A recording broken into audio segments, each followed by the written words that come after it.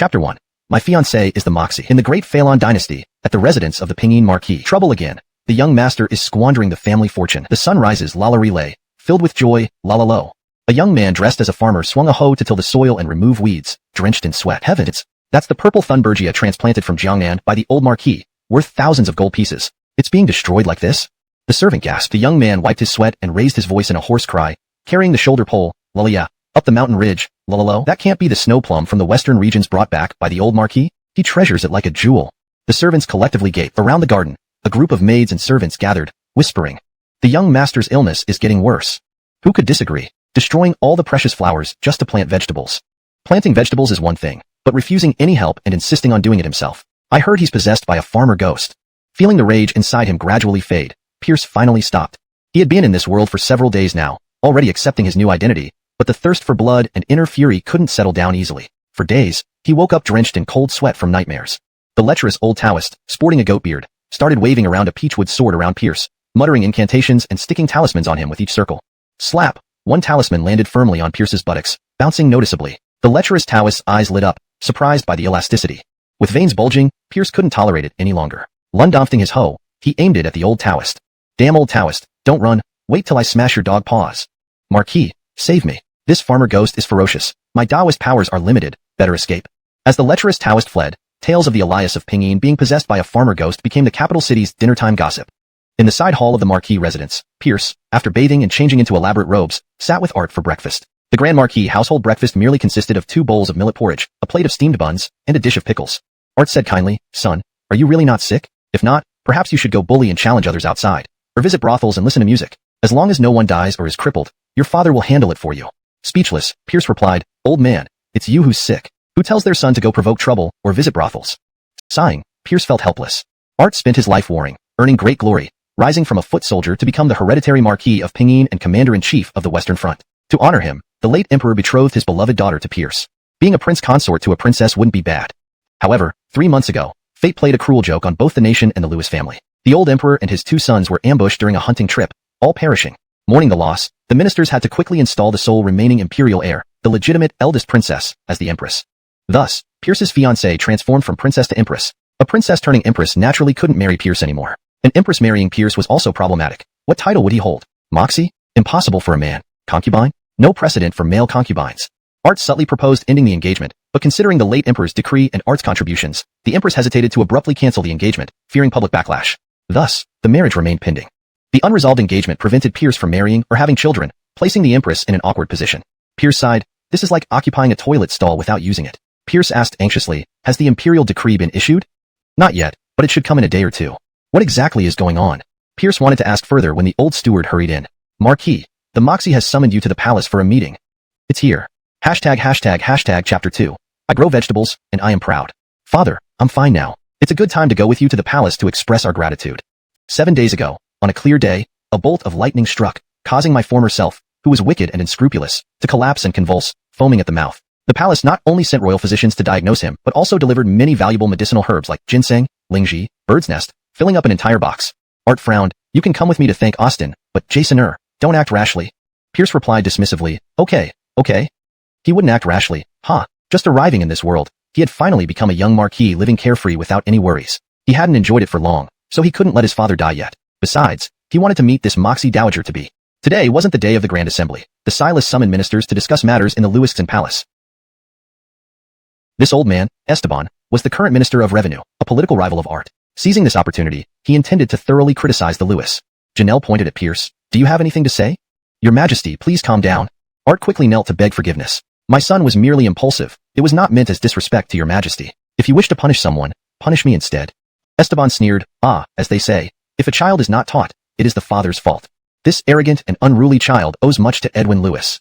Clearly insinuating that Art was similarly arrogant and overbearing.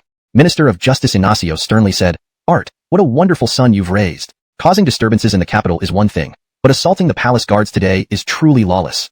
This incorruptible justice minister was practically spitting insults directly into Art's face. Minister of Works Desmond, usually in sync with Esteban, sneered with contempt, "Being a warrior's son, it shows how uncivilized and rude he is." Taking advantage of the situation, these civil officials insulted Art mercilessly.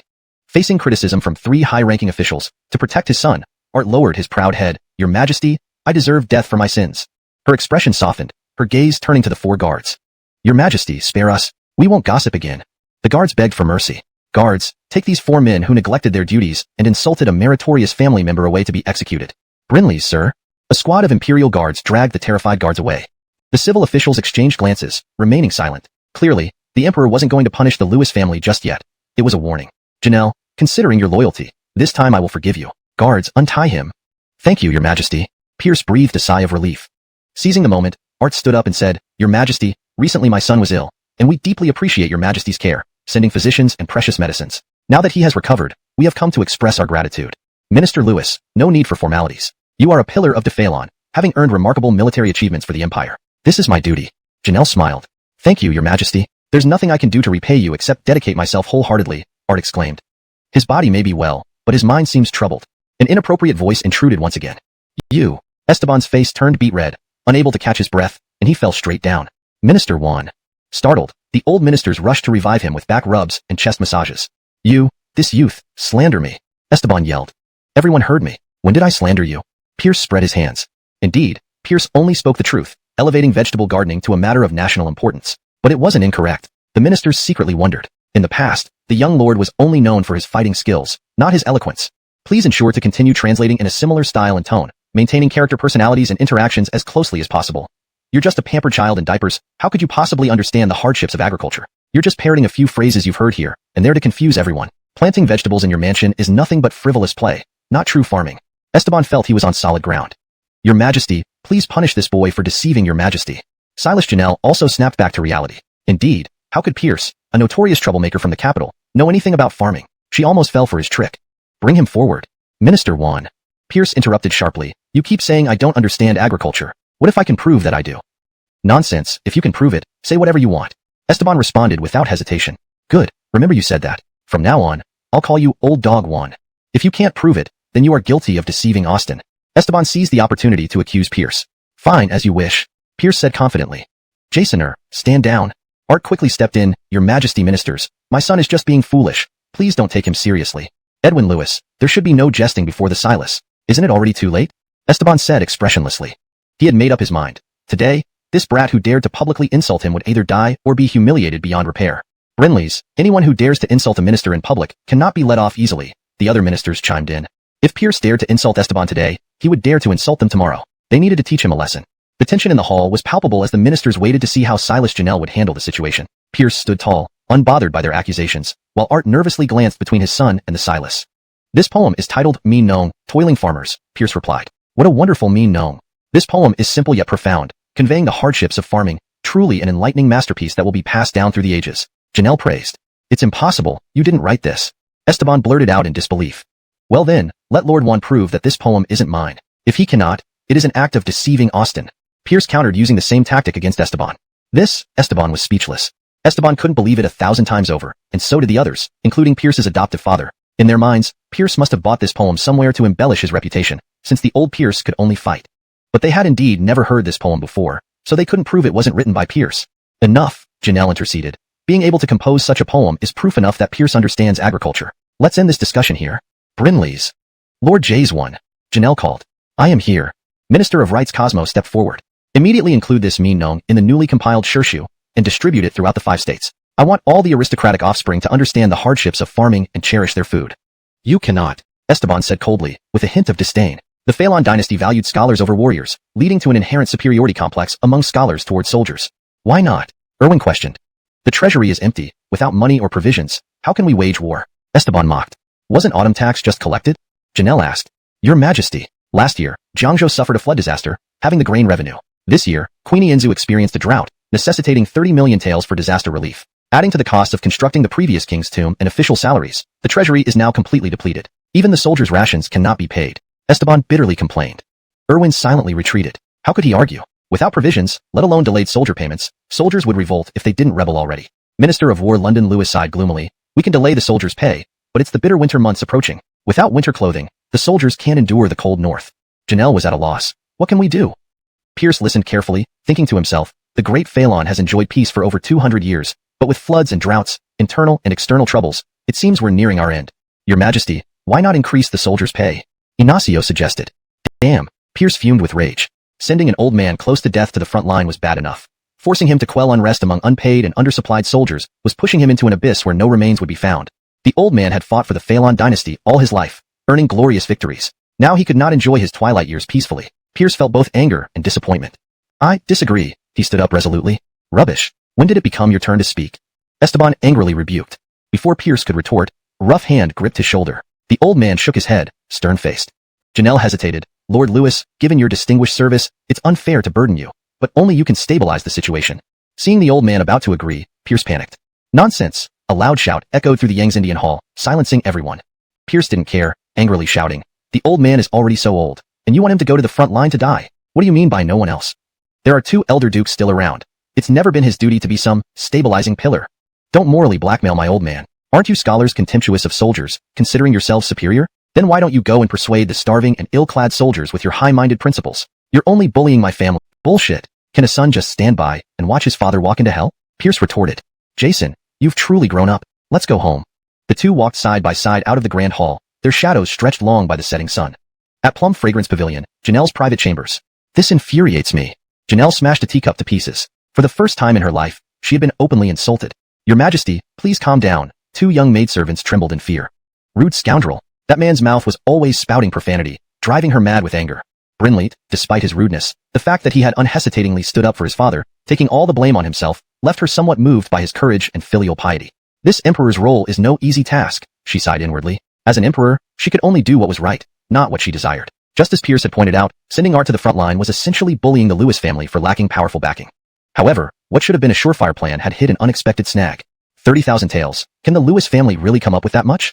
30,000 taels represented nearly the accumulated wealth of several generations of a family. Clearly, the Lewis family did not possess such deep pockets. Now, tell me, what do you plan to do? Art asked. First, we need to sell the house to raise funds. Alright, if we're selling it, but this marquee residence is worth no more than 10,000 taels of silver, and we are still short by 20,000. Furthermore, someone who can come up with 10,000 taels probably wouldn't lack a house. It will be very difficult to sell it in a short period of time. Do we need to sell some farmland? As a hereditary marquis, the Lewis family owned considerable farmland. Selling all of it could net around 10,000 taels.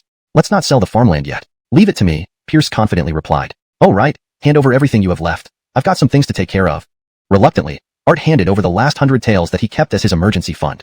Pierce snatched it and walked out without looking back. Passing through the front courtyard, he called out. Alexei, who was having dinner, immediately put down his bowl and followed him.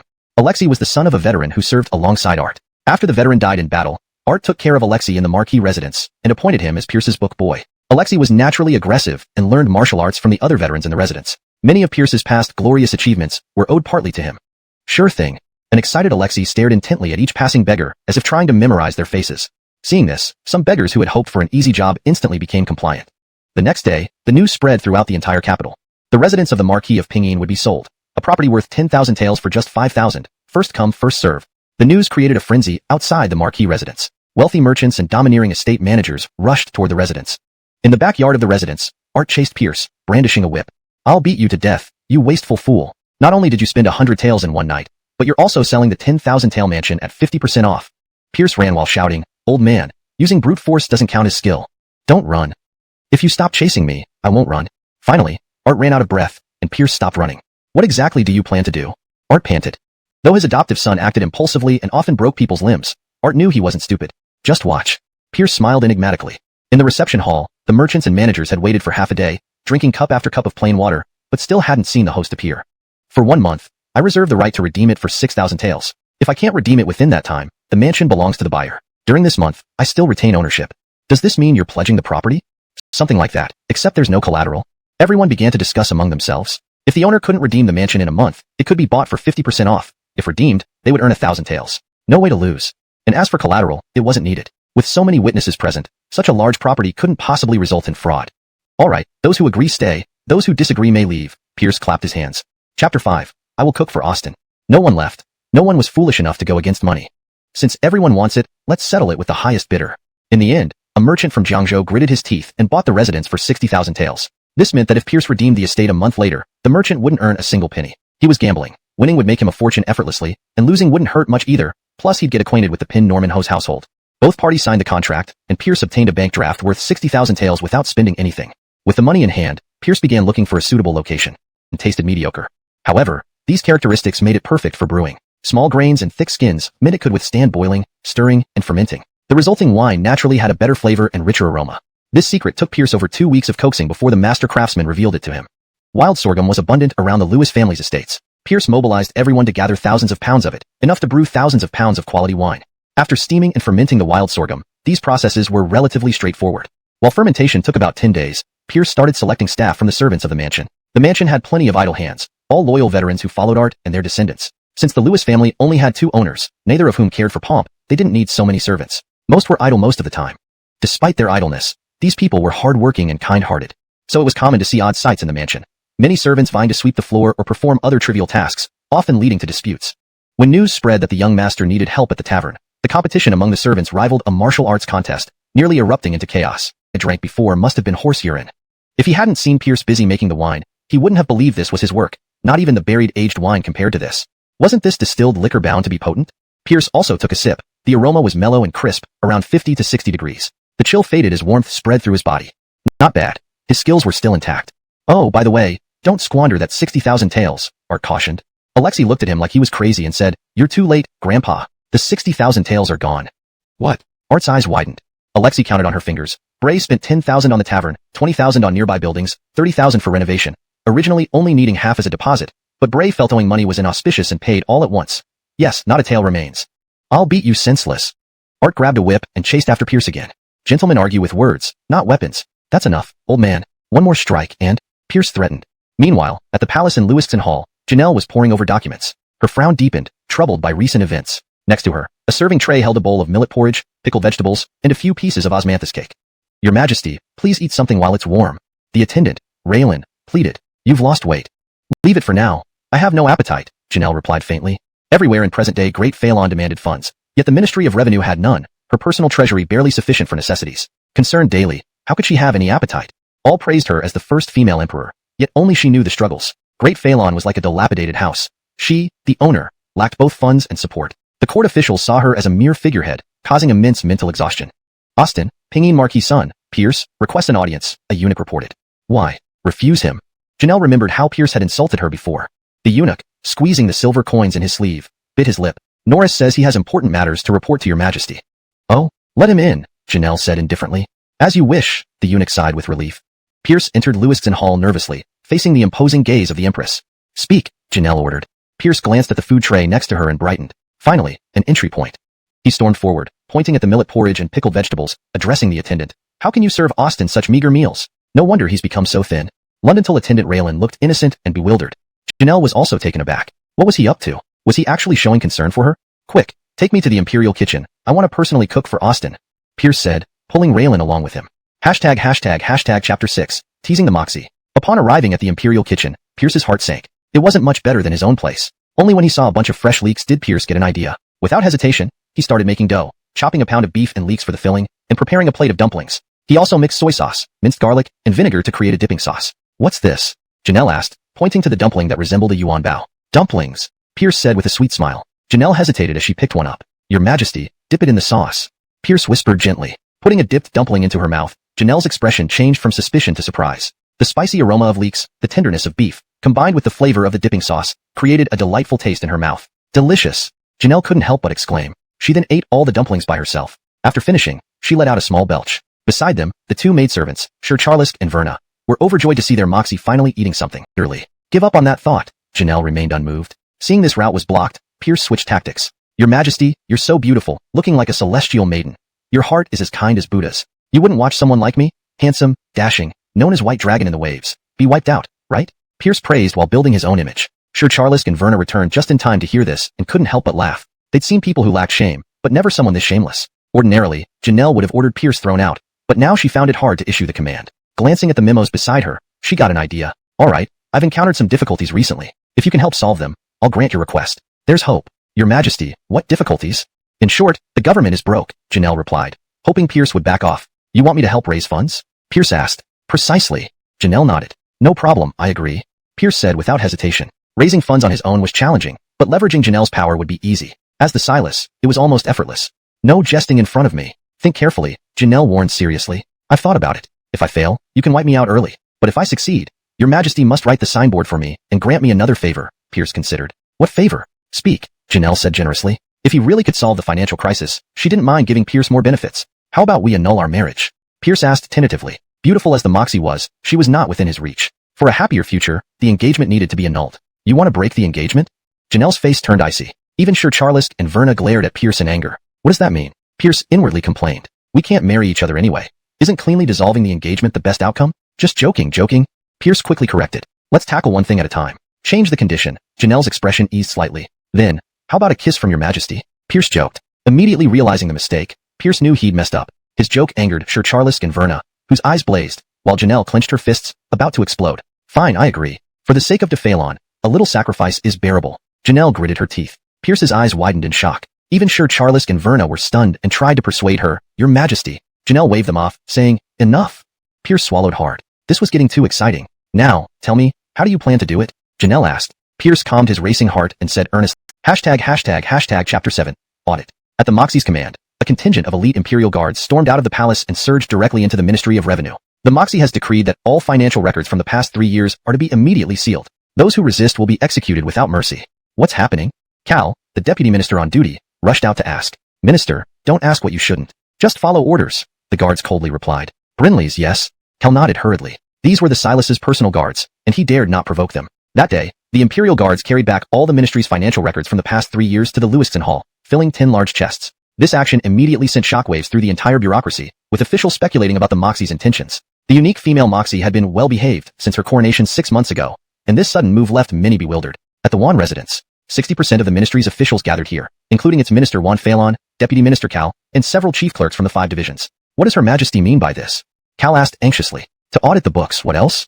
Wan Phalon laughed. He had already received first-hand information from his inside man in the palace. Minister, may I ask, shouldn't we help Her Majesty? One enthusiastic clerk suggested. Ewan shook his head. What's the point if we can't prove anything? Their accounts are flawless. Pierce won't see any discrepancies. The clerks felt as though cold water had been poured over them. Other high-ranking officials' residences fell into small commotions. Quick, burn all account books related to the ministry. Better safe than sorry. Phalon the steward. Leave the city tonight and return when the dust settles. No one should have any dealings with the ministry until everything blows over.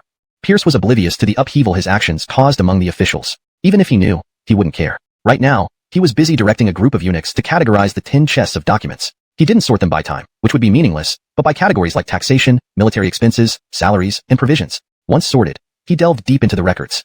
Sabrina and Painting, 2 servant girls sent by Janelle to assist and monitor Pierce, brought ink and paper at his request. Pierce began writing Arabic numerals on the paper, converting the Chinese characters into digits, and using arithmetic operations and formulas to calculate results, then comparing them with those in the books. This task could be done by a middle school student in later times, only requiring significant effort. Initially, Sabrina and Painting. Janelle took a deep breath and opened the notebook, only to see pages filled with strange symbols. Furious, she demanded. What is this nonsense?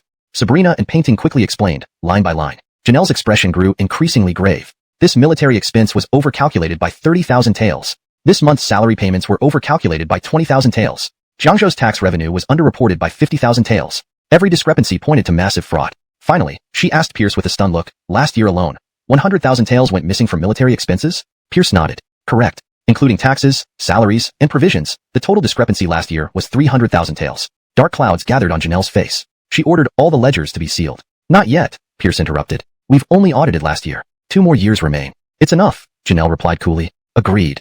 1 year was enough to implicate the entire ministry. Imperial Guards, arrest the Minister of Revenue, both deputy ministers, the 5 division chiefs, and the 13 undersecretaries, except for left Deputy Minister Ewan, who has been ill and inactive. Faced with ironclad evidence, Wan Phalon, Cal, and the division chiefs confessed. The undersecretaries, however, were not implicated. Whether due to integrity or lack of involvement, remained unknown. Enraged, the Moxie ordered the execution of the 7 corrupt officials, confiscation of their estates, demotion of their wives to commoners, and exile of their children to the frontier. A total of 700,000 taels was seized, with Wan Phalon's estate alone contributing 400,000. The Ministry of Revenue lost half its officials, shocking the nation and the government.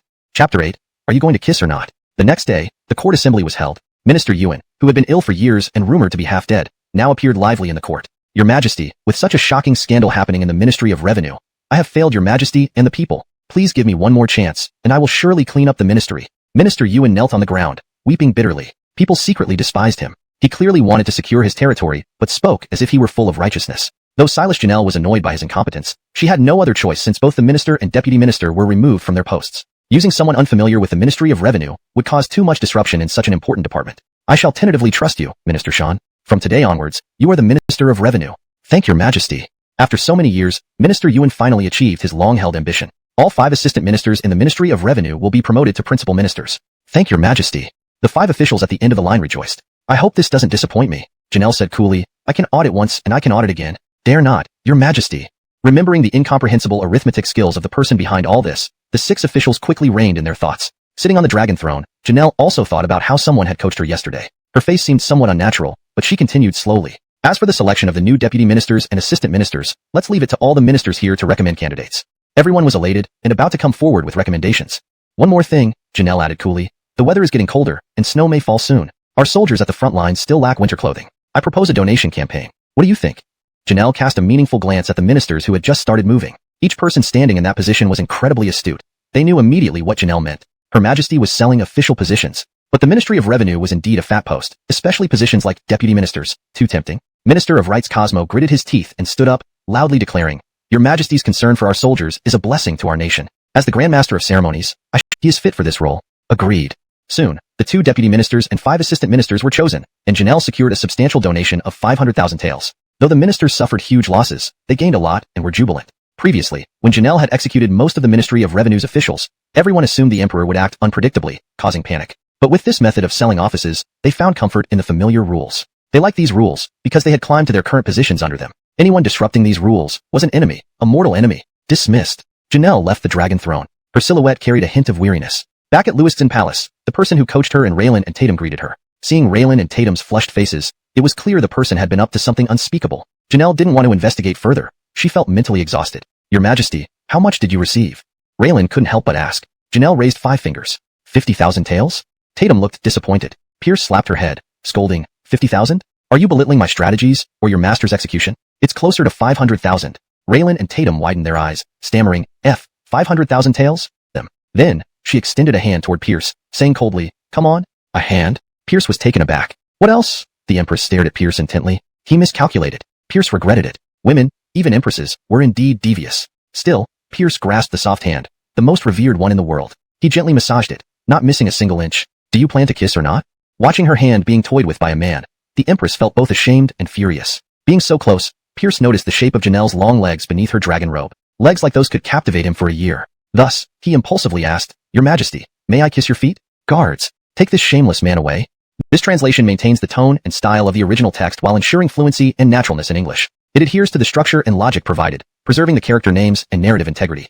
Chapter 9. The Moxie solicits my poem. Wait, I was just joking. Pierce, suddenly waking up to the situation, quickly kissed the back of Janelle's hand. How fragrant. How satisfying. Pierce indulged deeply in this moment, until Janelle coldly pulled her hand away. Facing the fiery gazes of the 3 people, Pierce remained unperturbed. He not only had lustful thoughts, but also had the courage to act on them. Pierce, Your Majesty, you asked me to do something which I've completed. Shouldn't you personally inscribe a sign for my tavern now? Let me think about it. Janelle obviously wanted to be lazy. 70-30 split. You get 30, I get 70. Pierce gritted his teeth. 50-50. At most 60-40, you 40, and I 60. The 2 stared at each other fiercely, neither willing to give in. Finally, when Janelle noticed the bloodshot eyes of Pierce, recalling how he had been working nonstop for a day and night to check the accounts, she softened her heart and conceded. With his goal achieved, Pierce smiled broadly and took out the new wine he had brewed, pouring a small cup for Janelle. Your Majesty, this is our Lewis family tavern's signature fine wine. Please try it. What kind of good wine haven't I tasted? Janelle exclaimed. This is even better than the imperial wine. Fill it up. Your Majesty, this wine is too strong. It's unsuitable for women to drink too much. Having a cup before bed can beautify the skin and warm the body, Pierce advised. I know, stop nagging. What's the name of this wine? Green Ants. Is there any story behind it? Just as the poem says, new green ant wine, red clay brazier, evening snowfall, can you have a cup? Pierce recited while walking. Good wine, good poem. Janelle's eyes lit up. Did you write this poem? Brinley's indeed. Pierce proudly straightened up. I don't believe you. Pierce immediately deflated. Your Majesty, could you please write down this poem as well, so I can frame it and hang it in the tavern? Sure, Janelle readily agreed this time. But there's a condition. The poem is mine. Is the Moxie soliciting my poems? Pierce naturally agreed. This way, the poem would soon spread throughout the entire empire, and his tavern would become widely known. What harm could come from that? Seeing Pierce agree, Janelle was pleased. She had been captivated by the last pity for farmers, but couldn't take action due to the presence of many officials then. Now both parties were getting what they wanted, and everyone was happy. However, Janelle still grossly underestimated Pierce's shamelessness. Leaving the palace, Pierce went directly to the outer city, gathering all the beggars. The next day, an explosive news spread across the capital. The emperor had praised the Lewis family tavern and would personally inscribe a sign and compose poetry praising its wine. The grand opening would happen in 10 days. In this era, anything related to the emperor was a signet tiger, always eager to act. Hey, old man, what are you doing? Pierce asked Art, who was sweating while wielding a hoe. Even if he had no choice, why did a marquis in a Western campaign Edwin bother coming? Wiping sweat off his neck with a towel, Art smiled contentedly. Son, you don't understand. Previously, I mingled with so-called nobles, trying to learn their ways of drinking and composing poetry, but I never felt right. Then, hearing your words about farming in Lewiston Palace made me realize I'm essentially a farmer, not meant to imitate others. Farming is my true vocation. Agricultural matters are state affairs. Let anyone laugh at me, and I'll stand outside their door daily reciting pity for farmers. He ended with pride on his face. Come, son, let's sing. Sun rises, yea, happy and gay. Pierce broke into a sweat, first harming himself, then affecting others. Sinful. Pierce continued tending to the land. The baby bok choy and leeks grew vigorously, yielding harvest after harvest. Pumpkins on the ground and cucumbers on the trellis were growing happily. Exhausted, they picked 2 cucumbers, washed them with well water, and sat under the cool melon shed munching away. This is life. Art laughed. Pierce rolled his eyes repeatedly. As a normal, aspiring youth, he longed for a life filled with wives and concubines, not this idyllic farming scene. Alexei entered the garden. Bray, Leo requests an audience, saying he found what you were looking for. Pierce's eyes lit up. Go. A Lewis family farmhand waited in the side hall, fidgeting nervously. Upon seeing Pierce enter hurriedly, he stood up immediately, greeting, Bray. Pierce supported him. No need for formalities. Where's the item? Leo handed over 2 cloth bags from the ground. Pierce opened them one by one, taking out samples. Excellent. These are exactly Sichuan pepper and Evodia ruta carpa. Pierce rejoiced. Leo, you've done great. I'll promote you to supervisor and double your monthly salary. Thank you, Bray. Leo grinned earnestly. With Sichuan pepper and Evodia ruta carpa, his tavern's main dish, hot pot, was finally legitimate. Hashtag chapter 10, the Lia. 5 days before the grand opening, Pierce began distributing number tokens. Naturally, number 1 was reserved for the Moxie, regardless of whether she would show up or not. Numbers 2 and 3 were allocated to the 2 venerable national dukes, while numbers 4 through 9 went to the 6 ministers of state. Number 10 was given to the northern town Edwin Irwin. In recent days, Silas's poem, Green Ant, had spread far and wide, and with it, the legend of the Green Ant wine grew. It was said that during a banquet with the 2 old national dukes, the Silas presented a bottle of Green Ant wine. After tasting it, the 2 dukes praised it as the best they had ever had, claiming that any other wine was like horse urine in comparison. The dukes broke down into tears on the spot, wondering how they could live without this elixir. The Silas reassured them, don't worry, you can find it at Lewis Family Tavern. This only fueled everyone's anticipation. With the tavern's opening just around the corner, many wanted to taste the Green Ant wine. However, many people felt their status wouldn't allow them to queue up with commoners. Now, with these number tokens, they could enter directly and enjoy the private dining rooms, giving them both prestige and exclusivity. They couldn't wait. 3 days before the opening, Pierce took Alexei straight to the largest pleasure quarter in the capital, Chaoyang River. Master, you're finally back to normal. Alexei exclaimed, touched. These past days, Master had been tending to vegetables, cooking and brewing wine.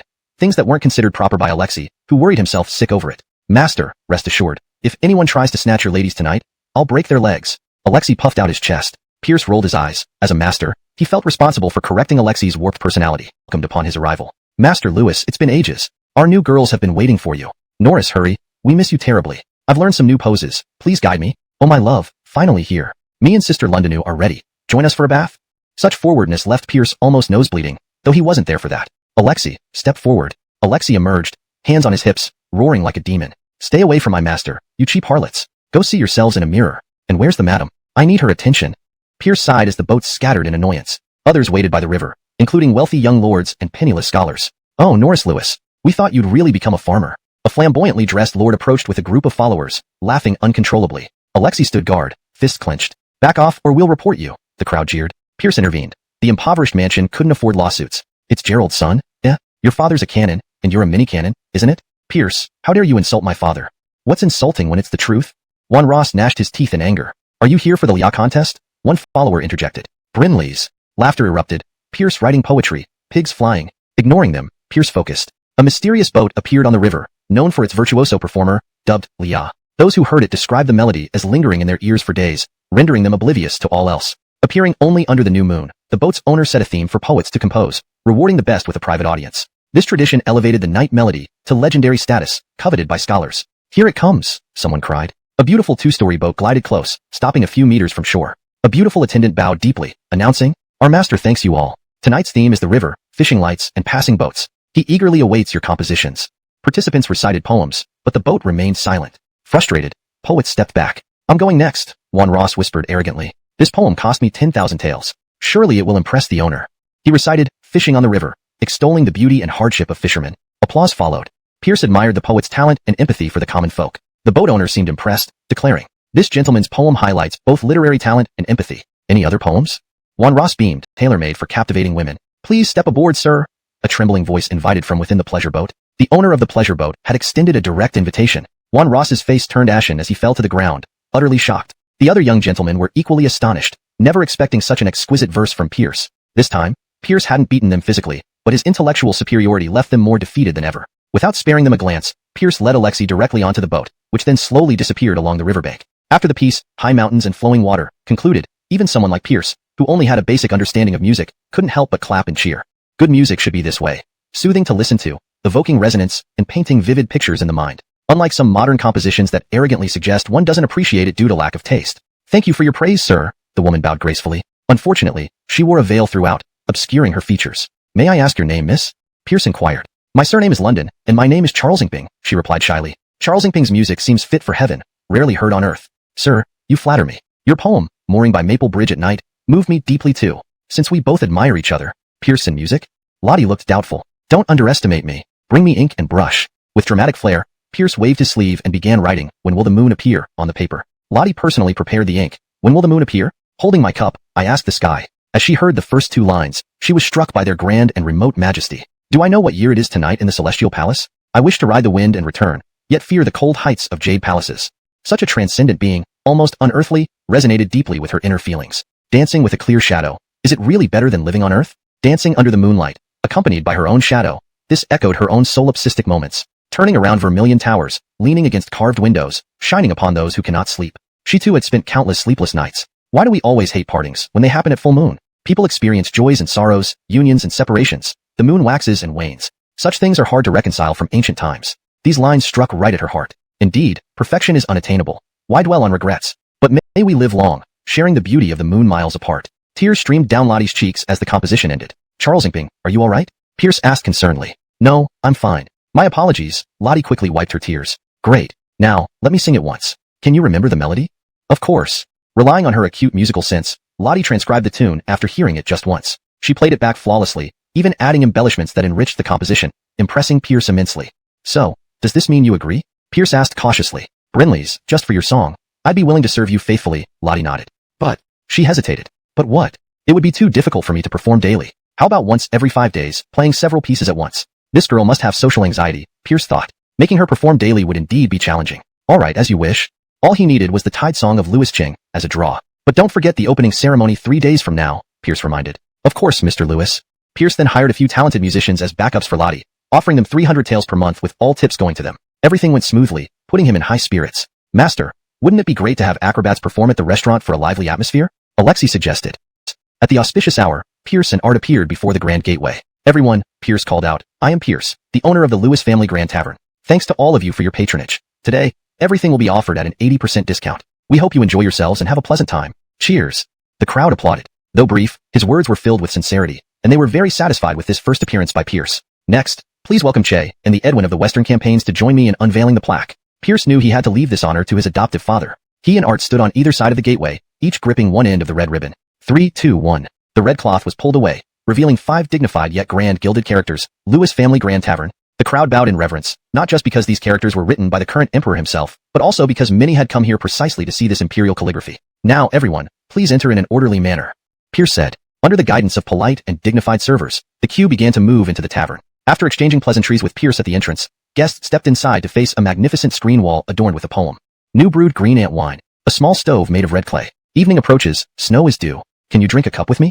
The calligraphy matched the plaque outside, clearly pinned by the same hand, the emperor's. The crowd once again bowed in reverence, for witnessing the emperor's handwriting twice was a rare honor indeed. Past the screen wall, the space opened up to reveal 4 3-story pavilions, connected and integrated seamlessly. At the center was a refined garden, complete with bridges over flowing streams, rock formations, and bamboo groves. In the middle of the garden stood a 2-story pavilion veiled in light silk. Upon asking a server, they learned this was the Charleston Pavilion, where a mysterious guest would perform music later on. How grandiose, the crowd murmured. This was no ordinary tavern. It felt like a palace complex. A charming female server politely asked, honored guests, would you like to dine in the main hall on the first floor or reserve a private room on the second floor? There is no minimum spending requirement on the first floor, while the second floor rooms require a minimum spending of 100 taels, charged if not met. Isn't there a third floor? Someone inquired. The third floor houses the imperial suites, limited to 10 rooms accessible only with invitation codes, the server explained. Oh, so pretentious. Do they look down on us? Someone retorted. Apologies, this is our establishment's rule, the server replied. Call your boss. Before the sentence was completed, A voice called out from outside, "The Grimes has arrived." An elderly man with white hair and a sprightly demeanor strode in, flanked by Che, the Edwin of the Western campaigns, Art. They headed straight to one of the imperial suites on the third floor. "Lao Lewis, hurry up, get the green ant wine for me. I've been craving it for days," the old man barked.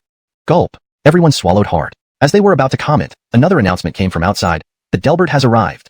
This time, Pierce guided a stately elderly gentleman up to the imperial suite. "Nephew, I've been looking forward to this day for so long. Bring me 3 jars of that green ant wine first." "Do we need to call our boss?" The server interrupted the crowd's days. Everyone hurriedly responded, No, I'll dine in the main hall." "Brinlea, yeah, the main hall is nice and quiet too." "Very well, honored guests, please take your seats." The server smiled brightly. Guests chose their preferred seats. Though called a main hall, each table was separated by screens and was spacious, rivaling any private dining room in other taverns. Some affluent individuals opted for the second-floor private rooms, which offered an entirely different ambience, spacious and luxurious, adorned with fresh flowers in ornate vases. Opening the outer windows revealed views of the Trishanshui River, while the inner windows provided a panoramic view of the garden below. A gentle breeze flowed through, creating a refreshing atmosphere. Meanwhile, 9 out of the 10 imperial suites on the third floor were already occupied by invited guests. Some owners came personally, while others sent family members. Given that the emperor had both inscribed the sign and composed poetry to promote the tavern, few believed it was coincidental. To receive an invitation and not attend would be to show disrespect. Compared to the lavishness of the second-floor rooms, the third-floor suites were even more spacious. Only 10 suites existed on the third floor, each twice as large as those on the second, with the number 1 suite occupying an entire wing of the pavilion. The decoration here was less opulent and more elegant, with walls adorned with famous calligraphies and artistic flower arrangements featuring a harmonious blend of red blossoms, green leaves, and dried branches. From the outer windows, one could enjoy scenic views of the Trishanshui River and catch glimpses of the bustling cityscape beyond. The inner windows overlooked the entire tavern, instilling a sense of superiority. After greeting everyone, Pierce was detained in suite number 2. "Old Jason, cheers. Zaire, bottoms up. Enjoy yourself." The 2 elders were engaged in a drinking contest, leaving Pierce standing by, attending to them. Both were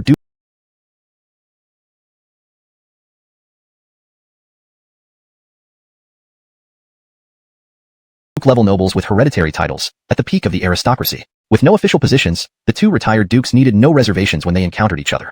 Initially, Art attended them, but they found him too clumsy and dismissed him, detaining Pierce instead. Of course, clumsiness was an excuse. As the Edwin of the Western campaigns, Art did not wish to invite suspicion. Pierce, unaffiliated and idle, posed no such risk. "Both of you have already had 2 jars. Please moderate," Pierce advised. "Brat, are you afraid we can't pay?" Ingram glared. No, it's potent. I'm concerned you might not handle it," Pierce protested. "Foolish talk. Mere 2 jars." Ingram's speech started to slur. "Our Lewis family Grand Tavern not only has fine wine but also exceptional cuisine." Pierce interjected quickly. Don't boast, boy. What delicacies haven't we tried? We've eaten more salt than you've eaten rice." Carnell scoffed. "Bring in the dishes." Pierce clapped his hands. "Master, oh boss, which dish?" the server asked. "Spicy hot pot." Pierce ordered. ##### Chapter 13. Hot pot, stir-fried dishes, and singing while playing. A bubbling copper hot pot was brought to the table along with thinly sliced beef and mutton, tripe, tofu, duck blood, duck and sneered. "Who eats plain rice these days? Waiter, bring us 3 plates of dumplings, beef and leek, cabbage and lamb, and mushroom and beef." 3 steaming plates of dumpling coins were served. Pierce again prepared dips for everyone. "These are dumplings? They don't smell like anything." Cristobal sniffed disdainfully. "Brinlea, strange shapes too. Can they really be eaten?"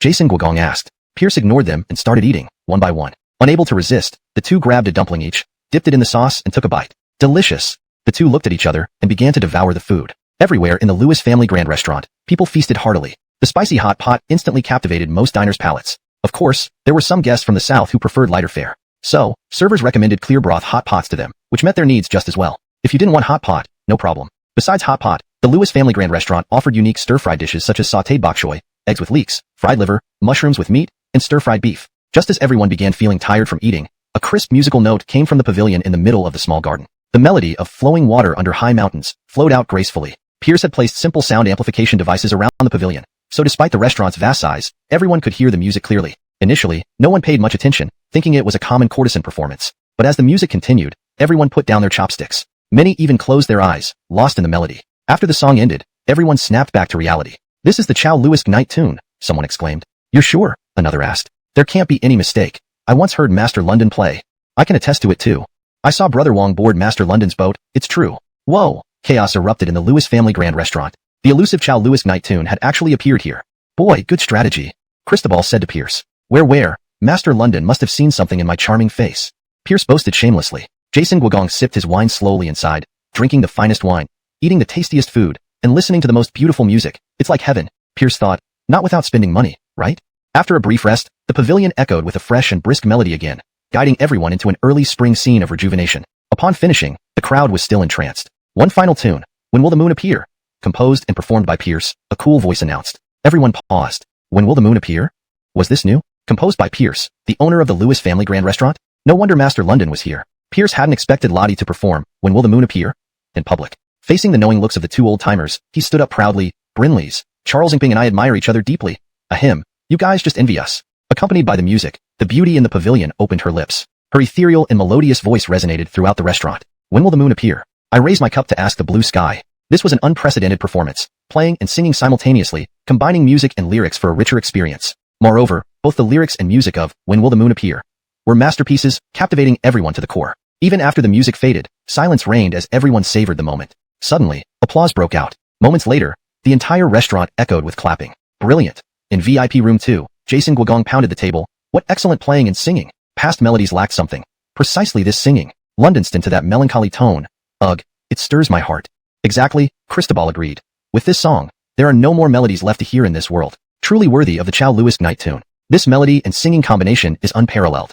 Zaire will need more of this in his remaining years. I'll get busy cultivating some self-playing singing beauties back home. Forget it, Zaire. Jason Guogong shot back. Self-playing singing demands high skill, both in music and vocals, plus coordination. It's not easy to cultivate, and even if you did, would they match Master London? That's true. After hearing Master London's When Will the Moon Appear, other tunes seem bland. Lewis Kid has done some damage here. Huh? Where did Lewis go? When did he leave? Hashtag chapter 14. Auction of private rooms. Taking advantage of the two old men's distraction, Pierce appeared on the square platform in front of the Charles and Lou. Gentlemen, how is the Liu Normanju wine in our establishment? He asked with a grin. The finest liquor in the world, everyone responded enthusiastically. How are our hot pot and stir fries? Better than any mountain delicacies or seafood. How about Lady London's performance? It's like listening to celestial music. Very well, I am relieved, he said, looking as if he had been burdened by their enjoyment. Mr. Lewis is too kind. The crowd laughed heartily. With the atmosphere set, Pierce wasted no more time. Gentlemen, as you all know, our ground floor and second floor private rooms are open for all to use, but the third floor requires number plates. This is not about treating anyone differently, but rather because the supreme private rooms on the third floor are extremely limited, only 10 in total, and thus difficult to share. He looked troubled, as if it pained him. However, to ensure fairness and transparency, I have decided to give everyone an equal opportunity. Now, we will auction off the supreme private rooms numbered from 2 to 10 openly and fairly, to the highest bidder. Once you acquire a private room, it will belong to you exclusively, and no one else can use it.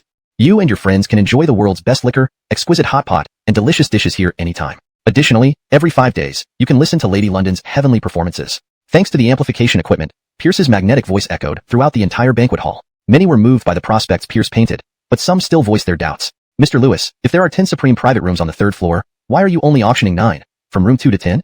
Pierce replied apologetically. To be honest, room 1 has already been reserved. I am truly sorry. As he mentioned the reservation, he made a gesture toward the heavens. The crowd immediately connected this to the plaque and wall poem at the entrance of Lewis's Grand Tavern, realizing what was implied. Many became excited, thinking to themselves, my God, this means that owning a private room on the third floor could grant one a chance to meet the Emperor? How priceless would that be? Alright, the auction begins now. Starting with room 10, the bidding starts at 10,000 taels. I bid 20,000.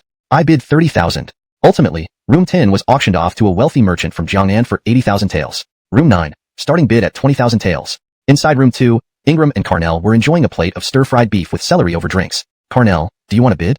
Of course. I also want to watch Lady London perform. From now on, I'll stay here. What about you, Ingram? I'll bid too. Can't help it.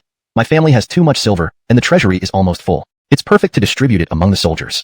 Backstage at the tavern, Art was calculating how much money they earned today, and how much more was needed to reach 300,000 taels. He was utterly shocked. Damn. Just the final bid for room 5 reached 300,000 taels. Why did I even bother? The auction was nearing its end. Room 3 went to Carnell for 430,000 taels. Finally, room 2 went to Ingram for 500,000 taels. In total, 9 supreme private rooms fetched 2 million taels. That night, Pierce entered the palace carrying a thick stack of gold notes. At Lewiston Hall, today's auction netted 2 million taels. The tavern's pure profit is 3,000 taels, and you get 800,000 taels, plus the 30,000 taels from the previous bet, totaling 1.1 million taels. Here you go. Pierce slammed the stack of gold notes on the table triumphantly. Janelle looked at the thick stack of gold notes, her expression complex. She had struggled with auditing accounts, seizing assets, and selling official positions to accumulate 1.2 million taels.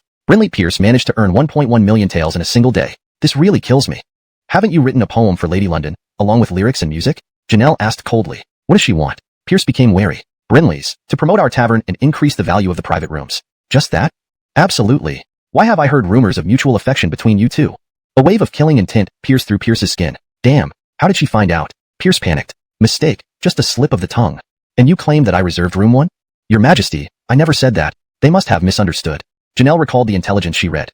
Indeed, he didn't explicitly say that. Even if you didn't, your implications were clear. You dared to take advantage. Pierce ran off. 3 days later, Pinyin Marquis residence. Too much. Pierce shouted angrily. I already gave her 1.2 million. Why must you go to the front lines? I'll talk to her. Stop. Art bellowed. Don't be impulsive. Father wants to go myself. Why? There's no other choice. Intelligence suggests unrest in the west by the state of Charleston. In such a situation, Queenie Inzu needs stabilization by a senior general. The 2 elder dukes can't be moved, so it must be me. I don't agree. Jason rest assured, I will mainly focus on stabilizing the area, not initiating war. With the supplies you gathered and the winter clothes purchased by Her Majesty, morale will be high. Besides, the green ant wine has warmed me up, making the cold manageable. No danger. Seeing the inevitability, Pierce understood. Old man, take care of yourself. Don't be reckless. Let subordinates handle things. Dress warmly, prioritize warmth over showing off. Bring more green ant wine, and I'll send you medicinal wine soon for better health. Understood. Art turned away, wiping away tears. Master, you're here. Leo, promoted by Pierce to manage the farmland, greeted them. How serious is the situation? They're all buried under the snow and have stopped growing. Right now, they are still okay, but when the sun comes out and the snow melts, they will all rot, Leo explained honestly. Pierce walked into the vegetable field, cleared away the accumulated snow, and pulled out a cabbage that was frozen solid. Even a relatively frost-resistant cabbage was like this. Other vegetables must be worse off. Damn Emperor. Pierce cursed silently. If it weren't for Janelle siphoning off all his funds, he might have been able to build greenhouses on the farmland too. Of course, it was only a possibility since the scale of work there was much larger. Leo wanted to cry. Master, what should we do? Everyone worked so hard to grow these vegetables. Can we just let them be ruined like this? Brinley's master, everyone has been working from dawn till dusk for these vegetables. Pierce thought for a moment. Don't panic. Gather everyone to pull out all the vegetables first. Leo looked doubtful. Master, the vegetables can stay warm in the snow, but once pulled out, they'll wither quickly. Pierce said mysteriously, we'll make mixed vegetables. Leo looked puzzled. What are mixed vegetables? Pierce smiled without explaining. Everyone in the village got to work, and soon pulled out all the vegetables. Pierce instructed them to boil the vegetables, cut them into segments, while cucumbers were, a whole jar of mixed vegetables was devoured. To be able to turn such simple vegetables into such deliciousness filled everyone with admiration for Pierce. Leo, did you see the method? Master, I saw. Good. Then you make all the vegetables into mixed vegetables. Starting tomorrow, sell them at the Lewis Clan Tavern as one of our signature dishes. Master, what price should we set for this mixed vegetable dish? Alexei suggested, a bowl of pickled vegetables sells for 10 won, so I think this should be at least 50 won a bowl. Leo interjected, 51? Just the sugar and sesame oil cost more than that. It should be at least 200 won per bowl. Pierce shook his head. Your thinking is too narrow. Our Lewis Clan Tavern focuses on high-end dining. Master, how much do you want to sell each bowl for? Pierce held up 5 fingers. 500 won? Isn't that too expensive? 5 taels of silver. The villagers gasped. What a steep price. So, did we just eat several hundred taels worth? Leo was stunned. Turning all the damaged vegetables into mixed vegetables not only salvaged losses, but also turned into a profitable venture. Although this solved the immediate problem, the vegetable issue still needed addressing. One couldn't rely solely on mixed vegetables for hot pot during winter. If fresh vegetables could be eaten in winter, that would be very comforting. Greenhouse. At least we won't starve. The villagers are very grateful to you. Pierce retorted. I don't want gratitude. I want them to survive this winter without freezing to death. Leo lowered his head. Unfortunately, the tavern opened too late to save up enough money to repair their homes. Pierce insisted, call people immediately to repair all the damaged houses. I'll pay the costs up front. Brinley's master. Leo's eyes moistened. Though Pierce was considered somewhat extravagant and shrewd in business, he genuinely cared for these villagers. Hashtag chapter 16. Just how obsessed are you with my feet? Yangshin Palace. Janelle finished approving a thick stack of documents and stretched her arms. Raylan and Tatum, 2 maidservants, hurriedly came forward to massage her, causing Janelle to close her eyes in comfort. Janelle casually asked, what has that guy been up to these days? Raylan replied, Your Majesty, it's said that Elias built a house out of fine silk for his vegetable garden in the Marquis residence. Such a wastrel. He behaved so recklessly right after Damien left. What else did he do? Tatum answered, they say the young Marquis made a very delicious mixed dish. It's heard that Fabio hasn't had much appetite lately, but he ended up eating 3 bowls of rice after trying this dish. How dare he not bring it here first to show respect to me? I'm still the second largest shareholder in Lewis's Grand Wine House. Your Majesty, Elias seeks an audience, a little eunuch reported. Speak of the devil, and the devil shall appear. Let him come in. Pierce walked into Yangshin Palace, shivering despite the cold. The palace had a furnace, but its warmth barely sufficed. Ignoring Janelle's icy gaze, he seized her cold hands gently and massaged them, saying affectionately, this hall is too cold. Your Majesty's precious body can't catch a chill. Next time, I'll install underfloor heating here. Raylan and Tatum were stunned. Was this man bold enough to touch the Emperor like this? What's underfloor heating? Janelle asked dazedly. Realizing her hand was still being held, she angrily scolded. How dare you? Let go of me. Only then did Pierce reluctantly release her. Seeing the concern on his face, Janelle found herself less angry than expected. She thought, forget it, this isn't the first time. What do you want? She coldly asked. Having successfully taken advantage of the moxie, Pierce felt inwardly smug while maintaining a sincere demeanor. Your Majesty, I heard you haven't had much appetite lately. I made some mixed dishes specially for you to try. Pierce produced a box of the dish. You have some conscience at last, the Moxie whispered. Crunch, crunch. With the mixed dish in her mouth, the Moxie looked pleasantly surprised, consuming 2 bowls of millet porridge quickly. Your Majesty, how does this mixed dish taste? Delicious, Janelle said alertly. You're not planning to promote it by claiming the Silas ate it and praised it, are you? If you ever exploit me again, I'll cut off your head. Don't think too much, Your Majesty. Never would I do that. Pierce laughed awkwardly, caught red-handed. How's business at the wine house? Janelle asked. After all, she owned 40% of the shares, so she should care about it. It's okay. Daily revenue is around 20,000 taels. Nothing great, Pierce replied. 20,000 taels per day meant 600,000 per month, which was more money than she had in her own coffers. Annoying. But since she also owned part of it, she tolerated. Right? The plum blossoms in the Imperial Garden have bloomed. There's a plum blossom viewing event in the Western Garden in 5 days. Come help me write a poem about plums. Janelle blushed slightly. Of course, there must be a good poet hiding in his mansion who wrote the famous poem, Anchoring at Maple Bridge at Night, which was revered throughout scholar circles. Pierce agreed boldly, sure, but I have one condition. Speak up. Let me kiss Your Majesty's foot. Pierce wasn't satisfied just playing with her hands anymore. Janelle's snow-white face flushed crimson as she angrily yelled, Scoundrel! Why are you so obsessed with my feet? Have any shame? Trisherkill retorted, Brat, if you arrived first, why didn't you enter? We arrived first, yet you insist on pushing ahead of us. Clem threatened, Trisherkill, seeking trouble at the capital city gate. Do you believe I won't impeach you? That silenced Trisherkill. Unlike their symbolic titles, Clem was a real censor who had just returned from patrolling Jiangdong. Though a 7th-rank official, he could directly report to the Silas. But Ned, short-tempered, ignored that. Do you think you can scare me with a bellyache? Try beating me up. Clem shot back, Ned, insulting a censor. I will impeach you before the Silas. Before you impeach me, I'll beat you to death first. Neither side would give in, blocking the city gate entirely. The guards, unable to handle either, rushed to summon the commander. Pierce returned from the fields, spotting the commotion from afar. He turned his horse around instantly. He wasn't afraid of trouble. He just didn't want to deal with a bunch of kids. New Brinleyer's approach brought back all those who had gone out for gold plating, quite troublesome. Trisherkill noticed him first. Louisy, come here. Bellyache and Brat are calling you an idiot. You are the idiot. Your whole family is. Noah shouted, Pierce, are you scared of us? Trying to hide now? Afraid to show your face? Uncle can endure, but Aunt can't. Pierce approached with a dark face. A good dog doesn't block the road. Get lost, all of you. Others feared these second-generation rich brats, but he did not. Having beaten them many times since childhood, he was not intimidated. Trisherkill said, Hear that, Bellyache and Brat? Clem warned, Pierce, stop acting tough, or I will impeach you. Pierce rolled his eyes. Fine, clear the way. Impeach me however you want. Clem raised his head dramatically. No way. Begging you to hit me. If you don't, you're a lapdog. Slap. Clem was slapped to the ground. Pierce dusted off his hands. You know I usually fulfill such unreasonable demands. Hashtag chapter 17. Chaos at the city gate. Noah yelled like a butcher. Pierce is attacking people. Everybody, get them. Both men's lackeys surged forward. Pierce and Alexei rolled up their sleeves and began what felt like a long overdue bout of pummeling. The skirmish drew Garrett, Trisherkill, and Ned into the fray. The entire West City Gate erupted in chaos. The West City Garrison commander was informed by his subordinates and hurried over. He saw Lord Guogong's servant tangled with Grand Tutor Du's servant, each pulling hair and gouging eyes. Che's servant was slapping Grand Steward's servant repeatedly, while the 2 servants of Lord Rugua were valiantly battling a group of goons. He grew dizzy and staggered backward. I can't take it anymore. I've gotten hemorrhoids and am dying. A quick-witted subordinate leaned in and whispered, Sir, if you don't stop this soon, the Emperor will behead you first. The West City Garrison commander abruptly stood up and roared, Seize them all. Anyone who resists, let him resist for a moment. Hashtag Golden Hall, Imperial Palace. Silas Janelle scolded furiously. Nonsense. As noble offspring, how dare you openly fight at the city gate? What kind of example does that set? Especially you, Clem. As an imperial censor, you not only failed to stop the conflict but joined in, disgracing the court. Clem pleaded, Your Majesty, Pierce started it by hitting me. Facing the Empress's lethal gaze, Pierce remained composed. It was his stomach pain that asked for my help, and everyone here can vouch for it. Trisherkill and Ned nodded in agreement. That's right, Your Majesty. We heard it. Janelle rebuked. Silence, both of you. Wait until Lord Rugua arrives before I deal with you. The 2 bulls instantly turned into obedient babies, poking their thumbs shyly. Janelle turned to Pierce. Just because he asked you to hit him, you did? Do you know what crime it is to assault an official? Noah chimed in. Your Majesty, I know. According to the Great Phelan Code, assaulting an official can result in beheading. Grand Tutor has arrived. An announcement rang out, silencing the hall. Janelle instinctively stood up. I feel a bit uncomfortable. Let me leave first. Wait, no, I'm the Emperor now. I shouldn't fear this old man. Even Janelle's reaction highlighted the Grand Tutor's formidable status in the Great Phelan Dynasty. Rock, a senior statesman for 3 reigns, was known for his sternness. Silas Janelle had suffered much under him during her studies, leading to her dread of him. A white-bearded old man walked in with a cane, his gaze silencing everyone immediately. Come, be seated.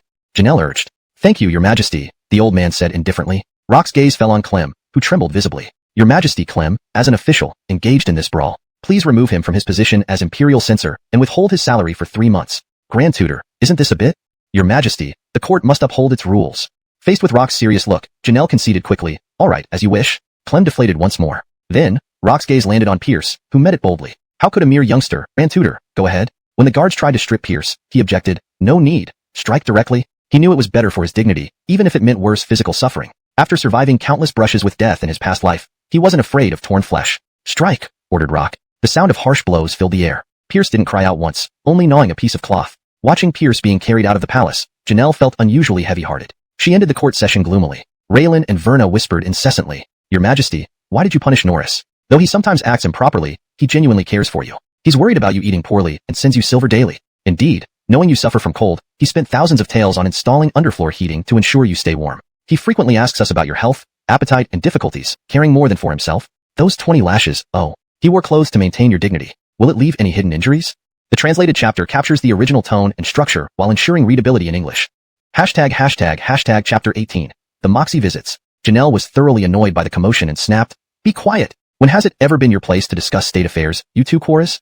We were but would they speak up? No way. First, everyone was familiar with each other, and second, they would get substantial rewards from the young Marquis afterward if they stayed silent. Speaking up would only invite punches from the young Marquis. Anyone could tell which option to choose.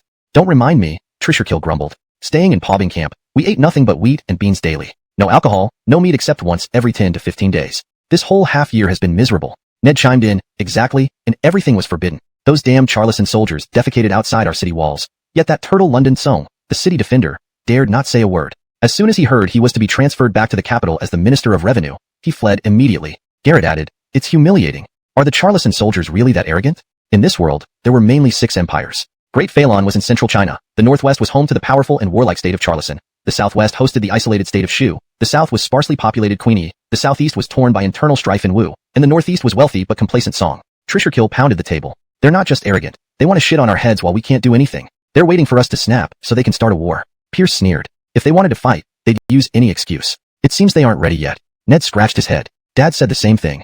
How are things on the front lines? Trisherkill sighed. Don't ask. Everyone's gear is worn out, and we don't even get enough to eat. Us officers still have food, but regular soldiers only have watery porridge. Pay has been delayed for a month, and the winter uniforms issued are all shoddy. We tremble while defending the city. Forget about fighting. Pierce shook his head without a word. The situation in Queenie Nzu's northern border was like this, and the western borders of London Engsub were no better. The Great Phelan Empire might not last much longer. He needed to prepare early. Ned remarked, Still, Louisy, you're doing well staying in the capital, eating and drinking well, and even opening a grand tavern. Garrett added, After all, Louisy is an only son. Old Marquis cherishes him. Pierce clapped his hands. Enough talk. Drink. Drink. Alexei appeared at the door. Bray, the Silas has sent someone to visit you. Chi. Pierce spat out his mouthful of wine. If the Emperor found out he was completely fine and feasting with his friends, he'd probably flay him alive. Get rid of the visitors. Throw the gifts out and say I don't care. That esteemed ruler of ours, manipulated by an old man, strikes me instead of appreciating my efforts. I refuse to serve her anymore. The 3 inside were stunned into silence and raised their thumbs in unison. Impressive. Hashtag Lewiston Palace. Did he really say that? Janelle gritted her teeth. Brinley's, Your Majesty. The young Marquis is deeply hurt, Raylan tearfully replied. He must be heartbroken. Your Majesty.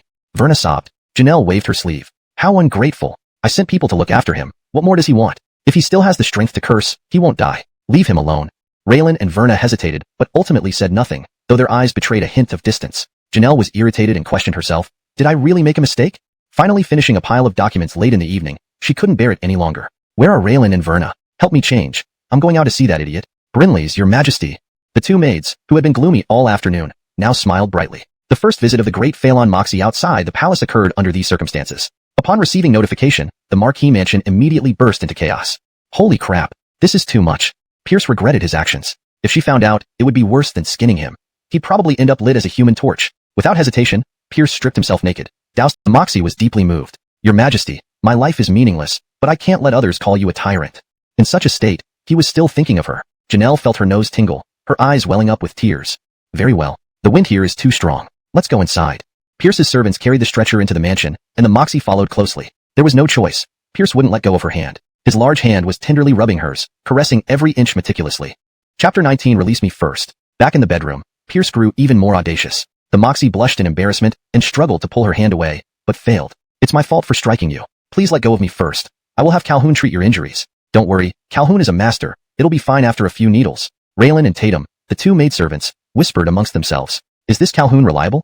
I heard last month he accidentally killed 10 dogs, 2 pigs, and 1 ox with his needles. Relax, can livestock be compared to humans? But I heard that Dorian from the palace went missing the day after getting acupuncture from Calhoun. That's unlikely. I saw Dorian late last night crying in the corner of the garden, saying it's so cold. Pierce shuddered. Damn, this only made him hold on tighter. Your Majesty, I shouldn't have said those words out of anger and made you come here amidst your busy schedule. Actually, I'm fine now, no need to trouble Calhoun, but your complexion looks so poor. No worries, being pale isn't bad. But your back is still bleeding. Not a big deal once it's drained. There'll be no more blood. No way, I must see Calhoun give you a few needles before I feel at ease. Your Majesty, I observed the celestial phenomena just now. Dog feces will fall next. Your Majesty should hurry back to the palace. It'll be too late if you don't. That's alright, I've brought all the memorials over here with Raylan and Tatum. I will stay at Home Manor tonight. Your Majesty, by my calculations, there are people in the palace who might have ulterior motives. For the sake of our kingdom, Your Majesty should return to handle the situation. Don't worry, my palace has 5,000 elite guards. As long as they dare show their heads, they'll meet a certain death upon my command.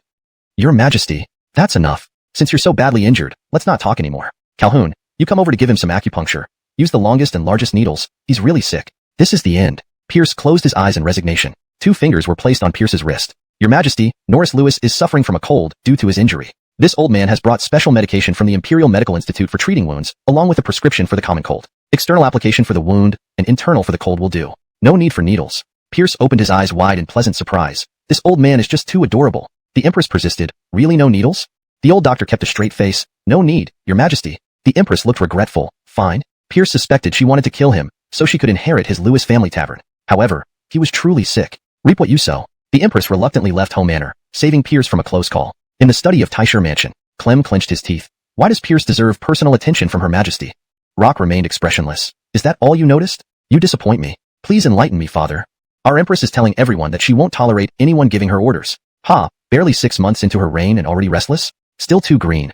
Clem scoffed. She's ultimately a woman. But a female dragon is still a true dragon. A dragon eats people. We do family have become pawns, unsure if it's a blessing or a curse. But we have no choice but to move forward, treading on thin ice. Clem looked fierce. Father, is this matter over?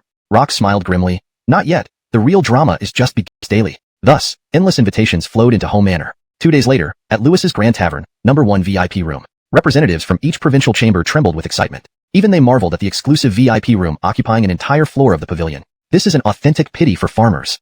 And this Maple Bridge night mooring is also genuine, priced at $500,000 taels. This, When Did the Moon Appear? Is pinned by London Dashu, signed by Louis Boss, rare indeed. Amidst exclamations, a worried voice sounded. Ladies and gentlemen, I heard this VIP room belongs to that person. Should we be here?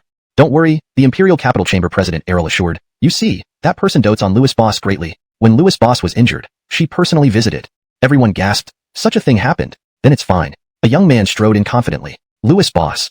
Everyone greeted respectfully. No need for formalities, please sit down. Pierce said with a smile. Are you hungry? Let's eat first before discussing business. Upon his command, exotic dishes filled the table. Hot pots, stir-fries, dumplings, mixed vegetables, and the coveted green ant wine. Pierce raised his cup. Cold weather. Let's warm up with some heated wine. Cheers, Louis Boss. The sip was followed by intoxicated pleasure from the experienced and astonished shock from the newcomers. Eat, eat.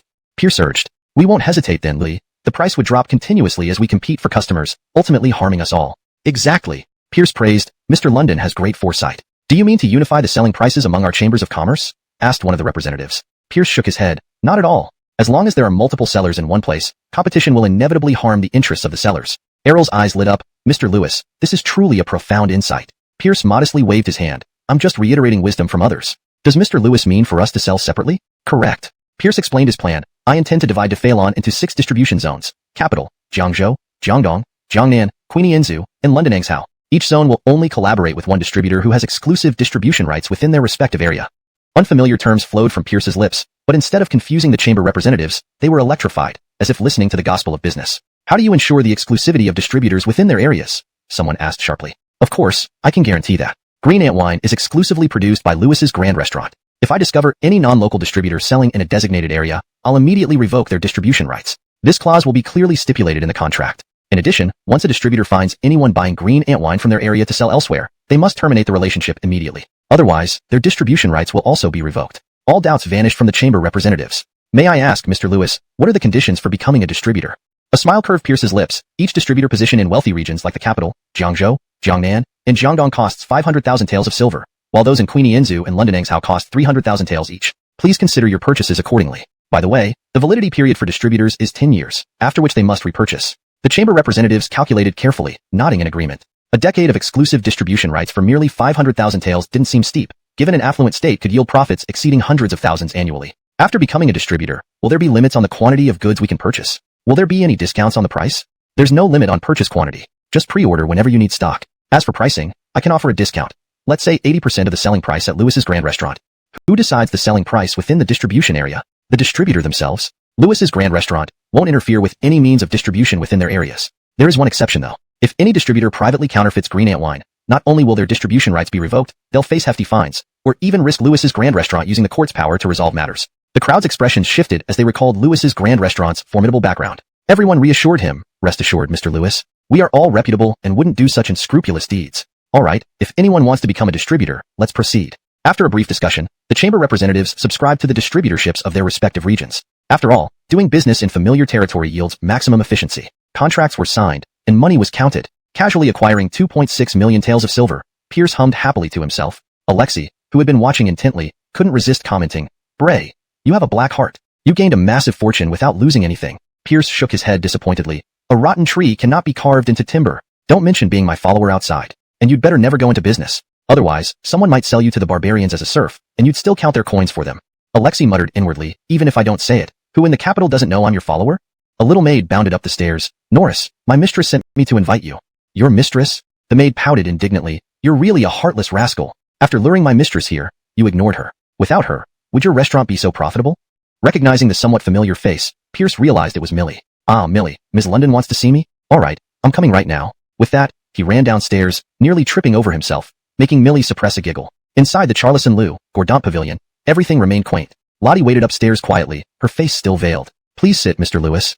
She began preparing tea, finally grinding tea leaves into powder and adding salt and sugar. Though unconventional, Pierce found no difficulty drinking it, recalling his fondness for matcha from a later era. It was a traditional tea ceremony practiced meticulously by the Japanese, and having to learn from them caused Pierce some unease. Lottie, clearly skilled in this art, moved gracefully, exuding elegance that seemed almost hypnotic. "Mr. Lewis, please drink." She offered a cup of matcha to Pierce. He gulped it down. "Delicious. Another cup, please." Lottie rolled her eyes,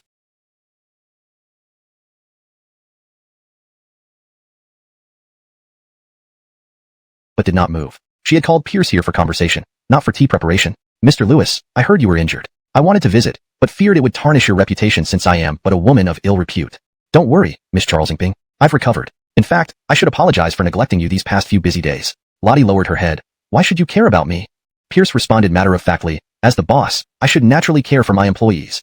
That's all. I also like you, Miss Charles Ingping." With a clatter, a teacup fell and shattered on the floor. Chapter 21. Appreciating the plum blossoms in the Western Garden, Pierce hurriedly said, "Miss Charles Ingping, don't misunderstand me. When I say like, it's not romantic love but admiration. Miss Charles Ingping plays the guqin beautifully and exudes a quiet elegance, just like a fragrant orchid hidden in a secluded valley. Indeed, as the poem goes, in the secluded valley there stands a graceful figure, embracing solitude with poise. The east wind caresses her occasionally, spreading fragrance far and wide." Lottie's eyes lit up as she savored the words. Though not as renowned as Fengqiao Night Mooring, it was still a fine piece of poetry. "Master Lewis, what is the name of this poem?" "The Orchid." "Was this written for Charles Ingping?" Lottie asked tremulously. "Exactly," Pierce affirmed boldly. "Well, who can resist such a poetic soul? Once you enter my inn, you're never leaving." Lottie was deeply moved. "Master Lewis, your talents are truly remarkable, and Charles Ingping admires you greatly. No need for admiration. All I ask is that you stay by my side." "Huh. I mean, I need you." "Master Lewis, you?" "Not exactly. What I'm saying is that this Lewis family Grandin cannot do without you. Naturally, I wouldn't want to let you go either." Charles Ingping understands. "Miss Charles Ingping, does this Guqin pavilion meet your expectations? Is there anything that needs adjustment?" "Not at all. I love how this pavilion is arranged. Master Lewis has taken great care." "That's good. Does Miss Charles Ingping still reside on the painted pleasure boat?" "It's cold these days, so please keep warm." Thanks to Master Lewis's grace, Charles Ingping bought a residence in a narrow alley in the southern part of the city. Although it's small, it's peaceful, and Charles Ingping finds it very comfortable. If you encounter any difficulties, Miss Charles Ingping, feel free to tell me. Please don't be too formal. Charles Ingping will remember that. From Pierce's perspective, he was simply doing his best to retain an indispensable employee. But from the view of a young woman enamored by poetry and culture, his talent and concern were enough to make her heart flutter uncontrollably. The annual Plum Blossom Appreciation event in the Western Garden took place as scheduled. In the Great Phelan Dynasty, literary gatherings of all sizes were countless, but this one in the Western Garden was the most prestigious, highly regarded by countless literati. The reason was simple. It was presided over by the Silas himself. Initially, it wasn't a poetry gathering. The founding emperor merely invited a group of civil and military officials to admire the plum blossoms in the imperial garden to build camaraderie. One year, an overly ambitious court official composed a poem, which quickly spread throughout the empire, transforming the event into a poetry gathering. It was said that the founding emperor later severely punished this official because, as the host, the stylist should have been the one to write the poem. Well known for being a war-born emperor with no understanding of poetry, he had forced the official to compose a new poem for him every year thereafter. This both cultivated a great Phelan poet and established a culture of forced poetry creation. Upon hearing this anecdote, Pierce understood why the dog emperor always loved extorting poems from others. It was a case of rotten apples starting from the top. The venue for appreciating the plum blossoms was indeed in the western garden of the imperial palace, but the attendees weren't limited to court nobles. Many famous scholars received invitations as well. Pierce, of course, had zero interest in this pretentious poetry gathering. The sight of a bunch of hypocritical scholars flattering each other nauseated him. Rather die than attend. Palace, Western Garden. Lord Elias has arrived. Amidst the announcement, Pierce entered with a sullen face. He couldn't refuse since he had been enjoying hot pot and fine wine in the warm parlor, living a blissful life, when an imperial edict dropped on him, summoning Pierce, son of Pinyin Marquis, to appreciate the plum blossoms in the Western Garden. Immediately, to force him to attend, the dog emperor even issued an imperial edict. Corrupt ruler. While Pierce could get away with touching the emperor's hand, defying an imperial decree was another matter entirely. Thus, he came reluctantly. As soon as he entered the garden gate, the sky turned dark, and in the next moment, he found himself in a dim hall. The emperor looked at him smugly, clearly delighted to see him humbled. Undeterred by authority, Pierce bravely declared, "Want something for free? Not happening." Clang. Two long knives pressed against his neck. Possible. Very possible. Kicked into the Western Garden, Pierce saw beautiful plum blossoms but mostly faces. This was supposed to be a poetry gathering, but it felt more like a market. A bunch of people trying to sell themselves to the royal family. How embarrassing. Unlike them, Pierce stood firm, neither swayed by wealth nor intimidated by power. He wandered, seeking a secluded spot. Ahead, a pavilion stood empty except for Gerettu, Dwayne, and Oswald stuffing their faces with pastries. Everyone kept their distance. Pierce ignored the strange looks and entered the pavilion. Mudu, Dwayne. Oswald, are you here to perform or to eat? Gerettu grimaced. I had no choice. My father forced me to come and absorb cultural influence. Dwayne and Oswald nodded, clearly also coerced. Dashes, these pastries are delicious. Want some? Sure, let me try. Determined not to let the dog emperor profit from his efforts, Pierce joined the binge-eating frenzy. Platters of pastries were constantly brought out, leaving the table piled high with empty plates. This bizarre scene drew attention from everyone at the gathering. Look at that. Are the national marquis and the young marquis so poor they can't feed themselves? How pitiful. Clem and Sun Ji, flanked by their cronies, sneered. Ned nearly exploded, but Pierce stopped him. Without looking up, Pierce replied, Brinleys, we are poor. Unlike your families, feasting on the people's fat, unable to finish it all. Dwayne and Oswald laughed loudly. Right? Our dogs are starving, unlike yours, who eat better than my father. Pierce facepalmed at these troublemakers. Clem retorted furiously. Sure. Pierce replied indifferently. He truly couldn't muster any interest in such a childish game, but if someone was offering their face for him to slap, he found it hard to refuse. The sound of slaps had always captivated men. Clem rejoiced. For this day, he had spent a fortune buying a fine poem. Initially, it was meant to showcase his talent, but now it could also dampen Pierce's arrogance. A 2-for-1 deal. Let everyone here be witnesses. Clem declared loudly, whoever loses will kneel down and bark like a dog. Great. Everyone cheered in agreement. Playing so big? Pierce was a little surprised. Humph, are you scared now? Clem gloated further. Pierce nodded. I'm afraid you'll have no face left to show people. Enough chatter. We shall compose a poem on the theme of snow. You go first. Clem again set up favorable conditions for himself. His poem was about snow, and by letting Pierce start, he hoped to make a striking finale with his own verse, leaving everyone in awe. Pierce sighed. As you wish. As Pierce stood up, all eyes turned to him. The few poems Pierce had composed were already famous throughout the land, especially Fengqiao Night Mooring. It was said that Han's Han Temple outside Suzhou had been nearly trampled by scholars who came to admire it. Of course, few believed Pierce was the original author. But if others could achieve what you couldn't, well, if you disagree, take it up with the founding emperor. This revision ensures that the meaning is clearly conveyed while maintaining a natural and fluent English tone. The phrase bufu ni zhou chujiaoban chao taizu is idiomatically translated to fit the context and sound more natural in English. Pierce looked up at the falling snow, adopting a sorrowful expression, and recited the first line. 1 flake, 2 flakes, 3, 4 flakes. This, people were momentarily stunned, yet waited quietly for more. Pierce caught a snowflake in his hand, strolled slowly, sighed deeply, and delivered the second line. 5, 6, 7, 8, 9, 10 flakes. Someone couldn't hold back a laugh. Pierce blew away the snow from his hand, stood with arms crossed, exuding an inexplicable loneliness as he recited the third line. 1,000 flakes, 10,000 flakes, countless flakes. Ha ha ha. The crowd couldn't hold back laughter, especially Clem and Noah, whose laughter was loudest and most exaggerated. In the pavilion, Gerettu, Archibald, and Riggs tightly covered their faces. Exposed. Dash, your true skill is revealed. Cash up front? Gerettu complained with a pained face. Even if you sold me, you wouldn't get 10,000 taels. Archibald pleaded, brother, give us a 99% discount, just 100 taels? Scram. You all want freebies? Do you think I'm a charity? I'm still the biggest swindler in the capital. Have you considered my reputation? At Plum Fragrance Pavilion, Janelle heard the commotion from West Garden and frowned. What's going on? A servant hurriedly checked and returned. Your Majesty, it's Elias Pierce dueling in poetry with Clem, the son of Grand Tutor. A poetry duel? Janelle's face darkened. What poem did he compose? That scoundrel. I warned him not to steal the spotlight today with poetry. Your Majesty, Elias composed a poem titled Snow. Thankfully it's not about plum blossoms. Janelle's mood slightly improved. Recite it for me. 1 flake, 2 flakes, 3, 4 flakes, 5, 6, 7, 8, 9, 10 flakes. 1,000 flakes, 10,000 flakes, countless flakes. Janelle chuckled, thinking, just because I told you not to compose, you didn't need to do this. They fly into the plum blossoms, unseen. This scoundrel. Your Majesty, Mr. Brinley also gave a commentary on the poem Snow. The maid repeated his words. Janelle clenched her teeth. Rogue. But compared to mine, it's still lacking. At least it's better. Come, it's my turn to appear. With the cry of Austin arrives, everyone in West Garden knelt. Janelle emerged amidst guards and maids. Her unmatched beauty and regal demeanor made everyone bow before her. Dog Emperor. Tyrant. A disgruntled voice muttered from a corner. Janelle smiled warmly. Everyone, please rise. Today is a poetry gathering. There are no lords and ministers here.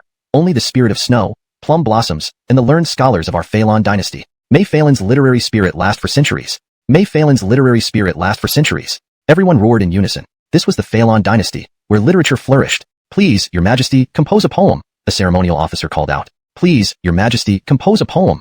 Everyone echoed. Janelle nodded, walking into the plum grove. This was her first visit to West Garden since becoming empress, and she felt nervous. Though she excelled in poetry, she had borrowed one from Pierce, showing her seriousness about this event. She strolled, cheeks slightly flushed as she recited. On a wall, several branches of plum bloom alone in the cold. From afar, they're not snow but known by the scent of fragrance. Having finished, she closed her eyes. She could imagine thunderous applause engulfing her, every scholar awestruck and reverent, just as she was the first time she heard this poem. But the imagined scene never came. Scattered applause sounded almost mocking. The scholars need more time to savor it, given its profound meaning. Brinley's it must be, but her hope would be dashed. Opening her eyes, she saw puzzled faces. Confused, she wondered what happened. A scholar stepped forward, calling out, Your Majesty, please reflect on your actions. Those words sent shockwaves through the crowd. Chapter 23. Who will help me? Janelle couldn't believe her ears. What did you say? The scholar official kept a straight face and said, Your Majesty should reflect on your actions. Another court minister rebuked angrily, How dare you? Who are you? I am Zhang Charleseo from Jiangnan. What is your position? Just an impoverished scholar. An insignificant scholar dares to offend the emperor? Have you no regard for your life? The Silas just said there is no distinction between ruler and minister today. We're only here for the snow pride and cold plum flowers, and the humble scholars of Great Phelan. You, step back. Janelle's expression turned dark. Scholar, how has my behavior been inappropriate? As the son of heaven and the model for all, Your Majesty publicly plagiarized someone else's poem. It is absolutely absurd. Immediately, murmurs filled the air. In a time when copying poems was commonplace in Great Phelan, someone actually dared to accuse the emperor of such a thing. This was truly. Janelle felt both humiliated and enraged. You think I plagiarized? Brinley's. I have read many of Your Majesty's poems before, and this plum blossom does not fit with them at all. The style is worlds apart. Clearly, it's plagiarism. Janelle coldly asked, Tell me, how is it different? Your previous works were tender and sorrowful, delicate and sincere. But this plum blossom is simple yet profound, portraying hardship and loneliness that contrast sharply with Your Majesty's experiences. Any discerning person can see it's plagiarized. People gasped. He really dares to speak out. Through gritted teeth, Janelle managed to say, You are courting death? Your Majesty may silence me by killing me, but you cannot silence the voices of the scholars across the empire. As emperor, you should address this vice rather than encourage it by openly plagiarizing. How do you face the scholars and ancestors of the land? Dead silence. This was a direct accusation, something anyone would rage about, let alone an emperor. Could it be said that a common man's anger could cause blood to flow 5 steps, but an emperor's wrath could result in millions lying dead? A tempest was brewing. Everyone hoped not to be swept up in the storm. Infuriated and ashamed, Janelle's face flushed red. Bring him in. A troop of imperial guards, eyes bloodshot with intent, surged into the room. A cold aura spread, and everyone made way. This man defames the emperor, and must die immediately. Brinley's. Not possible. A court minister stepped forward, kneeling down. Your Majesty, don't kill innocently. Janelle's eyes blazed with fury. Charleston Joan, what do you mean? Your Majesty, as the Deputy Censor-in-Chief, it is my duty to correct Your Majesty's mistakes. Deputy Censor-in-Chief, rank 4. Janelle said each word slowly. So you think I plagiarized too? Your Majesty, I didn't mean it like that. Today is the annual Plum Flower Appreciation Event, a significant occasion for scholars. Killing someone would bring misfortune. Moreover, Great Phelan treats its scholars well. If Zhang Charleseo dares to advise, why not give him a chance? Though Charleston Joan claimed otherwise, his words clearly accused the emperor of plagiarism. Another stubborn one. Everyone watched in disbelief. Are there so many fearless people these days? Janelle's tone turned grim. If I insist on executing him? Charleston Joan removed his official hat and shouted loudly. Then please execute me along with him. Enraged, Janelle spat. Fine. One more won't make any difference. Drag both of you away for execution. Your Majesty. 13 officials emerged from the crowd, assistant ministers from the 6 departments and directors from the 9 temples. They knelt together. Please revoke the order. You. Everyone fell silent. With the situation escalating, it was now impossible to back down without causing a massive political fallout. Would a bloody confrontation ensue? The heavens seemed to be changing. Janelle's eyes welled up with tears. She wanted to kill them all, but she couldn't. The empire was already fragile, internally plagued and externally threatened. Killing these officials would paralyze the government and hasten the downfall of Great Phalon. At the same time, she felt deeply wronged. She had simply borrowed a good poem because she valued the poetry contest. Why were they targeting her? Why pick on her when others plagiarized without criticism? Was it just because she was a woman? Looking at the kneeling officials, she felt helpless. What should she do? Admitting fault would undermine the imperial dignity. How could she govern the tattered Great Phalon if her authority was compromised? Who will help me? Both sides remained locked in a stalemate. Nobody dared breathe. The tension was palpable. Armed guards stood motionless, their murderous intent freezing the atmosphere. What a dramatic act of coercion. Brilliant. Absolutely brilliant. The crowd changed expressions in unison. Under everyone's watchful eyes, Pierce strode forward. Tears welled up in Janelle's eyes. He came to help her. In this world, he was the only one who genuinely cared for her. Pierce had noticed the scheme from the moment Zhang Charleseo appeared. After all, this Zhang Charleseo used to trail after Clem. When Clem fled, why did he stay behind? Clearly, there was unfinished business. Accuse the emperor? To further aggravate matters? Someone who fawned over others for favor would risk himself unless there was substantial gain. Then Charles Zhong appeared, followed by 13 other officials. Pierce understood this was nothing but a coercive drama. Zhang Charleseo was just the opening gambit. Regardless of the 13 lower-ranking officials, Charles Zhong was the deputy censor-in-chief, a student of Grand Preceptor Rock, which meant the board of censors belonged to Old Man Du. Everything became clear. This was a showdown between the new emperor and the ministers. Initially, Old Man Du had tried to intimidate the empress through a brawl, hoping to make her more compliant, a puppet. But when she personally visited Pierce outside the palace, it was a clear message. Stop meddling with me. Today's events were another attack by the ministers, an attempt to crush her spirit. They were certain she wouldn't act, only bowing under pressure. Realizing this, Pierce seethed. Being used as a pawn was bad enough. But these old foxes had first bullied his father and then his wife. It was too much. Treating him as nothing? As mud? He would show them they were playing with fire. Pierce began. Is this how you threaten the emperor? Incredible. Pierce, Charles Zhong retorted angrily. What nonsense are you spouting? They dared not take on such accusations. Threatening the emperor, above even the father figure, was unfilial and unacceptable. Such a label would ruin their lives forever. For them, sometimes reputation was more important than life itself. Chapter 24. Standoff? Do you deserve it? You all kneel here and demand the Silas to revoke his decree. Isn't this coercion of the sovereign? Upon hearing this, everyone acknowledged the truth in it. Charles Zhong hurriedly explained, we just don't want the Silas to make a big mistake. We are doing this for his own good. Oh, what mistake did the Silas make? The Silas wants to harm the innocent. Innocent? Which innocent? Obviously Brecken. But I heard this Mr. Zhang cursing the Silas. Insulting the sovereign is no light crime, right, Sir Charleston? Beside them, Janelle felt incredibly aggrieved. She was probably the most wretched moxie of Great Phalon. Father, I am sorry. Charles Zhong, with gritted teeth, replied, that's because the Silas was at fault first. Brecken's words were just too harsh but understandable. Oh, in what way was the Silas at fault?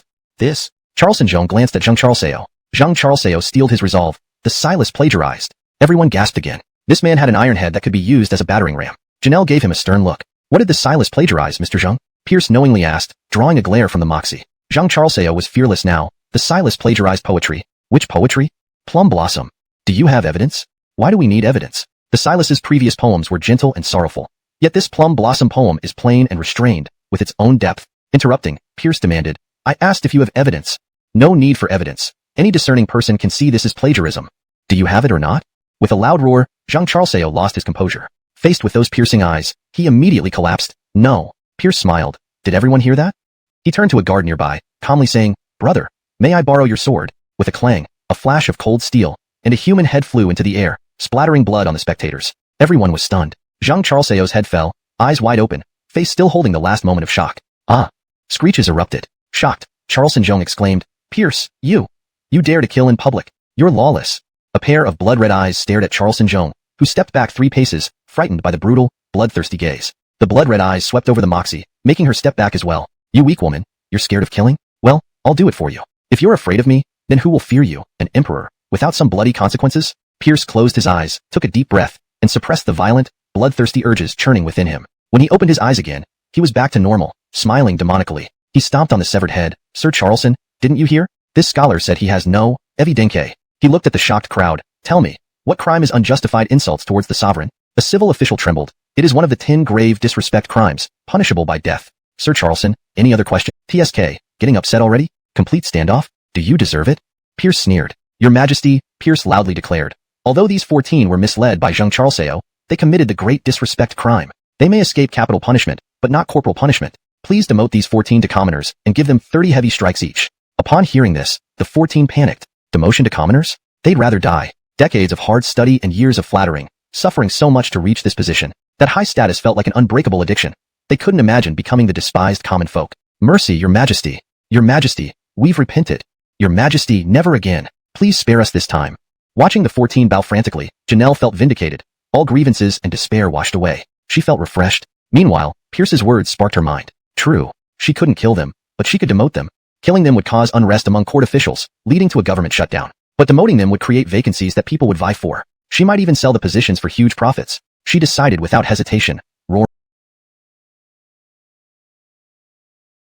He had noticed the Moxie's hints, but at that moment, his thirst for blood and violence was almost uncontrollable. The only option was to retreat back to the mansion as quickly as possible. Otherwise, who knew what terrifying things might happen? Months of hard work growing vegetables would all be wasted if he were to start killing now. For this dog emperor, he had truly suffered great losses. Queenie Inzu, Northern Frontier, Queenie Anjiang City. Heavy snow covered the entire land, and it should have been the season when both sides ceased fighting and took rest. However, Queenie Anjiang City was shrouded in a somber atmosphere. Below the city walls, an endless sea of felt tints stretched as far as the eye could see. Groups of barbarian soldiers patrolled them, clad in armor and bearing swords. Above, the soldiers of the Northern Army of the Phalon Dynasty stood guard seriously. A crimson flag with the character Phalon and a black flag with the character Lewis fluttered in the wind. Art appeared on the city wall, beginning his daily inspection. Clad in iron lamellar armor, wearing a lion helmet and beast belt, dressed in black armor and red robes, he looked mighty and formidable. All soldiers gazed at him with admiration. If there were still idols within the Phalon army, they would undoubtedly be Art. He rose from a mere foot soldier through sheer force of arms to become a hereditary Marquis of Pinyin and Edwin of the Western Expedition.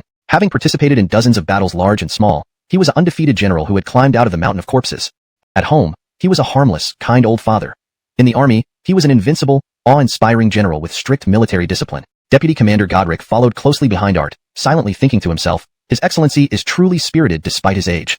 Even as he, a young and strong man, trembled with cold like a child, the Marquis walked as if unaffected by the elements. What Godric did not know was that under the Grand General's armor, Art wore a set of snow-white bear skin sent by Pierce over a month ago. It was reportedly from some polar bear. Once worn, it instantly made him feel warm, like being near a fire. No matter how harsh the weather, it kept him completely protected. Looking at the endless felt tints below, Godric couldn't help but ask, Your Excellency, what do you think these barbarians are up to? This cursed weather is unsuitable for battle. They've left 10,000 men camped here idly. How do they have so much food for men and horses? Art's eyes glinted coldly. There's only one explanation. Someone is supplying them with food, and likely promised many benefits. Godric pressed on, Who? Art replied indifferently, An enemy who wants to keep us bogged down here. Godric admired, Your Excellency is truly wise.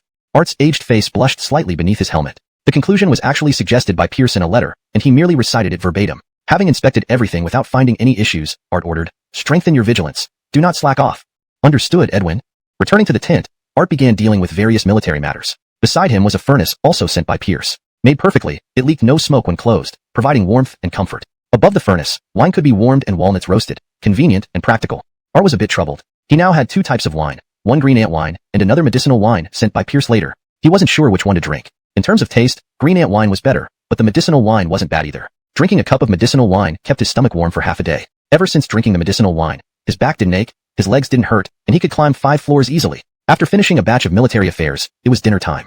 Lundo Newton at Abelardo came in carrying a platter with a large bowl of millet rice, a bowl of meat soup, and a small dish of pickled vegetables. Abelardo, how are the soldiers eating? Don't worry, Your Excellency. Since we received the pickled vegetables from Norris, the soldiers no longer complain about the food. With these pickles, they can eat 3 black steamed buns without complaint. Not only do they go well with meals, but they can even replace salt. How is the morale? Since the arrival of the pickles and winter clothes and supplies you sent, the soldiers are well fed and warm. With you personally commanding, they feel reassured and are eager to drive the barbarians back to the grasslands. That's good. Looking southward, Art smiled contentedly. You brat, making it seem like I'm on vacation? London Angsau, Western Frontier, Normancheng. Though the snow wasn't as heavy as in Queenie Anjiang City, the bone-chilling wind was just as fierce. A group of ragged soldiers, armed with rusty knives and guns, trembled behind the city ramparts, pale and gaunt, their eyes dull. They seemed less like soldiers and more like refugees. Below the city, Charleston soldiers shouted curses. You cowardly bastards up there, come out and fight. Are Phalon people all timid old tortoises? Come down and fight us. Just come out. I'll lay down my weapons and let you hit me. Charleston soldiers mocked them in every way possible, even taking off their pants to smack their bare buttocks at the city. On the wall, a squad leader's eyes blazed with fury, ready to retort. Smack! A slap landed on his head. London N, the city defender, glared angrily at the squad leader. Kong Norman, what are you trying to do? Start a war between Charleston and Phalon? How many heads do you have? My lord, they're too excessive. Excessive? No matter how excessive, you must endure it. For a breath of anger, do you want to endanger everyone? You may be carefree with no family, but others have elderly parents and young children. Have you thought of them? Kong Norman looked around at the blank stares of his comrades, his anger gradually fading, replaced by sadness. London snorted and turned away. One soldier had been squatting too long, and his legs went numb. Standing up to stretch, a gust of cold wind made him shiver, causing his rusty long knife to drop over the wall. Fatefully, the knife lodged right into the buttocks of a Charleston soldier who was exposing himself. The Charleston soldier screamed like a pig being slaughtered. Murder! The Phalon kingdom broke the truce and attacked. 3 days later, 10,000 Charleston reinforcements arrived at the city. Simultaneously, Charleston envoys delivered a declaration of war from their emperor straight to the Phalon kingdom. Back in the capital of the Phalon kingdom, news caused a shock, with widespread panic. The Moxie held an emergency meeting in the Golden Hall to discuss countermeasures. Courtiers, with 10,000 Charleston troops at our border, what should we do? Grimes interjected, Your Majesty, these Charleston troops are provoking right under our city gates. Commander London turned a blind eye, but it was merely Jimmy's misstep in tossing the saber down, accidentally injuring Charleston soldiers. If we punish Jimmy, the morale of the Western Army will be crushed. Who would dare to raise weapons against the Charleston then? Irwin angrily muttered. This London is truly spineless, disgracing great Phalon. He deserves to be skinned alive. Minister of Rights Cosmo sneered, Edwin Wong. Commander London endures humiliation for the sake of great Phalon's safety, disregarding his own reputation. A true minister for the nation. Unlike some people who have only one-track mind, yelling about nothing but fighting. Irwin flew into a rage. Old scoundrel. Who are you talking about? Whoever gets infuriated is whom it refers to. Old scoundrel, don't think I don't know. It's your distant nephew, isn't it? It's because of you that he got appointed as commander of this town. So what? I recommend talents regardless of familial ties. Pa, a den of snakes and rats. Your Majesty, Irwin defames this humble servant. Please provide justice. Your Majesty, London fears the enemy like tigers and ruins our army's reputation. Please execute him. Enough, the Moxie bellowed. Today, unable to retort. After all, Grimes was one of the 2 surviving dukes, the backbone of Great Phalon. London Lewis forced a smile. Grimes, calm down. Minister London just provided an alternative solution. Whether to adopt it depends on your Majesty and the ministers. Grimes sighed deeply, weary and doubtful. Could Great Phalon still be saved? Janelle had endured the debates for hours without any productive ideas. She was growing frustrated. My ministers, neither fighting nor avoiding conflict is a viable option. Can you suggest anything? She scanned the room. Her gaze landed on Minister of Personnel Atlee, who immediately looked down, saying silently, Your Majesty, personnel matters are my concern, not this issue. Her eyes moved to Minister of Justice Ignacio, who turned away, signaling, Your Majesty, this case is too significant for me to handle. Finally, her eyes rested on the newly appointed Minister of Revenue, Ewan. He didn't hide but conveyed through his silence, Your Majesty, need money or grain? You've made a lot selling offices lately. Her eyes moved to Minister of Works Desmond. Well, she definitely didn't need furniture. Just as the Moxie was about to explode, the venerable Carnell stepped forward. Your Majesty, Charleston did not immediately attack the town, but sent so-called envoys to deliver a challenge. I heard it took them 3 days to cover 1/10 of the journey. Intriguing indeed. Carnell's meaning is? Your Majesty, I speculate Charleston isn't ready for war. They're probing Great Phalon's strength through these envoys. If Great Phalon appears weak, they'll launch their 10,000-strong army. So if Great Phalon appears formidable, Charleston might hesitate and refrain from war? The Moxie's eyes lit up at this rare bit of good news. Exactly. We must strengthen the Western Army's defenses, while also carefully handling the Charleston envoys to conceal our true condition. The Moxie agreed immediately. Good. Delegate this task to Grimes with full support from the 6 ministries. Carnell, welcome the Charleston envoys immediately and ensure they see nothing they shouldn't. As ordered. At the mansion of Che, Alexei rushed into the vegetable garden. Bray, bad news? Pierce was tying cucumber vines to the fence. What now? Did the old man finally kick the bucket? Not Lord Pin. If not the old man, why are you so frantic? I don't expect you to remain calm like me, unflustered by mountains collapsing or rivers breaking loose, but at least be composed. You frightened my cucumbers. 10,000 Charleston troops are coming. What? Why didn't you say so earlier? Hurry, pack up and at the Lewis family Grand Hotel. But most of those chosen were nimble young girls, followed by boys. It wasn't that he disrespected the elderly. The Lewis family Grand Hotel was targeted at the high-end market. They couldn't let major investors face old men with yellow teeth, faces like the Great Rift Valley of Africa, missing limbs and hands, could they? Londoncly, they'd lose their appetite before they even ate. So none of these loafers remained in Home Mansion. Plus, when the old man arrived at Quinien's border, he simply waved his hand and stuffed another batch of retired old folks into Home Mansion, dragging the average age up past 50. Wherever Pierce went in the front courtyard or planted vegetables in the back garden, he always saw 1 or 2 lazy old folks lying around picking lice. The outhouses of Home Mansion were even more crowded, filled with shameless old folks comparing each other. On meeting him, they politely asked, Bray, have you eaten yet? Eat your ancestors. Others' houses were filled with beautiful maids and young girls walking about elegantly, while Home Mansion had lecherous old fellows everywhere, lice crawling all over the ground, stench of feces wafting through the air. If there was any place in the world where ghosts wouldn't dare haunt, it would definitely be the Dajoping Home Mansion, because it was full of old fellows terrifying enough to scare them away. Pierce had endured it for long enough. He needed a reason to sweep all these old then go back to Jason County and open a butcher shop. No need for making swine. Will 10,000 taels be enough startup capital? Enough. Next. Bray, I used to be a carpenter in London County. I can make everything from catapults to small tables and stools. Nice. This old fellow is talented. Then return to Gon County and open a carpentry shop. Making small tables and stools, or even a coffin shop is good. Don't reveal anything about catapults. Will 20,000 taels be enough? Enough. Next. Bray. I grew up in home mansion. Apart from following the Lord into battles, I made pottery jars. The jars you use to store side dishes were made by me and my wife. Pierce's eyes lit up. Then go to Charleston State and open a pottery shop. I'll handle your identity. Here's 50,000 taels startup capital. Dare to take the risk? I'm in. Half a day later, Pierce had made arrangements for dozens of old fellows.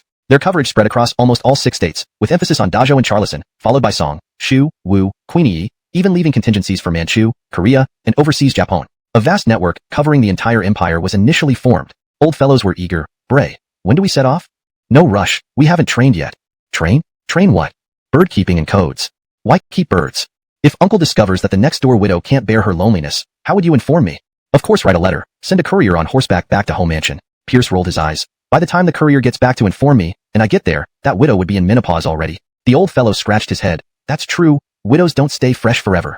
Do you know pigeons? These little creatures love home, have great sense of direction, and can fly back no matter how far they are. What does flying home have to do with sending messages? Dumb. Let me give you the first lesson. For example, Armando needs to contact Uncle London often, so each of you keeps pigeons at home. After training them, Armando sends your pigeon to Uncle London's house and brings back Uncle London's pigeon. When you need to contact each other, tie the note to the other person's pigeon's leg and release it. Won't the pigeon return home? Can't you see the message then? Brilliant. Old fellows slapped their thighs. But Bray, if the pigeon gets shot down or eaten by an eagle, wouldn't the message not arrive and be exposed? Concerned about one pigeon's safety? Release multiple ones. One will surely make it back. As for exposure, use a language others can't understand. Code? Let's devise 8 to 10 sets of codes right now, guaranteed to drive humans mad and make demons curse. 3 days later, dozens of old fellows quietly disappeared from home mansion. Finally sweeping away all these old fellows, Pierce hummed cheerfully, come, let's celebrate lowering home mansion's average age from 49.9 to 39.9. Chapter 28, Jaden and the London to Lolita. 39.9? Damn, this average age is still a bit too high. We need to think of a way to bring it down. As for the excessive Lewisk energy in the home mansion, he can do nothing about it for now with the dog emperor watching closely. Restoring the normal atmosphere in the home mansion will be a long and arduous journey. On the side, Alexi's face had turned red from holding back his laughter. Pierce glanced at him. If you have something to say, just spit it out. Master, Alexi said with a pained expression. To find out whether or not a small widow was insatiable, you've already spent 1 million taels of silver. 1 million taels of silver is a lot? He reached into his chest. Huh, why has it shrunk so much? Oh dear. The vast home mansion will once again have to survive on porridge and pickled vegetables. They still need to come up with ways to make more money. With the series of overt and covert plans unfolding, his expenses are like flowing water. A single large Lewis family tavern selling wine isn't enough anymore. Have you remembered those secret phrases? Alexi hesitated. I remember most of them. Pierce's face darkened. Go and recite them 10 times over for me later. Alexi replied pitifully. All right. This woodenhead hasn't realized what this means yet. Pierce thought privately, no, he cannot entrust such an important task to someone who only knows one thing well. Though his mouth is absolutely reliable and there's no chance of betrayal, it's better to let a professional handle professional matters. But right now, he doesn't have any talent around for this kind of job. He can only rely on him temporarily and replace him when someone suitable comes along. Is there anyone good at raising birds in the mansion? Master, there's Jaden. This kid started climbing trees and stealing bird nests at the age of 3, and by 5, he had kept all kinds of birds. He even boasts that no bird can escape his clutches. A few years ago, he went missing and everyone thought he died outside. Who knew he came back a few months ago, saying he had gone to an ancient tribe in Bartendam to learn bird language. He even brought back the tribe's princess, who he calls his master. She's been freeloadering in our home mansion ever since. Pierce was interested. Is that so? How come I didn't know? Master, that was when you were struck by lightning for your wicked deeds. Pierce. The Lord did meet the ginger, but since she knew nothing, Lolita. Unfortunately, he wasn't very interested in Lolitas. He preferred mature women. He ignored her and helped Jaden up. Get up, get up. Master doesn't blame you. Bird language is a unique skill after all. Among the 36 professions, every trade produces its own experts. Tears welled up in Jaden's eyes. My parents gave me life, but Master recognizes my talent. Everyone thought he was aimless, a playboy. Their looks always contained disdain, except Master respected him and acknowledged his worth. Jaden, do you know about pigeons? Master, I do. These birds are very attached to their nests and have a good sense of direction. No matter how far they fly, they can return home. They usually live in forests, eat grains, and love cleanliness. See, this is professionalism. Pierce was very satisfied. The little Lolita interrupted. Stupid disciple. Pigeons don't have a great sense of direction. They can memorize the feeling of home. According to that feeling, no matter how far they are, they can fly home. Pierce was surprised. This little Lolita isn't simple at all. What she described as the feeling of home is essentially a magnetic field. Pigeons' special organs can remember the magnetic fields of the places they grow up in, which is why they can always find their way home. Jaden looked defeated. Brinley's, Master, I will remember. Jaden, Master and T pouted. All right, I agree. Pierce roared. Who cares if you agree? Master wants money. But, I have no money. The little Lolita poked her fingers together miserably. Chapter 29. A clean sweep. What's your name? Julia Teg. Pierce scribbled an IOU swiftly. Julia Teg owes Pierce 10 million taels, hereby recorded. Come, sign and seal it. The Quora obediently sketched a Juliet-egg bird on the paper. She had no idea how much 10 million was. Pierce blew to dry the ink, carefully folded the IOU, and slipped it into his chest pocket. After all, she was a princess of a tribe. Surely he could extort 10 million from her, right? If not, at worst he could offer a 99% discount. He was kind-hearted and did not wish to push others too hard. To give room for adjustment, he left a blank space after the 10 million taels, ready to fill in silver or gold based on circumstances. But this money wouldn't solve his immediate financial issues. He still needed to find a way to get cash quickly. Beside him, Alexei looked at the Quora with pity. He glanced at the sky and discreetly moved 2 steps away from Pierce. Bray, you've been busy all day. Have a bowl of lotus seed soup, Dominic, the steward, said as he presented a bowl of lotus seed soup sweetened with brown sugar before Pierce. For doubting you. Last time Pierce said that, Alexei ended up washing dishes in a brothel's kitchen for half a month because Pierce couldn't pay for his visit. Relax, this time it's really about buying candy. They arrived at West Market, and Pierce headed straight for the largest candy shop. From afar, he heard arguing, recognizing one of the voices as arrogant and familiar. Wong Family Candy Shop was the biggest in the capital, known for its sweet, smooth brown sugar and superior black sugar, all reasonably priced. The shop owner, Emma, widowed years ago, had single-handedly transformed the obscure small candy shop into the city's largest. However, over the past couple of years, business wasn't great. Last year, a flood in Jiangzhou damaged the red-skin sugarcane used for syrup production. Subsequently, staff bought subpar green-skin cane without authorization, resulting in inferior sugar that damaged the shop's reputation, leading to plummeting sales and near bankruptcy. Emma refused to give up. This year's batch of red-skin cane would mature post-winter solstice, providing fresh syrup to rejuvenate the business. But then came a sudden calamity. While calculating accounts at the counter, a wealthy young man stormed in with servants, angrily throwing a bag of brown sugar at her feet. You at the Wong Family Candy Shop have such audacity, selling substandard sugar mixed with sand. A crowd gathered outside the shop, watching intently. Emma was horrified. Business relied on trust, and while this year's sugar quality had declined, they never adulterated it. But the bag bore the Wong family mark. Examining it closely, she breathed a sigh of relief. Sir, she smiled, this brown sugar is not ours. What did you say? The young man roared. She placed her shop's sugar beside it and explained, Sir, our brown sugar is lighter in color. The young man kicked both bags aside, shouting, Don't try to twist facts. This bag came from here, evidenced by the cloth.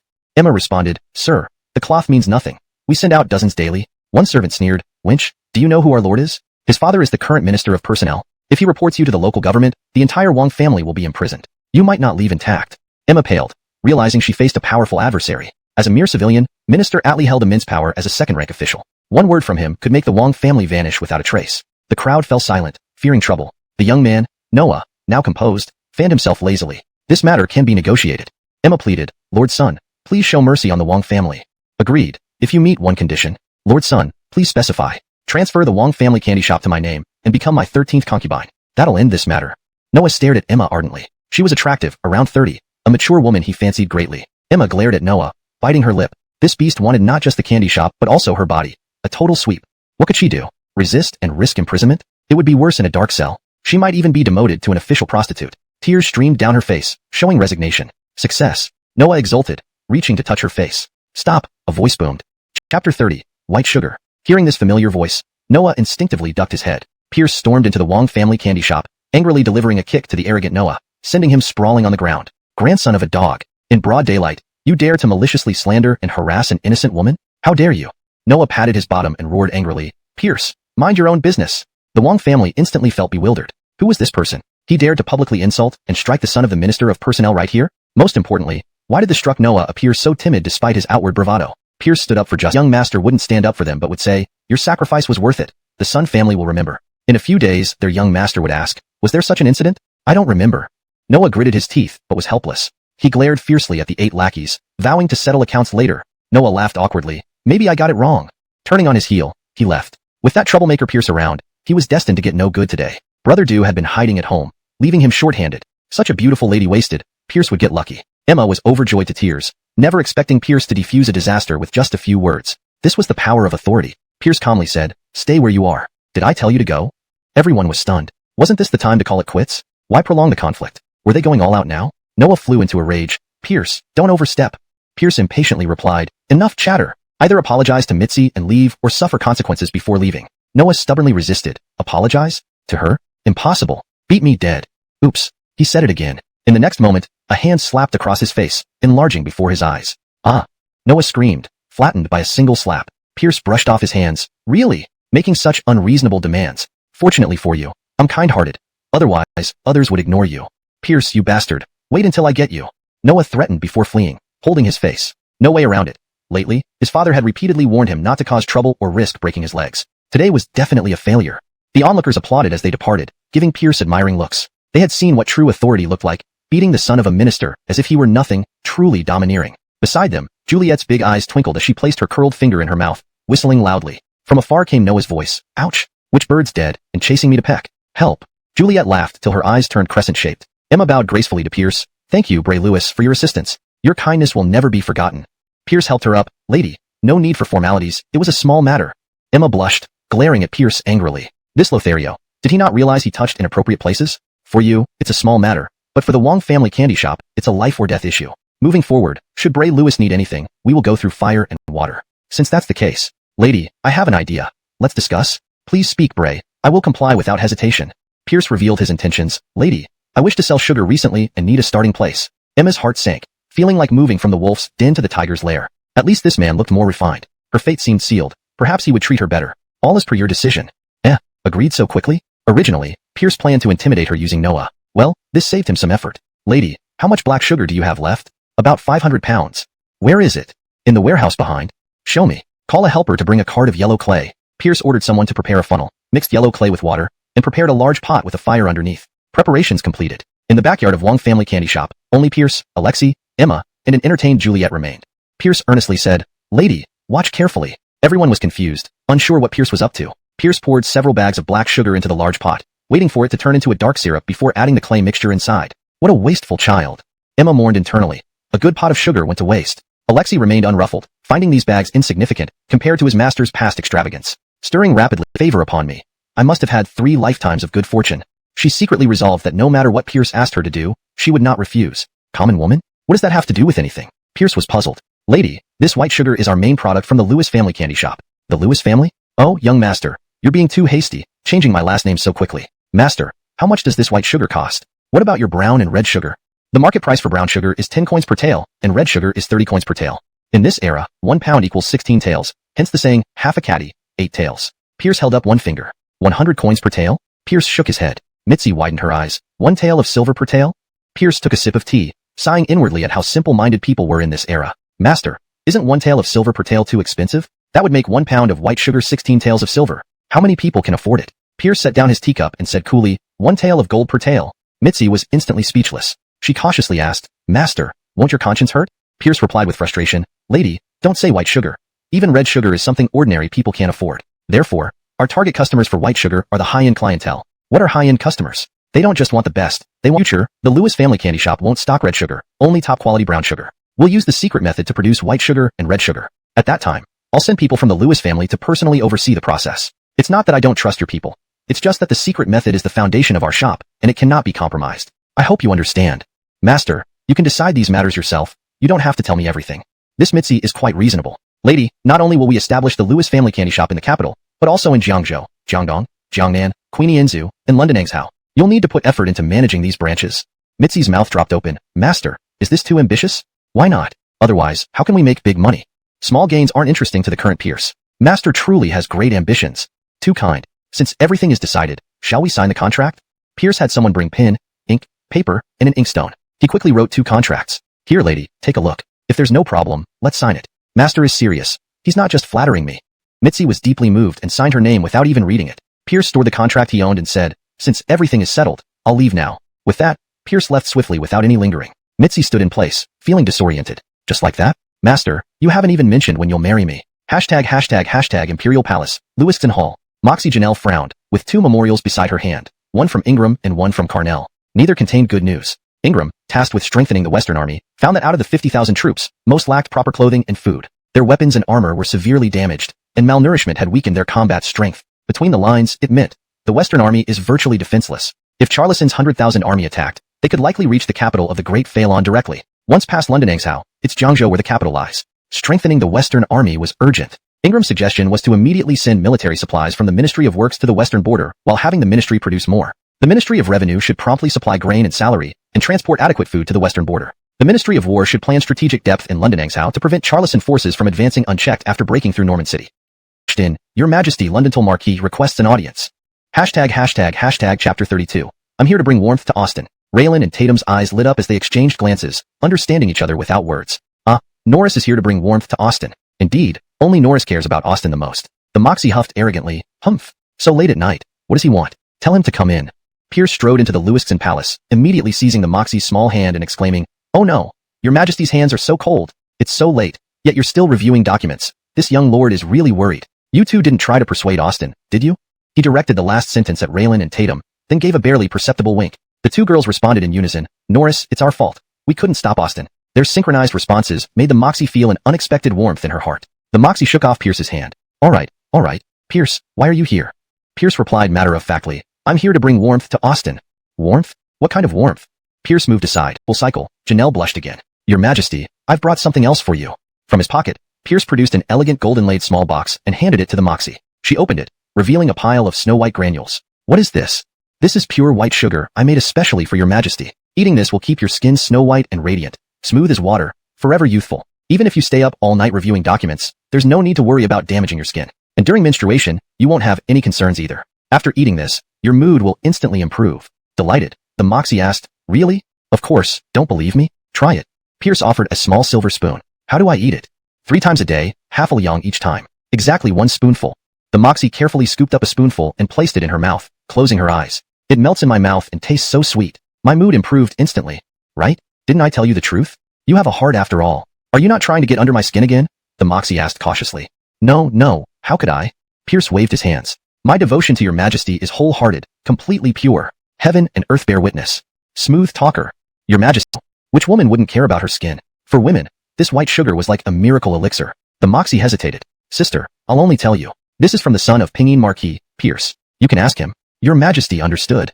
What the Moxie didn't know was that June was famous in the capital for being quite chatty. Within days, the entire elite circle knew about the existence of the white sugar. Invitations like snowflakes flew towards the Pingyin Marquis residence. Inside the mansion, Pierce laughed gleefully. "We're going to make a fortune this time, for real. If there was someone whose money was easy to earn, it was certainly women. Hadn't the future's old Ma become a billionaire thanks to women buying impulsively? His day of becoming the wealthiest man in the great Phelan dynasty wasn't far off." Reply to all invitations. 5 days later, the Lewis family sugar shop opens. London-minded supply of white sugar. A cold snort rang out. Akora burst forward, demanding imperiously, "This princess wants to eat white sugar."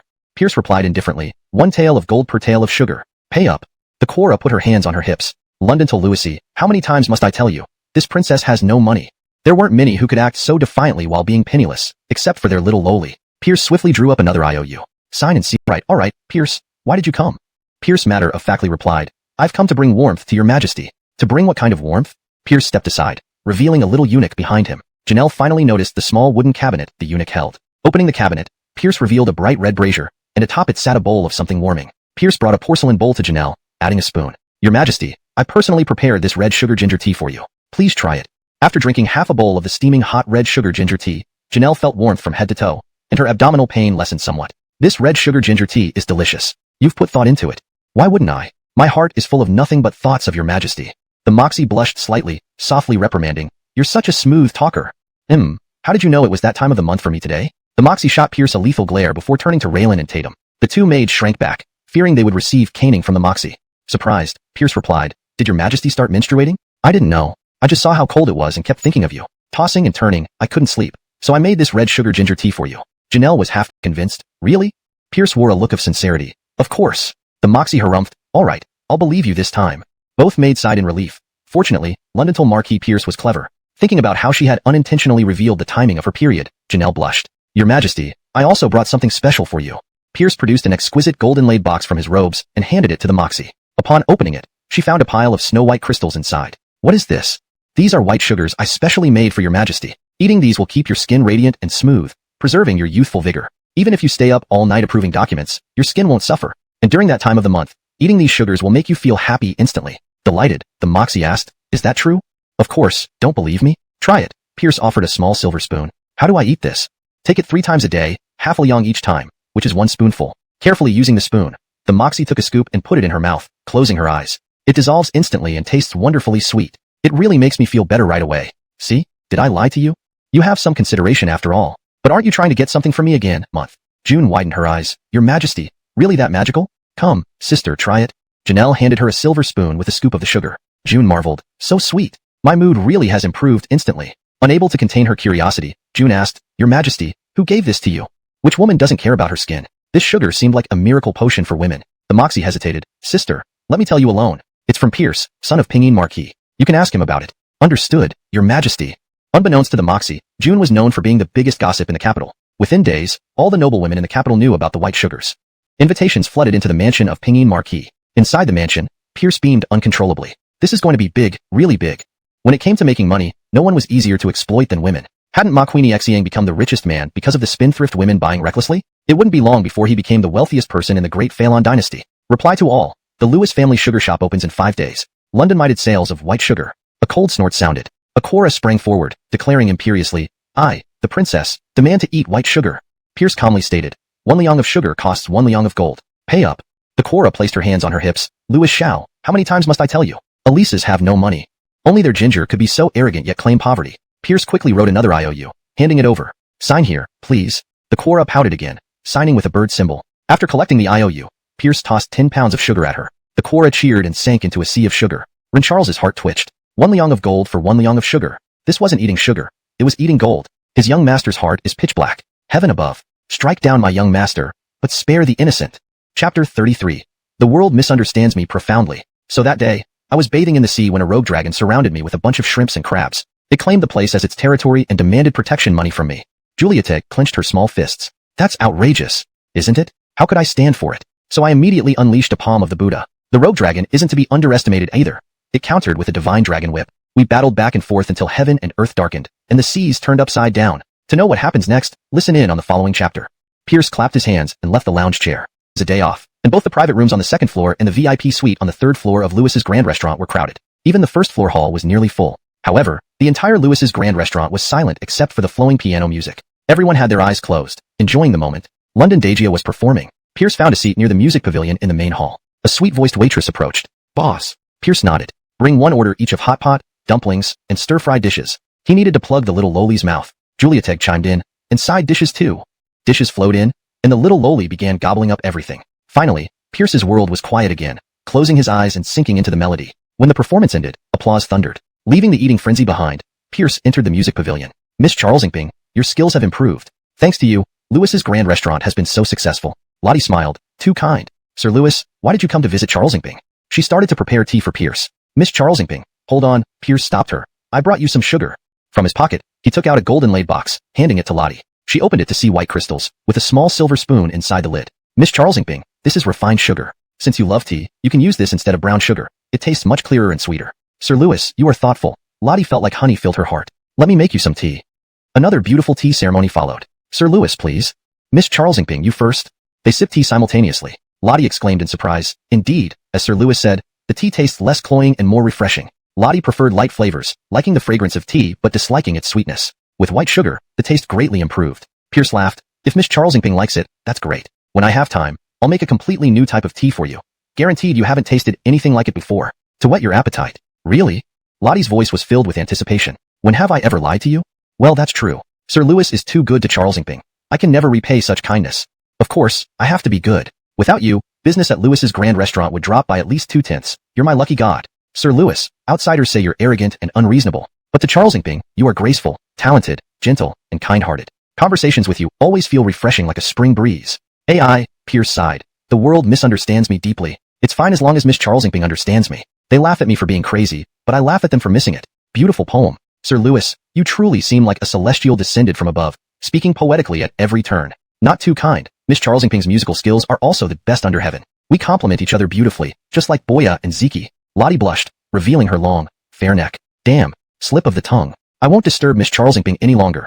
I must take my leave. Watching Pierce's retreating back, Lottie murmured, Boya and Ziki, sir, how could I not understand your feelings? But, could we really have a future together? VIP room number 2. Garritu, Trisherkill, and Ned were feasting and drinking excessively. Both elder statesmen were out of town, so they naturally took over the VIP suites. As they drank, they began to complain. Trisherkill, London is unbearable. Ned, right. Father doesn't let us fight or travel out of town for fun, locking us up daily to eat and wait to die. This is unbearable. Garritu nodded. Even that kid Lewis doesn't hang out with us anymore. At least Lewis is an only child. This title of Pinyin Marquis will eventually fall to him. Unlike us, once father passes, our older brothers might kick us out right away. At least you two are legitimate sons. My mother is just a concubine.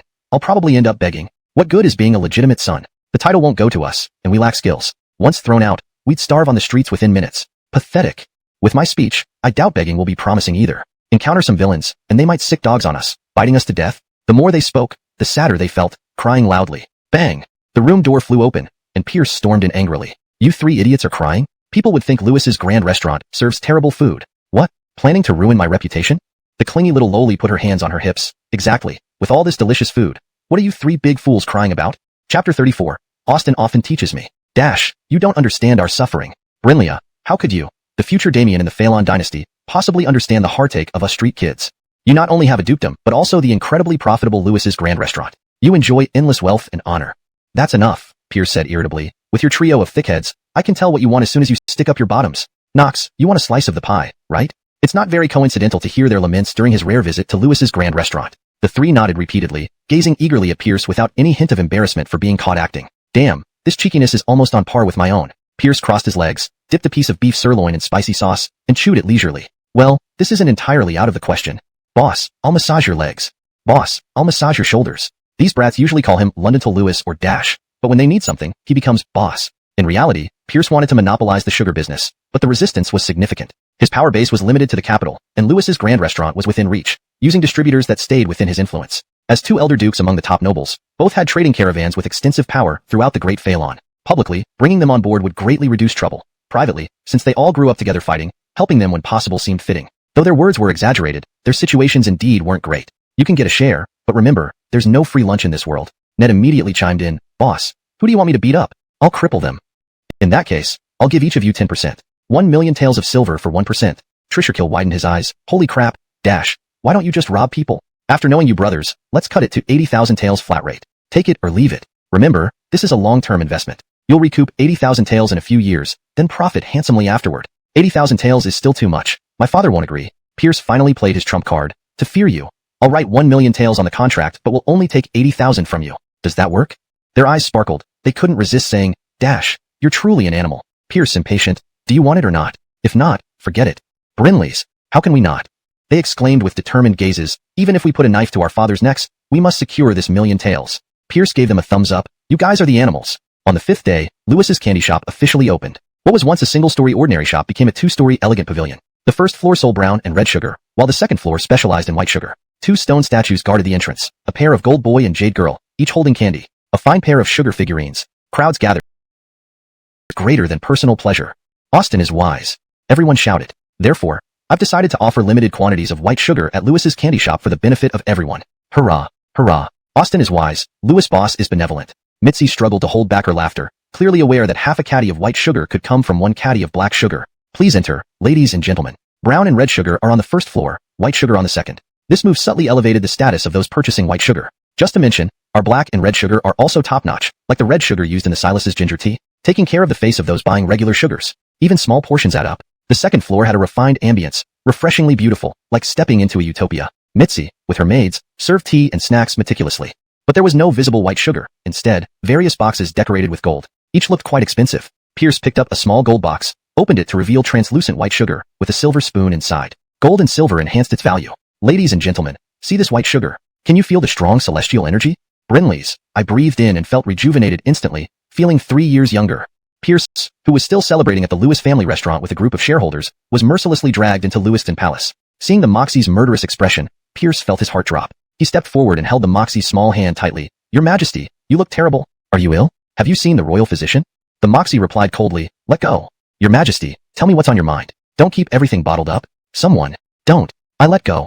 The Moxie pulled out a small box of white sugar from her bosom and threw it directly at Pierce. Without dodging, Pierce took the full force of the blow on his head. A trickle of blood ran down from his forehead, while scattered sugar covered his face, making him look miserable. Raylan and Tatum gasped in unison. A pang of guilt flashed through the Moxie's heart, but thinking of how this rogue had deceived her repeatedly, she hardened her heart and scolded. All this talk of worrying about me, bringing warmth, specially made white sugar. All lies. You're just using me. Pierce's smile vanished, and he said coolly, in your Majesty's eyes, is that what I am? Without hesitation, the Moxie retorted, Brinleys, you are a big liar. I must be blind to have trusted you. Get out, I don't want to see you again.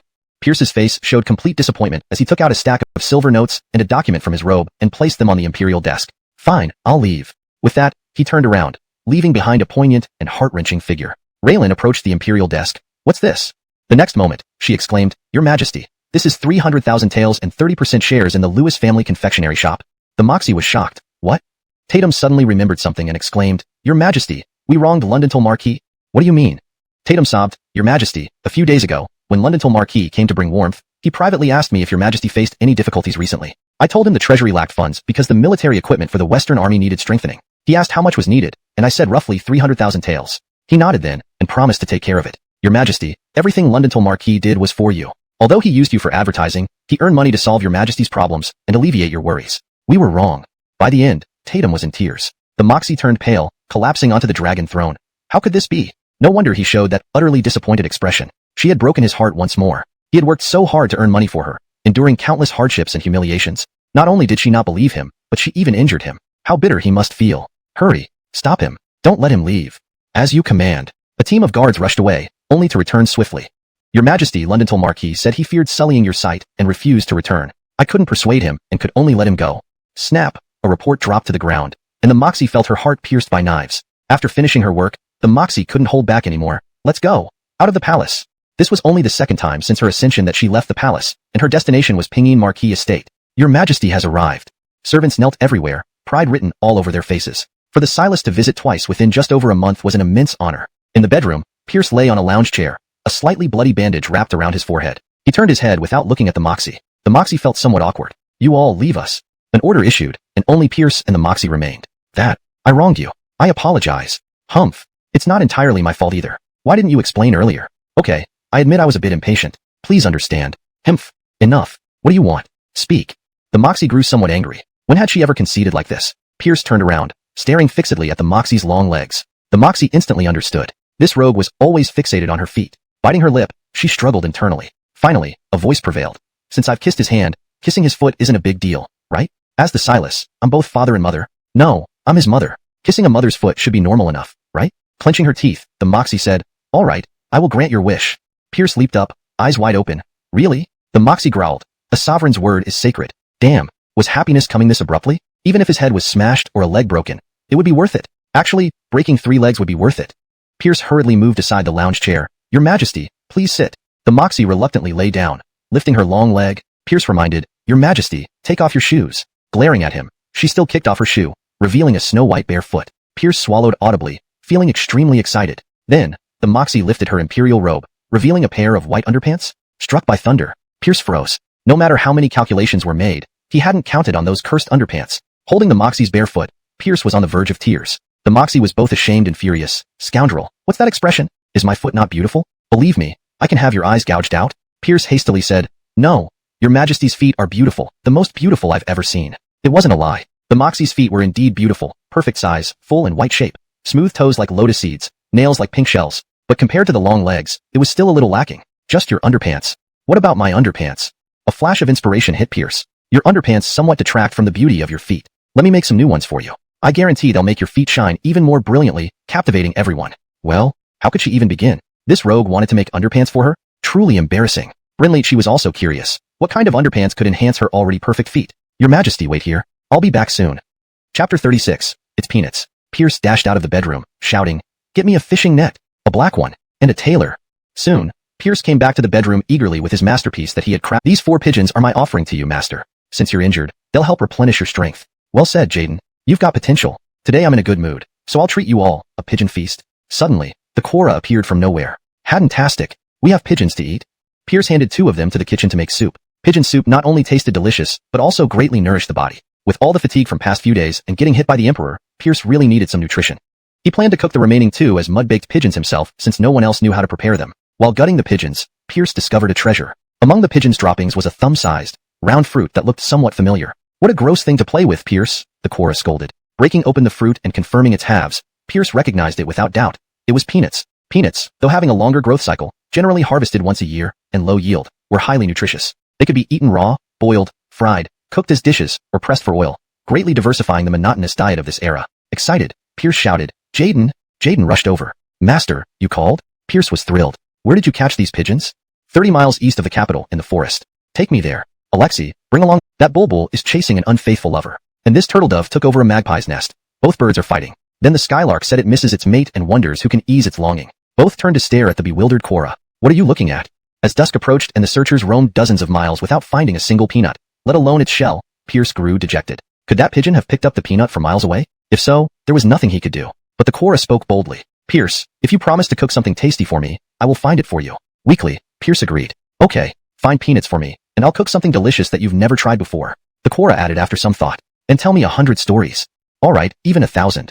The Quora cheered and whistled in the middle of the clearing. Miraculously, all nearby birds flew toward her, chirping around her. Holy crap, the legendary gathering of the birds? Who exactly is this Quora? Pierce stared dumbfounded. Jaden seemed accustomed to this magical scene and boasted, Master, my teacher is amazing. I have barely learned 1/10 of her skills. Relieved he hadn't offended her earlier, Pierce thought.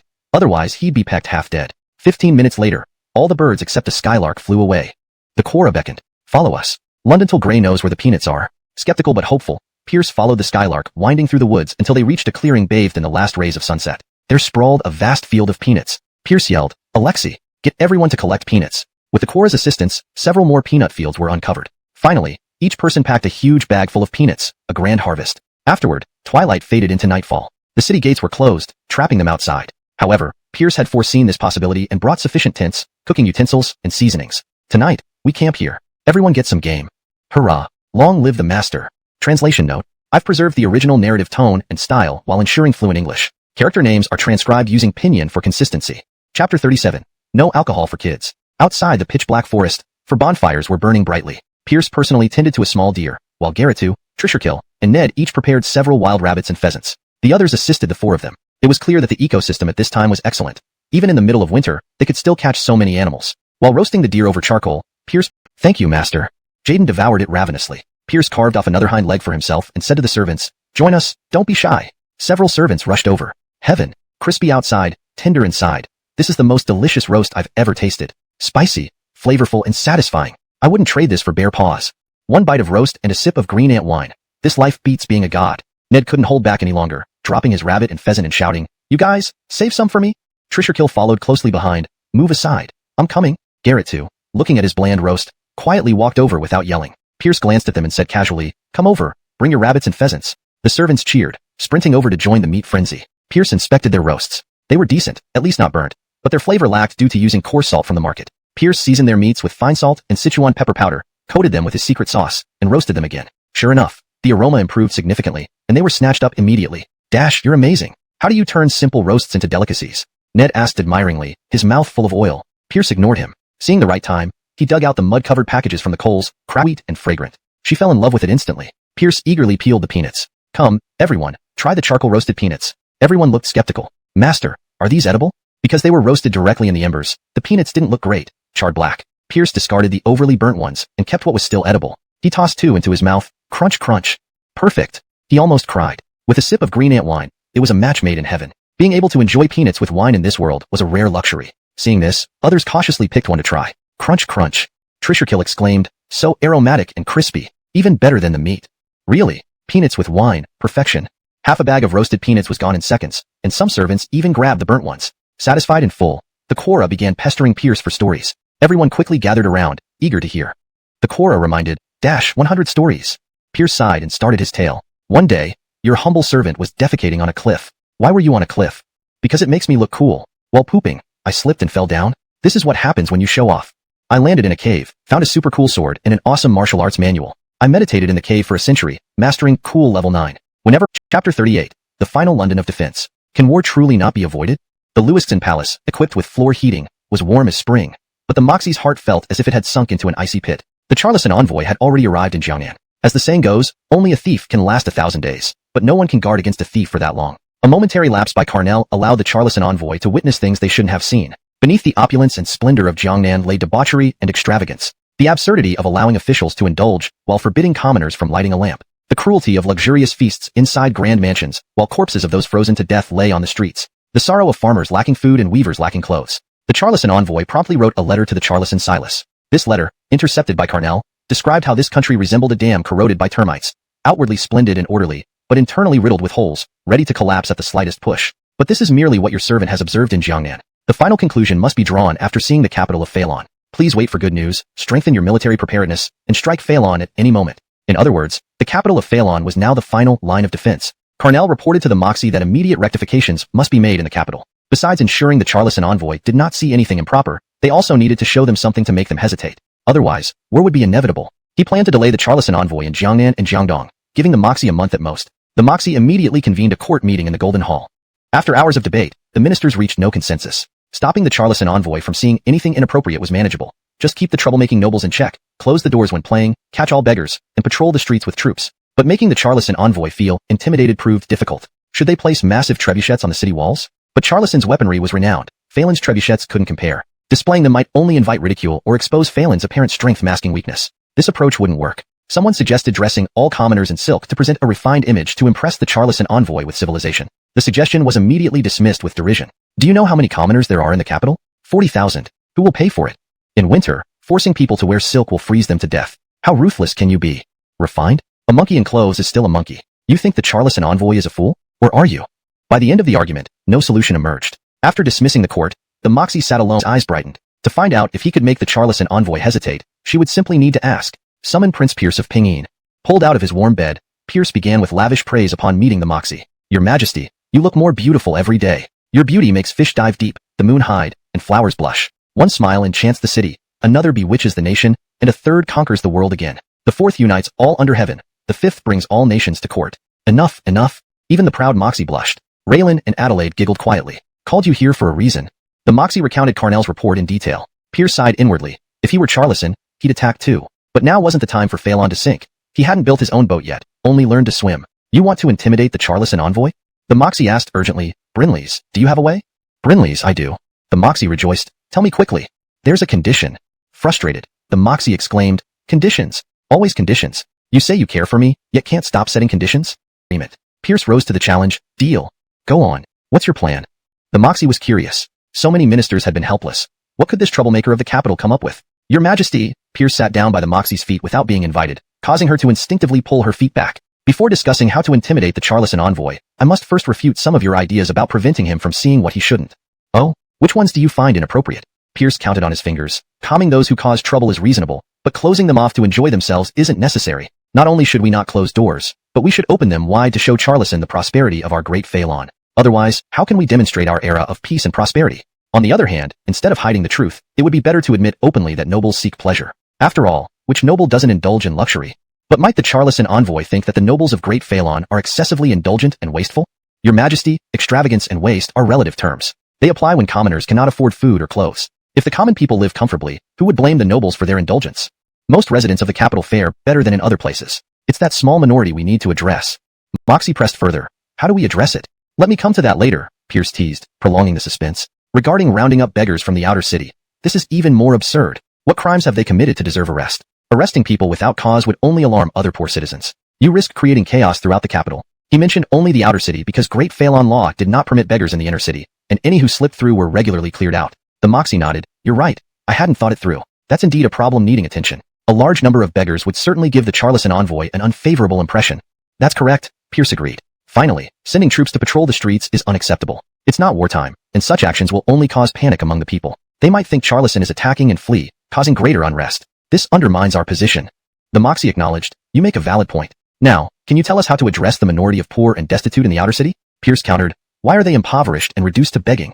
The Moxie was still thinking. Pierce stated firmly. Because they lack money. So, I have 3 strategies, superior, moderate, and inferior. Which one would your Majesty like to hear? The Moxie smiled wryly. You sly dog, you're putting on a show for me now? Tell me the inferior strategy. The inferior strategy is to give them money, clothes, and food directly. With these, they won't go hungry or be unclothed. But how is this private gain? I'd feed them and pay wages. Where else could they find such a good deal? No matter what, it's out of the question. Seeing Pierce's disappointment, the Moxie softened, explaining, It's not that I don't trust you, but this matter isn't simple. Historically, officials organize public works, never individuals. Besides, paying workers sets a precedent. Do you understand? Brinley's, he understood all too well. Feudal authority always feared gatherings, fearing rebellion or unrest. Forget it. He needed patience. Rome wasn't built in a day. Since your Majesty disagrees with road construction, let them collect night soil then. Collect night soil? Are you serious? Now's not the time for jokes. I'm dead serious. Doesn't your Majesty know how filthy the outer city is? People dispose of waste indiscriminately, defecating anywhere, making it unbearable. Order these people to build hundreds of public toilets, prohibiting public urination. Toilets would be free, but paper could be sold, a source of income. Then have them collect night soil to sell to farmers like at Lewis Manor. That's another income. Form hygiene squads to find offenders. 3 income streams, modest but sufficient to support them. The Moxie's eyes lit up. Excellent.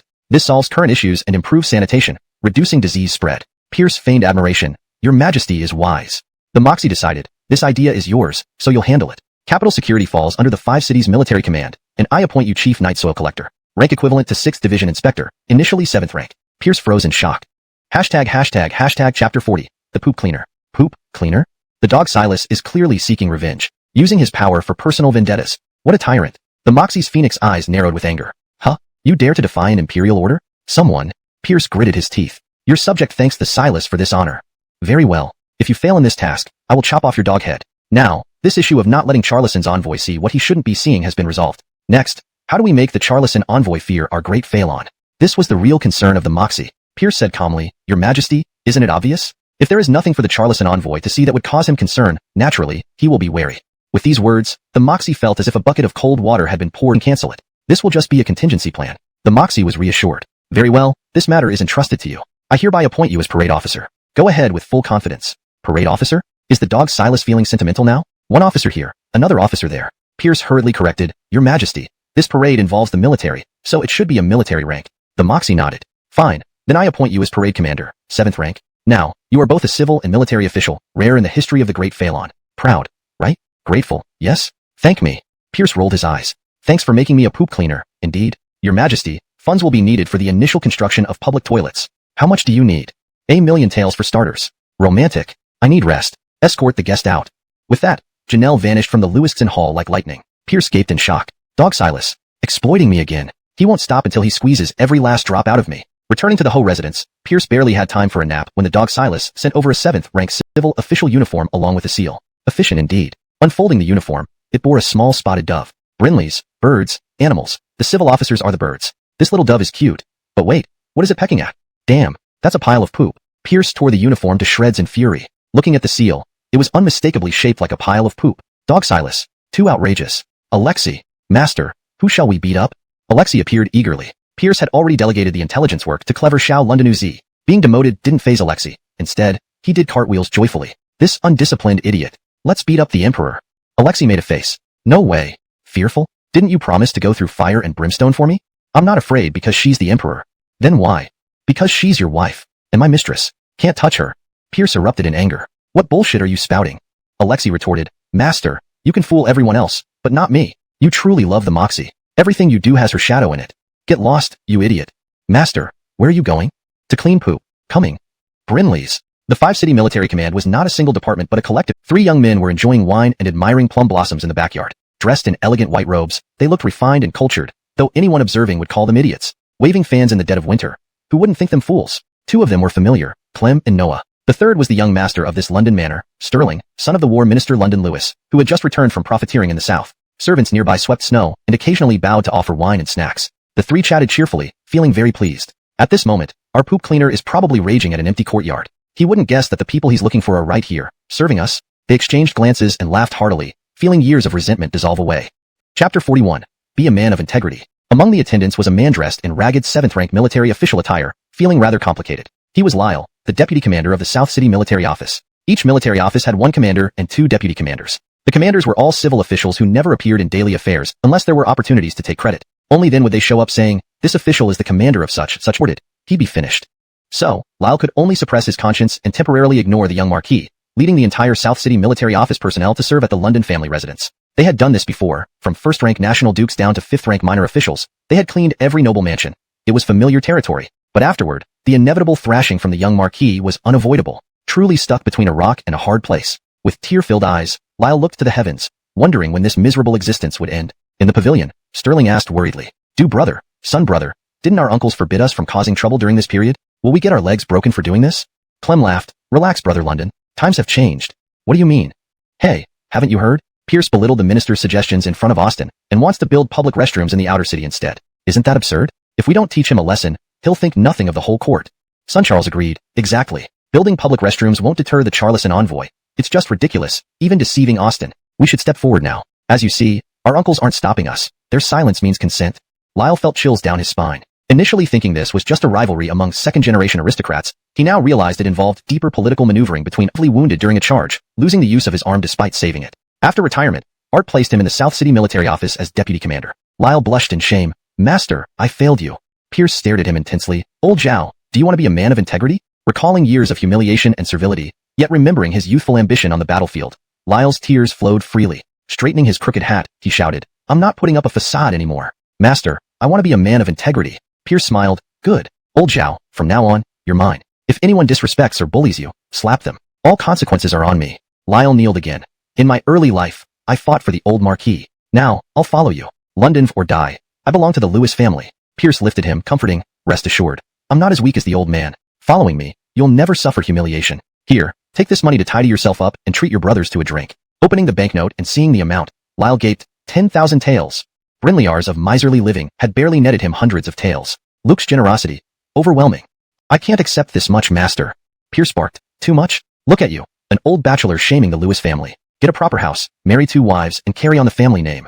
Tears blurred Lyle's vision within half a day. Pierce asked, how do you define and count the poor? Master, they are mainly people without steady jobs, struggling to make ends meet but have a fixed place to stay, like ruffians, loafers, and their families. They are potential troublemakers, and we keep an eye on them closely, replied Lyle. London Coué, one of the clerks, added ingratiatingly, night soil collector. If there's a murder case, we can always find the culprit among these folks. Pierce glared at him. Slap your own face. Call me sir.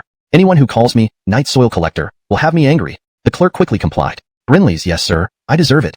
Others turned away, smirking. After reviewing additional documents, Pierce started planning. The outer city spanned over 6 kilometers east-west and 4 kilometers north-south, covering an area of approximately 20 square kilometers. With 300,000 people living in this space, there were about 15,000 people per square kilometer, a terrifying density for the imperial capital.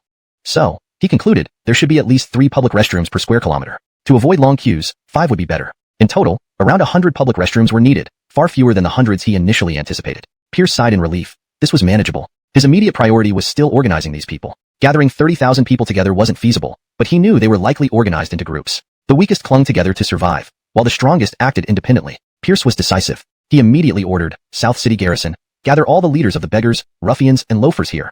No one is to be left out. Brinley's, master. Brinley's, sir. Everyone rushed off, leaving only Pierce and Alexei in the hall. Pierce effectively claimed the entire South City Garrison as his territory. Although officially he was a 7th-rank night soil collector and Lyle was a 7th-rank deputy commander with years of experience, reason and propriety meant nothing to Pierce. Even without this title, he could manipulate these people effortlessly. Alexei, I'm here, master. Pierce whispered something in Alexei's ear. Alexei's eyes lit up. Master, I understand.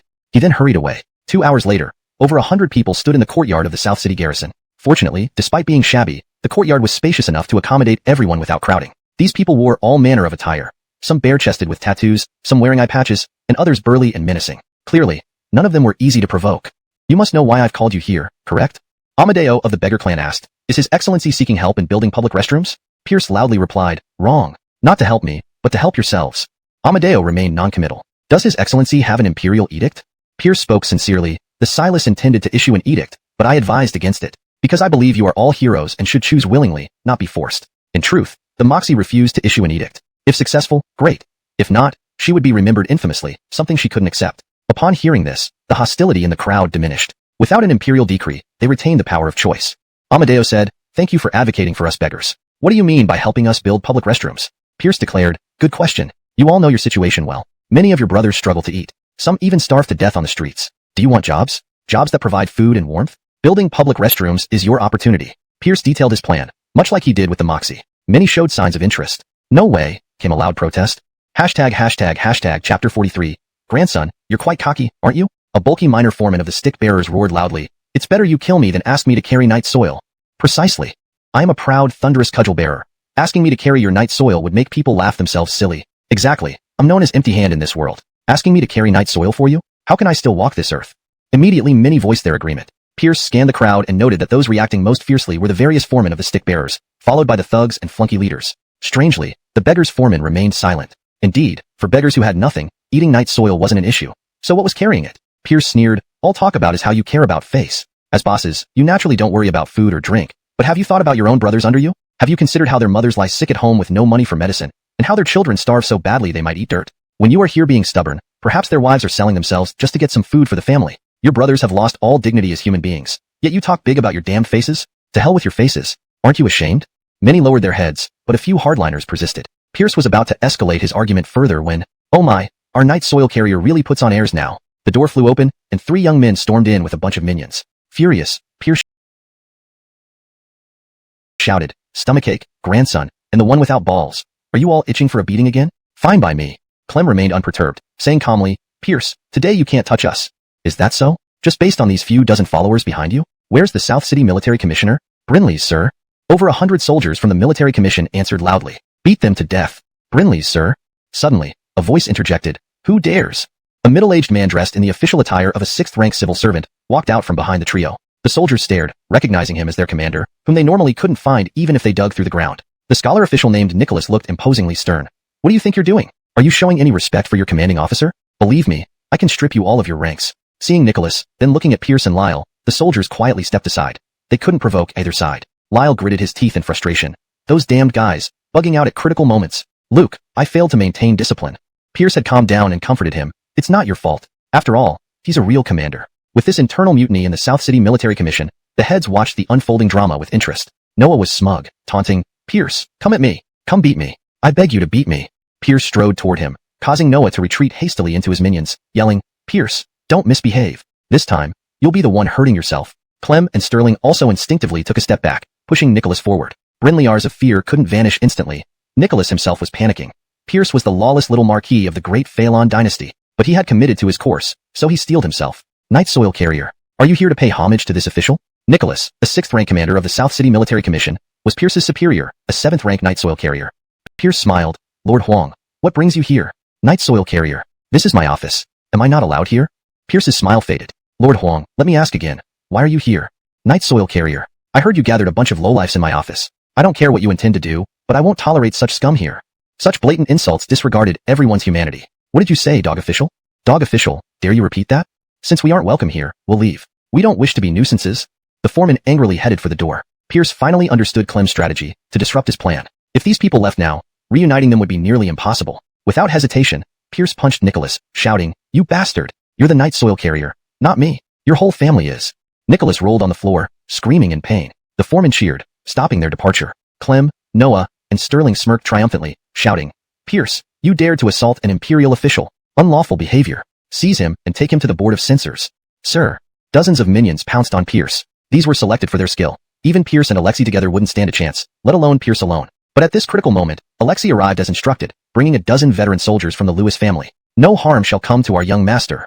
The dozen veterans, battle-hardened from war, easily overwhelmed the dozens of minions. No matter how skilled the latter were, they couldn't match seasoned warriors who knew cooperative tactics. A dozen veterans could take on hundreds. Soon, dozens of minions lay injured, moaning in agony. Alexei was especially brutal, venting pent-up frustration. Pierce sneered as he approached Noah. Grandson, you're quite cocky, huh? What did you just say? Say it again. Terrified, Noah backed away hurriedly. Pierce, don't come closer. Help. With a scream, Noah's legs snapped. Clem and Sterling met the same fate. Normally, Pierce would play with them more. But now, with only a month left, he needed to focus on building public toilets and preparing for military reviews. He didn't want to deal with these idiots anymore. He needed them quiet for a while, requiring severe measures. As the three were carried away, they warned, Pierce, wait till we lodge a complaint to the Silas. Clapping his hands, Pierce addressed the watching foreman. Let's continue. Seeing the dozen Lewis family veterans, many felt intimidated. Brinley. After this show, many viewed Pierce differently. Though he seemed like a spoiled brat, he had heart and spirit. He was a true man. Only a small group still opposed him. Hardliners who couldn't be persuaded. Pierce shouted, I'll give you one last chance. You think you're tough, huh? Let's settle this with a fight. If I lose, you can go free, no strings attached. If I win, you carry Night Soil. Dare you? Why not? How do we fight? Simple, Pierce said, 3 men each, best 2 out of 3. This suited the foreman fine. One-on-one. Who were they afraid of? Alright, let's fight.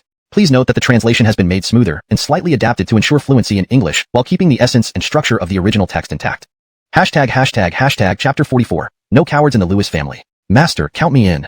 Alexei urged impatiently. Pierce nodded. Alexei had trained his body from a young age, showing remarkable martial talent and growing up under the guidance of many veterans. His fighting skills were easily among the top 10 in the Marquis estate. A dozen or so veteran Lewis family soldiers also rubbed their hands eagerly, clamoring to participate. Miguel, you're up. Pierce pointed to a frail-looking old soldier. This Miguel was Jaden's father. Despite his age and slender build, he possessed an ironclad physique and could punch through a wall without breaking a sweat. He was a human beast, one of the top 3 fighters in the Marquis estate. For the last spot, everyone refused to back down, almost ready to fight it out amongst themselves. Pierce intervened. No need to argue. I'll take the final match myself. The dozen veterans exchanged glances, knowing Master had that habit of wanting to show off. Well, since Miguel and the kid Alexei were going first, it was likely there wouldn't be a final round. Let Master strut a bit. After discussion, the opposing team also selected 3 people. First was Crew with the Thunderbolt staff, second was Iron Tower Conrad, and the last was none other than Green Dragon Gang leader Shinjindong. The courtyard center instantly cleared into a makeshift arena. The surrounding commanders and military command troops all wore excited expressions. What could stir a man's blood more than a good fight? I'm up first. Crew jumped out. Who's my opponent? I will. Alexei jumped out. Pierce did not stop him. Known as Thunderbolt staff, Crew wielded a short staff. Seeing this, Alexei, who claimed proficiency in all 18 weapons, also asked a military command soldier for a short staff. Pierce slightly frowned. This fool, underestimating the enemy. Both roared and engaged in battle, both wielding short staffs with such speed they created nothing but shadows, the cracking sound of their clashes echoing like raindrops. Bravo! Cheers rose. After half an hour, Crew was panting, his movements slowing down while Alexei remained composed, his staff showing no sign of fatigue. For another 10 minutes, he dominated Crew. Sighs of disappointment echoed around the area as Alexei grew even more confident, thinking victory was assured. Crew, here comes your move. Alexei went all out, sweeping wide with the short staff, aiming to finish Crew quickly. But suddenly, Crew's eyes lit up, and with unprecedented strength, he pushed Alexei back step by step. Alexei realized he had fallen into a trap. This cunning guy had been feigning weakness, with one side exhausted and the other primed. Alexei managed to hold on briefly before his short staff was knocked away, Crew's staff stopping inches from his head. Alexei's face fell. I lost. Crew bowed. Acknowledged. Respect born from the encounter, Crew genuinely admired Alexei, realizing if not for the trick, he might not have one. Well done. The crowd applauded loudly. Alexei hung his head, approaching Pierce. Master, I lost. Pierce calmly asked, where did you lose? Alexei gritted his teeth. Underestimating the enemy. Good to know. The dozen Lewis family veterans weren't as gentle as Pierce, berating him mercilessly. Young brat, never underestimate the enemy. On the battlefield, you'd already be dead. So rash, how can you protect Master? Go back and reflect. Fight with your brain. Can't you see when someone is pretending to be weak? The second to step up was Iron Tower Conrad, standing at least 2 meters tall, with muscles bulging. His name truly fit. Master, leave this to me. Miguel stepped forward. The frail Miguel next to Conrad looked like a small chick. The vast size difference drew laughter and ridicule from the commanders. Unperturbed, Miguel started stretching and twisting, making crackling sounds. The crowd's laughter froze. Some experienced warriors' pupils contracted, astounded. Miguel said calmly, big fella, to avoid accusations of bullying, you go first. Insulted, Conrad roared. Old man, die. A punch came down, but Miguel stood still. Conrad staggered back 3 steps, his fist bloody. Horrified, he felt as though hitting iron. Miguel cracked his knuckles. Ready, big guy? Old man's coming at you. Conrad roared and threw another punch. Crack. Their fists met, Conrad's arm breaking immediately. He was tough and used his other arm. Crack. The other arm broke too. Just 2 punches, and Conrad was done. Miguel laughed. Shoulder checked him with incredible force. Boom. Conrad flew backward, crashing to the ground, unconscious. Victory was clear. Everyone gaped in shock. Pierce remarked, too fierce. Impressive. An experienced warrior exclaimed, ironclad body, the pinnacle of external cultivation. The commanders turned pale, never expecting to witness a person who reached this level of martial prowess. Such a master could establish his own school. Yet this was just Pierce's family servant? Only then did they understand why the young Marquis could punch a duke's grandson and kick a minister's son, dominating the capital for years. 100-man army wouldn't stand a chance against this old man. Xin Zhendong stepped forward. Grandmaster, your skill is unparalleled. However, we win this round. The commanders recovered, smiling again. It was best 2 out of 3, now tied, with Pierce facing Xin Zhendong. This match didn't need to happen. Xin Zhendong, leader of the Green Dragon Gang, feared in the capital, ranking 3rd in martial skills. Even with one hand, he could pin Pierce. The Lewis family veterans looked frustrated, glaring at Alexei. Alexei's head nearly touched his toes, regret gnawing at him. Pierce patted Alexei's shoulder. No worries, leave it to me. The veterans panicked. Master, are you really going? Weapons can be unforgiving. What if you get hurt? Indeed, Master. Losing is fine. We can find other ways. Don't risk any injury. Precisely, Master's precious life isn't worth risking. If you get scratched, we cannot face old Marquis. Pierce slowly replied, Honorable uncles, our Lewis family has no cowards. As the Lewis family heir, I cannot back down. The veterans fell silent. Indeed, this was the Lewis family spirit. Facing 1,000 enemies, they would never retreat. You might call it stubborn, but this very trait made 6 nations fear the Lewis family military, ensuring great phalanx stability amidst countless threats. Translation provided adheres to the specified guidelines, maintaining fluency and coherence. ##### Chapter 45. Londontal Marquis requests a feast. Alexei hugged Pierce's leg and wailed, Bray, it's all my fault. I underestimated the situation, putting you in danger. I should die. Pierce kicked him away. You fool. Have no faith in me at all? I've been through countless battles. My punches hurt like hell, and one slap leaves him with nothing left down there. I haven't even started fighting yet. What are you howling for? Pierce stepped forward. Boss Shun, I apologize for this mess. Devon bowed his fist. Londontal Marquis, your courage impresses me. If you need help in the future, just say the word. But if you want me to go shovel manure today, it's impossible. Pierce smiled. Oh, Boss Shin, do you think you've got this in the bag? Devon, not interested in quarreling, replied coolly. Let's see what moves you've got then. Come on. Pierce took off his outer robe, leaving only a long gown, and got into a fighting stance. Seeing Pierce prepare for hand-to-hand combat, Devon discarded his short staff and readied himself. Roar. Pierce launched the first attack, his punch powerful like a tiger descending from the mountains. The experts present could immediately tell he was serious. Devon's initial disdain vanished as he began to block the attacks. In the ring, Pierce alternated between punches, kicks, elbow strikes, and knee hits. His movements were fluid and unpredictable, forcing Devon into defense mode. Everyone's derision turned to shock. Was this really the arrogant Londontal Marquis? Was he possibly a master in disguise? Even Lewis family veterans were surprised. They hadn't known Pierce had such skill. Uncle Londonu muttered. These moves are peculiar, lethal every time, combining military precision with many martial arts styles. It's more flexible than military boxing. Who taught the young master this?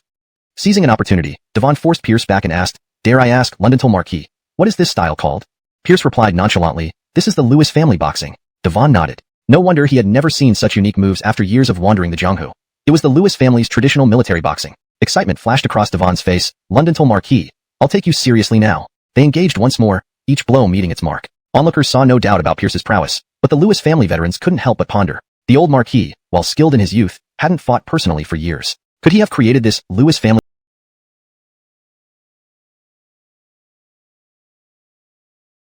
boxing from his accumulated wisdom and taught it to the young master? In fact, Pierce's so-called Lewis family boxing was based on military boxing from his previous life, combining various grappling techniques like punching, kicking, disarming knives, and guns, absorbing the essence of multiple boxing styles. Military boxing had 3 sets, the first 2 for physical training, while the third was for defeating enemies. But Pierce practiced the 4th set, refining and personalizing the 3rd set for himself. Thus, calling it Lewis family boxing wasn't wrong. With these moves, he had been a champion in underground fight rings in his past life. Though Devon excelled in stick fighting, he wasn't a master in hand-to-hand combat and gradually fell into disadvantage. Seeing Devon's full-force punch, Pierce used Tai Chi's techniques to destabilize him, landing an elbow strike on his chest. Devon staggered back 3 steps, spitting out blood. "Boss Shun!"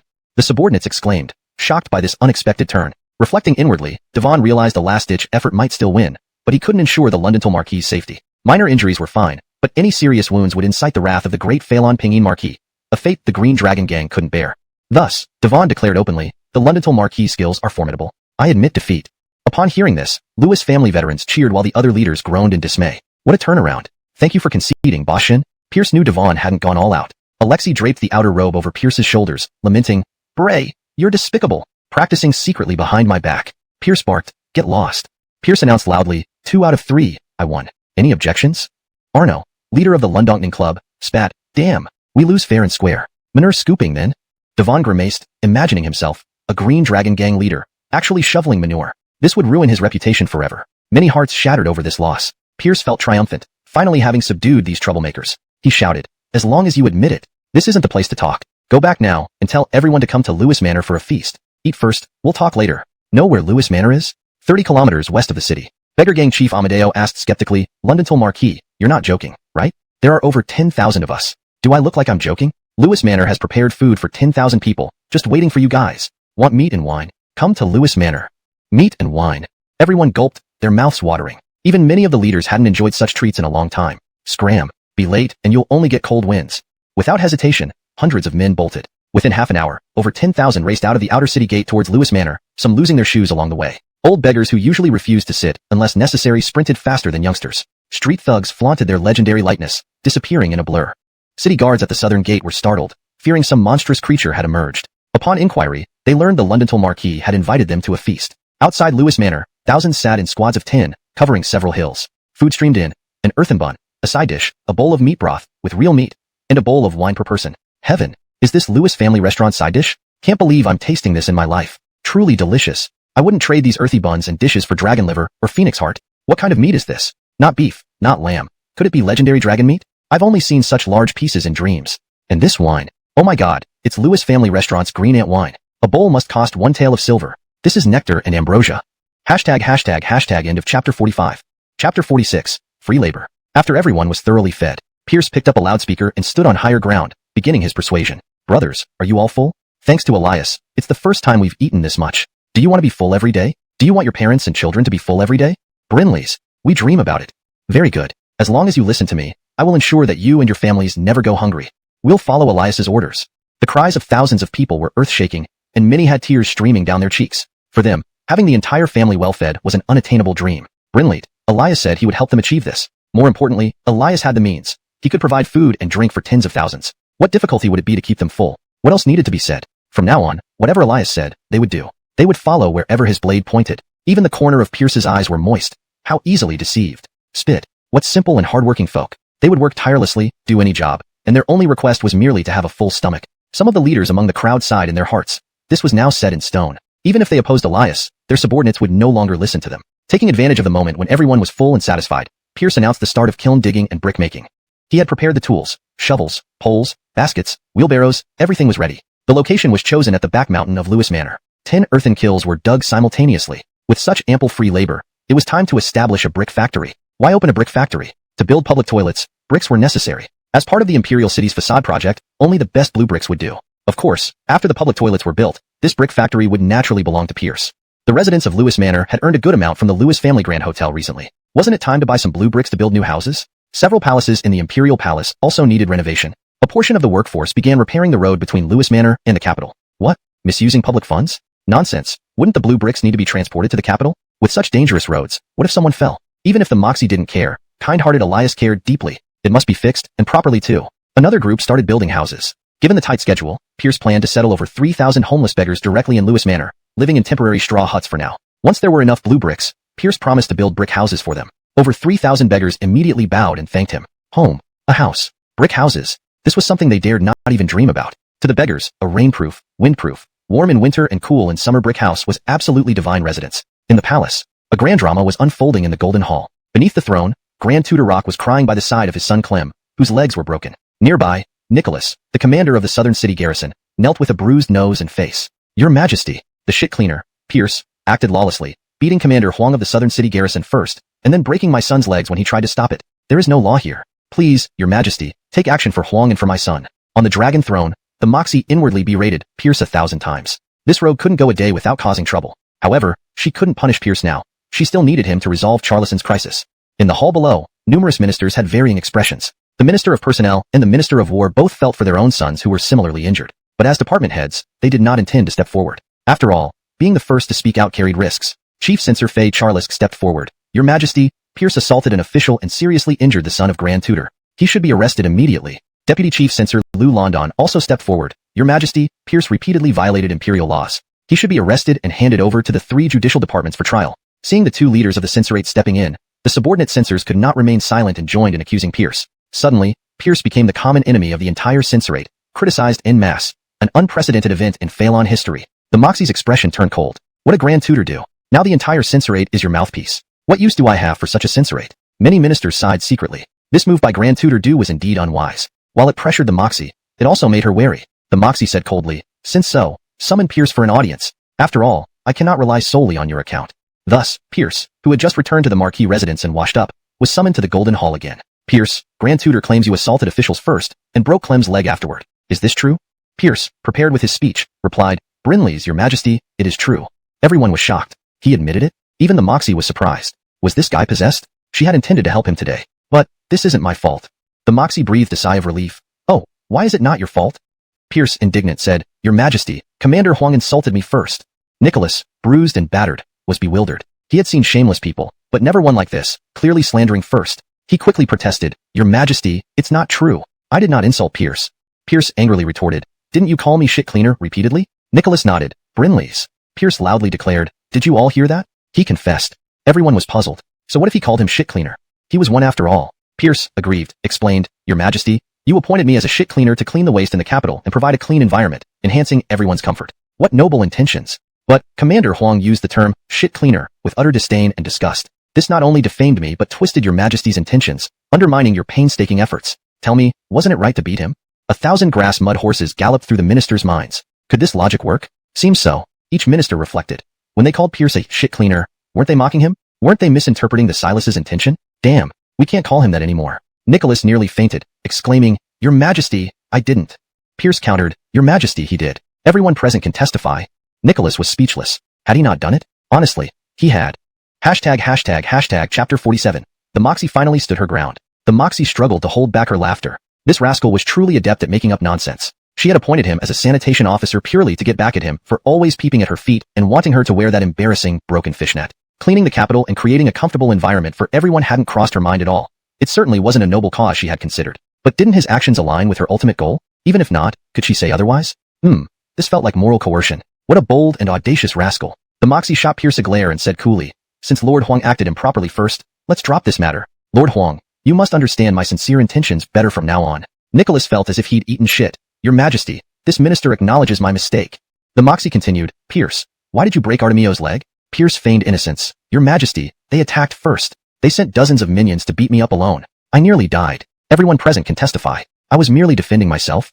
Now it was Clem's turn to spit blood in frustration from lying on the stretcher. If Pierce wasn't guilty for hitting Nicholas, then it meant they started the fight, right? The Moxie asked, Clem, is what Pierce saying true? Clem tried to justify himself, Your Majesty. We only acted because we saw Pierce beating Lord Huang. The Moxie cut him off. So, you were the ones who initiated the attack. Clem was speechless. Artemio felt utterly bewildered. How could a few words exonerate Pierce so easily? After orchestrating such a grand show, was it really over just like that? The ministers understood the Moxie's bias towards Pierce, but couldn't argue.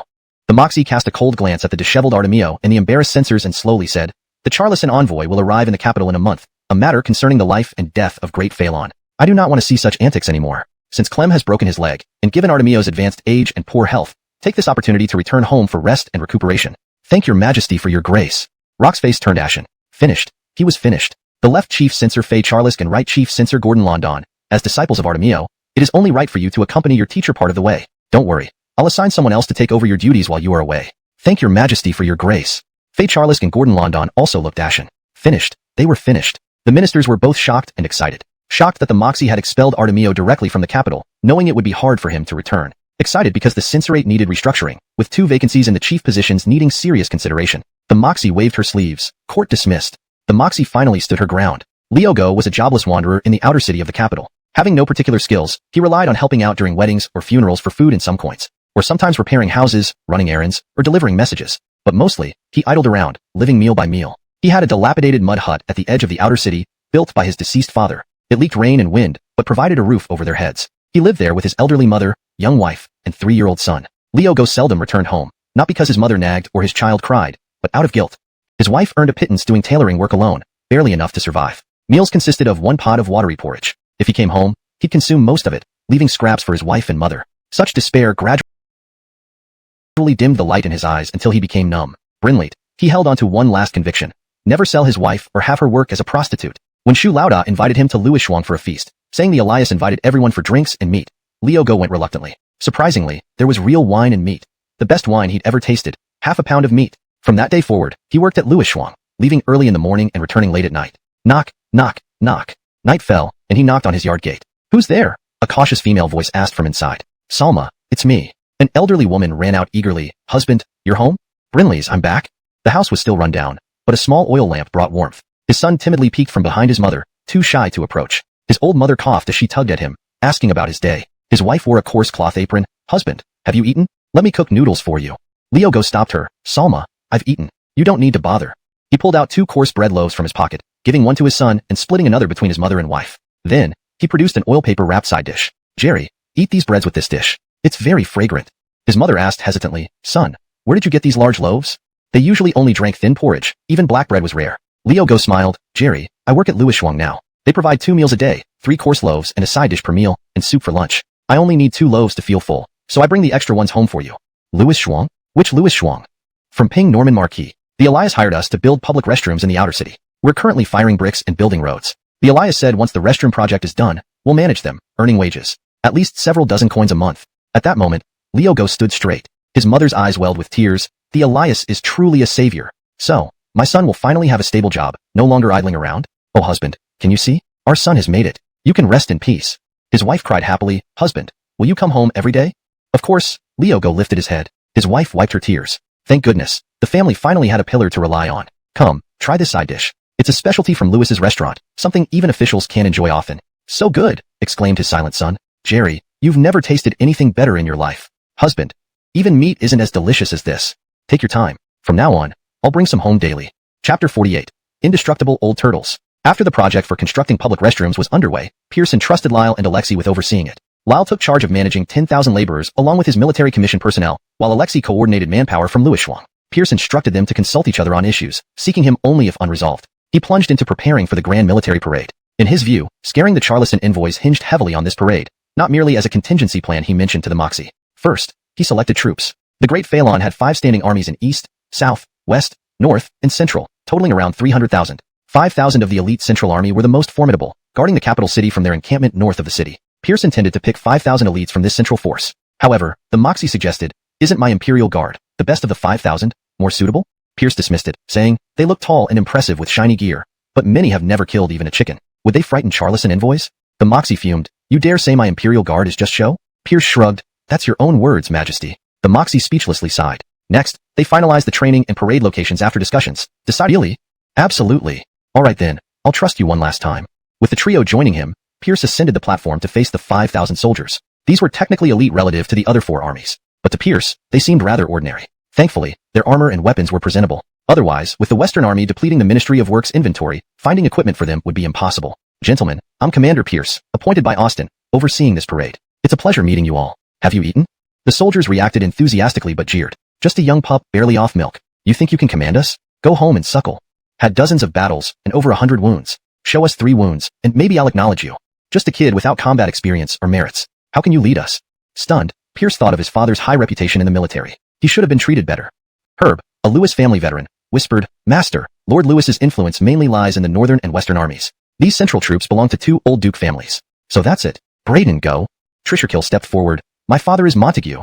Shut up. You disgrace the old Duke's name with fighting daily. Get down. I'll teach you manners. And you're dressed like gold. If on battlefield, you die first. Xi roared. What is this? An attempted rebellion? Chapter 49. I beg you to hit me. The general of the Central Army, Colonel Dong Charles, knelt down and confessed his sins. Your Majesty, this subordinate knows his crime.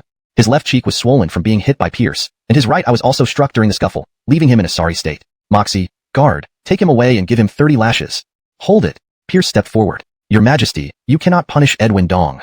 Everyone drew a sharp breath. Someone dared to speak so boldly to the Moxie. Why not? I was conducting training. As your Majesty appointed me as the inspector of the troops, naturally my methods should be respected. Edwin Dong was merely cooperating with my training and did nothing wrong. The Moxie nodded. I see. It was my misunderstanding. Continue your training then. With that, the Moxie turned and left. Pierce secretly gave her a mental thumbs up. This bitch sure could act better than ever. Dong Charles, moved to tears, exclaimed, Elias, what loyalty. Old Dong will follow you from now on. Jason, Linus, Braden, and Delfino, who were bruised and battered, looked at the unscathed Pierce and complained wistfully, why do we always end up injured?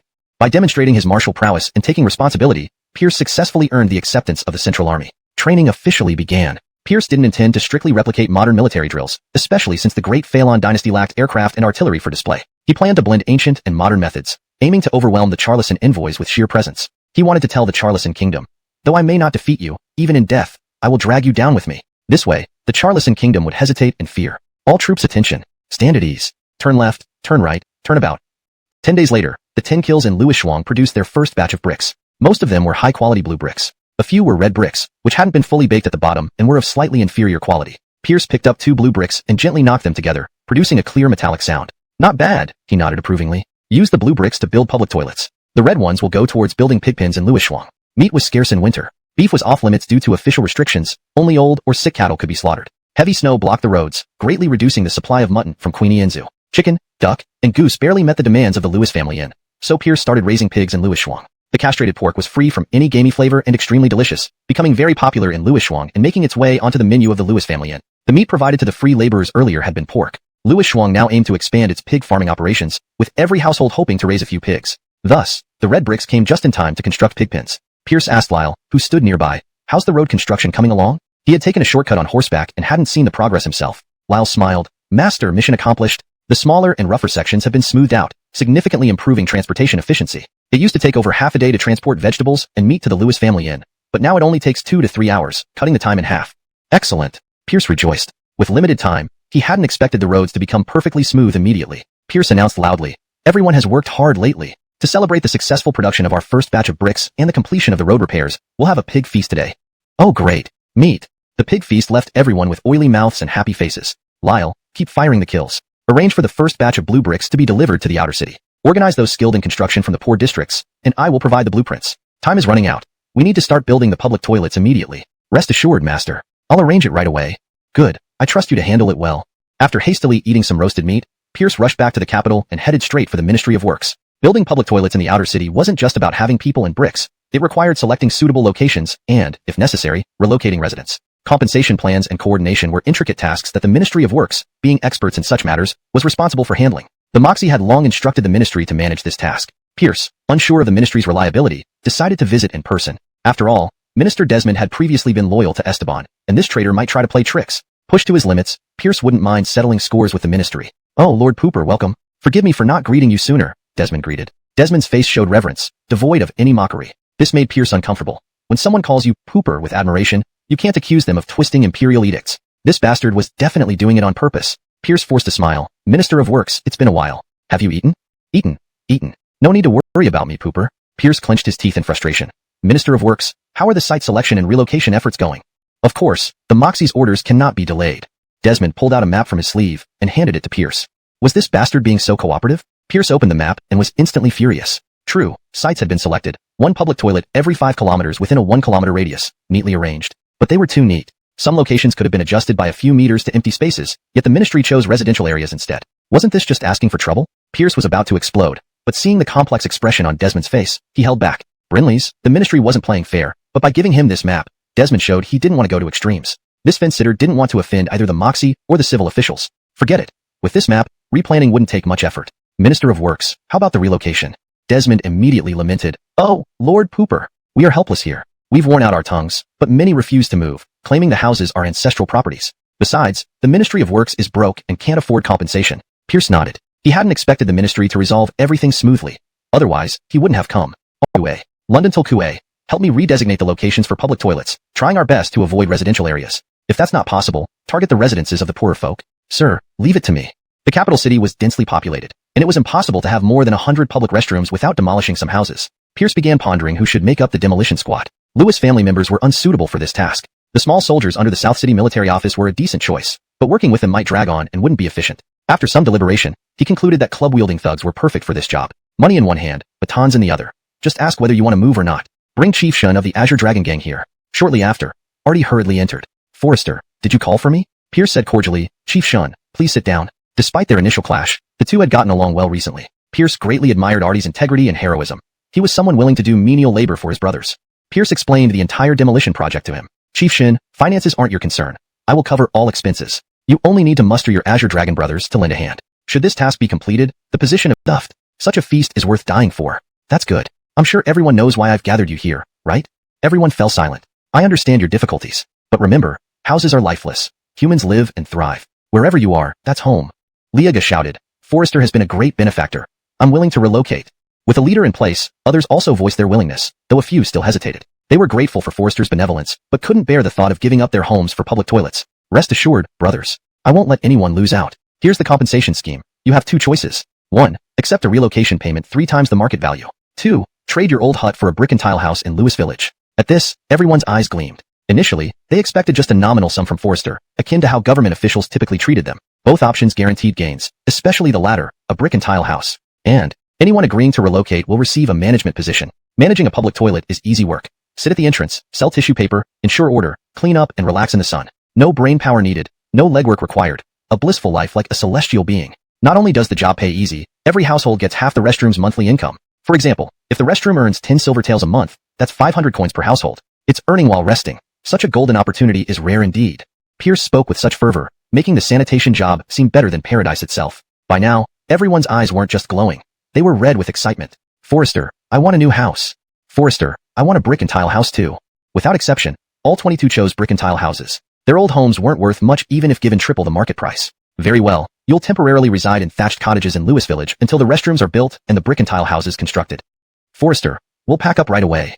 Pierce felt elated. This boost would significantly increase manpower in Lewis Village, allowing more industries to flourish. The wealthiest man in Defalon was within reach. Meanwhile, Artie approached the task more straightforwardly. Dividing the 800 thugs into 52 squads of 15 to 16 each, he dispatched them. With burly, tattooed men armed with batons blocking doorways and money bags thrown on the ground. Who wouldn't move? Who isn't afraid? What? The law? Forrester is the law. Report to authorities? Feel free. He'd wait right there. Not to mention, the Imperial Inspector flees at the sight of Forrester. Petition the Silas? Sure. His wife is already our Forrester's. Bullying? Brinley's, exactly targeting you. They could do nothing but pick up the money bags sullenly. Upon opening them, however, anger dissipated, replaced by joyous smiles. Immediate relocation. A 60-year-old moved faster than any young man, ashamed of his youthful vigor. An elderly grandmother, usually trembling, threw her cane aside and carried an ancestral rice jar off. Hell, it wasn't copper coins but silver, enough to buy 3 houses like theirs. Forrester truly was a merciful Buddha, rescuing them from poverty. Longevity tablets for him. Absolutely. Chapter 51. This is the deity of feces. Liadu returned home with an excited heart. Just as he came back, a pot of congee was being cooked at home. The whole family sat around and enjoyed the meal with yesterday's leftover side dishes. My son, why are you back so early today? Jerry, Norris wanted us to discuss something. Husband, have you eaten? Let me get you a bowl. No need, I'm already full. Liadu pulled out 2 oil paper packages from his bosom. Here, I've brought some good things for all of you. These were what he had packed from the banquet on the sly. Considering his brother's large appetites, he didn't dare ask for too much. just ate a little less himself and packed up his share. Liadu opened one of the oil paper packages, revealing a packet of red meat. This is braised pork belly. It's the most popular new dish at Lewis's Grand Tavern, usually hard to come by. Try it. Normanzi's eyes shone brightly. Wow, it's meat. Liadu smiled as he picked up a piece for him, then picked up a piece each for his old mother and wife. Try it all. The old mother widened her eyes. My son, what kind of meat is this? It's so tender and tastes so good. His wife agreed. Brinlia, I've never eaten such delicious meat. Liadu said proudly. It's pork from our Lewis Manor. No gamey smell, it's top-notch in flavor. The old mother sighed. This Lewis Manor truly is a magical place. Normanzi shouted loudly. Dad, when I grow up, I also want to work at Lewis Manor.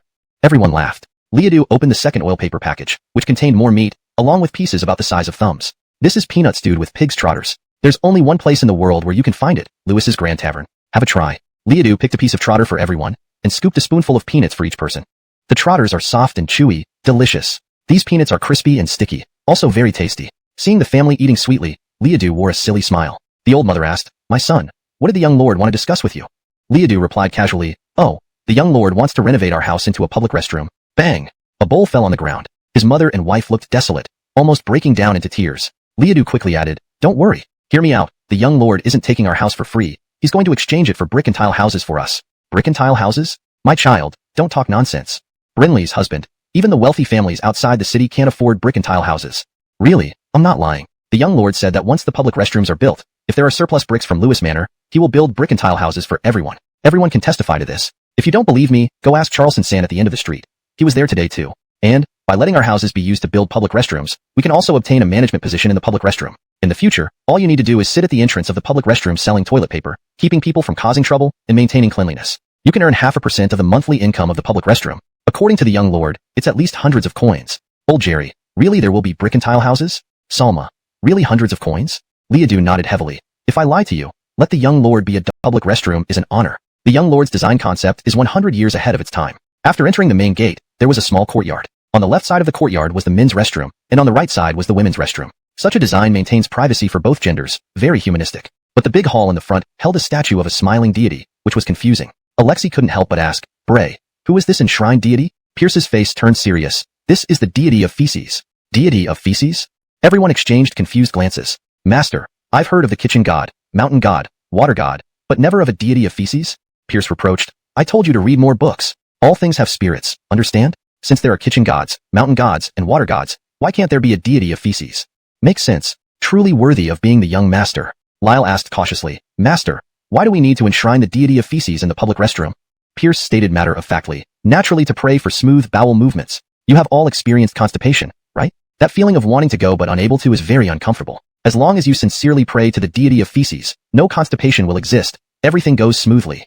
You mustn't underestimate the harm of constipation. Let me tell you, not having a bowel movement for a day is equivalent to eating 3 handfuls of clay. You don't want hemorrhoids, right? You don't want to split anus, right? Everyone's faces changed dramatically, all holding on to their nether regions. Bray, what is sincere devotion? First, you must buy incense, and it must be special incense dedicated to the deity of feces. With the special incense for the deity of feces, the messages you say can be heard by the deity of feces. In this way, our public restroom can sell not only toilet paper but also incense, which is called industry linkage. Colby spoke up. Moreover, the worst thing for a public restroom is the smell. The smell of this incense can greatly mask the stench. I admire Norris's design philosophy. Amadeo added. Not only that, the dirtiest part of a public restroom is prone to breed evil entities. With the deity of feces overseeing it, these villains will have nowhere to hide. Even if you come to defecate in the middle of the night, you can be reassured. Norris's design philosophy makes Amadeo bow deeply in admiration. Pierce nodded approvingly. Great job. You two have good insight. You completely understand my thoughts. Everything was ready. Under Pierce's order, the vigorous construction of public restrooms began outside the city. Of the 74 public restrooms transformed from residential buildings, they only needed expansion based on existing foundations, while the mud walls, bricks, and stones torn down could be reused, greatly improving efficiency. Only over 20 public restrooms needed to start from scratch, requiring more effort. However, with many hands make light work, within just half a month, 110 brand new and grand public restrooms were completed. Chapter 52. The toilet cleaner behaving lewdly. Such a grand event definitely had to invite the citizens of the imperial capital as witnesses. Thus, a somewhat peculiar opening ceremony was held in front of the most conspicuous public toilet in the outer city. Under the red cloth-covered gateway, there stood Pierce, our toilet cleaner, right in the middle. To his left was Minister of Hygiene Colby, and on his right were Management Minister Amadeo and Excrement Collection Minister Xiao Charleston. These 3 departments had been officially incorporated under the toilet cleaner's command. Henceforth, Pierce was no longer a lone soldier. By the sound of it from the Moxie, it seemed that she intended to make this position permanent. Pierce cursed loudly. Bless you, Your Majesty. Comrades, Pierce called out loudly. Have you always been troubled by the environmental sanitation problems in the outer city? Have you often set out with good moods only to end up stepping on feces? Do you feel like you live in a world of excrement, mercilessly surrounded by it? Fear not, for the public toilet has arrived. All public toilets in the outer city will be completely open to the citizens of the imperial capital starting today. I believe everyone has already seen the notices. From now on, defecation and urination in public places or dumping excrements is strictly prohibited. Anyone caught violating this rule by the Hygiene Corps will face a fine of 5 coins per person. Thunderous applause filled the air. At the auspicious moment, Pierce and the 3 ministers together pulled down the red cloth. In the center of the imposing gateway were the neat characters, public toilet, flanked by couplets on either side. The left one read, "Come see how affectionate our guests are." They gladly unbuckle their clothes without hesitation. On the right, it said, "Do not say this object is worthless. When transformed into spring soil, it nourishes flowers even more."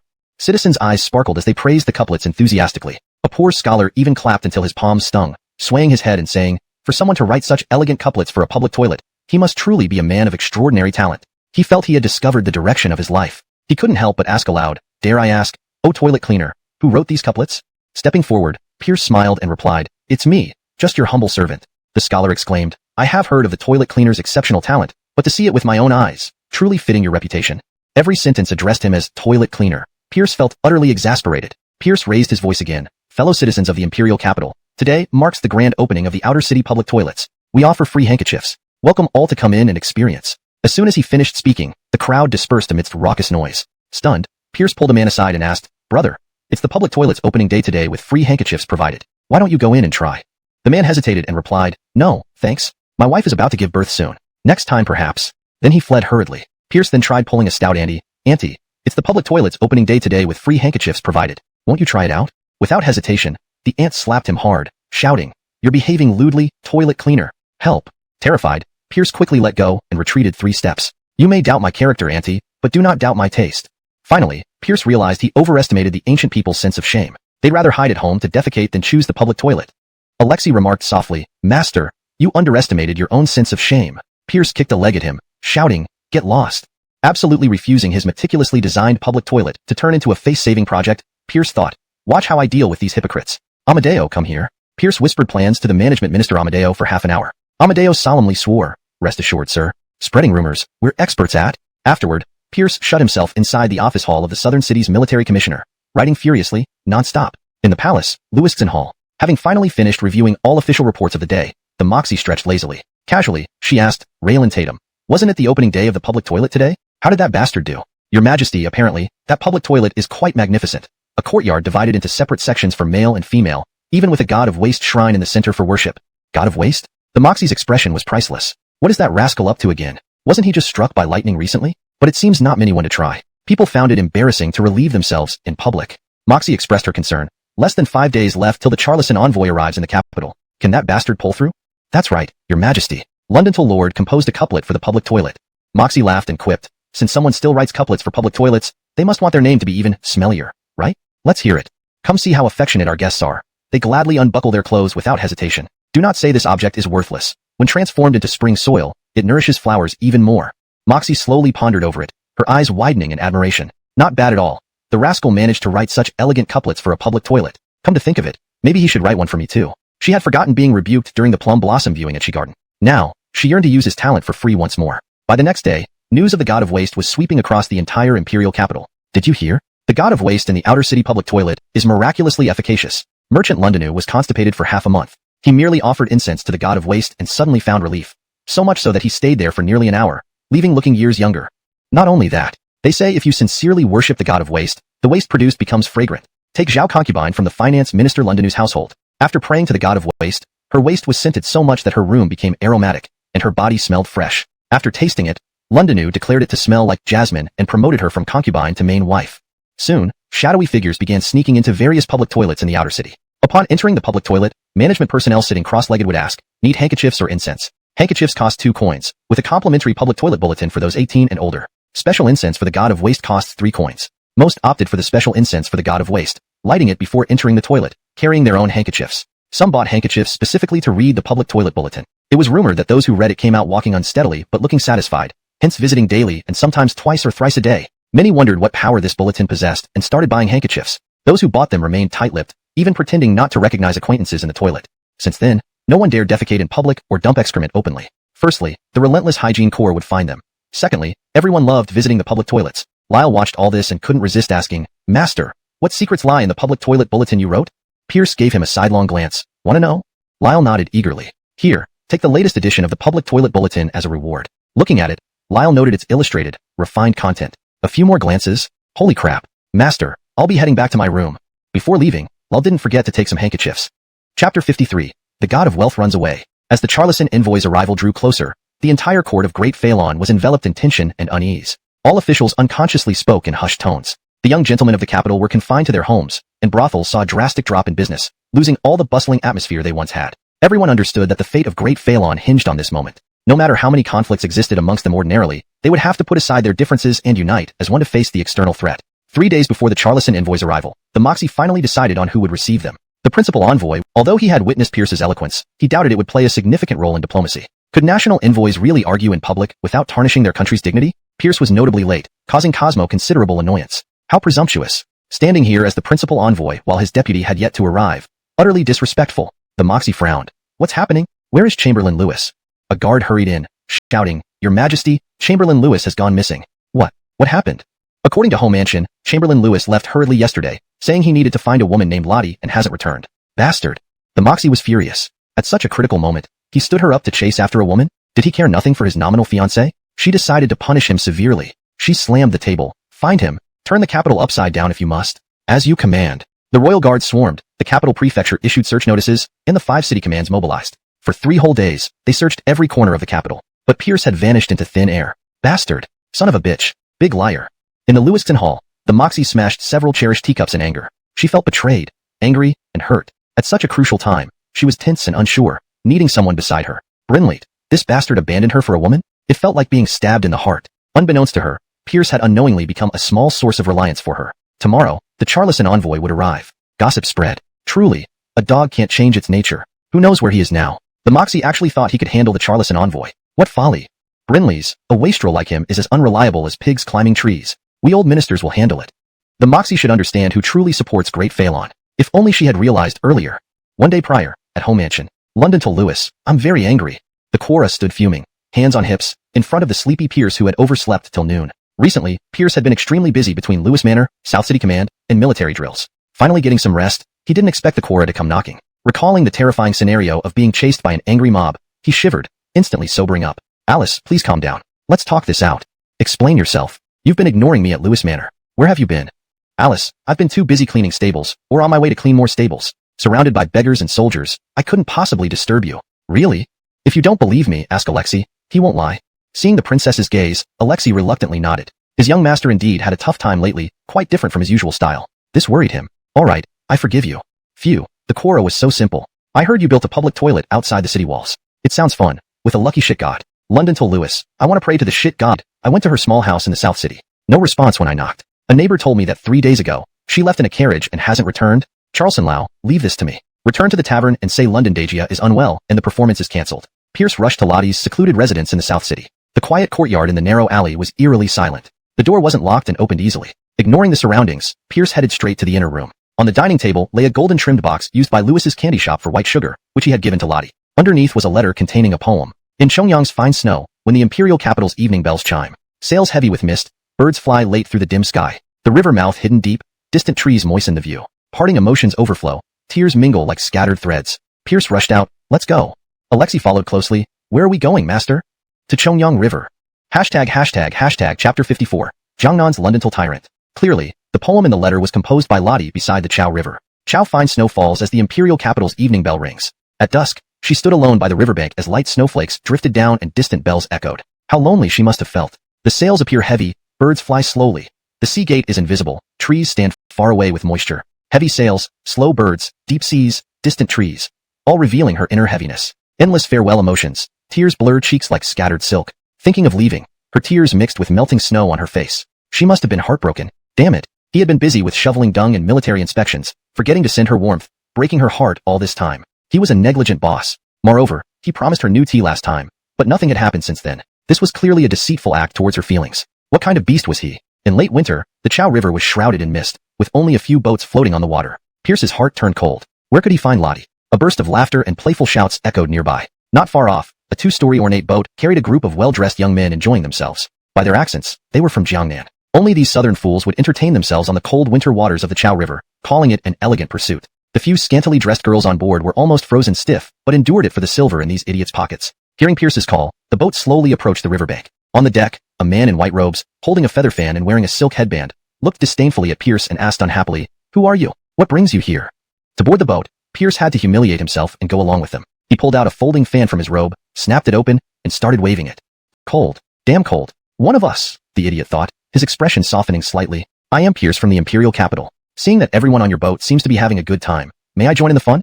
The idiot hesitated. "Brother Lewis appears quite extraordinary, but our boat hosts only talented individuals who can recite poetry as easily as drinking water or composing lyrics as effortlessly as passing gas." Another idiot chimed in. "Let's do this. Brother Lewis, if you can compose a good poem right now, we will let you aboard." Pierce casually recited Lottie's poem. Great poem. Great poem.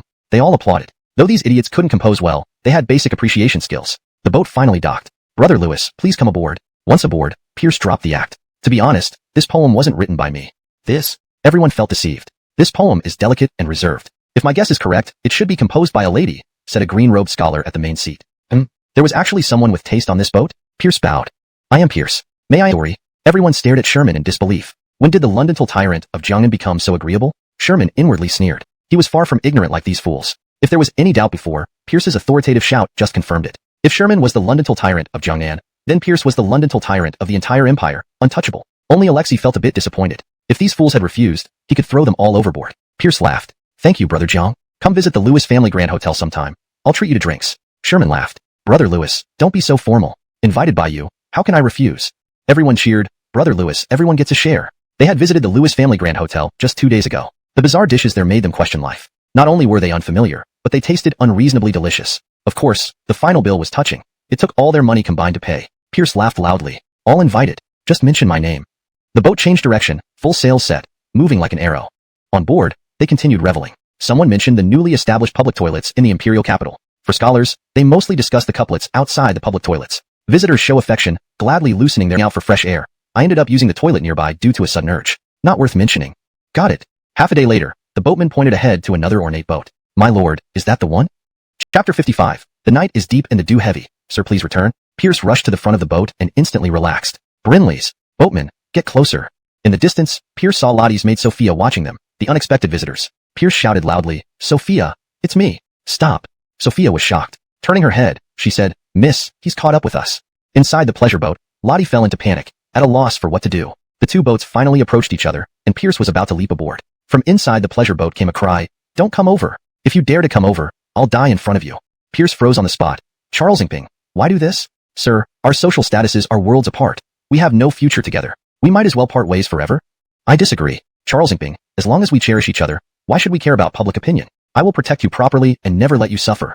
Inside the pleasure boat, tears streamed down Lottie's face. She coldly said, "Sir, you've misunderstood. Charles Ingping doesn't have any romantic feelings for you. The night is deep and the dew heavy. Sir, please return." Pierce cried out in sorrow. "No, Charles Ingping, these aren't your true feelings. It's all my fault for being so busy lately, not bringing warmth to you. You must have been very lonely by yourself, right? Also, I promised to make new tea for you but kept delaying it. Are you disappointed in me?"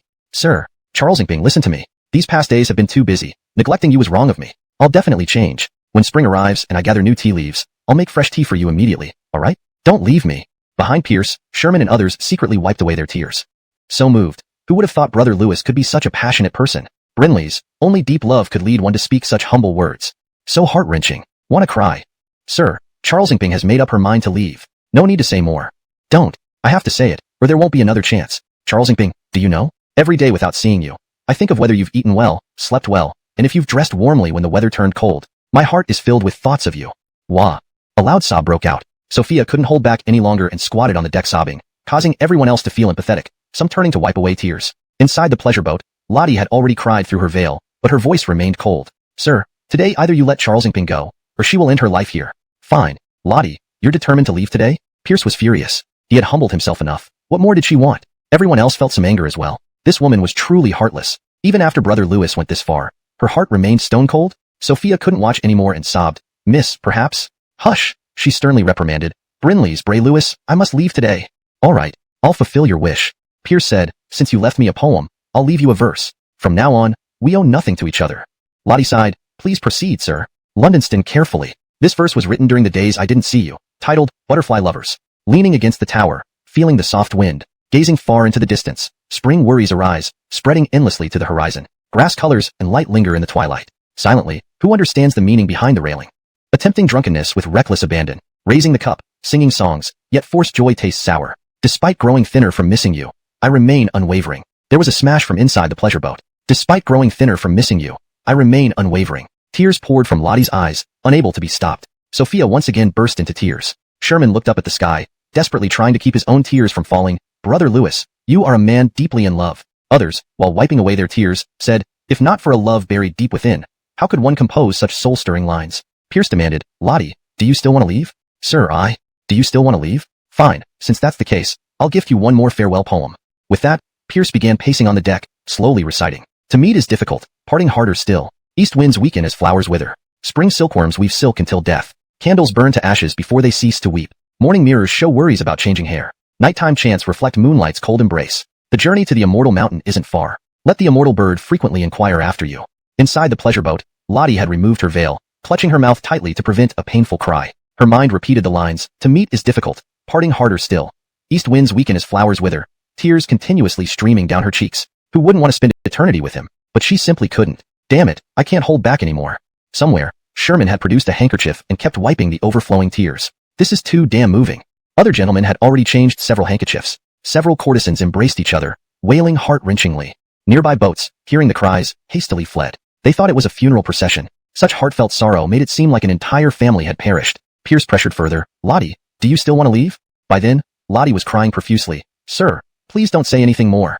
Pierce suddenly deflated, sighing, all right. Seeing you so distressed pains me as well. Since you insist on leaving, please remember this last poem, Magpie Bridge. This is my final message to you. Everyone gaped. Still composing? Are these earth-shaking poems as common as cabbages? Can you just spout poetry like that? Are you human or divine? Sighing deeply, Pierce recited slowly. A few clouds play tricks in the sky. Shooting stars convey hate, traversing the vast silver river in secret. Meeting in the golden breeze and jade, dew surpasses countless mortal encounters. Tenderness flows like water. Happy rendezvous feels like a dream. How can one bear to look back upon the Magpie Bridge path? If two hearts are bound eternally, does daily reunion matter? This time, no one cried. Everyone was lost in the heavenly Milky Way. One encounter in the golden breeze and jade, dew surpasses countless mortal encounters. That's true love indeed. Just because one glance made me unable to forget your face. If two hearts are bound eternally, does daily reunion matter? Brinley's, as long as the love is eternal, why covet every moment together? Sherman exclaimed, Brother Lewis, you're truly remarkable. Others cheered, Brother Lewis, you set the standard for us. Several courtesans said, Sir, I am willing to spend my entire life alone for you. Only Alexei watched everyone as if they were lunatics. What are they doing? Master was merely expressing care as a boss to his key employee. Although exaggerated, exaggeration was always Master's style. Is it necessary to react so emotionally? Bang! The door of the pleasure boat opened, and a delicate figure dashed out, rushing into Pierce's arms. Chapter 56. The one who understands me is Lady Charlesingping. A painted pleasure boat floated silently on the fog-covered river, barely visible. Outside the boat, Alexei and Millie stood facing each other in silence. To enjoy the scenery of Chaoyang River for 3 days. 3 days? In 3 days, the Charleston envoy would arrive in the capital. Without him, could the Moxie handle the troublesome Charleston envoy? Without his leadership, could the military parade impress the Charleston envoy? Lottie noticed Pierce's dilemma and dejectedly said, if it's inconvenient for Sir, then let's forget about it. We can return now. It's okay. Lady Charlesingping can have her peace alone. She shouldn't delay your important matters. Forget it. He mustn't upset his benefactor. Pierce smiled. There's no inconvenience at all, and nothing important. What big deal can a mere latrine cleaner have? To accompany Lady Charlesingping on this trip is a great honor for this young master. Hearing him mock himself as a latrine cleaner, Lottie giggled, again stunning Pierce. Sir, not only are your poems unparalleled, but your couplets are equally impressive. Everyone praises your public toilet couplet. Where? This young master's poetry and couplets are incomparable to Lady Charlesingping's musical skills. This was undoubtedly one of the greatest truths in Chinese history. Sir is truly modest. I really can't understand why so many people say Sir is arrogant and domineering. They're jealous, stark naked jealousy. Lady Charlesingping feels the same. The one who understands me is Lady Charlesingping. Meanwhile, 100 man strong. He sighed heavily. Whatever happened now, worrying wouldn't help. Once they crossed the mountain pass, it would be another half day to the capital. Your Excellency, it's getting late. Why don't we rest here and continue tomorrow? Delay 1 day more if possible. Tomas was enraged. Lord Duke, the sun is still baking my skin. How dare you suggest this? Carnell remained unperturbed, calmly replying, Your Excellency may not know. Our Phelan sun can be quite unpredictable. Just wait. It will suddenly set. We won't have time to set up camp then. Are you treating me like a 3-year-old? And why is the road so difficult when nearing your capital? You're not leading us the long way around again, are you? Tomas seethed. This old villain led them around for over a month. They barely emerged from a swamp full of bee-sized mosquitoes days ago, and now plunged into the mountains. No country made the road to the capital this treacherous. Insulting. But this made him even more excited. Wasn't it proof that Phelan was hiding something? Your Excellency, we Phelan cover vast territories. Taking the official route, we'd still be in Jiangnan now. I'm taking a shortcut, with sincere intentions. Tomas gritted his teeth. I thank Lord Duke for these 108 blisters on my back for your sincere intentions. Should be done. Since your Excellency refuses to rest, let's continue. They pressed on. Here. The translation maintains the tone and style, ensuring coherence with any preceding content. ##### Chapter 57. The First Clash, a Verbal Duel. Our Grand Minister of Rights Cosmo was deeply hurt. It was agreed that the Charleston envoy would arrive early in the morning, yet he waited like a fool at the south gate until noon, not even catching a glimpse of the Charleston envoy. All he got was a belly full of northwest wind. Isn't this making a fool out of me? That little bastard Pierce behaves this way, and now even the Charleston envoy does too. Where the hell is your integrity? A man without credibility is nothing. Guards, find out what's going on immediately. 2 hours later, the guard reported. Grand Minister, the Charleston envoy's party encountered a road collapse, and is now taking a detour to the capital. It will take them another half day. Cosmo frowned. Why did the road suddenly collapse? Is the Charleston envoy some sort of calamity?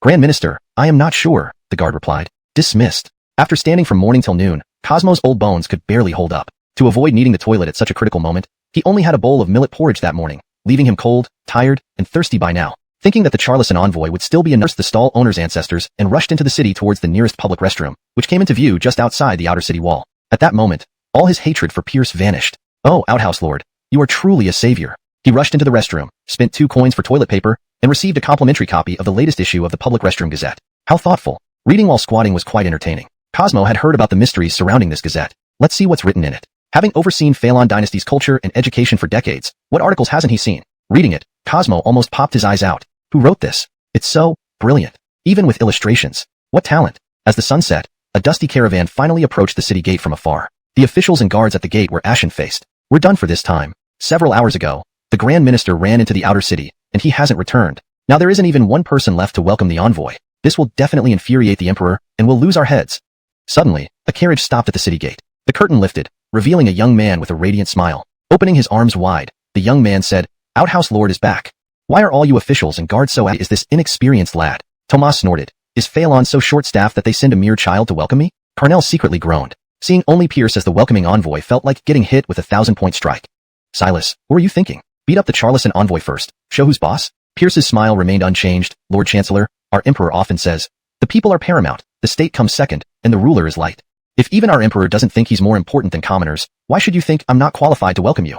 Moreover, our Emperor always says use valuable steel on the edge of the blade. I don't have other talents, but I do have a silver tongue. Hence, I've been sent to relieve your concerns. Impressive. Everyone secretly applauded. He clarified that the Phelan Kingdom sending him wasn't an act of disrespect, but due to his suitability as a messenger. Neither arrogant nor submissive, reasoned and logical. Tomas was speechless. He grunted, well, your eloquence is evident.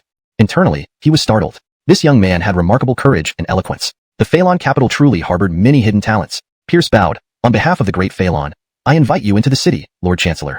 Tomas raised his hand. Wait. Everyone froze, unsure right to the death against Charleston until the very end. Even if Charleston can destroy the Phelan, how many of those 50,000 Charleston troops will remain?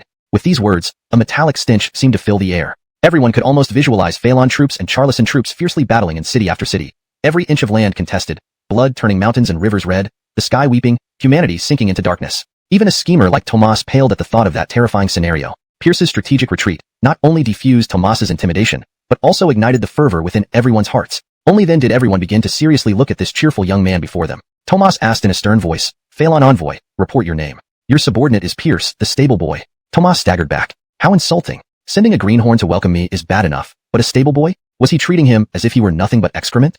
Inside the Lewiston Hall, the Moxie, who was closely watching the arrival of the Charleston envoy, saw her guards rush in and asked urgently, how is it? Has the Charleston envoy entered the city? How did Cosmo handle it? Your Majesty, Minister J's one is nowhere to be found. With a crash, a teacup shattered. The Moxie's face turned pale. What did you say? No one welcomed the Charleston envoy? The Moxie could already imagine it. The snubbed Charleston envoy feeling humiliated. Returning to Charleston in fury, Charleston's army marching toward De Phelan. Your Majesty, Deputy Envoy Pierce welcomed the Charleston envoy. That bastard? Where did he come from? Your Majesty, Deputy Envoy arrived just as the Charleston envoy came through the city gates. The Moxie gritted her teeth. Bastard, timing his appearance perfectly. How did he handle it? That Tomas is renowned for his eloquence. The guard recounted everything that happened at the city gates in great detail. The people are most important, followed by the state, and the ruler comes last. Did he really say that? The Moxie was somewhat surprised. Your Majesty, Deputy Envoy said it was what Your Majesty had said. Brinley's, that is indeed what I said. He must have overheard. This guy handled it well, especially his last speech. It had backbone and severely dampened Tomas's arrogance. You're right, your majesty. Everyone was stirred up, ready to take up arms and fight the Charleston army. Imph. This guy proved reliable in a critical moment. So, Tomas is already inside the city? Brinley's deputy envoy is accompanying the Charleston envoy to tour the outer city. Adamar hadn't expected Tomas to immediately want to tour the outer city upon entering the city. That old fox's intentions were clearly to spy onto Phelan. Adamar wasn't looking too good. Knowing all too well at all, initially, he thought they were given clothes, but someone malnourished can't suddenly look rosy-cheeked. Seeing no clear answers, he resorted to probing verbally. Stable boy, why is your country's outer city so clean? Lord Chancellor, our citizens all value hygiene and cleanliness, making the outer city naturally spotless. Stable boy, where are the beggars in the outer city? Lord Chancellor jests. Our citizens, blessed by Austin, are all prosperous. There are no beggars. Stable boy, where are the poor people then? Lord Chancellor, our citizens are diligent. They create wealth with their hands. Everyone has clothes to wear. Everyone has food to eat. There are no poor here. Tomas rolled his eyes. It was futile trying to extract any meaningful information from this talkative stable boy. He signaled his black-clothed guard, who responded with a thick spittle. Instantly, a group of men with red armbands and short clubs surrounded them. Sir, we're from the Phelan Sanitation Squad. According to the Silas's law, spitting in the capital results in a fine of 5 coins. The guard retorted dismissively, so what if I don't pay? According to the latest sanitation laws, you'll be sent to the military office for 1 hour of verbal education. Afterwards, you'll need to write a 1,000-character confession and publicly apologize at the public restroom. The guard's face changed drastically. Small gesture. It appears that the state of Phelan isn't just as he thought. From the sanitation team's words, he gleaned another critical piece of information. Public toilets. It seems these public toilets were instrumental in making the outer city so clean and orderly. Along the way, note, Envoy Darun is changed to Envoy to maintain natural fluency in English and consistency in style. Everyone arrived at the nearest public toilet. Tomas was immediately attracted by the couplet on the gatehouse. Behold the many visitors who, despite their reluctance, will still willingly unbuckle their belts. Do not say this thing is useless, transformed into spring mud. It better nourishes the flowers. Tomas praised, excellent couplet. To write such elegant poetry about a public toilet, this person must be very talented. May I ask, Shit Shoveler, who composed this? Pierce bowed humbly. It was this humble one. Shit Shoveler, your literary prowess is admirable. This envoy is impressed. Too kind, too kind. This humble one merely possesses a little talent for ordering the universe. Stepping through the gate, a manager lazily sitting with his leg crossed asked without even glancing at them. Toilet paper costs 2 coins. Those over 18 get a free copy of the Public Toilet Gazette. Incense sticks cost 3 coins. The black-clothed guard took out 5 coins and bought toilet paper and an incense stick. Puzzled, Tomas asked, Shit Shoveler, what's the purpose of the incense stick? Pierce matter-of-factly replied, naturally, it's for worshipping the god of excrement. Pointing, everyone realized there was a grand statue of a deity in the central hall, while the side chambers housed separate men's and women's facilities. Tomas's expression was rather incredulous. Shit Shoveler, why worship this excrement god? Impatiently, Pierce responded, do I need to explain? Has the envoy never been constipated? You should know the unspeakable pain of wanting to go but being unable to. Just sincerely pray to the excrement god, and relief will come in abundance. Note, I have made slight adjustments to ensure the translation reads naturally and fluently in English while maintaining the original meaning. Tomas's eyes lit up. Really? He'd been led all over by a mischievous duke, eating and resting irregularly. He'd been constipated for almost half a month. He felt unclean all over. Why don't you give it a try, envoy? This revision ensures the title envoy is correctly used without mixing Chinese honorifics, making it read more naturally in English. If you can relieve yourself, it's the god's response to your plea. If not, then perhaps you weren't sincere enough. After worshipping the excrement god, Tomas entered the male restroom with the toilet paper and gazette. Oddly, the smell wasn't too bad. Was it because of the incense stick masking the odor? Ingenious design. Tomas waved his hand. No return to the Honglu Temple. Let's go to the Lewis family tavern. Their green ant wine is famous worldwide. This envoy had the fortune to taste it, and has missed it ever since. Hardly visiting Phelan capital, I won't leave until intoxicated tonight. Pierce hesitated. Your Excellency, the Lewis family tavern is indeed high-end, but the expenses there are quite steep. Tomas glared at him. Are you implying that I can't afford it? Let me tell you, in the state of Charleston, I'm known as Londontal Wealth God. Pierce's eyes lit up. Looks like they have a big spender here.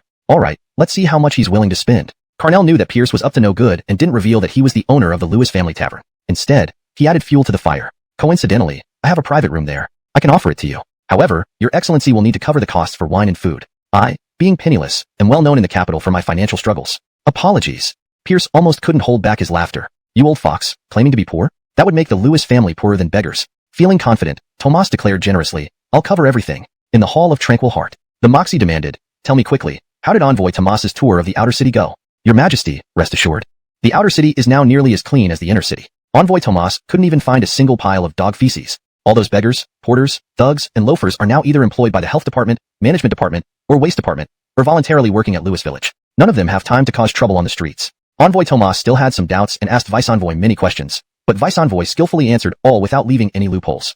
Upon hearing that Tomas had his guards spit to test cleanliness, the Moxie was displeased. That old rascal, always stirring up trouble. A Khan getting insulted by a common soldier deserves it. But those peculiar penalty regulations he came up with are truly brilliant.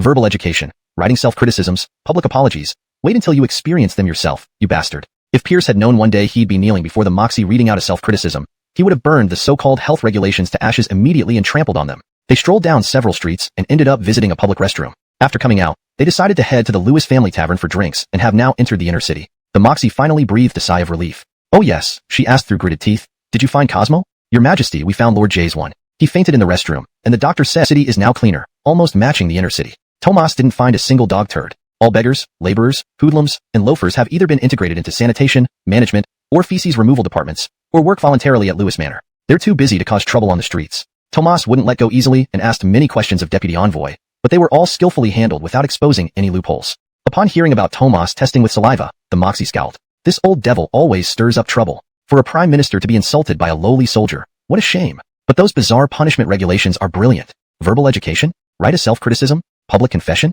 Just wait. If Pierce knew he'd one day kneel before the Moxie reading a self-criticism, he'd burn the sanitation code to ashes and trample it. They visited several streets and ended up at a public toilet. Afterward, they decided to drink at the Lewis family tavern and are now inside the inner city. Finally relieved, the Moxie asked, gritting her teeth, "Has Cosmo been found?"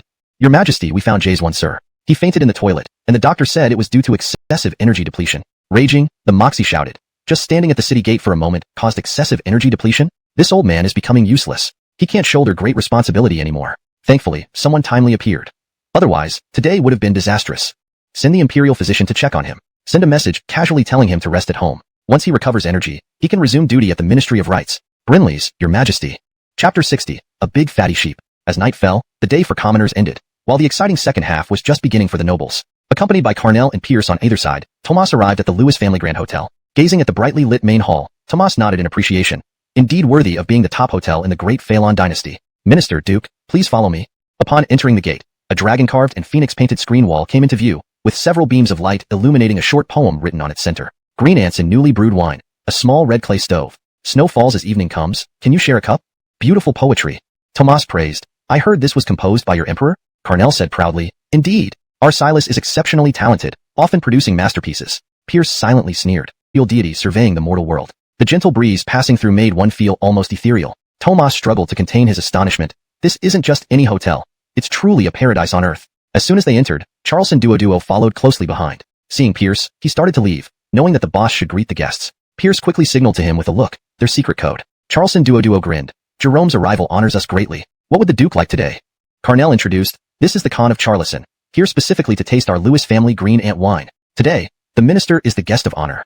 Tomas immediately put on a dignified demeanor, looking profoundly mysterious. "Oh, my apologies, my deepest respects. We must satisfy the minister's needs. What appetizers does the minister prefer?" Tomas replied calmly, "Just bring out your best dishes, don't hold back for me." Charleston Duo smiled modestly, "Understood." Soon, several large jars of green ant wine were brought along with 3 platters of appetizers, mixed vegetables, spiced peanuts, and boiled peanuts. Pierce, as the junior, politely poured wine for both men. "To welcome the minister to the great Phelan dynasty, I offer this humble toast to wash away the dust from your journey. Cheers." Drinking a cup of green ant wine. "This. I've never tasted anything like it before. Pork. Wild boar? Why does it lack any gamey flavor? It's raised using a secret method. Why are there still fresh vegetables in late winter? They're grown using special cultivation techniques. Unheard of methods indeed. These are Lewis family's unique stir-fried dishes." Almost every dish prompted a question from Tomas. The meal completely overturned his previous culinary knowledge. This great Phelan dynasty surely hides many treasures. Halfway through, noticing that the two stopped eating, Tomas asked, "Why have you stopped?" "Minister, the mid-course dishes are coming." "What are mid-course dishes?" Pierce didn't reply, as the mid-course dishes arrived. The previous dishes were cleared away, replaced by a steaming hot pot and an array of accompaniments. Beef slices, mutton, base fillets, tripe, tofu, duck blood, duck intestines, and various succulent vegetables. Portion sizes were minimal, enough for just a few bites per person. Pierce warmly invited, "Minister, this is our Lewis family hot pot. On this freezing day, enjoying a hot pot is heaven on earth. Let me prepare the dipping sauce for you." Carnell added, "Lewis kid, do one for me too." By the end of the hot pot, Tomas had no questions left, overwhelmed by so much that he didn't know where to begin. He sighed, "With appetizers, pre-main courses, and mid-course dishes, I suppose there will be post-course desserts?" Pierce gave a thumbs up. "Minister, you have great insight." After removing the hot pot, an assortment of exquisite desserts filled the table, each portion impossibly small, barely a few bites. Finishing the desserts, Tomas could eat no more. Although he only tried a bit of everything, his stomach was still full. At that moment, ethereal music sounded. Following the melody, Tomas floated along until finally landing. A fairy-like voice began singing, "When did the bright moon appear?" raising a cup to ask the blue sky. After the song, the music faded away. and Tomas regained his senses to find a long bill placed before him. Carnell and Pierce were both picking their teeth, completely indifferent. Taking a closer look, Tomas's face instantly turned pale, and he swayed uncontrollably. 10,000 taels. Even after rounding off, holding his chest, Tomas winced in pain, feeling the agonizing return from paradise to reality. ####Chapter 61. Tomas's combativeness. Night had fallen, and all was quiet. In the Ministry of Rites, Tomas lay awake, tormented by pain and an overload of perplexing events from the day. Confusion led to speculation, and speculation bred caution. A single oil lamp flickered as he unrolled a sheet of shin paper and began writing furiously. To Austin, this night was destined to be sleepless for many. The Moxie was one of them. She wouldn't forget that Tomas hadn't come seeking peace but demanding accountability, or, more accurately, stirring trouble. Tomorrow, on the Golden Hall floor, a critical confrontation awaited, one that would decide the fates of two nations. This was a significant test since her ascension, making her naturally anxious. Gazing out at the fragmented moonlight, she saw his image in her mind. This time, would he help her again? Pierce was also sleepless. He had been kept busy by the Quora, telling dozens of stories without rest, where even Buddha suffered under his imagination, defecating from cliffs to Yaoqi, and finally atop Pengu, thus creating the very first excrement. Since then, the tallest mountain became Shit Mountain, with a deity of excrement granting blessings to those who worshipped him. At the same time, he was waiting for the translation of his first secret report. After spending millions, his intelligence network, covering the entire continent, had finally yielded its first report, one from Charlison. Londonuzi rushed in. Bray, it's translated. Pierce took the message and patted the Quora's bunker outward. So, Tomas's visit aimed to probe the great Phelan's strength. If King Normang she felt 10,000 troops could secure victory, he'd attack without hesitation. But if he feared heavy losses or defeat, he wouldn't act rashly. Understanding this, Pierce breathed easier. There was still hope. Another part of the report caught Pierce's attention. About half a year ago, King Normang she sent an envoy to meet with the Khan of the Manchu tribes, reportedly carrying several carriages of gifts. Clenching his teeth, Pierce growled. Of course, the Manchu invasion is linked to Charlison, keeping the elite northern army pinned down in Queenie Enzu to increase their chances. Thus, Old Man wouldn't be in immediate danger. That was good news. The next day, the Golden Hall. Ministers assembled, except for Cristobal and London Angshao and the disgraced Cosmo. Anxiety, worry, indifference, and drowsiness filled the room. The latter belonging to our shoveling official. He debated attending. Given that the Moxie already knew the information and others like Carnell would provide insights, why risk standing out? But an imperial edict dragged him from his warm bed. Who ever heard of an emperor summoning a minor 7th rank official to court? Preposterous. Amidst the throng of high-ranking officials, he stood at the entrance. Unable to hear what was happening, he slipped behind a pillar for a nap. Ignored due to his notorious reputation, nearby clerks simply pretended he didn't exist. Announced the Charlison envoy. Tomas strode in, draped in luxurious black robes, ignoring everyone else with grace. Tomas bowed. Your Majesty, may you live long. The Moxie sat upright. Rise? Thank you, Your Majesty. The Moxie greeted. Lord Haddon. It must have been tiring traveling here. Tomas replied coolly. To witness the grandeur of Great Phelan. What hardship is there? Oh, how does Great Phelan's scenery compare to Charlison's? Great Phelan is splendid, while Charlison endures the harsh north. No comparison. Alas. The Moxie frowned. Alas, what? Tomas stared at her. It's unfortunate such splendor is ruled by bloodthirsty beasts in human form. Gasps echoed through the hall. The Moxie's face alternated between white and red, never having been insulted so openly. Carnell stepped forward, furious. Tomas, how dare you? Tomas continued. They treat citizens like livestock, freely slaughtering and abusing them, displacing countless with any excuse. They demand obedience, hoping citizens remain docile lambs, growing fat for their benefit, shearing wool, eating meat, drinking blood. Every face burned with anger. He was insulting everyone present. Criminal Minister Ignacio shouted, Tomas, you're talking nonsense. Tomas retorted calmly, am I lying, or are you ignorant? When did you last leave the capital? Do you know the life of commoners? Ignacio sighed, defeated. War Minister London Lewis countered, you've barely toured our land. What do you know? Hasn't the War Minister seen more than me? What have you done for these suffering citizens? Or are you one of those who shear wool and drink blood? Unbelievable. London Lewis waved off, defeated again. Standing morally high, Tomas silenced everyone, leaving the entire Golden Hall helpless. One man rendered all the ministers speechless. His combativeness was terrifying. Note, the translation retains the original structure, tone, and style of the text, preserving Chinese names in pinyin. Chapter 62. Where is the pooper scooper? On the dragon throne, the Moxie watched as Tomas clashed fiercely with her ministers, exhibiting unparalleled combat prowess. Suddenly, she felt this battle style, taking the moral high ground and using it to launch attacks, resembled that of a certain scoundrel too much. That's right. I issued an edict for him to attend court. After another minister was defeated, the Moxie could no longer contain herself and, he said earnestly, fellow officials should take me as a warning. In the future, get to bed early and don't stay up late. The body is the capital of the revolution. If so, no matter how bitter or difficult it is, it will be worth it. Moxie gritted her teeth. Louis Sue, your servant is here. Your Majesty, if there are any orders, this humble servant will not hesitate to drink soup or sit by the fire. Moxie tried her best to remain patient. This Chancellor Haddon of Charlison says that our great Phelan's splendid land is occupied by a group of beasts dressed as men who eat human flesh and drink human blood. What do you think about that? Pierce looked at Tomas with a grievous expression. Chancellor, why would you say such things about us? We just drank together yesterday. Tomas was momentarily speechless. He had seen shameless people, but never anyone as shameless as this. The ministers were touched. The pooper scooper was taking all the blame upon himself, and there seemed to be a hint of birds of a feather flock together. In the next moment, they all distanced themselves from Pierce. It was as if they were telling Tomas, Brinley's, he is the beast in human skin you mentioned. Pierce asked coolly, Chancellor, may I ask what your monthly salary is in Charleston? Tomas replied proudly, this chancellor earns 10,000 coins monthly, plus additional grain, silk, and cotton. Pierce nodded. So, that's about 100 taels of silver per month. However, last night, Chancellor spent 10,000 taels at the Lewis family restaurant. Based on Chancellor's monthly income of 100 taels, it would take nearly 10 years of eating nothing and drinking nothing to earn 10,000 taels. Chancellor has been serving in Charleston for over a decade. I believe earning those 10,000 taels is possible. But how did I hear that 3 years ago? You spent 100,000 taels to buy a mansion. A year ago, you spent 10,000 taels on 2 horses. Just 3 months ago, you spent 10,000 taels to redeem a courtesan.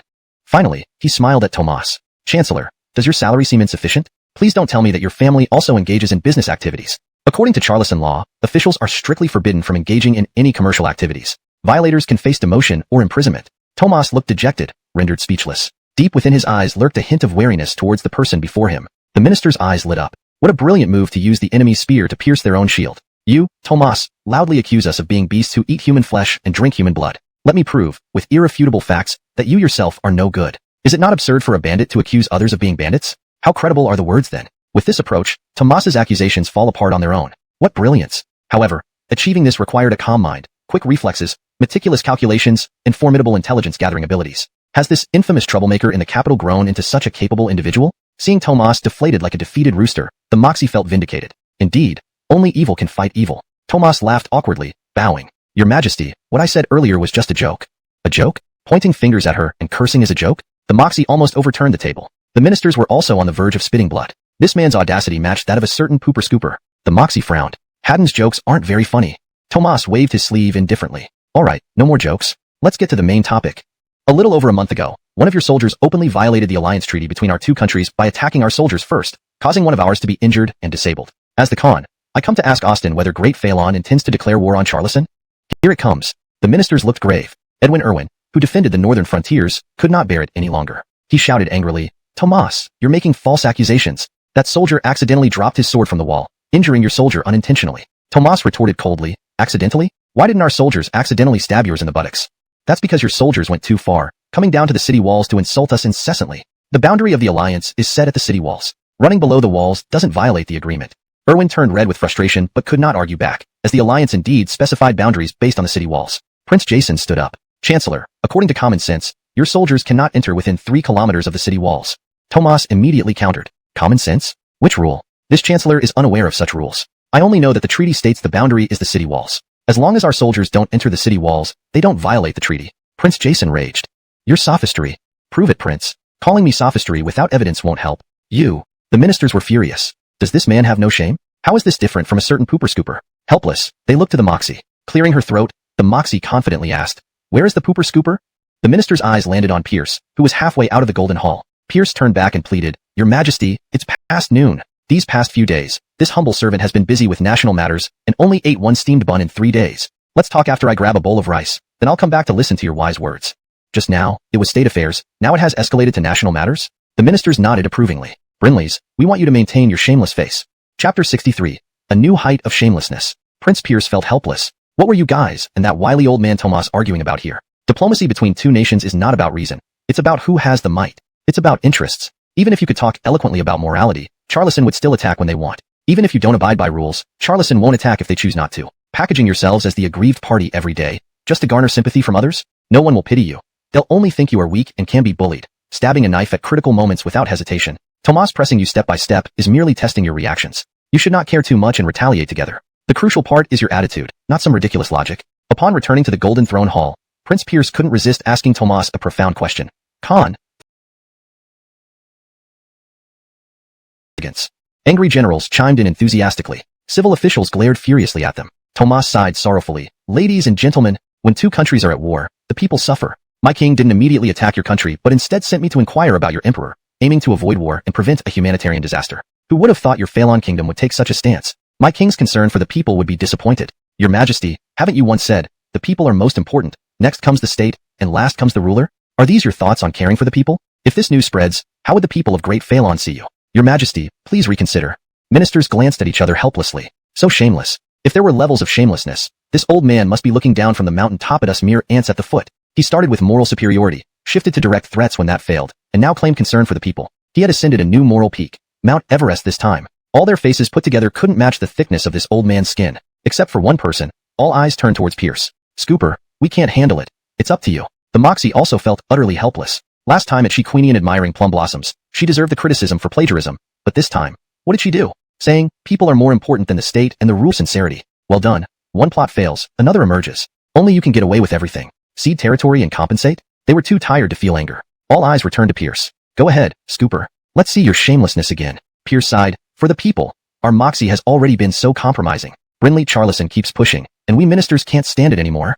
The Moxie nodded vigorously, feeling wronged, truly wronged. So, for the sake of both peoples, let our Moxie make another concession. We will compensate. Pierce gritted his teeth. Khan, do you think 1,000 taels is enough? 1,000 taels can support the 80-year-old mother of that injured Charlison soldier until the end of her days and nourish her starving children to adulthood. If it's not enough, we're willing to bring the Charlison soldier and his family to Great Phalon to be taken care of. If you still aren't satisfied, then let's start a war. Surely the people of both countries have felt the Moxie's sincerity and can understand her hardships. With these words, the entire Golden Throne Hall fell silent. This was the final showdown. Tomas stared at Pierce intently. This was the first equally matched opponent he had encountered in his decade-long career as Charlison's Khan. He discovered for the first time that there were adversaries even in verbal battles. Previously, he left everyone speechless, from the 6 rulers to commoners. But this time, he found himself somewhat overwhelmed, which infuriated him yet excited him slightly. However, he could not be satisfied with 1,000 taels in compensation. It would be an insult to his dignity as Charlison's Khan and to Charlison itself. Did he come all the way from Charlison to Phalon for just 1,000 taels? Is Charlison's wrath worth only 1,000 taels? Tomas smiled. The ministers inwardly shouted. That shameless old man is planning something wicked again. Tomas called out loudly. Your Majesty, since we can't agree, why not compete? If we lose, the matter is settled. If we win, Phalon compensates Charlison with 1 million taels. Hashtag chapter 64, Sky of the Real World. How do we compare? The Moxie asked warily. Very simple. We will have a literary duel, a martial duel, and a debate, each held in one session. The literary duel will be a poetry competition. The martial duel will involve sending one representative from each side to fight, and the debate will feature a topic provided by our side. The event will take place 5 days from now, and the location will be at the Lewis Family Grand Restaurant, said the challenger. The Moxie hesitated and looked at Pierce. She no longer had any hope for her lackluster warriors. Pierce initially thought it was unnecessary, but once he heard that the venue would be the Lewis Family Grand Restaurant, his interest was immediately piqued. This was an excellent opportunity for promotion. With the entire world's eyes on this competition, the Lewis Family Grand Restaurant would surely go from being the top restaurant in Great Phalon to the best in the land. Then, the restaurant's prices could conveniently rise again. Wonderful. This brought him one step closer to becoming the wealthiest man in Great Phalon. He understood why Tomas chose the Lewis Family Grand Restaurant as the venue. It was to ensure Great Phalon couldn't deny its loss and humiliate it before the world. But so be it. Pierce immediately laughed and said, since Lord Chancellor has proposed this, if Great Phalon refuses, wouldn't it make us look ungrateful and a laughingstock to the world? Tomas laughed heartily. Great. Let's look forward to it. After the audience at the Golden Hall, a small council meeting was held at Lewiston Hall. Only a dozen key figures were present. Carnell, the 6 ministers, Edwin Irwin of the Northern Army, and others. Those who truly made decisions in Great Phalon. As a minor official, Pierce should not have been there, but due to the upcoming contest, he became the main focus. A stunning woman dressed in white stepped forward, a long sword at her waist adding to her valorous presence. Her beauty rivaled the Moxie herself. Pierce's eyes lit up. He loved a good pair of long legs. Number 1 pays respects to your Majesty, she said, her voice cool yet distant. The Moxie nodded and explained to the ministers. I need to explain something to all of you. This is the Yasmin, ranked first among the martial arts community, hailing from an ancient and mysterious sect. Yasmin? Quite the title. The Moxie addressed the woman. Number 1. I promised not to lie to you. This competition is your chance to step into the limelight. You will be given the rank of Commander of the Imperial Guard. Since you're stepping into the spotlight, there's no need to hide. Introduce yourself to everyone here. The white-clad woman spoke simply, Sky. Nothing more. The Moxie asked, Commander Charlison, do you know the identity of Tomas's black-clothed guard? Sky replied, if my guess is correct, he should be the Govind who wreaked havoc a decade ago. Pierce, hearing this legend for the first time, was captivated. Commander Charlison, can you tell us more? This person emerged mysteriously, using a black sword to devastate 10 major martial sects, leaving only death and injury. A female disciple insulted him after drinking and was tortured to death, flayed alive until only bones remained. This enraged the heavens and the people instantly. Why don't you ever compliment me? Business mutual praise, you know? At the same time, he was astonished. Were the martial arts in this world really this formidable? In his previous life, he was a king of underground arenas, yet here he could barely enter the top 100, and despite his current form being only 70 or 80% of its peak, his uncle, a fearsome external cultivation expert, was merely 20th? Carnell intervened. Enough. Let's discuss the third debate. If we win the first 2 rounds, this won't matter, but let's prepare thoroughly just in case. As soon as he said this, all eyes turned to Pierce again. Unhappy, Pierce retorted. Me again?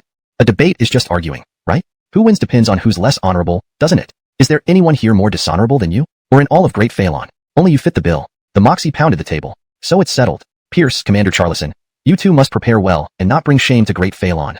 And Pierce, remember to report to the Supreme Court because you slept during the audience. Although you're spared imprisonment for the contest, you still owe a fine of 100,000 taels, plus a 1,000-character self-criticism report to me. Pierce's jaw dropped. Fine him, sure, but what was this self-criticism nonsense? Who taught the Moxie these Moxie's eyes welled up with tears. I know. No, your majesty, you don't. As a distinguished young nobleman, I could have lived a life of luxury, enjoying all the wealth and glory, but I chose to deal with filth every day. Is it because I like it? It's for your majesty. For you, I can set aside my pride, even my dignity, and am willing to give my life. The Moxie's eyes turned red. Stop saying this, I understand. But, your majesty still doesn't trust me. At that moment, Pierce seemed utterly dejected, his whole being devoid of vitality. The Moxie's heart broke, regretting her stubbornness. She hurriedly said, It's not like that, listen to me. In truth, I was afraid you would fool around with other women. A glimmer returned to Pierce's face. Really? The Moxie quickly assured him. Brinleys, I never lie. I believe your majesty. Seizing the moment, Pierce hugged the Moxie's long leg, resting his head against it. The Moxie instinctively trembled but didn't struggle. Even through her imperial robes, Pierce felt how soft and elastic the Moxie's legs were, finding immense satisfaction. He wanted to hold them forever, even imagine them in fishnet stockings. The Moxie's body gradually relaxed. Hey, Commander Charlison, who are you waiting for? For you. Pierce felt a bad premonition. Commander Charlison, why are you waiting for me? The Moxie sent me to protect you. Damn, the deceitful Empress was still scheming. Discovered spying secretly, she switches to overt surveillance? Moxie, I'm protecting you, not spying. Indeed, women are all liars. Pierce asked cautiously, Commander Charlison, how does the Moxie want you to protect me? Not letting you out of my sight, ideally, staying close without a step apart. Pierce glanced at Holly, the Ice Queen, thinking it wasn't such a bad thing. Closer protection would be even better. He directly asked, apart from that, did the Moxie instruct you anything else? If you get involved with other women, immediately break 3 of your legs. Pierce felt a cold breeze from his groin. Exiting the palace, Alexei, waiting by the gate, approached. Master, who is this young lady? Pierce replied despondently, she's here to protect me, sent by the Moxie. Alexei immediately felt threatened, doubting his position as the top enforcer under Master. He sneered. Just a mere ornament. What capabilities does she have to protect Master? Master protecting her would be closer to the truth. I could press her into the ground with just one finger. Young lady, why don't you go? A legendary figure who caused chaos a decade ago. A battle of 2 greats, unseen in 100 years. Martial artists from the 6 kingdoms raced to the capital of Great Phalon. The third debate attracted even wider interest. Debating, the highest form of argument. Who wouldn't love watching? Tomas was famed for his unmatched eloquence, having traveled the 6 kingdoms. Whomever Great Phalon sent to compete was unknown, but sure to be formidable. Unfortunately, with only 5 days remaining, many would miss this extraordinary event. Chapter 66. Tired of the martial world, wanting to be a great Edwin. Outside, the news of the contest was causing a great stir, but Pierce had retreated into the greenhouse within the Marquis mansion to tend his vegetables. Under Pierce's meticulous care, the small greenhouse thrived with abundant harvests. Chinese cabbage and leeks were harvested in rotation. Cucumbers and beans bent down the fences, pumpkins and winter melons lay hidden in the grass. Pierce wielded a small hoe to weed, sweating profusely even in the winter cold. The Cora joyfully directed several pigeons to peck at the weeds. However, the pigeons couldn't distinguish between weeds and the cabbages and leeks, making the Cora shout in frustration. Oh, Xiao Bai, that's Chinese cabbage, not weeds. Stupid Londontal Grey, you've pecked all the leeks. How am I supposed to eat leek dumplings tonight? Can't you remember anything? How many times have I told you? Outside the greenhouse, Holly leaned against a tree, basking lazily in the sun. She glanced at Pierce and said calmly, you're only pretending to grow vegetables. In reality, you're suppressing the chaotic chi within your body. Pierce ignored her. You're the top sort of mortal in the world. Big deal. You can see through my pretense. I have an internal martial art that can regulate your chaotic chi, not only solving the problem at its root but also elevating you to the ranks of martial experts. Pierce tossed the hoe aside and hurriedly ran to Holly. Great Yasmin, what would you like? Dumplings or stir-fry? Hot pot or sweets? I'll prepare it right away. This internal martial art is called Ice Heart Scripture, perfectly suited for stabilizing violent and chaotic chi, calming the mind. Great Yasmin, are you tired from standing? Come, let me bring over a recliner for you to sit on while you explain. Sit down, and I'll guide your chi to run through the Ice Heart Scripture. Pierce obediently sat cross-legged. A slightly cold palm pressed against his back, and a chill spread through his body. It felt like drinking a bowl of ice-cold plum juice on a hot day. Pierce moaned in comfort. Then, the icy chill flowed through his body, bringing coolness wherever it went, wave after wave. Holly withdrew her hand. Did you remember? Pierce nodded. The ice in his wealth. However, Pierce now faced a new question. Previously, he considered martial experts trivial, believing just a dozen Lewis family veterans could defeat any expert. But now, he realized how naive he had been. Pierce couldn't help asking, Captain Charlison, how many Lewis family veterans can you defeat? Holly thought for a moment and held up 5 fingers. Pierce widened his eyes. 500. Holly rolled her eyes. Do you think I'm a god? At most 50. Ordinary soldiers, maybe 400 to 500 if there aren't any powerful bows or crossbows. Though still shocked, Pierce breathed a sigh of relief. It was within his limits. According to historical records, Xiang Queenie once killed over 100 soldiers single-handedly. Perhaps Holly, as the world's top sword immortal, could do the same. Right? You mustn't reveal the Ice Heart scripture to anyone. Otherwise, I'll break your limbs, sever your tendons, and throw you into the heavenly sect's Black Dragon Pond. Black Dragon Pond? What is that? A natural underground prison with freezing water and thousands of black snakes. They'll burrow all over your body, laying eggs. What the hell? So brutal? Heavenly sect. What kind of place is it? Secluded, snowy land that existed before this world did. People there can live for hundreds of years. What the hell? Shangri-La? Captain Charlison, are there many people from Heavenly Sect in this world? Not many, probably just me. We're not allowed to leave, but I escaped. Captain Charlison, isn't it risky telling me these secrets? What will Heavenly Sect do if they find out? They'll capture us, break our limbs, sever our tendons, and imprison us in the Black Dragon Pond. What the hell? Done for. Captain Charlison, why tell me? You asked. Captain Charlison, shouldn't someone of your caliber wander the world freely and enjoy life? Why serve as the Emperor's secret guard? Tired of the martial world, wanting to be a general, Pierce gave a thumbs up. Impressive. That's truly extraordinary. In today's Greater Phalon Dynasty, the highest military rank was held by his old man, the Western Campaign Marshal, a secondary second-rank official. Technically, he was just a campaign marshal. Historically, experienced marshals were called Great Marshals. Thus, the veteran old man was called Western Campaign Marshal, while the middle-aged Erwin was only Northern Garrison Marshal. Above the 4 campaign marshals were the Lundot Cavalry Edwin, Chariot Cavalry Edwin, and Guard Edwin, 3 first-rank generals. Only above these was the true, first-rank Grand Edwin. Kidding about wanting to be a Grand General. No wonder Pierce admired her so much. Chapter 67, Collective Sunflower Seed Peeling. No wonder the Moxie said she was going to step from behind the scenes to the front. She even mentioned it was necessary to introduce herself. Brinley's, as the future Edwin, an introduction is indeed essential. Observing Sky's willingness to answer all questions and meet all requests, Pierce had a thought. Leader Charlison, do you wear underpants? I do. Leader Charlison, I have a pair of the latest underpants that would really suit your style. Please come with me. The two went into Pierce's bedroom. From underneath his bed in a cabinet, Pierce took out his revolutionary masterpiece, the first pair of fishnet socks of the Phalon Dynasty. Try them on, Leader Charlison. With a sudden flash of sword light and a loud crash, Pierce let out a scream as he found himself ruthlessly stepped on by a small foot. Sky's face was icy cold. Lewis, I just speak my mind and don't lie because there's no need. But, I'm not naive or foolish. This time is just a warning. If it happens again, 3 legs will be broken. Pierce was on the verge of tears. He merely wanted to check how the design of the fishnet socks worked, and if there were any improvements needed. Sigh, why was finding someone to model these sexy underpants so difficult? Why couldn't they appreciate it? Where was their sense of aesthetics? Did they understand what fashion was? As Sky candied the sunflower seeds, Pierce prepared a large pot and began frying the sunflower seeds personally, adding salt, brown sugar, cinnamon, Sichuan pepper, etc., flipping continuously. Feeling they were ready, Pierce grabbed a handful. Crunch! They sounded crisp in his mouth. This was it. On a winter afternoon in the garden of the Marquis Manor, crunch sounds filled the air. Pierce and the little lowly lay side by side on lounge chairs, enjoying the sun and peeling sunflower seeds, while Alexei squatted nearby, thoroughly engrossed too.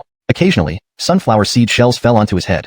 Our sword immortal was lying atop the tree peeling seeds. You may be a great sword immortal, but I can avoid you. Alexei silently moved to another spot. Louisy, it's bad. Gordon Duane rushed in hurriedly. What happened? Pierce asked urgently. Duane, Oswald, and Andonies had been supervising military training lately. Such urgency implied issues with the parade. This was his trump card against Tomas. How could there be problems now? Gordon Duane's face looked mournful. The soldiers' bodies are in pain, unable to stand. Pierce exclaimed in surprise. What? Let's go see. Along the way, Duane gave a brief narration, allowing Pierce to form a preliminary guess. Arriving at the camp of 5,000 soldiers. Louisy, I failed you. Garrett too approached guiltily. Louisy, we messed up. Oswald also looked ashamed. Pierce calmly responded, don't panic. Besides muscle pain, do the soldiers have other symptoms? Oswald scratched his head. I don't think so. Pierce checked with each soldier individually, confirming only muscle pain in various parts. Louisy, what's happening? Brinlea, nothing much happened. Why did we wake up with body pain? We saw doctors who couldn't figure it out either, saying the pulse was normal. The trio gazed at Pierce puzzled. Pierce confirmed his suspicions. He glanced sideways at the trio. Didn't you intensify the training yesterday? Gordon Duane nodded. Brinley's, thinking about showcasing before the world soon. We didn't want to disappoint our families, hence doubling the training volume. Pierce, feeling frustrated. 3 idiots. You pushed too hard, exceeding their limits suddenly. Oswald was anxious. Louisy, what should we do now? It's nearly showtime. Garrett too felt defeated. We've trained hard for months, hoping to surprise everyone. But now this happens. We deserve punishment. We failed the soldiers and let you down. They regretted not adhering to Pierce's instructions and acted on their own by increasing the training intensity. After some thought, Pierce said, there's still time. Don't panic. Today, no training. Starting tomorrow, focus on recovery with 1/3 usual intensity. Increase to 2/3 the day after, then return to full capacity. From the 5th day onwards, maintain this level until the official parade. The trio nodded vigorously. Louisy noted, we'll follow your instructions strictly this time. Oswald asked, no training today? Holiday? Pierce shook his head. Not a holiday, team building today. The soldiers have trained tirelessly. It's time to relax. The hot spring house at Lewis Manor's rear mountain is ready. Today, let's have a hot spring party. Enjoy hot springs, drink heartily, eat meat abundantly, don't leave sober. Oh, battalion commander, battalion commander. Cheers erupted throughout the army. Immediately, the soldiers' pains vanished as they charged towards Lewis Manor. Lewis Manor's rear mountain had countless natural hot springs. Pierce built a vast hot spring house, easily accommodating several thousand people. Hot springs could greatly alleviate muscle soreness. By tonight, they'd all be lively heroes again. Chapter 68, Getting a Card. Pierce sent Andonis, the three others, and Dong Charles to the back mountain with the troops while he returned to Lewis Village. Thanks to the enormous profit-making capacity of the Lewis family's grand restaurant, the village, being the largest supply base for vegetables, fruits, and meats for the restaurant, had benefited greatly. More than half of its young people worked at the restaurant. Now, Lewis Village was rich beyond imagination. All the houses were tidy and generous small yards made of brick and tile, all equipped with floor heating that could withstand even the harshest weather. Public toilets had been built in various locations around the village, making streets clean and free of any foul smell. Master! Villagers greeted Pierce one after another. Their smiles were heartfelt, as their present living conditions were all due to him. Despite their wealth, these villagers dressed simply. Only because of the cold weather did they wear thicker clothing. There were no luxurious silk or sable furs. Pierce felt satisfied. These villagers had experienced hardships, yet they remained true to themselves after becoming wealthy. They hadn't forgotten where they came from, truly befitting members of the Lewis family. Master, you're here. Leo, the Lewis village overseer, hurried over to greet him. Pierce nodded. Amadeo, is there anything difficult in the village? Leo smiled bitterly. Master, don't joke around. The biggest problem the villagers face now is deciding what to eat for each meal. Dumplings, stir-fry dishes, or hot pot. Pierce laughed heartily, very pleased. These villagers were all descendants of the Lewis family army, his own people. Today's success wouldn't have been possible without their sacrifices on the battlefield, so he certainly wanted to provide them with the best life possible, with all manure used as fertilizer in vegetable fields. Beside the village, a busy construction site teemed with activity. Brick and tile houses were being built rapidly, destined for homeless beggars and impoverished people who sought refuge in Lewis Village. Seeing Pierce, these people became excited, some calling him Sir, others, Londontal Marquis. With over 10,000 people and limited roles in the sanitation, management, and waste disposal departments, only about 7,000 to 8,000 found jobs. The rest were put to work in Lewis Village. After assigning the villagers to key positions like the grand restaurant, breweries, and sugar factories, human resources were slightly short. This group filled the gap nicely. Tasks like building houses, raising pigs, cleaning the pig farm, etc., didn't require highly skilled workers, and thus were assigned to them. It wasn't that Pierce didn't trust them. He trusted Lewis Village residents more. For instance, can you trust someone as much as you trust yourself? Amadeo, well done. Keep it up. I'm going to the hot spring room. Have several carts of green ant wine and barbecue delivered, enough for 5,000 people. As Pierce was about to leave, Leo hastily said, Master, I ask for one favor. Pierce waved, speak. Leo gritted his teeth. I wish Master would grant me the surname Lewis. The village was filled with different surnames, but those in high positions were usually granted the Lewis surname. Although Leo never cared before, now as the overseer of Lewis Village, he felt somewhat overshadowed by everyone bearing the Lewis surname. This made Leo feel humbled. Pierce nodded. That's my oversight. From today onward, you'll bear the surname Lewis. However, Lewis heir doesn't sound good. Let's name you Lewison, signifying stability and peace. Leo, now Lewison, was overjoyed. Thank you, Master, for granting me both surname and name.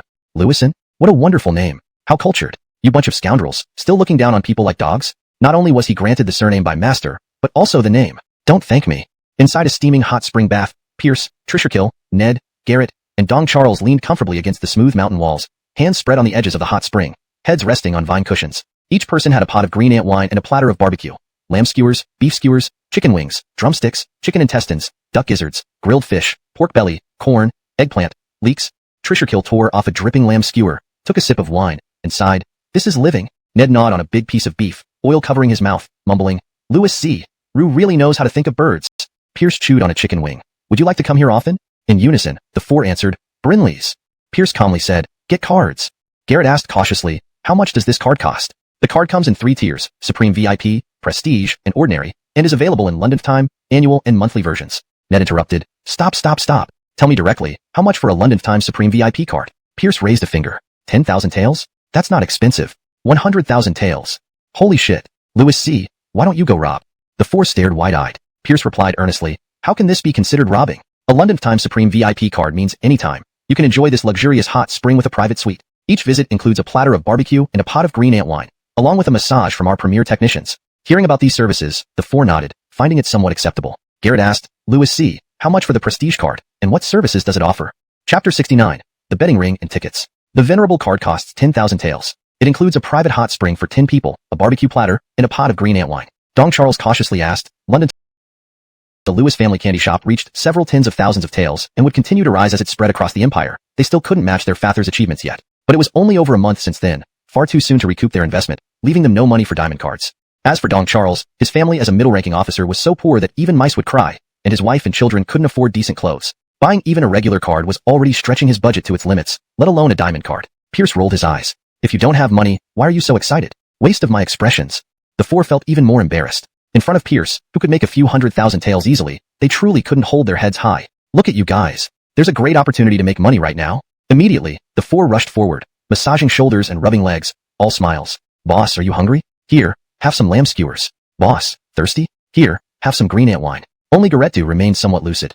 Boss, we don't have the money for any more shares. Pierce waved a hand. You won't get another chance like this. The competition will happen in a few days. Everyone is talking about it, right? Gordon Dwayne chimed in. That's right. No matter where you go, everyone talks about the competition. Boss, you're a household name. Pierce said calmly. Family Grand Restaurant opened the betting ring. First were the low odds main bets. Bet on Great Phelan's victory, 1.2 to 1 odds, the lowest. Bet on Charleston's victory, 2 to 1 odds, relatively good. Then there were higher odds side bets. Bet on 3 straight victories for Great Phelan, 3 to 1 odds. 2 wins and 1 loss, 4 to 1 odds. 1 win and 2 losses, 5 to 1 odds. 3 straight losses, 10 to 1 odds. These were initial odds, which would change based on capital influx and market trends, just like stocks. The moment the betting ring opened, gamblers flocked to the Lewis Family Grand Restaurant. Of course, they couldn't enter the dining area. To avoid disturbing guests, Pierce designated a side hall for betting. Even non-gamblers bought tickets to support their country, creating an intense buzz around the competition. Everyone eagerly awaited the event, hoping to witness this once-in-a-century spectacle. But to witness it, they needed to enter the Lewis Family Grand Restaurant. So, how did one gain entry? The Lewis Family Grand Restaurant announced, buy tickets. The second floor viewing area cost 1,000 taels per seat, while the main hall viewing area was 100 taels per seat. Lundamited to 500 seats upstairs and 5,000 downstairs, available on a first-come, first-served basis. Suddenly, the imperial capital emptied as people rushed to the Lewis Family Grand Restaurant. Seeing this, Pierce #### Chapter 70, the fast sword that strikes in 3 seconds. Minister of Revenue Ewan has been very troubled lately. When the Lewis Family Grand Restaurant first opened, he couldn't resist spending 200,000 taels to buy the exclusive room number 8 on the 3rd floor. This decision made him wince for quite some time. His motive wasn't purely for enjoyment. It was a gesture of reciprocity. Without Pierce's accounting skills, the despicable Esteban would have driven him into the ground. He might have never become Minister of Revenue, and thus the illustrious Great Master. However, as the Lewis Family Grand Restaurant grew larger and introduced all sorts of novelties, its fame spread far and wide, eventually becoming the foremost restaurant in the Great Phelan Dynasty, soon to be recognized across the entire land. Ewan realized that this room number 8 had become a symbol of status. Even if you were wealthy enough to rival a nation, you could only book an ordinary room on the 2nd floor at most. As for the VIP rooms on the 3rd floor, they weren't even up for grabs. Whenever there were festive occasions or visits from relatives, friends, disciples, or students, Ewan would take them to dine in room number 8. Seeing their awestruck faces, Ewan felt both secretly disdainful and incredibly proud. It was worth every penny. With the upcoming duel between the two nations, the Lewis Family Grand Restaurant announced that it would sell to the magistrate of the imperial city overwhelmed. The Moxie ordered increased security measures, deploying large numbers of imperial guards to maintain order on the streets. Anyone caught fighting was thrown into jail, leading to overcrowded prisons. Amidst the influx of people, one place stood out as the most popular, the public restrooms in the outer city. Both scholars and swordsmen, even female knights, loved these restrooms, especially the gossip found within. Paying homage to the god of feces and reading restroom tabloids became the trend. If you hadn't paid tribute to the god of feces or read the tabloids, your visit to the capital would be incomplete, and we wouldn't share common ground anymore. Ironically, the public restrooms had the lowest crime rate. No matter how agitated one entered, they emerged calm and content, forgetting any grievances or conflicts. The second most popular place was the Lewis Family Grand Restaurant. Unfortunately, it wasn't as accessible as the restrooms, which provided satisfaction for just 2 coins. A group of elegantly dressed young swordsmen arrived at the Lewis Family Grand Restaurant. They were either young lords of famous estates or senior disciples of major sects, living lives of extravagance. Due to skipping the restrooms, they carried some built-up anger. Waiter, get over here, they shouted upon entering. The waiter greeted them with a standard professional smile. Here I am. Gentlemen, would you like to dine in a private room on the 2nd floor or the main hall? The minimum spend for a 2nd floor room is 100 taels. Any skilled. I believe the Govind has better odds. 10 years ago, he swept all 10 major sects without an equal. His sword skills must have reached perfection by now. That makes sense. Besides, being a woman, the white-robed Yasmin inherently has a disadvantage compared to men. She's rumored to be stunningly beautiful. Many people came just to see her. Heh, too bad. The ticket prices are beyond their reach. All nodded in agreement, feeling a pinch in their wallets. They all boasted of being rich and young, but the black market ticket price of 10,000 taels per seat for the 2nd floor rooms had drained their purses. This contributed to their irritation. They had never seen such exorbitant ticket prices. Clearly, the people of the capital had lost their minds. Chapter 71. Welcome to Cause Trouble. By the way, speaking of women, I've heard that there's a lady who plays the qin very well at this Lewis Family Grand Restaurant. She's called something like Lia. Why haven't we seen her perform? Louis pounded the table and shouted, Waiter, get over here. Coming, sir. What can I do for you? It was still the same waiter, but he kept his distance from Louis. The Lundonkning sword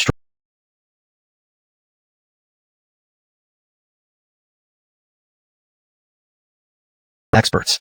The waiter explained, Sir, it's not that we don't want to accommodate you. Everyone who comes to the Lewis family grand restaurant is either wealthy or influential. If everyone asked for special performances, wouldn't Miss London be exhausted every day? Please understand. Louis couldn't hold back any longer and roared, "Bray! No need to be polite to this lowly servant. He's lower than pigs and dogs." This time, Norman Fong didn't stop him. With a loud clatter, Louis overturned the table, scattering dishes and food across the floor. Seeing this, the waiter's face lit up with excitement. "Sir, are you planning to cause trouble?" Louis growled, "Exactly. We're going to tear down your Lewis family grand restaurant today."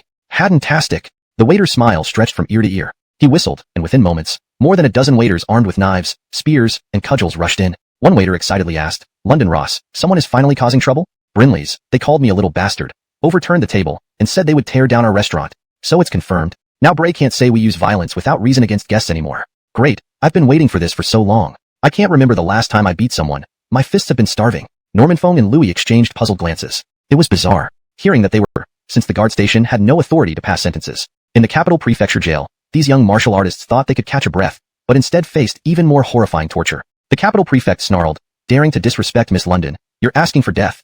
Prefect Ike was a die-hard fan of Lottie. On performance days, Prefect 1 always sat in the closest spot to the stage in the Lewis family grand restaurant, warmed up a pot of green ant wine, and ordered a plate of peanuts. One peanut, one sip of wine, eyes closed, he'd let his mind wander with the music. Only at this moment could he forget the burdens he carried, enjoying fleeting peace and joy. Without Miss London, Prefect Juan's life would be nothing but darkness. Miss London was his light. She illuminated his incredibly bleak existence. These fools dared to insult Miss London. He must show them hell. Just as Prefect Juan pondered how to find a charge to make their deaths as painful as possible, the Supreme Court came to take custody of them. There was no way around it. The Chief Justice was also a fervent fan of Miss London. Meanwhile, the Ministry of Punishments came to pick them up. Minister Ignacio wasn't a fan of Lottie, but owned the 7th VIP room in the Lewis family grand restaurant. In other words, the Lewis family grand restaurant was partly his property. Causing trouble there was like... Where are we going?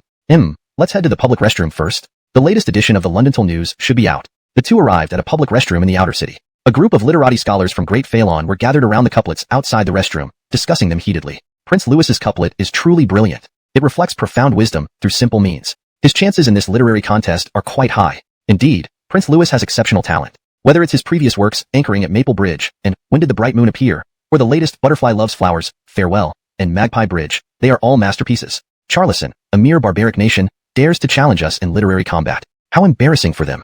Hearing these words, Tomas sneered inwardly. He had collected some of Pierce's poems himself and was astounded by their quality. Brinley he felt he wasn't the one who needed to worry. He had set the theme for the contest, prepared an obscure topic, and had already written a poem on it. He doubted that Pierce could surpass him within such a short time. Who will win remains uncertain. Entering the restroom, Tomas spent 5 coins to buy toilet paper and incense for the god of waste. After paying respects, he eagerly entered the stall. A few minutes later, he emerged, humming a tune with a light yet unsteady step. The Lewis family hotel, Giovanni slapped down his last 10,000 taels, betting on Great Phelan winning 2 out of 3 matches. This option currently had odds of 5-1. Tomas erupted in anger. "Giovanni, what do you mean?" Giovanni coolly responded, "I have confidence in myself, not in you, Con." "You traitor." "Ridiculous. How am I a traitor? I'm not even from Charleston. My mission is only to protect you and participate in the combat. Nothing else concerns me." Tomas gritted his teeth, helpless against Giovanni's retort. With a loud slap, he placed a bet of 10,000 taels on Charleston's victory, glaring at Giovanni vindicatively. He then slapped down another 100,000 taels on Great Phelan's victory. Giovanni looked amazed. After a pause, he muttered, "I've seen Shameless, but not like you."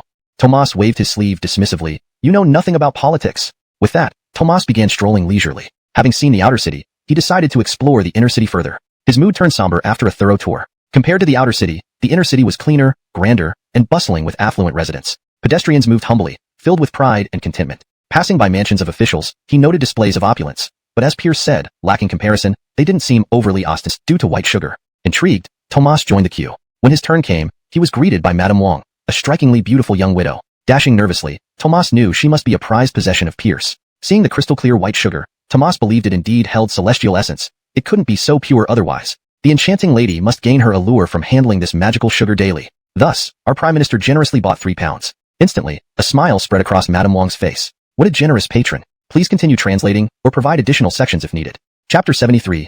Master Yasmin, your underwear. The much-anticipated grand competition was held as scheduled at the Lewis family grand restaurant. Early in the morning, 3,000 palace guards meticulously searched every corner of the restaurant, ensuring no items that could threaten the moxie were present. Following this, they stationed themselves both inside and outside, making the place impenetrable. Next came the orderly entry of spectators. 1 ticket per person was strictly enforced, and each individual had to undergo a thorough pat-down search, men by male attendants and women by female ones. The attendants of the Lewis family grand restaurant were well-trained, dexterous, and always wore their signature 8-teeth smile, putting those being searched at ease compared to the grim-faced guards who seemed perpetually disgruntled. After the searches, each spectator had to register their name and address, as everyone carried an identity token. Are all participants here? Cosmo hurried forward. Your Majesty, Tomas and the black-clothed sword god are present, but there's still no sign of our stable cleaner.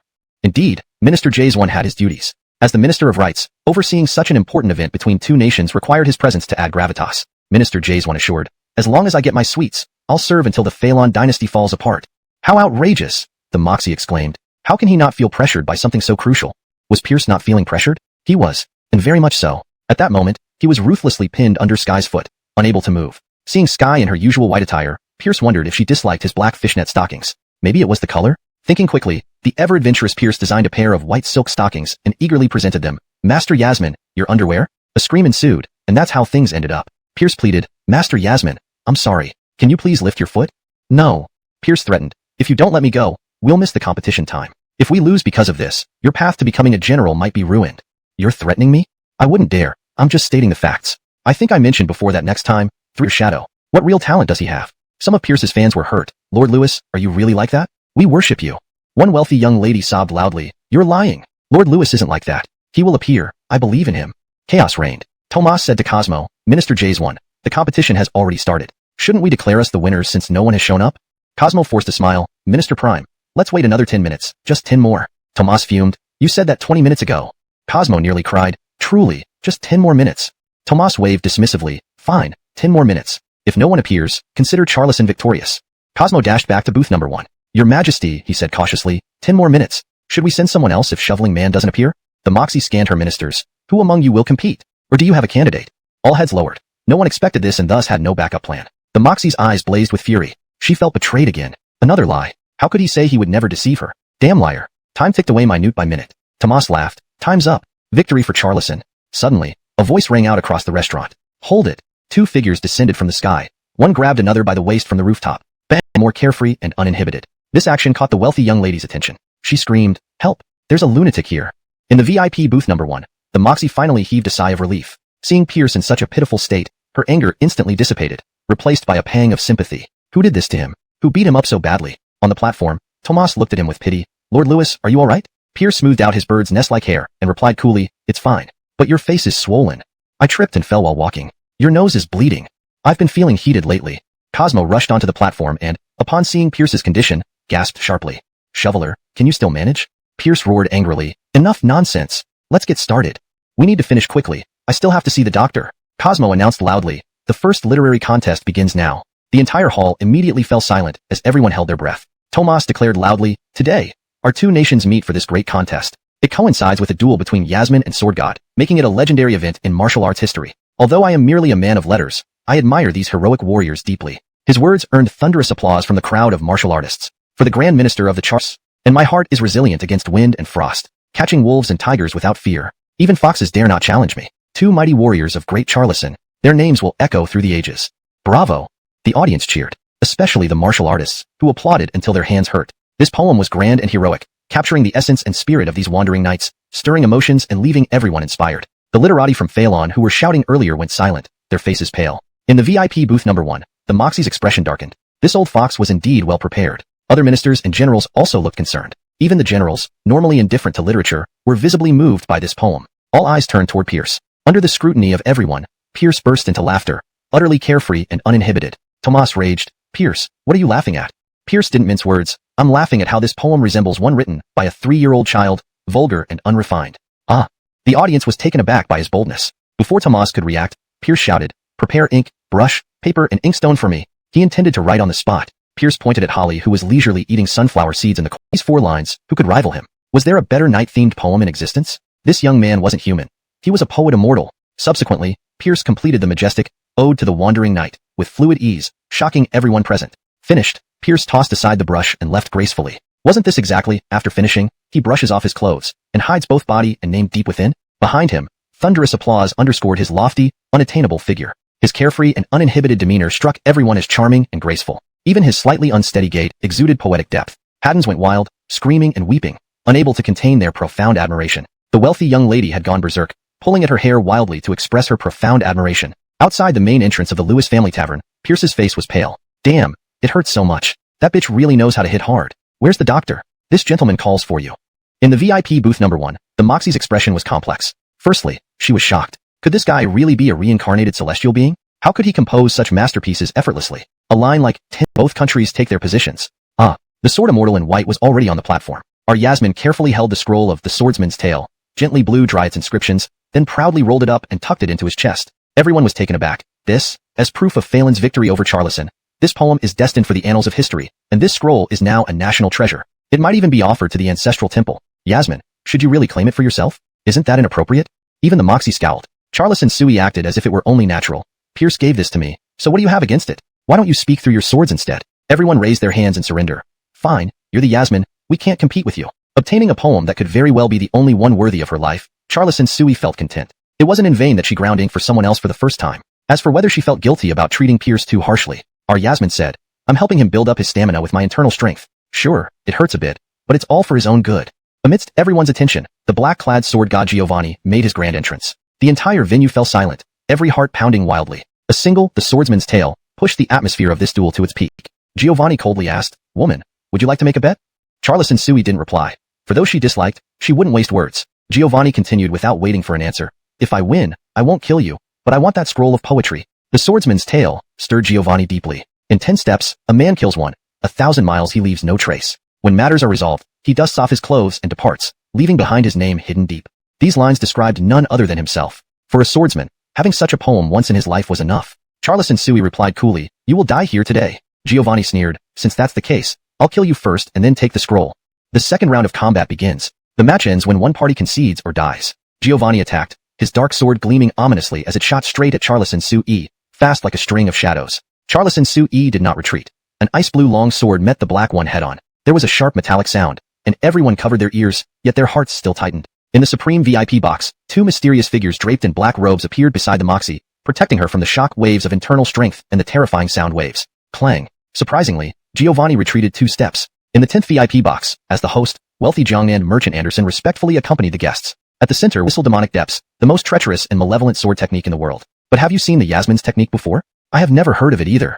Even the abbot of Shaolin, where all martial arts originated, couldn't identify its origin, astonishing everyone. Charles Tsong sighed, Strange. A sword technique that can rival and even suppress the devilish heavenly demon sword art shouldn't remain unknown. Yanni hesitated. I once read an ancient text that mentioned another white-clad Yasmin who descended 1,000 years ago. Her sword technique also had an unknown origin, but everyone called it Flying Immortal from Heaven. Flying Immortal from Heaven. All martial artists present were shocked. The final battle between divinity and devilry had come to a climax. Amidst the clash of white and black, crimson blood blossomed gorgeously and beautifully. Finally, they passed each other, stopping. Giovanni clutched the bleeding wound on his neck, unwilling to accept defeat. You are the heavenly. The sword god fell. The second round of combat, Phelan wins. Thunderous applause echoed from the premier VIP box, everyone's faces aglow with excitement. 2 wins out of 3 matches, they had won. Phelan had triumphed. But the Moxie quietly asked the 2 black-clothed protectors, how many men would it take to defeat Commander Char to buy several cartloads of sugar? By offering this health-preserving, demon-repelling sugar, King Charlison wouldn't blame him. If anyone deserved blame, it was Giovanni's incompetence. And calling himself a sword god. Originally, the 3rd round was supposed to be a sure win for him. Immediately, Tommaso turned and fled. The audience was left in stunned silence. Cosmo exclaimed, Ladies and gentlemen, Charlison has forfeited the 3rd round, making Phelan the ultimate winner of this competition. Oh! Waves of cheering erupted. But soon, someone noticed a serious issue. Since the 3rd round was forfeited, the final result was Phelan's victory outright. Not a perfect 3 for 3, 2 wins, or even 1 win with losses. In other words, only those who bet on Phelan's victory outright won, while everyone else who bet otherwise lost everything. The audience was dumbfounded. Chapter 76, Dividing the Spoils. Outside the Office of Protocol. Tomas, you despicable scoundrel. You are so vile and debased. Return our hard-earned money. Tomas, cowardly rogue, you shouldn't have conceded so quickly. Give us back our money.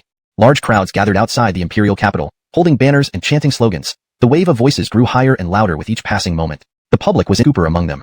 With no choice, Isaac had to seek help from the Moxie. Someone had to bear the brunt of responsibility for what had transpired. The Moxie was furious. A million tails lost because of her. Tomas, you dog. How dare you ruin things for me? Isn't it hard enough for me to get easy money? If Tomas hadn't conceded so easily, she wouldn't have any excuse to pick a quarrel with Pierce. Otherwise, that guy would definitely latch onto her leg and cry injustice, taking advantage of the opportunity to grope her. She couldn't give him such an opening. Furious though she was, she couldn't let Tomas be beaten to death, could she? Reluctantly, the Moxie ordered the army to protect the Office of Protocol. At the same time, she announced, 3 days later, there would be a military inspection ceremony outside the Jason Aiken Gate, inviting the Khan of Charlison, Tomas, to watch. All officials were to participate, and citizens within the capital were welcome to come and witness the event. Once the news broke, The entire capital erupted in discussion. Inspecting the troops? At this moment? What was the intention? Louis Shuang, hot springs room. Tomas, I love you. Just like mice love rice. Pierce lounged comfortably in his exclusive hot spring room, humming happily to himself. Thanks to this great minister, he had raked in a fortune this time. So much that he hidden to avoid embarrassment. He crept to the peephole outside Sky's room, preparing to look through. Whoosh! A long sword pierced through mere inches from his eyes. On the way back to the capital, Pierce couldn't resist asking, Master Yasmin, honestly, besides having the best internal energy, the greatest sword skills and mind-reading abilities, do you have any other secret skills? Lundong telepathy, hockey, heartweb, or listening to all things? What do you want? To save my life. Pierce screamed inwardly. Nothing special, just curious. I'm warning you, don't try anything funny, or I'll help you strengthen your bones again. No, I promise I won't. Pierce was startled. The pain of bone manipulation was something he didn't want to experience again. Seeing Sky idly munching on melon seeds, he couldn't help but say, Commander Charlison, if you keep this up, you'll never become a great general. What did you say? As the commander of the armies, being the best martial artist isn't enough. Strategy and wisdom are necessary. Sky pulled out 2 books from her robe. Are these what you're talking about? The 6 secret teachings, and the 3 strategies. Holy crap, where did you get these? Your study. Pierce flew into a rage. Using pennies. Now, who would laugh at their poverty when silver taels could bury them alive? Finally, Dong Charles received 200,000 taels since he only bet 1,000 originally. Pierce pitied him and gave him a bit extra. Even so, Dong Charles was overjoyed, crying tears of joy. His family would finally have decent clothes. 3 days later, Jason Aiken Gate. The Grand Parade commenced as scheduled. Chapter 77, Grand Parade. Early in the morning, tens of thousands of citizens had already gathered outside Jason Anwa Gate. This was, of course, a controlled number. Otherwise, the enthusiastic crowd would have overcrowded the gate. Some lower-ranking officials climbed up Jason Anwa Gate early and waited shivering in the cold. Not because they were particularly enthusiastic, but because they did not dare to be late compared to their superiors. In this era, you could do 10 good deeds and still not be remembered by your leader, but one bad deed would leave an indelible negative impression. Next came the mid-level officials, followed finally by the high-ranking officials arriving just in time. Everyone's timing was impeccable, as part of what being an official entailed. Chavez was escorted by the military and arrived last on Jason Anwa Gate. A few days had clearly taken their toll on our Chancellor Chavez. He looked noticeably thinner and less spirited. Could he not look haggard? With the constant public outcry from the citizens day and night, Chavez had been unable to leave the Honglu Temple. He survived on old editions of the public restroom newspapers he kept in his possession. Exhausted depended on the bravery of soldiers who have sacrificed their lives on the borders. They defend Great Phalon with their lives, allowing us to live under blue skies. After her rousing and eloquent speech, tens of thousands of citizens erupted in applause. They realized for the first time that those defending Great Phalon weren't just ministers and nobles, but also ordinary soldiers who fought on the front lines. The generals on Jason Anwa Gate flushed with excitement. Finally, the Moxie acknowledged their value. They were not mere dogs of the civil servants, but defenders of Great Phalon. The civil servants exchanged uneasy glances. Historically, Great Phalon favored scholars over warriors, and any praise from the Silas usually followed after compliments to civil servants. No emperor had ever bypassed civil servants to directly praise soldiers. This left them feeling somewhat abandoned. Actually, this speech was not the Moxie's original idea but a script Pierce had handed her. At the time, Pierce only said one thing. If your majesty does not want to see Great Phalon fall under your watch, listen to me. After much hesitation, the Moxie decided to trust him. Without him, she might have been bullied into submission by the civil servants long ago.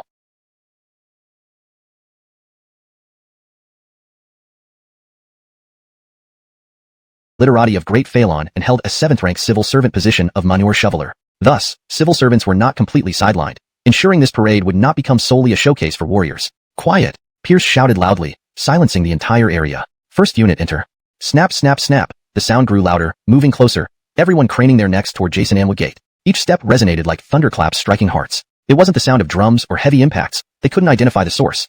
Everyone's anticipation was piqued. Even as they felt pressured, they eagerly awaited the revelation. On Jason Anwa Gate, the Moxie smiled knowingly. She had been similarly awestruck the first time she saw this spectacle, leading her to immediately agree to Pierce's request for the parade. Here they come. Finally. When the moment arrived, everyone's jaws dropped in astonishment. The sound was astonishingly the unified footsteps of 500 soldiers. 500 soldiers making a single sound.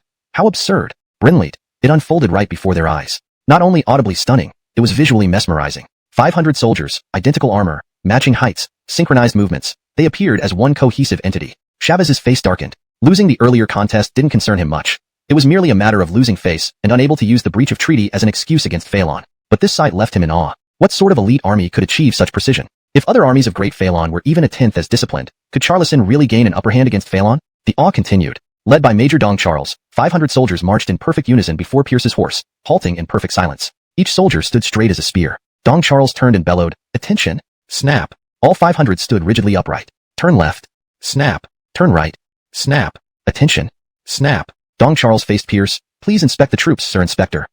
Hashtag Chapter 78. The Moxie is attacked. Throughout the entire process, the 500 soldiers acted as a single unit, their movements crisp, synchronized, and awe-inspiring. Pierce shouted loudly, "Soldiers, well done!"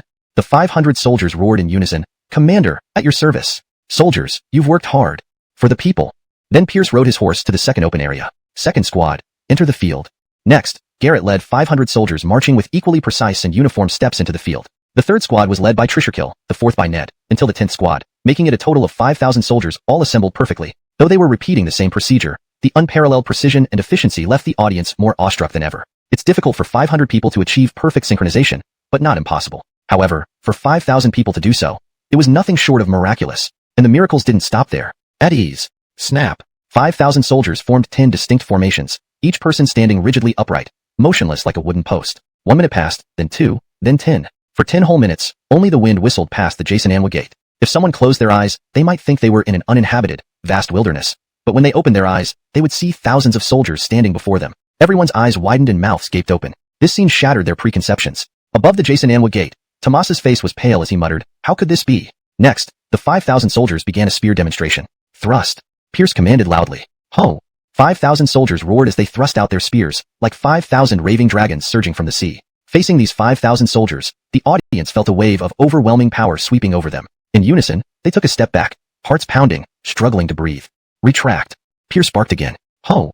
The 5,000 soldiers roared as they retracted their spears, like the raving dragons retreating back into the sea. Only then did the audience feel their breathing return to normal. But before they could calm down, the 5,000 spears once again transformed into roaring dragons, sending their hearts soaring once more. As the soldiers thrust and retracted their spears, the audience felt like they were being pummeled by successive waves, each stronger than the last, until they were finally swept up to the heavens. Only when the spear demonstration concluded did they descend back from the heavens. Tens of thousands of onlookers slapped their chests, exclaiming, "What an overwhelming presence!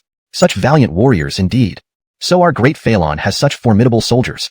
Above the Jason Anwa gate, Carnell, overwhelmed with emotion, couldn't help but shout, "Bravo! Truly worthy sons of our great Phelan." Even the Moxie had a slight change in expression. She felt as if she had been placed within a grand war painting. Tomas's face lost even its last trace of a smile. The sheer strength and military discipline of these 5,000 soldiers instilled fear in him. Following the spear demonstration came the formation display. Riding high on his horse, Pierce now held several flags of different colors. As he waved them, the 5,000 soldiers began an astonishing performance. They transformed into various formations: the wheel formation, the goose formation, the fish scale formation. In no time, they broke into smaller units, changing into individual formations such as the mandarin duck formation, the three-talent formation, the crab formation, the 100 birds formation. Then came larger formations encompassing smaller ones. For example, the wheel formation contained the 100 birds formation and the mandarin duck formation, while the fish scale formation included the three-talent formation and the crab formation. There were many other formations the audience couldn't name. The 5,000 soldiers moved seamlessly between formations, executing changes with perfect precision, without any disarray. Finally, the 5,000 soldiers returned to the original 10 formations. The performance concluded. Everyone was speechless. Anyone with a bit of knowledge knew that formation tactics were among the most mysterious and challenging aspects of military training. An ordinary army could master 1 or 2 formations and still maintain order in battle, a sign of elite troops. But just now, these 5,000 soldiers had performed dozens of formations in one go. Who would believe this? Brinley, it happened right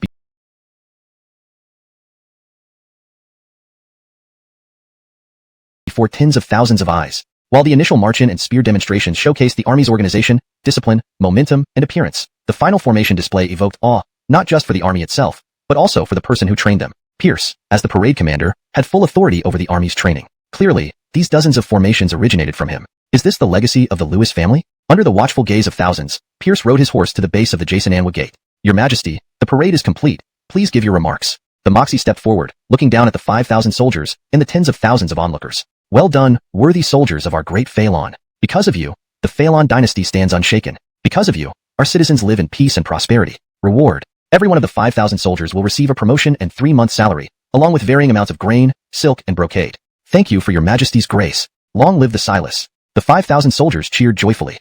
"Your Majesty's wisdom," the civil and military officials exclaimed. "Long live the Silas. Long live great Phelan." Tens of thousands of onlookers joined in the chorus. Inside and outside the city walls, shouts echoed far and wide, praising the sage ruler. The Moxie felt delighted, relishing the support of her people. She glanced at Tomas, whose face was ashen and eyes devoid of light, which made her even happier. This would certainly make Charlison wary, wouldn't it? Below, the 5,000 soldiers had already split into 10 squads and returned inside the Jason Anwa gate. Their footsteps remained perfectly synchronized, as if it had become second nature, not just a performance. Most of the crowd hadn't left yet, still watching in excitement. Such an awe-inspiring sight could never get old. Civil and military officials gradually descended from the Jason Anwa gate, with the Moxie and a dozen ministers leading the way, followed by the day's Tomas. Everyone was happy, except Tomas. The general's joy was natural. Today was their day of pride. After such a grand parade, their status would undoubtedly rise, and they wouldn't have to endure humiliation anymore. The civil officials were also pleased, knowing that the one who orchestrated this parade and trained this army, Pierce, was also a scholar. This reinforced the fact that without scholars' guidance, mere generals couldn't amount to much. Unbeknownst to them, there were already several crossbows aimed at them within the crowd. Foremost among the targets were the Moxie and Tomas. A cold voice commanded, "Fire in succession." Whoosh whoosh whoosh. Arrows shot out rapidly. With only 100 meters separating the two parties and the crossbows having a 200-meter range, they had to endure the fullest force of the attack. At a critical moment, one of the Moxie's guards shielded her from the first volley, but the shaken and reviled Tomas wasn't as fortunate. He was shot down immediately. Protect the Moxie. The Imperial Guard surrounded the Moxie, charging angrily into the crowd. Panic erupted. People fled in all directions, screams filling the air. Chapter 79. The Delicate Moxie. Prince Pierce, about to enter the palace on horseback, witnessed everything. His eyes bloodshot with fury. Without hesitation, he gave orders, "Soldiers, listen up. Capture the assassins." The 5,000 Central Army soldiers immediately rushed towards the crowd, roaring with anger. They were furious. Just moments ago, the Moxie had generously rewarded them. In their eyes, she was the finest ruler in the world. How dare anyone attempt to harm her? It was madness. As soon as the order was given, Pierce urged his horse into a gallop toward the Moxie. His heart felt heavy as if a huge stone had been lodged within it. It also ached as if being sliced by a sharp blade. If anything happened to the Moxie, he would never forgive himself. This all happened because of the military parade that he insisted on organizing, putting her at risk. In no time, Pierce reached the scene. He dismounted and rudely pushed through layers of guards until he finally entered the center of chaos. He ignored the frantic ministers and rushed to the imperial robes covered by the dead bodyguard who had been shot full of arrows. Pierce pulled away the dead bodyguard, revealing an unharmed but stunned Moxie. Her imperial robe was drenched in blood, and a bloom of red stained her pale face. Thankfully, the Moxie was not injured. "Your Majesty, I'm here."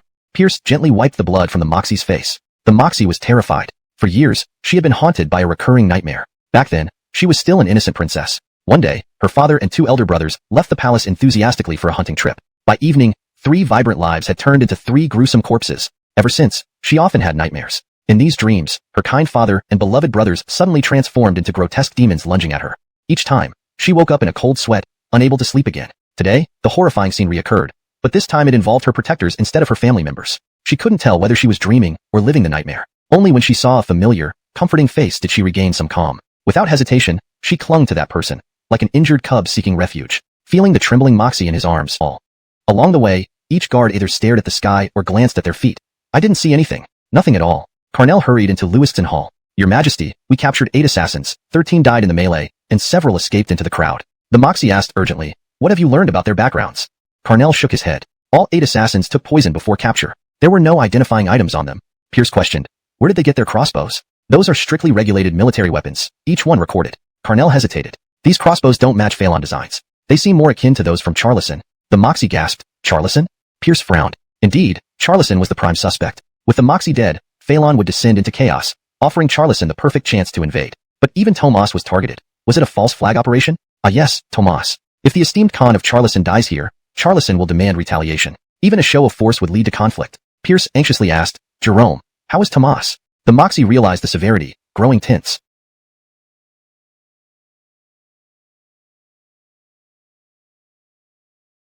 Carnell sighed, "Not good. He was hit by 4 arrows, 2 deeply piercing his lungs, and the arrows were poisoned."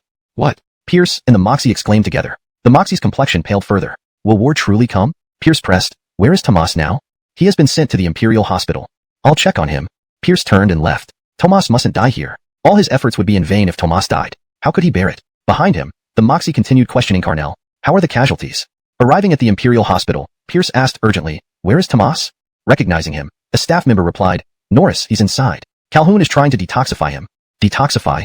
Pierce's eyes lit up. So he wasn't dead yet? On a bloody bed, Tomas lay shirtless, 2 arrows still lodged in his abdomen. Calhoun was administering needles. Was Calhoun conducting a human experiment? Treating the hopeless as a last resort? Pierce asked, "Calhoun, how is he?" Calhoun withdrew the last needle, sighing with relief. "I've stopped the bleeding and neutralized the toxins. However, he's still doomed. Look, those 2 arrows penetrated deep into his belly, possibly rupturing his intestines. Even gods can't save him." Pierce asked slowly, "So, if nothing is done, he will certainly die?" Calhoun nodded. "Brinley's. Excellent. Prepare scalpels, sutures, bandages, and some mulberry root bark for me. Send someone to my residence for alcohol and premium green ant wine. Quickly." He distilled several bottles of alcohol during leisure hours for emergencies, not expecting to use them so soon. With Norris's command, the entire hospital sprang into action. Calhoun questioned curiously, "Norris, what are you planning?" Pierce pointed at Tomas. To save him. Everyone was stunned. Saving a man beyond hope? Calhoun grew furious. Norris, this is absurd. Note, to maintain coherence and flow, certain parts were slightly adjusted. Chapter 80. Opening the belly. Prince Pierce said calmly, then you might as well think I'm acting foolishly. If we do nothing, he's certainly going to die anyway. Calhoun shouted, no way. I can't let you do this. A doctor's heart is like that of a parent. Even for a dead person, we should show reverence, not desecrate their body. Pierce flew into a rage. What if I insist on doing it? Calhoun firmly replied, then young lord, you'll have to kill me first. This is my domain, and as long as I'm here, I won't allow you to act recklessly. Seeing the two arguing, everyone else exchanged glances, at a loss for what to do. This stubborn old man. Pierce gnashed his teeth in frustration, but he couldn't really kill him. He might need his help during the procedure. Pierce patiently explained, I'm not trying to desecrate anyone's body. I'm making one last effort to save him. Calhoun sneered, ridiculous. He's beyond saving, even I am helpless. Pierce smiled. Just because you can't save him doesn't mean I can't.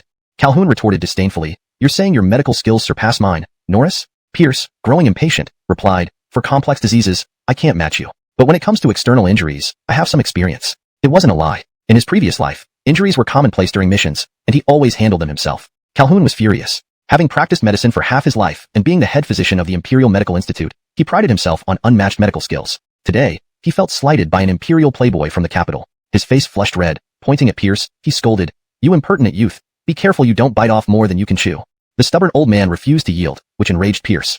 He countered, old man, what if I save him? Calhoun blurted out, if you can save him, I will submit to your judgment. Pierce agreed, fine. If I fail, I'll take full responsibility and publicly apologize to you, and I'll never set foot in the Imperial Medical Institute again. Agreed. Suddenly, news spread throughout the Imperial Medical Institute that the young lord intended to save someone considered beyond help and had bet with the chief physician. Everyone rushed over to watch. After preparing everything, Pierce began his first surgery in the Great Phelan Dynasty, with Charleston's Khan as the patient. Though Tomas was unconscious, Pierce still gave him a few sips of premium green ant wine to prevent him from waking up in pain during the operation. Without anesthesia, this was the best substitute available. Pierce grabbed the 2 arrows in Tomas's abdomen, and everyone held their breath. In an era without blood transfusions, once the arrows were removed, the surgery needed to be completed as quickly as possible to prevent excessive blood loss. With a swift pull, the arrows came out, blood spurting everywhere. Pierce disinfected his hands with alcohol, then picked up the sterilized scalpel, slicing open Tomas's abdomen. All the physicians covered their mouths. They had never seen such a method of saving someone. It seemed more like murder. Blood gushed out, obstructing Pierce's view. Without hesitation, he ordered, clean the blood. A young physician attempted to step forward, but was pulled aside by Calhoun, who felt it safer to handle it himself. After clearing the excess blood, Pierce saw the damage inside, 2 holes in the large intestine. Relieved it wasn't internal organ damage, he immediately took the sterilized sutures he prepared earlier. The sutures were made from mulberry bark thread, a silk-like material derived from the roots of mulberry trees. Simple to make, durable, and later would fuse with human flesh, eliminating the need for removal. Additionally, mulberry bark has a mild medicinal property promoting wound healing.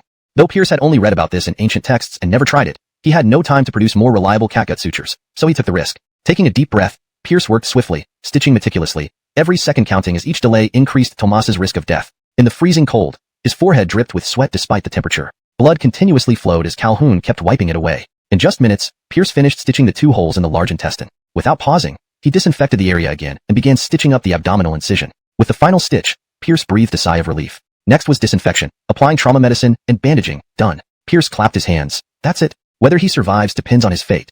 In Pierce's mind, the chances of Tomas surviving were slim. Blood loss and infection could easily take his life. Alcohol wasn't. Pierce's face changed dramatically. Are you sure? I guarantee it with my head. This is serious. You must keep it confidential. Tell no one. Of course, otherwise why would I tell you secretly? Pierce's mind raced. This was far from simple. It ran deeper. Anyone who dared to attack his wife and provoke him would suffer greatly. Suddenly, Raylan's urgent voice called out from the institute. Where is Calhoun? The Emperor is ill. Hashtag chapter 81. Don't be afraid. I'm here. Pierce, Calhoun, and Raylan hurried through the palace corridors. Pierce asked, why would Austin fall ill so suddenly? Raylan's voice quivered with tears. After discussing matters with Carnell in the Lewiston Hall, Austin felt weak and returned to the Plum Fragrance Pavilion to rest. Then she started shivering uncontrollably despite being covered with several layers of quilts. Eventually, she developed a fever and began delirium. Guided by Raylan, the two arrived at the Moxie's chamber. Tatum was attending to the sleeping Moxie, placing warm towels on her forehead. The Moxie's face was pale, and her body occasionally trembled as she slept uneasily. After examining the Moxie, Calhoun frowned. Pierce anxiously asked, Calhoun, how is she? Calhoun pondered and replied, Austin has been subjected to an assassination attempt, which caused emotional shock. She also caught a severe cold. It meant that due to fright, her immune system weakened, and the already frail Moxie had developed a fever. This cold is treatable, but if Austin's psychological trauma persists, no medicine will be effective. Raylan panicked, sobbing, what can we do? Calhoun sighed, a heart ailment requires a heart cure. Tatum pressed, what is a heart cure? Austin's condition stems from emotional unrest. Thus, the heart cure must be something, or someone who can soothe her heart. Raylan and Tatum looked at Pierce in unison. Though pained, Pierce remained puzzled. Why are you two looking at me? I don't know what can calm Her Majesty down either. Raylan cried, Londontal Marquis, you are the one who calms Her Majesty's heart. Pointing at himself, Pierce disbelief. Me? Tatum nodded emphatically. Brinley's Londontal Marquis, the person Austin trusts most is you? How can that be possible? Impossible. This woman only took advantage of him, always threatening to cut off his head or throw things at him, and sending people to spy on him. If it weren't for his quick tongue, he would have been beaten into submission long ago. Raylan hastily interrupted. How can it not be possible? Whenever Her Majesty encounters any difficulty, the first person she thinks of is you, Londontal Marquis. Tatum agreed. That's right. Though she seems stubborn, she's actually quite timid. But as long as you're here, Londontal Marquis, she fears nothing. She often worries about state affairs and frowns deeply. Brinley, whenever you come, she becomes delighted. Her Majesty often has nightmares and sleeps poorly, but when you're around, she can sleep soundly until morning. Pierce still couldn't believe them. Are you two just trying to fool me? Suddenly, the Moxie murmured in her sleep. Pierce, you bastard. You only know how to deceive me. Pierce was momentarily stunned. Raylan and Tatum stifled their giggles behind their hands. Calhoun looked awkward, having inadvertently heard and seen more than he should. Londontal Marquis, Her Majesty's heart ailment is now your responsibility. I will go prepare the medicine. Calhoun quickly excused himself, unwilling to risk further embarrassment. Londontal Marquis, we'll help Calhoun with the medicine preparation. Remember to change the warm towel every quarter hour. Raylan and Tatum also departed hurriedly. Alone in the vast room were Pierce and the unconscious Moxie. After a moment of silence, Pierce extended his hand toward her. In the shadows, a pair of eyes fixed intently on Pierce's hand, ready to sever it at the slightest misstep. Pierce gently touched the Moxie's trembling face, softly whispering, Don't be afraid. I'm here. The sleeping Moxie seemed to sense his presence, revealing a slightly pained smile as her trembling ceased. The shadowed figure disappeared back into darkness. When Pierce changed the warm towel for the second time, the Moxie opened her eyes. She looked at Pierce, then closed her eyes again, only to open them once more, still seeing him. She was confused. Why are you here? Why can't I be here? This is my imperial chamber. I know. Why are you alone here? Who knows? Pierce felt her forehead. Not so hot anymore. You touched me? Not the first time. You touched my forehead. I know. I'll chop off your dirty paws. Brinley's, yes, you can do that after you recover. Now rest properly and stop talking so much. The Moxie glared fiercely at Pierce before recalling an urgent matter. Is Tomas dead? He's barely hanging on. If he survives the night, it's a miracle. Still alive? What did you do? I stitched up his intestines.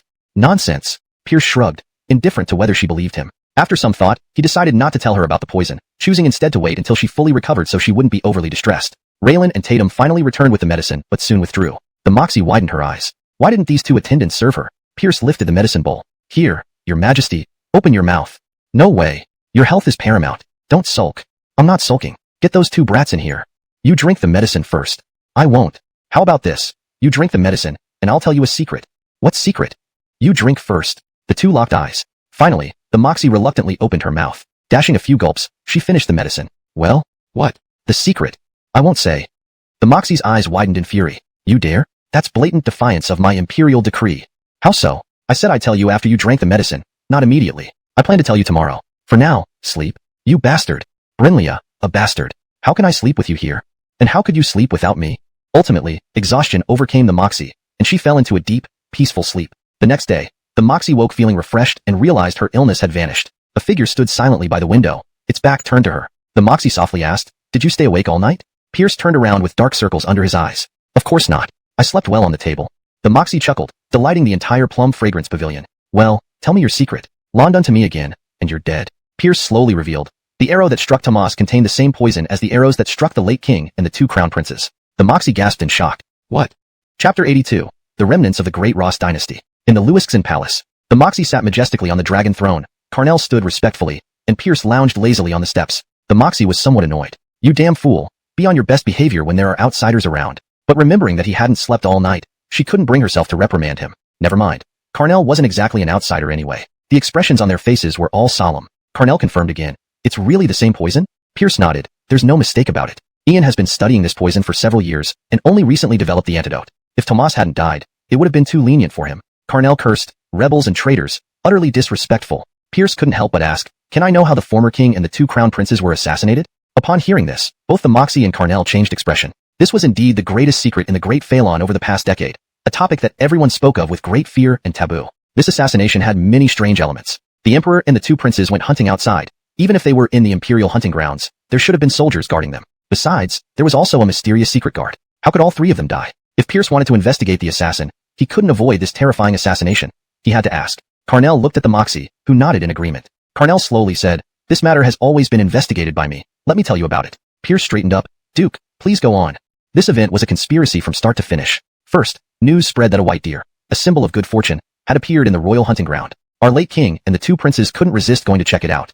They took 1,000 guards directly to the royal hunting ground, with several dozen secret guards among them, including the top-ranked one. With such thorough protection, no one worried about their safety. After entering a dense forest, hundreds of people suddenly emerged from beneath the dead leaves, trees, and thickets. They had already set up an ambush. Just a few rounds of arrows decimated most of the 1,000 guards. Because they had smeared the arrows with poison, once the poison entered the bloodstream, it immediately paralyzed the victim, leaving them helpless. The dozen secret guards rushed forward, intending to capture the leader first, but among the enemies, there were dozens of martial arts experts, four of whom were suspected to be among the top 10 in the martial arts ranking. They kept the top-ranked guard engaged. Ultimately, under the attack of hundreds of archers and dozens of martial arts experts, the late king, the two princes, 1,000 guards, a dozen secret guards, including the top-ranked one, all died. The entire assassination took less than half an hour. By the time reinforcements arrived, it was too late to save them. Pierce frowned. How did so many people infiltrate the royal hunting grounds? The royal hunting ground is too vast, and there might be some oversight in guarding. Previously, before each regular hunt, soldiers would remove any potential dangers before entry, but the late king and the two princes were worried that the good omen would escape, so they didn't wait. Were there no clues left behind? None. There were over 200 bodies of rebels at the scene, but none of them had any identification. The bodies of those martial arts experts were taken away, erasing all traces. The information we have now was told by the top-ranked guard to the reinforcements with his last breath. Haven't you arrested or investigated the 4 suspected top 10 martial artists? How could we not? But these 4 vanished without a trace, leaving us nowhere to start. Pierce replied gravely, being able to mobilize hundreds of elite soldiers. Unnecessary addition, adult, due to a translation error. The corrected version removes this and flows naturally in English. Carnell still seemed confused. So, Commander Charlison asked, and they obediently answered? Of course, I used some small means. Can Commander Charlison ensure they told the truth? Of course. Would Carnell like to experience it? Carnell's face changed. No need. I trust Commander Charlison's methods. The Moxie asked, then, Commander Charlison. What was their answer? Holly said coolly, Ross, the Golden Alice. What? The 3 were shocked. Great Ross, the dynasty that preceded the current era of unity. It was precisely because of Ross's disintegration that today's 6 kingdoms of Phelan, Charlison, Song, Wu, Queen Yi, and Shu exist. Ross's capital Chang'an is now the capital of the Great Phelan. The Moxie couldn't believe it. The Ross dynasty has been gone for over 200 years. How is this possible? Carnell pondered. Not impossible. It's rumored that after Ross fell, a prince escaped and disappeared. This Golden Alice must be a descendant of the royal family. Your Majesty, remember that many noble families still cherish Ross's glory. Pierce nodded. If it's a remnant of Ross, this makes sense. They simply want to incite war between Charlison and Great Home. The failure of the war subjected King Charlison to severe criticism. Edwin Anshin, together with Moxie Dowager Mi, staged a coup d'etat, deposing King Charlison. All ministers loyal to King Charlison were purged. His concubines were disgraced by soldiers, and his son was buried alive. The once grand residence of the Prime Minister was left without even a single living soul. Tomas abruptly opened his eyes, drenched in sweat. With his heavy breathing, the entire Imperial Medical Institute fell into an eerie silence as they stared at him as if he were a ghost. After a moment, a young doctor incredulously shouted, Khan Haddon has awakened. Londontal Marquis really saved him. The entire institute buzzed with excitement as everyone rushed to see the revived Tomas. Grand Calhoun hurried out from inside and shooed away everyone. Off you go. Get back to work. Don't disturb the patient's rest. By the way, send someone to inform Austin and Londontal Marquis. Grand Calhoun sat beside Tomas, starting to check his pulse. The pulse was steady, and apart from extreme physical weakness, there was no major issue. Londontal Marquis had indeed brought back a man who even immortals could not save. In this bet, he lost. His emotions were mixed. On one hand at the Golden Throne Hall, leaving me speechless, but his recital of the Ballad of Heroes in Lewis's Great Wine House utterly silenced me. And then the grand military parade made me glimpse an invincible commander. To think he is also a master in saving lives from the brink of death. Who knows what else he might be hiding? What a joke it is to say he is unworthy of concern. Except for being somewhat accurate in describing him as vicious, everything else is nonsense. Clearly, Charlison has made significant errors in its intelligence about Phelan. A loud announcement echoed, Austin has arrived. Everyone in the institute knelt. Moxie led Pierce and Carnell into the room. Both Moxie and Carnell were expressions of disbelief, while Pierce looked quite resigned. On their way here, Moxie and Carnell kept asking him the same question. Did you really sew up Tomas's intestines? Tomas struggled to bow, but Moxie stopped him. Minister Haddon is still recovering. There's no need for formalities. Thank you, Your Majesty. Moxie sighed. Minister Haddon encountered such trouble in our Phelan, due to our failure to protect him. I feel ashamed. There's no need to worry, Your Majesty. I wonder if the assassin was caught? Tomas, having suffered collateral damage, was equally furious. Can't you aim better before shooting? Moxie replied, all assassins committed suicide by poison, but their identities have been determined. Tomas pressed to Moxie and set off on his journey back to Charlison. His body was still too weak to walk, so Moxie rewarded him with a luxurious carriage and arranged a doctor to accompany him, using the opportunity for a medical exchange. The urgency of returning was because Tomas feared that his assassination attempt in Phelan might be used as a pretext for war by certain individuals within Charlison. He needed to return quickly to report his experiences and help King Charlison make the right decision. At the west gate, Carnell came to see him off. Pierce was there too. After all, he still held the title of deputy envoy. Two elderly men chattered incessantly. Pierce noticed Carnell slipping a stack of suspicious papers into Tomas's hands, causing a look of deep appreciation on Tomas's face. Hey, these two creepy old fellows. Next to them, Pierce patted Garrett's shoulder. Garrett, do your best. Believe in yourself. Garrett was the Phelan general assigned to escort Tomas back to Charleston. This assignment was secured by Carnell. Receiving him and now sending him off, this seemed appropriate. This was Garrett's first solo command. Although not a battle, it still involved tests. Louis C., what should I do? He asked straightforwardly. He didn't feel embarrassed. After all, he had always listened to Pierce. If Pierce said fight, he fought. If Pierce said danger, he retreated. Pierce pondered and replied, just do your job. Don't answer anything Haddon asks. You're no match for him and can easily be led astray. Garrett nodded. I understand.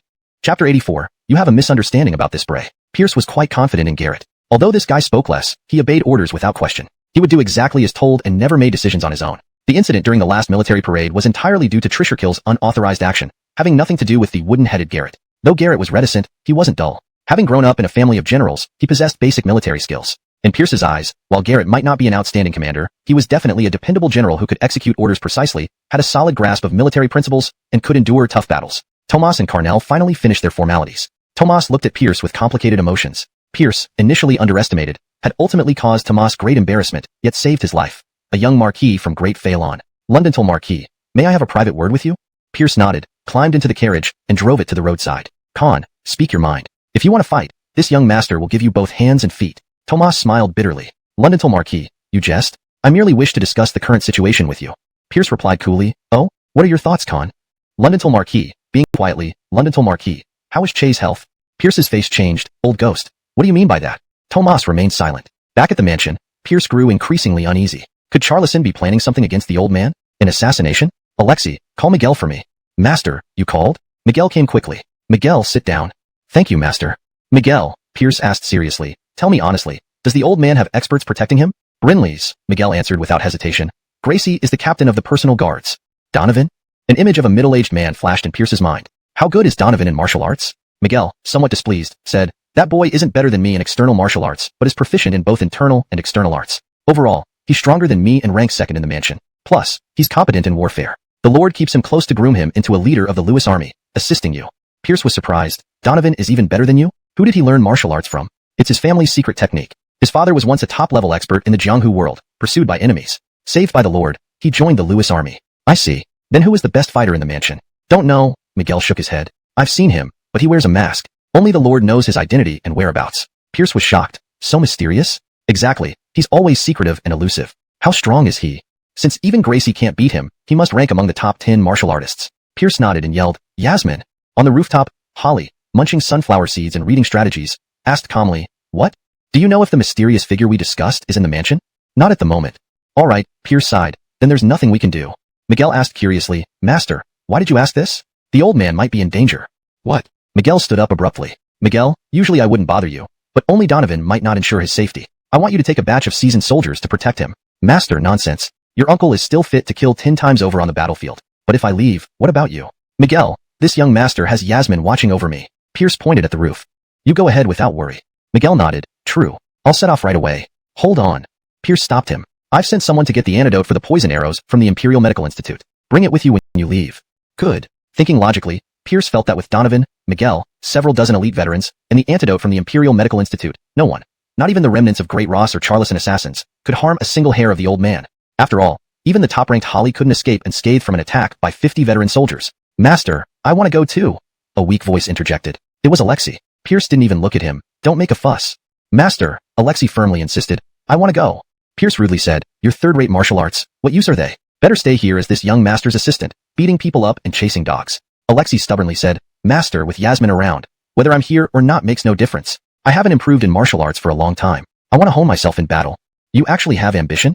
Alexei gathered courage. Master, I don't want to become a burden to you someday. I want to become stronger, able to shield more attacks for you, and fight tougher enemies. Are you going regardless? Absolutely. Pierce turned away, leaving a back view. Fine. Be careful. Don't be too reckless. Retreat when needed. Losing limbs affects my reputation. I won't bring you along next time I visit brothels. Take the armor and the treasured sword from my room. Know where I hide them. Bring plenty of alcohol, bandages, and medicinal plasters. You know how to use them. In the future, think more before acting. Be quick, accurate, and merciless with your enemies. Remember, even a lion uses full force to catch a rabbit. Never hold back in battle. Tears welled in Alexei's eyes as he sobbed, "Master, I remember everything." They grew up together. This was their first separation. Even Miguel had moistened eyes promising, "Master, rest assured. I'll keep an eye on little Charles." Note, Charles refers to Alexei as a nickname, implying closeness. Chapter 85. Frustrated Tomas. Tomas was very frustrated. It wasn't that the luxurious carriage Moxie had given him was uncomfortable, nor was it because the physician taking care of him was negligent. It also wasn't because his wounds were healing slowly, or because the small gazettes sent by Carnell weren't interesting enough. Rather, it was all due to Garrett making him angry. Initially, seeing that Great Phelan had sent such a seemingly not-so-bright general, who was even the son of old traitor Arthur and had personally participated in the military parade to escort him, Tomas felt quite pleased. Inwardly, he planned on how to extract some information from this person gradually. Tomas didn't rush, adopting a gradual strategy. On the first day, he only exchanged pleasantries, trying to build rapport. The other party remained cautious. No matter what he said, the responses were just or oh, with nothing more. The second and third days followed the same pattern. Tomas began to feel anxious. They were almost at the Charleston border, and soon the other party would hand him over to the Charleston army and return home. He decided to change his strategy. "Edwin Jason, could you stop for a moment?" Garrett, "Oh."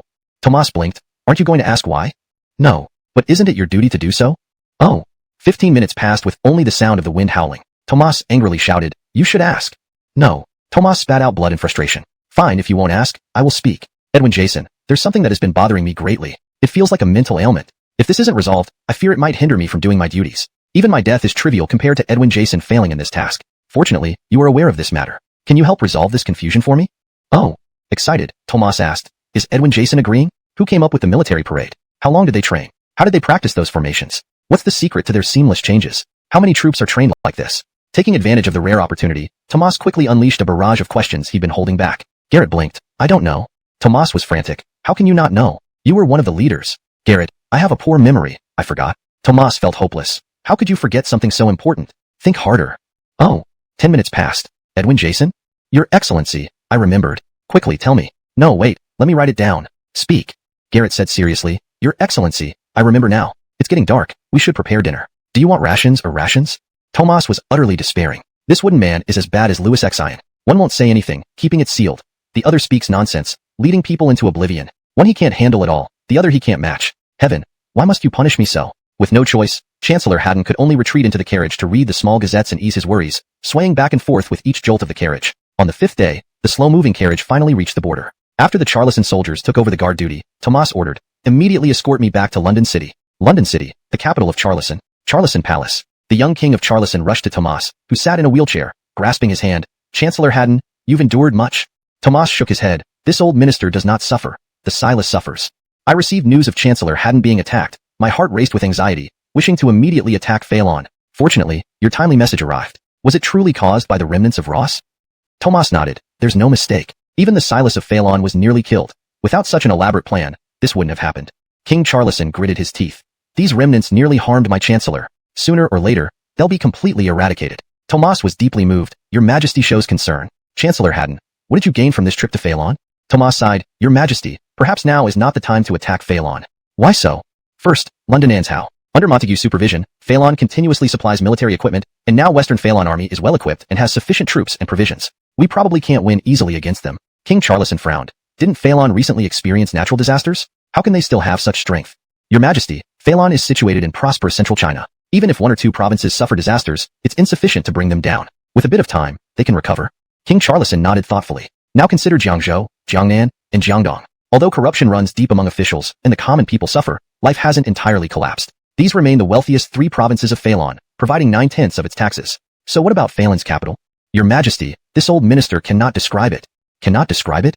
"Brinley's, Your Majesty. I have never seen such a colossal city. Even the outer city is clean and tidy, with public restrooms everywhere for citizens to use freely. There are no beggars, thugs, loiterers, or even paupers." King Charleston was stunned. "Impossible." At first, this old minister suspected Phelan was putting on a show, but after 2 weeks of investigation, everything proved true. The citizens are wealthy, proud of their capital, and adore their emperor. The walls are tall and solid. Resources are plentiful, and gathering hundreds of thousands is no problem. Your Majesty, capturing such a city would require 1,000,000 troops. King Charleston fell silent, then asked after a while, "What about their rulers?"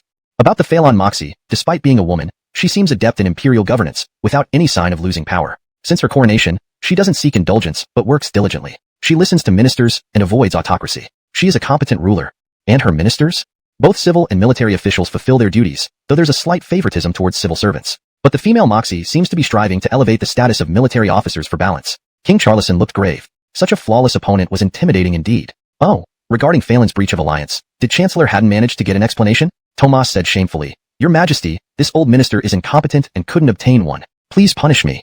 King Charleson was taken aback. Tomas's eloquence was known across 6 kingdoms, and this issue started with Phelan being at fault. How could he fail to get an explanation under these circumstances? How could this happen? What went wrong? ####Chapter 86. Charleson State Retreats. Tomas recounted the intense verbal exchanges on the Golden Throne Hall. Silas Charleson drew in a sharp breath. There's actually someone who can silence Chancellor Haddon? Prince Pierce's shamelessness far surpasses Chancellor Haddon. Tomas shot a reproachful glance at Silas Charleson. Your Majesty, how can you say that? Are you being respectful? There was no other choice. This old minister could only agree to a challenge with Phelan State to try to curb their arrogance.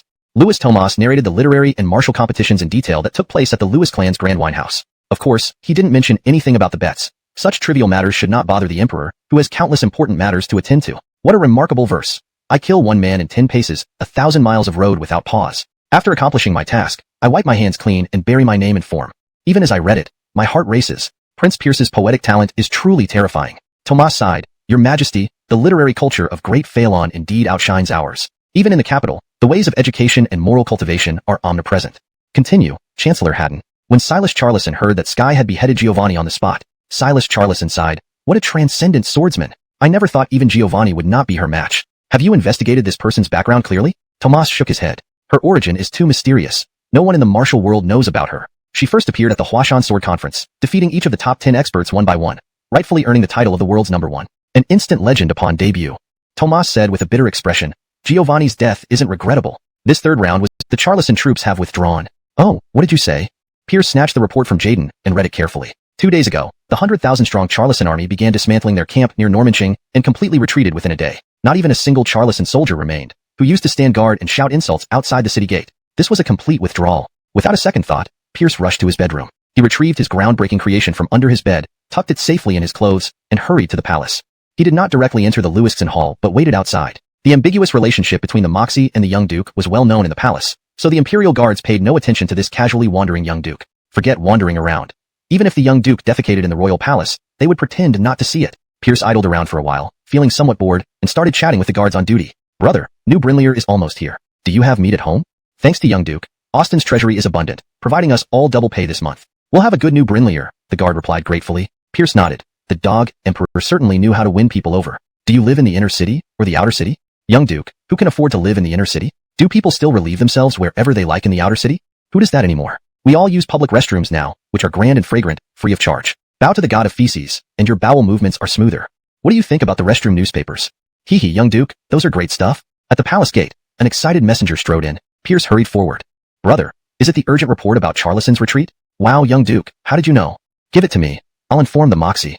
The messenger hesitated. Pierce threw over a silver bill worth 500 taels. The messenger smiled happily. Thank you, young duke. Leave it to you.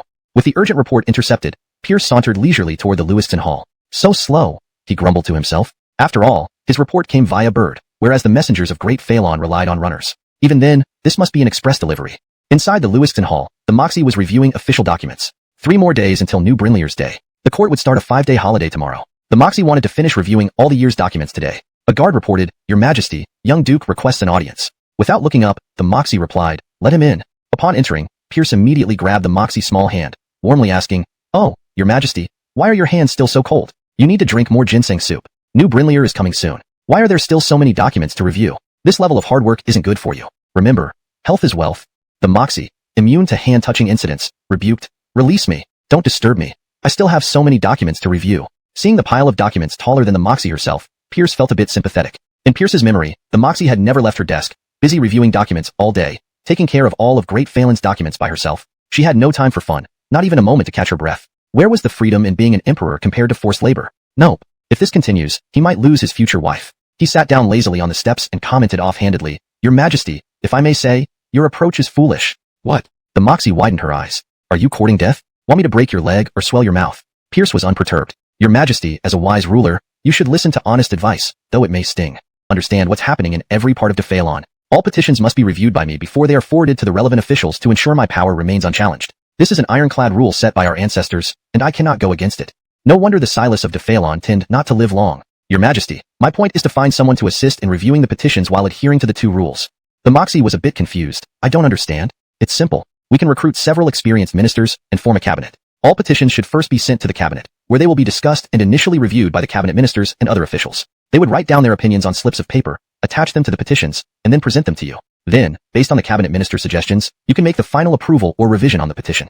The Moxie's eyes lit up. This way, I can still see every petition and make the final decision on all of them. Good idea. You, devil, are indeed good at finding clever shortcuts. Pierce felt deeply hurt. Dog Silas, after racking my brain for your sake, you accuse me of taking shortcuts. Doesn't your conscience ache? But, the Moxie hesitated. Won't others say I'm being lazy?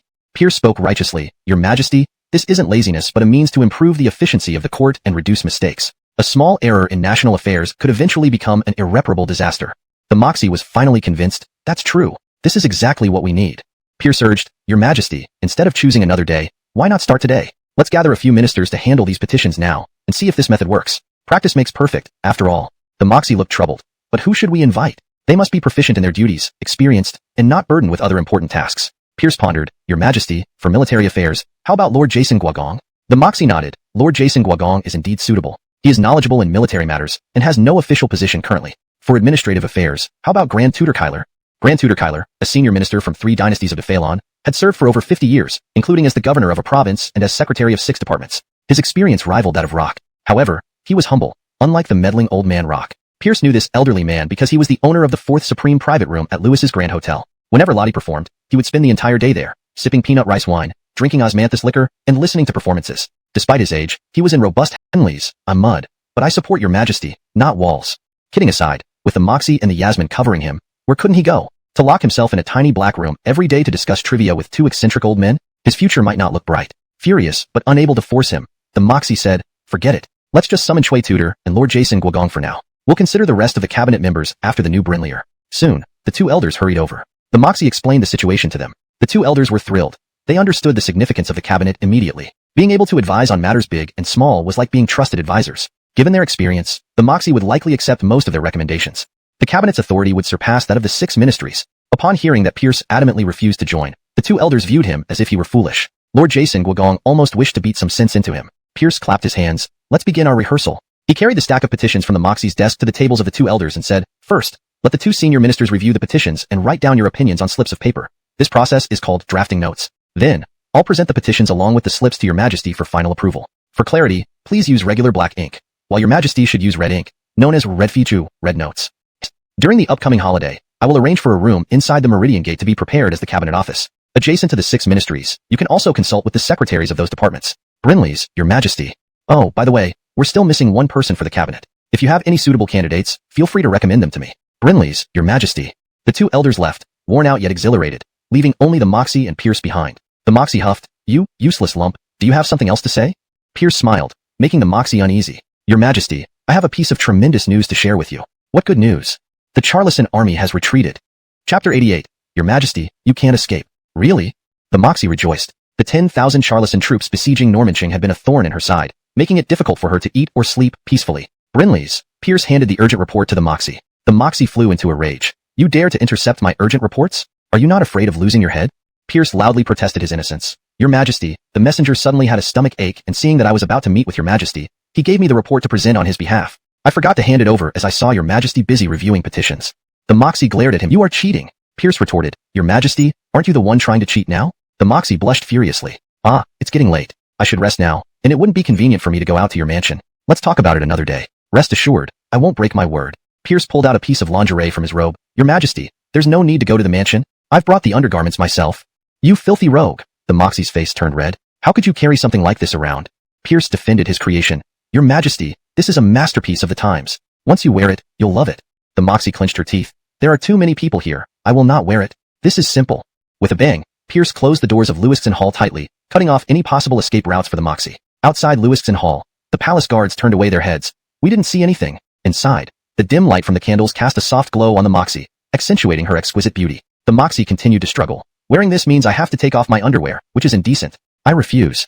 As if expecting this response, Pierce pulled out another revolutionary item from his robes, a lace panty. Your Majesty, wearing panties won't expose you. Your Majesty, I won't peek. Behind him came rustling sounds, even the sound of silk tearing. Stimulating. A quarter of an hour later. Done. Pierce turned around, his eyes widening and throat dry. The stern-faced Moxie was lounging on the dragon throne, propped up by her hand. Her imperial robe was cut open to her thighs, revealing her legs clad in fishnet stockings. Pierce carefully lifted the Moxie's silk-clad leg, removed her shoes, and admired her perfect limbs like works of art. Long and straight, not a hint of excess fat. They were spotlessly white, contrasting strikingly against the black fishnet stockings. There was even a faint, pleasant scent. Pierce embraced the Moxie's silk-covered legs, closing his eyes, feeling the smoothness, elasticity, and immense satisfaction. He wished he could hold them forever. The Moxie felt both shame and anger. However, she couldn't deny that the stockings made her already perfect legs even more alluring, which pleased her immensely. Enough yet? It's been so long. Let go of me. Not yet. The Moxie calmly warned. If you don't let go, expect me to deny this next time. True to form, Pierce reluctantly released her. Seizing the opportunity, the Moxie tucked her legs back into her robe, hiding all the captivating views. Still unsatisfied, Pierce asked, Your Majesty, did you wear the panties and bra? Can you show me the effect? It would help me improve them for your comfort. By the way, are you D or E? Looking at the shape, could it be F? Saying this, he reached out to lift the Moxie's robe. Next moment, Pierce screamed in agony. His hand was bitten fiercely by the Moxie, blood dripping. The Moxie's eyes shot flames, her face icy cold. Lewd man, you are finished. Someone. Without further ado, Pierce ran. Damn. His triumph had made him overly ambitious. Progress must be gradual. Take things step by step. In the last few days of the new Brinlier, news of Charlison's retreat spread throughout the capital. From princes to commoners, everyone rejoiced. This marked a near-perfect end to the first year of Marjorie era. Despite its challenges, drought in Queenie Enzu, assassination of the former king and two princes, border invasions by barbarians, and the threat of Charlison, the empire had survived. Thankfully, all crises had been averted. Surviving these disasters augured well for the coming year. Everyone believed the second year of Marjorie would be auspicious. Chapter 89. What about giving me a bit of freedom first? Lewis, you and I have severed all ties. From now on, you go your foul-smelling way, and I will walk my stinky bridge. The Kristen grumbled. London told Dash, why are you being jilted again? This is already the 58th time. Pierce sighed. What can I do? These days, no one watches if there's no drama and breakups. So heartless, that woman. All I did was stray 38 times, and she breaks it off. Isn't that excessive? It devastated me so much that I went prematurely gray and developed a set of shit mountain swordsmanship, hurling a load of dung at anyone who comes within range. Thus, I became unbeatable across the land. Known as the excrement deity. In my later years, I retired on a mountain of feces, living with waste, singing and laughing amongst shit. Alright, this excrement deity chapter ends here. Next, we'll talk about the urine sage chapter. Instantly, applause erupted below. Besides the Kristen, a group of young rascals from the Marquis's mansion listened with rapt attention. After being indoctrinated for some time, they all admired Pierce, the excrement deity, pledging to become men of his fragrance when they grew up. Having dismissed the bunch of kids, Pierce welcomed a grand swordsman. Holly gracefully descended from the roof like a flower, landing lightly on water. I don't quite understand this vain retreat to capture strategy, Holly said, pointing to the 36 stratagems in her hand. If you're going to capture him anyway, why give him any freedom? Is it just a game? Pierce's eyes lit up. You wouldn't understand this. Let me give an example. If you were capturing me, and I knew you were coming, wouldn't it be hard for you to catch me? Holly blinked. Hard? Wouldn't even need one move. Pierce felt exasperated. Relatively speaking, if I didn't guard against it, wouldn't it be easier for you to succeed? Come on, let's demonstrate. I'll hug you, and you give me a bit of freedom first, then capture me. See if it's easier. With that, Pierce lunged at Holly. Next moment, Pierce yelped in pain. Once again mercilessly trampled under Holly's dainty foot. Pierce complained bitterly. What about giving me a bit of freedom first? Holly puzzled. But didn't you say even a lion catching a rabbit uses full force? How can you give freedom? This hole he had dug himself. He had to fill it himself. Pierce wanted to cry but couldn't. Master, Dominic, the steward, approached cheerfully, handing Pierce an arm-length list. Here's the new Brinlier goods list for the Marquis's mansion. Are there any oversights? Pierce glanced at it briefly. Mostly candies, door gods, fireworks, red lanterns, miscellaneous items. Pierce casually replied, You handle it, Dominic. These matters were always handled by the old man before. He had no clue about them. Right, since our revenue has been good this year, everyone gets tenfold their monthly salary as a bonus. Have 2 sets of new clothes made for each person too. We mustn't lose face outside. Don't skimp on grains, meat, wine, sugar. And everyone gets a spa card for the hot spring baths to relax. Dominic winced. Master, isn't this too expensive? Just one spa card costs 10,000 taels. Pierce waved a hand. Family members, what expense? I'll thank Master on behalf of everyone. Master, I'll go buy the new Brinlier goods now. Okay, go ahead. Make it lively around here. Even though the old man isn't here, we can't neglect everyone. Dominic hesitated. Master, won't you go out to buy gifts for friends and colleagues?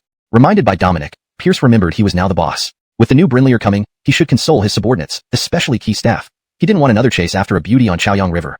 Without delay, he put on a white robe and left. Naturally, 2 tails, one big, one small, followed closely. The Kristen cheered. Shopping time. London told Dash, I want candied haws. Pierce cast her a sidelong glance, unkindly saying, Do you have money? You've freeloaded long enough in the Marquis's mansion. When are you going back? I'm going broke because of you. The Kristen crossed her arms. I have no money, and I'm not leaving. A slender hand stretched out in front of Pierce. It was the great swordsman herself. Pierce looked wary. What? Wages? What wages? I'm protecting you. 10,000 taels a month. Pierce exploded. Why don't you rob someone instead? Holly's hand touched her sword hilt. Giving, I give. Pierce despondently handed over several gold notes to Holly, who immediately gave them to the Kristen. The Kristen waved the 10,000 taels of gold notes, rushing to a candied haw vendor. Give me candied haws. Sure thing, young lady. The vendor took a gold note, saw it was worth 10,000 taels, and fainted on the spot. Pierce covered his face, sighing. These two, young and old, had no concept of money. It was nearly the holiday. The imperial capital bustled with festive spirit, filled with strange and exotic wares attracting many visitors. Pierce roamed without finding suitable gifts. Meanwhile, the Kristen had collected numerous snacks, her eyes gleaming like crescent moons. Pierce used a handkerchief to wipe sugar residue from her lips, earning a dirty look. Up ahead, faint quarrels were heard, gathering crowds of onlookers. Curious, the Kristen rushed over, forcing Pierce to follow. Pushing through, they found old acquaintances. Goretziu, Trisherkill, and Oswald tussling with Sunji, Sterling, and their gang, lately, acting as if he could defeat anyone who stood in his way. Pierce gave him a sidelong glance. Well, Londontal son, you're out? Has your leg, which I broke last time, healed yet? Just a reminder, don't call me Shoveler. Call me Edwin Woo-Woo. Noah subtly took a couple of steps back, but still wouldn't admit defeat. What's so great about being a lowly fifth-rank miscellaneous Edwin? Officials like that would line up to the end of the street at my doorstep. Pierce puffed out his chest. You don't get it. The rank doesn't matter. It's the name that counts, Edwin Woo-Woo. Don't you think this name sounds mighty? It's practically tailor-made for me. Goretto nodded. Indeed, it does sound mighty. Trisherkill and Ned also gave a thumbs up. Mighty. Noah felt incredibly uncomfortable, thinking to himself, not good. I need to get an official title with a powerful name too, something that can surpass Pierce. Sterling clutched his stomach and shouted, Pierce, you beat us up in public. I'm going to tell my father, and have him strip you of your title as Edwin Woo-Woo. Pierce flew into a rage. You idiot, you're babbling nonsense. The ones fighting in the streets were you guys. Edwin Woo-Woo came to stop you. Everyone saw it. He turned to the crowd watching the spectacle. Did everyone see that? Edwin Woo-Woo was here to stop the fight, right? Right, Edwin Woo-Woo indeed stopped the fight. Brinley's, Edwin Woo-Woo hit both sides fairly. That's true, we all saw it. Edwin Woo-Woo is mighty. Pierce shrugged. See? The eyes of the people are clear. You can't wrong Edwin Woo-Woo. Noah and Sterling were fuming. This bastard was as shameless as ever. Tell me, why were you fighting? Ned hurriedly said. Louisy, Noah insisted that their couplets were better than ours. We just couldn't stand it. Noah angrily retorted. It's a fact. Your pathetic couplet, not even fit for a dog to look at, actually thinks it can win first place? Are you all blind? Turns out, they were competing in a couplet contest. In the Great Phelan Dynasty, literature was highly valued, and during the new Brinlier, regions would organize couplet competitions with generous rewards for the winner. Not far off, there was a couplet competition organized by Pierce's old acquaintance, Errol, president of the Imperial Capital Chamber of Commerce. Boss London, long time no see. Louis Lau, no, Edwin Woo-Woo, long time no see. Errol eagerly ran over. Thanks to the Imperial Capital dealership, he had sold green ant wine throughout the capital, raking in huge profits. To him, Pierce was a money god. Pierce casually asked, Boss London, what's the prize for this year's champion? This year's Spring Festival Couplet Contest is hosted by our chamber. With Edwin Woo-Woo's blessings, our chamber has profited greatly. The rewards are bountiful. The winner will spend a night with the top courtesan of the Imperial capital, receive a piece of warming jade, and 30,000 taels of silver. What's this warming jade? Edwin Woo-Woo, this warming jade comes from Flame Mountain in the western regions. It has magical properties that keep one warm. It's quite valuable, worth thousands of gold coins. Though plentiful in the west, it's rare in the Great Phelan. Pierce nodded. Indeed, these rewards were impressive. A night with the top courtesan and 30,000 taels of silver. It was no wonder Goretto, the two Gordons, Noah, and Sterling were fighting over it. Boss London, what couplets did both parties come up with? Let me, Edwin Woo-Woo, take a look. Errol opened two scrolls with wry smile. The first one read, touching the chest, feeling the waist, causing her to tremble, raising the spearhead, riding high, watch me claim the top spot. Pierce's face darkened immediately as he looked at the expectant faces of Trisherkill and Ned. You wrote this? They nodded vigorously. Louisy, isn't it great? We spent a lot of time coming up with it. Pierce sighed. I've been too lenient on you. The second one read, spring blossoms hold smiles. Firecrackers add joy. Pierce glanced at Noah and Sterling. You wrote this? Noah lifted his head. Brinley's. Pierce, admire it. Surrender to it. Pierce dismissed it with a sneer. A child's play. Noah flew into a rage. Pierce, what makes you so confident? Only you know best, don't you? Your poetry is plagiarized. Let's not point fingers. Oddly enough, Pierce realized Noah knew him best. However, as long as no one could expose the plagiarism, it didn't count. Errol flattered, Edwin Woo-Woo's poetry is unmatched. Everyone praises your toilet couplets. At the literary contest, 10 steps kill one man. 1,000 miles without trace left everyone in awe. How about writing a couplet? Sterling spat. Old man, you're blind. What kind of person Pierce is, we all know. He plagiarizes. If you can write a winning couplet today, I'll admit I'm nothing. Noah chimed in. Brinley, if you can win, I'll be called grandson. Sterling seized the chance. If you can't do it, admit you plagiarize. Noah added. And kneel to apologize.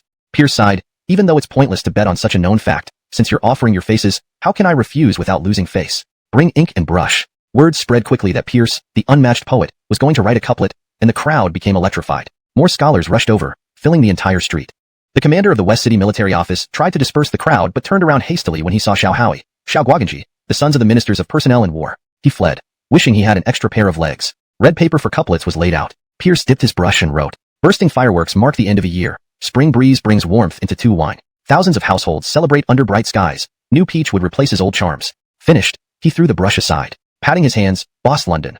Where's the warming jade and 30,000 tales?" Arrow was stunned, Edwin Woo-Woo, at Trichamping Pavilion.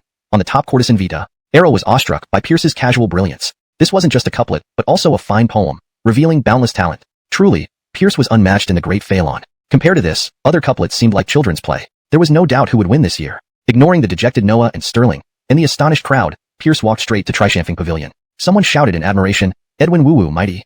Then the crowd erupted in unison, "Edwin Woo-Woo, mighty." Goretto, Trisherkill, and Ned hurried after him, eager to see the top courtesan Vita. Outside Vita's pavilion, her giggles echoed inside, "Stop tickling me, stop."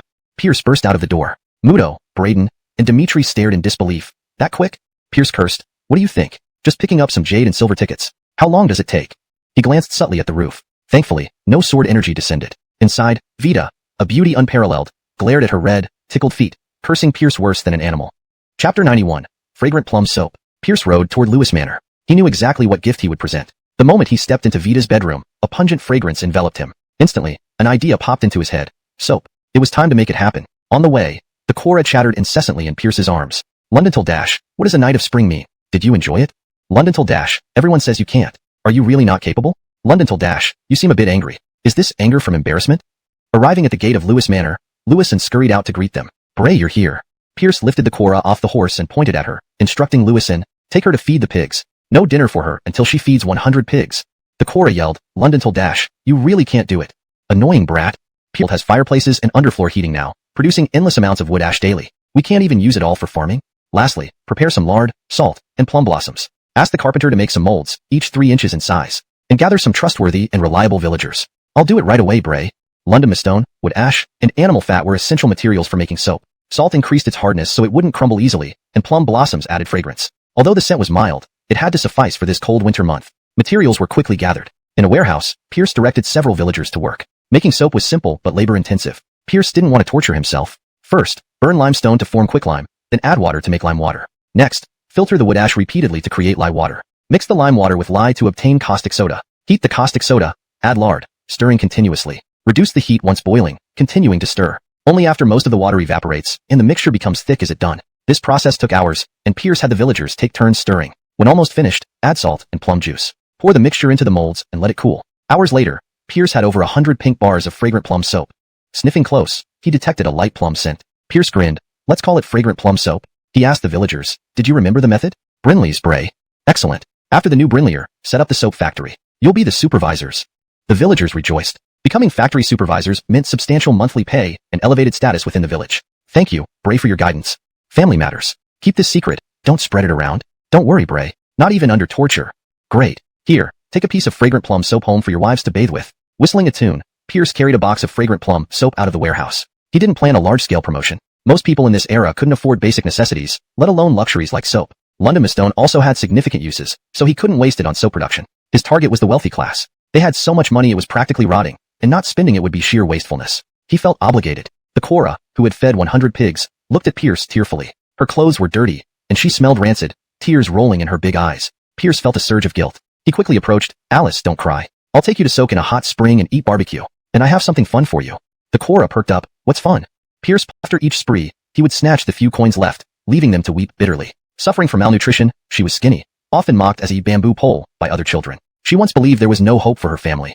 Chapter 92. The Moxie Gets Jealous. But she did not blame her father. When she was young, her family was fairly well off, and her father had always been kind to both her and her mother. It was her serious illness that plunged them into poverty. Her father's feelings of inadequacy stemmed from his own sense of worthlessness, while her mother could manage household expenses through mending clothes. This long-term inferiority complex twisted his mind, driving him to reclaim his tattered masculine dignity by abusing her mother. It wasn't her father's fault. It was hers, making the family fall apart like this. Just when she felt utterly hopeless, a light shone into her life. Her father got a job. From that day on, he never drank again, never abused her or her mother. He started bringing home delicious dishes and coarse grain buns every day. His face regained its smile, and the whole family felt warmer. Later, their home was demolished to make way for public toilets, so they moved to Lewis Village. Initially, they lived in a humble straw hut, but with plenty of firewood from the dense surrounding mountains, they were not cold or hungry. After the public toilets were completed, construction holiday starts tomorrow. Pierce nodded. "How do you find living here? Any difficulties?"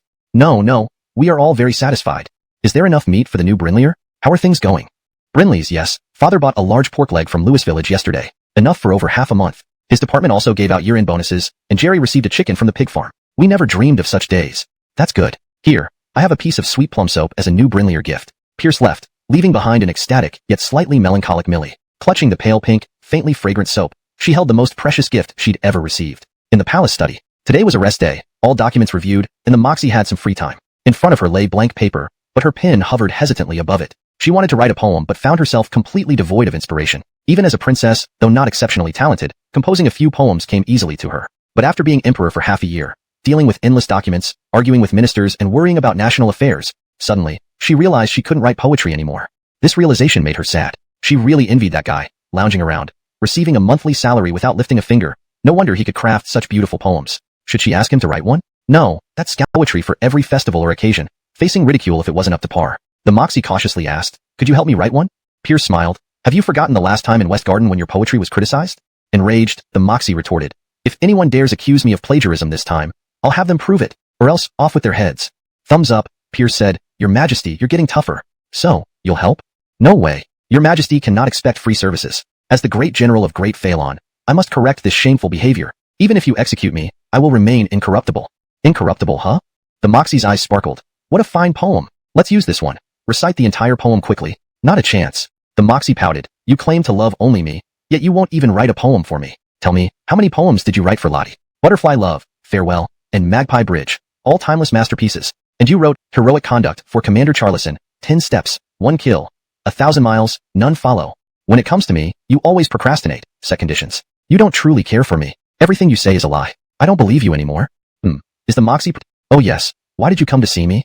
"Ah, I came to deliver new Brinlier's gifts." Pierce took out 2 beautiful lacquer boxes. Opening the first one, inside was a piece of red jade. "This is warm jade from the western regions. With your Majesty's cold constitution, your hands and feet freeze every winter. Wearing it can warm your body." The Moxie received it happily. "So you do think of me." All the light-hearted teasing was worth it. Opening the second box, inside were 3 plum-scented soaps. "Your Majesty, these are plum-scented soaps I made especially for you. Throw away those black, smelly soaps in the palace. These plum soaps clean better, smell delightful, and make your skin smoother and softer." The Moxie looked wary. "You said the same thing about white sugar last time."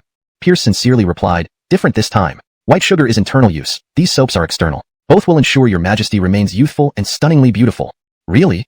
The Moxie took the plum soap, such a rosy pink color, like condensed fat. Indeed prettier than soap, with a hint of plum fragrance. "How did you know I love plum blossoms?" "Because I always have you in my heart." "Mouthy fellow. Wonder if it actually works. Why don't you try it right away at the Plum Fragrance Pavilion? Let me guide you on how to use it. There's quite a technique to it."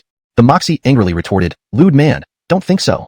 Basic trust between people, your Majesty? Get lost." At the Lewis Family Grand Restaurant. To celebrate the new Brinlier, the Lewis Family Grand Restaurant was adorned with large red lanterns. Under the illumination of the 4 pavilions, it resembled a red world of celebration, breathtakingly beautiful. Government officials rested, and merchants closed their shops, making the Lewis Family Grand Restaurant the best place for nobles, ministers, wealthy merchants, and tycoons. Of course, being the top restaurant, its high prices were beyond the reach of ordinary people. Additionally, the Lewis Family Grand Restaurant announced that Master London would perform for 3 consecutive days during the new Brinlier celebrations. Thus, the restaurant was packed. On this festive day, a few unsavory individuals disrupted the mood. Outside the Charlison Lou Pavilion in the small garden on the ground floor, an elegant young man persistently courted Lottie, surrounded by a crowd of scholars. "Miss London, last year we enjoyed poetry and music together on the Chaoyang River. Those scenes are vivid in my memory. But less than a year later, which would infuriate the Bray." Note, Jiu-chan is directly transliterated here for context. It should be replaced with appropriate English terms based on context, such as harassment or persistence.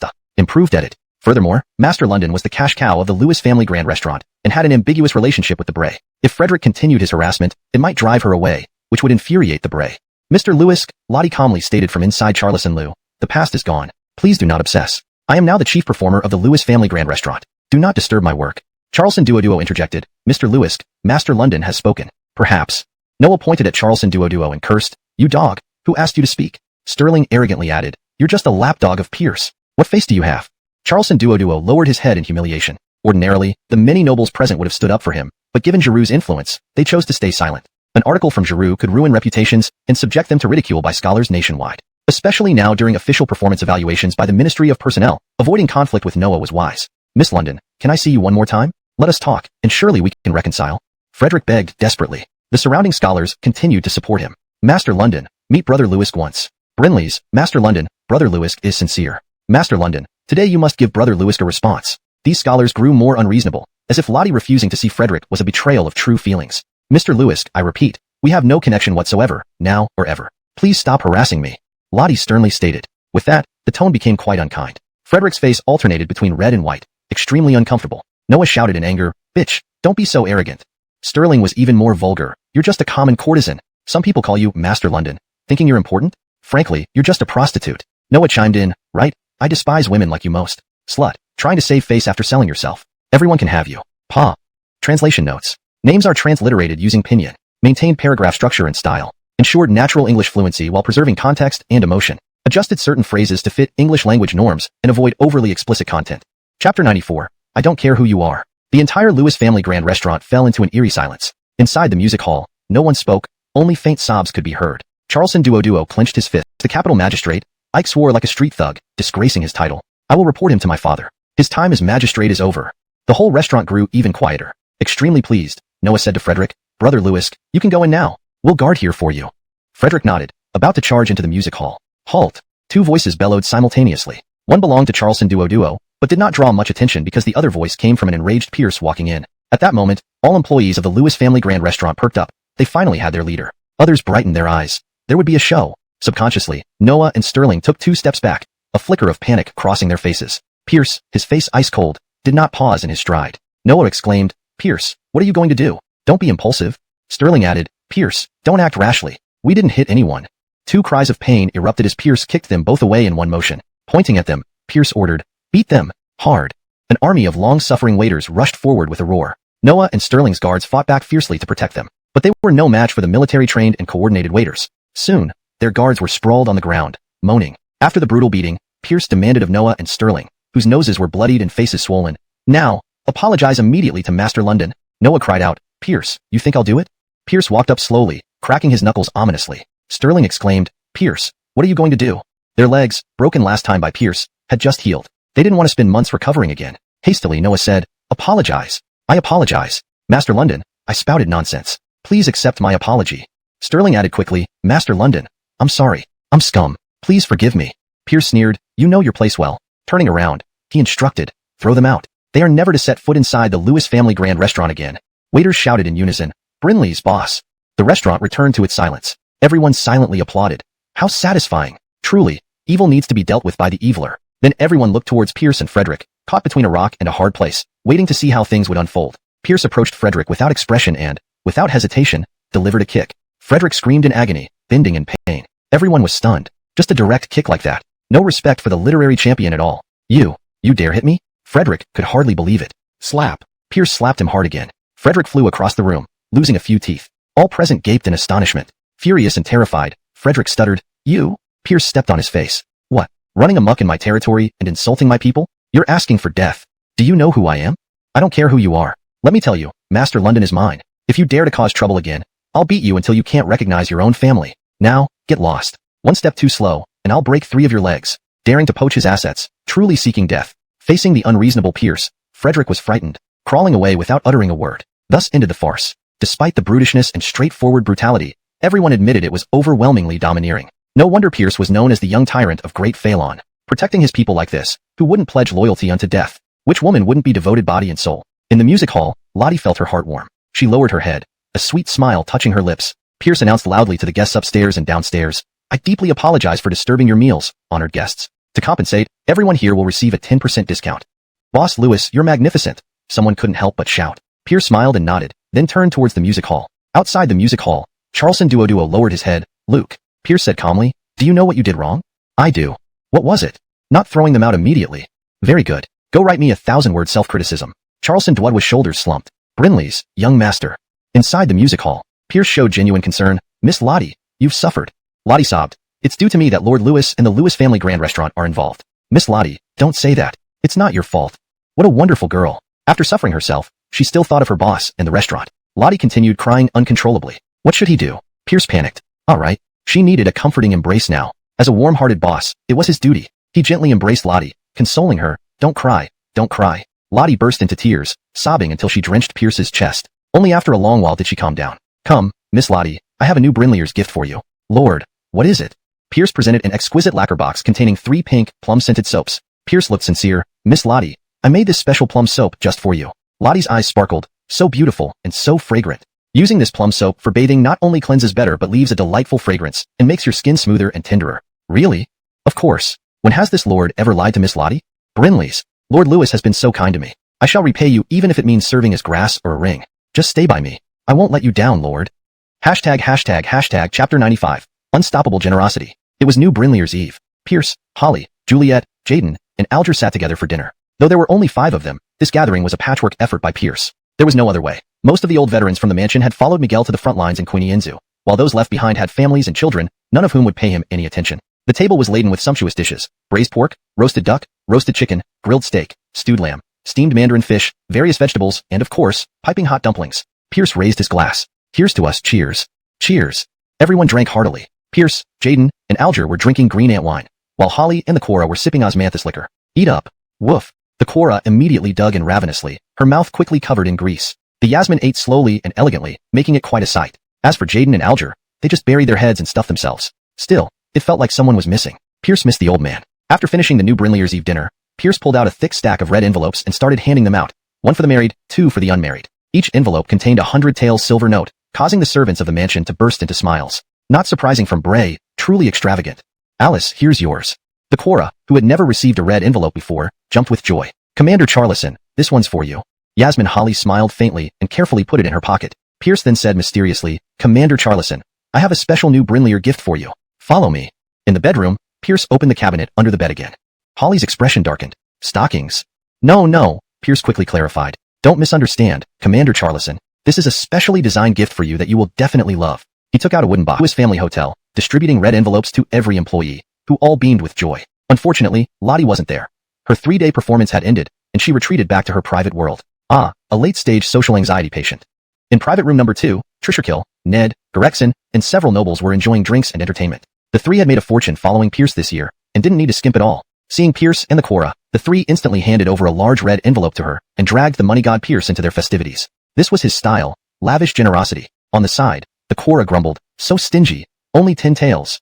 The trio pretended not to hear. Just kids talking. Everything will be alright. Wang's life had been filled with melancholy lately, not because of business. The Lewis family candy shop was thriving, growing exponentially. To say it was making gold daily was an understatement. With the illustrious Lewis name backing it, no one, whether from the white or black market, dared to cause trouble. She didn't need to do anything except count money all day. She had even been elected president of the Imperial Capital Candy Association, earning respect wherever she went as President Wang. Fame and status had reached new heights, but she still felt lost, because a certain Thorn seemed to have forgotten about her. Since their candid conversation in the Wang family garden, he hadn't come to see her privately. Their few encounters at the Lewis family candy shop only made her miss him more. During literary contests, he was carefree and full of talent, treating opponents with disdain. One swift brushstroke, and he penned the soul-stirring Ballad of the Wandering Knight, captivating thousands of fans, including her. At the military parade, he was the youthful general, riding a black horse, draped in a red cloak, helmet adorned with lion imagery, commanding presence radiating authority. He controlled the entire army effortlessly, drawing cheers from tens of thousands in the capital, including her. Her mind was consumed by thoughts of him. She knew their statuses were worlds apart, but she didn't ask for much, just to be a concubine would suffice. Which noble in the capital didn't have multiple wives and concubines? Her beauty alone would make any noble drool. Master, even if you wish to leave after the deed is done, please finish first. Time flies. When will you make your move? The store was nearly empty, and Wang was considering closing for the year. President Wang, a ragged scholar, entered the shop. This calligraphy is a New Brinleyer gift for you. Scholar London, how thoughtful of you. Wang said lightly. President Wang, since we last met, my feelings for you have been uncontainable. Errol blushed, averting his gaze upon meeting hers. Wang sighed. Scholar London, I know your intentions, but I am a widow and don't deserve you. Errol declared passionately. President Wang, I don't mind. From the moment I saw you, I was smitten and vowed to marry none other than you. Scholar London, let me be honest. My heart already belongs to someone else. You shouldn't waste your time on me. Focus on your studies. Errol felt like being struck by lightning. No, President Wang, I won't give up. I will win you with my sincerity. Why be fixated on me, Scholar London? There are plenty of fish in the sea. I don't care. This life I'll marry none but you. A thunderous voice interrupted. What kind of lowlife dares covet a swan? Wang's eyes lit up. Master. Translation notes asterisk. Maintained the original tone and style of the chapter. Translated character names accurately using pinyin. Ensured the narrative flowed naturally and logically. Preserved paragraph structure and line breaks for consistency. Chapter 96. Master. Is this too small? Prince Pierce was furious. Why were there always people trying to poach his employees? If it weren't for the Gordner New Brinleyer where bloodshed is considered inauspicious, he would have beaten that person nearly to death. Master. Val threw herself into Pierce's arms with overwhelming joy. The plump and soft body embraced him, making Pierce momentarily dazed. What the heck? Do all my employees need this much comfort? Also, both Lottie and Val look so insecure. As a warm-hearted boss, I must fulfill my employees' needs. Errol walked away like a living dead man. No hope, absolutely no hope. He never imagined that Val's affection belonged to the Prince Louis, who possesses the literary prowess of 8 measures out of 10. Indeed, at the Louis family candy shop, she must have already been off-limits to others. How naive he was. Master, why did you come? To spread warmth as your employer. Pierce handed out thick red envelopes to all the employees at the Louis family candy shop. Thank you, boss. The clerks beamed with delight. A full 100 taels of silver. Indeed, the boss was extravagantly generous. You all have worked hard. Let's close early today. Take some rest for the holiday. And when we resume, I will have more red envelopes for you. Boss, we're willing to serve you through fire and water. Scram. Here, Madam Wong, this is yours. Master, do I get one too? Of course, you work the hardest here. Val felt sweet inside. The master didn't forget about her. Speechless. Too small? This is an F-cup already. Val nodded seriously. It is. Oh my god. Pierce felt dizzy. Master, if you don't believe me, let me put it on right now for you to see. Pierce hastily replied, believe it, I do. Master, you're bleeding from your nose? Are you okay? I'm fine. I just ate too much meat recently, got a bit heated up. Come, master, please guide me on how to use this plum soap. After washing, I'll wear the brassiere and panties for you to check the effect, so you can perfect your design. Not today, not today. Pierce made a hasty retreat. If he stayed any longer, even if Yasmin on the roof didn't break 3 of his legs, his own veins would burst. It was too stimulating. This Val, very direct and open. To have such forward-thinking employees keeping pace with new trends, he felt fortunate. After checking the time, Pierce had Holly return the Quora home and headed to the palace himself. The grand banquet at the Imperial Hall was about to begin. Though he really didn't want to go, after repeated pleas from the Moxie, his heart softened and agreed. She seemed worried about controlling the situation after hearing some rumors. The huge Imperial Hall was packed with hundreds of small tables lined up on either side of the central aisle. Even so, it couldn't accommodate all current officials in the capital. Moreover, some key officials from the 5 states who were in the capital reporting isn't fit for human consumption. Her Majesty has arrived. A loud announcement made everyone stand up to welcome the Moxie. The Moxie, dressed in formal crimson dragon robes, looked radiant. She glanced towards the entrance, relieved to see Pierce, then sat down on the throne. Your Imperial Majesty. All officials called in unison. Please be seated. The Moxie responded. Thank you, Your Imperial Majesty. The Moxie announced loudly, esteemed officials. This year has been challenging. Drought in Queenie Inzu, the assassination of the former king and 2 princes, invasion by barbarians, pressure from the Charleston army, truly a year of trials. Brinlate, with divine protection and ancestral blessings, united efforts by civil and military officials, our empire remains safe and strong. She raised her wine cup. Let us toast to the tireless efforts of each one of you. Thank you for your Majesty's graciousness. Translation maintained the paragraph structure, line breaks, and style of the original text while ensuring fluency and accuracy. ####Chapter 97. The Struggle for the Cabinet. By virtue of your unwavering support, this lowly woman ascended to this grand ceremony. With your wholehearted assistance, we have managed to maintain to be a clean and upright official even at the cost of my life. With these 2 senior officials setting the tone, other courtiers naturally joined in the flattery, much to the Moxie's satisfaction. At least no one dared to accuse her of plagiarism. She heaved a sigh of relief. Come, everyone, sit down and enjoy the feast. Thank you, Your Majesty. Why isn't anyone touching their food? There are dumplings from the famous Lewis's Tavern this year. Grand Commander, try them. Minister of War London Lewis forced a smile as he stuffed a hard, dry dumpling into his mouth. Delicious, Your Majesty. Cristobal, you've just returned from the front lines in London Engsau. Take some lamb to replenish yourself. Thank you, Your Majesty. Cristobal forced down a piece of lamb, looking thoroughly miserable. The meal was unbearable for the ministers. At the palace gate, Pierce watched the Moxie smiling and thought, she did this on purpose.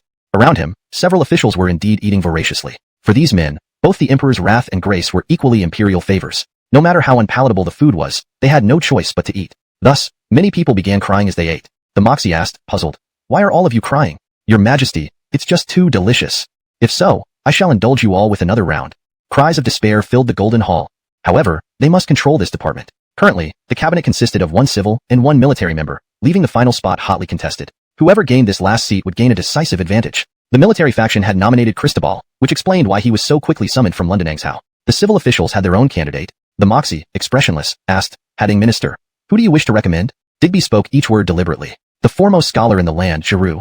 Upon hearing this, the military officials looked disheartened while the civil officials wore triumphant smiles. Giroux, the revered sage in the hearts of all scholars today, praised as the greatest writer of the age. His essays set the standard for literary excellence and were regarded as the epitome of truth. During the reign of Silas Tanner of the previous dynasty, known for his debauchery and brutality, Giroux wrote a proclamation against Tanner, fiercely criticizing the emperor. Scholars across the land responded in support, condemning Tanner in both writing and speech. In the end, Tanner, shamed and disgraced, abdicated in favor of the current emperor, retiring quietly. This incident elevated Giroux to a status of unparalleled respect, even among emperors. Upon her, Your Majesty, this time it was a military officer. I also recommend Master Lewis. Within moments, over a dozen civil and military officials came forward in support. It was clear this was a united front of the civil officials. The Moxie said coldly, Today is New Year's Eve, so let us not discuss state affairs. We will address this matter later. The Moxie decided to appoint the third cabinet member immediately after the banquet, taking the act first, ask questions later, approach. Your Majesty, a guard hurriedly entered the Golden Hall. Master Luisk is requesting an audience outside the palace. Clank. The Moxie's wine cup shattered in her hand. Chapter 98. The unrivaled scholar Zhou. Under the watchful eyes of the crowd, Zhou entered the hall wearing a plain white robe, his wide sleeves billowing. His gaze was steady and unswerving, his three-strand beard flowing gracefully, and his face showed neither joy nor sorrow, like a saint on a pedestal. Your subject Zhou pays respects to your Majesty. Minister Luisk, you do not need to be so formal. Thank you, your Majesty. The Moxie asked calmly, why has Minister Luisk requested an audience with me? Zhou referred to himself as a minister, but the Moxie called him the unrivaled scholar, making no mention of the minister's recommendation that he serve as a cabinet minister. By doing so, she clearly conveyed, therefore, I must apologize to your Majesty. Upon hearing this, the ministers praised him. Minister Luisk truly has a broad-minded heart. He is a role model for all of us. Minister Luisk knows his mistakes and corrects them, demonstrating true wisdom. The Moxie nodded, her expression softening slightly. Secondly, having traveled across the land for half a year, I deeply understand the sufferings of the people and the ailments of the court. Moreover, our external enemies have not given up their intentions. This is indeed a time of internal strife and external threats. As a citizen of the great Phalon dynasty, I should contribute my share. Therefore, I wish to return to the court to assist your Majesty. I hope your Majesty will fulfill my sincere desire to serve the country. His words were filled with deep emotion, moving everyone present. However, the Moxie became wary internally. While Zhou might be telling the truth, his strategy of first apologizing and then discussing his return was undoubtedly a highly sophisticated move, retreating in order to advance. Regardless of whether Zhou was sincere or not, the Moxie would not let him join the cabinet. She could only blame the fact that he was the unrivaled scholar of the world and a contemporary wise man, while she was merely a woman who had just ascended the throne 6 months ago. Several dozen scholars stepped forward in unison, speaking with one voice. Your Majesty, we recommend Minister Majesty. Pierce said sternly, I believe this is not appropriate. There was nothing he could do. Once opinions formed in his mind, they emerged uncontrollably. Oh, Edwin Wei Wu, why do you think it's inappropriate? Everywhere. Minister Luisk is undoubtedly a master of literature, but being a cabinet minister requires drafting responses to national memorials, governing local regions, coordinating overall strategies, and familiarity with the laws and conditions of the great Phalon dynasty. Minister Luisk lacks experience in these areas. Therefore, I believe Minister Luisk is unsuitable for this position. The Moxie nodded in satisfaction, while the civil officials glared at him angrily. Ridiculous. How much do you know? Just half of the Analects can govern the world. Minister Luisk is proficient in ancient and modern literature, the unrivaled scholar of the world, a contemporary wise man. Appointing him as a cabinet minister is already an understatement. That's right. Have you even read Minister Luisk's writings? His works cover all aspects, including governance and strategy. All those things you mention are trivial.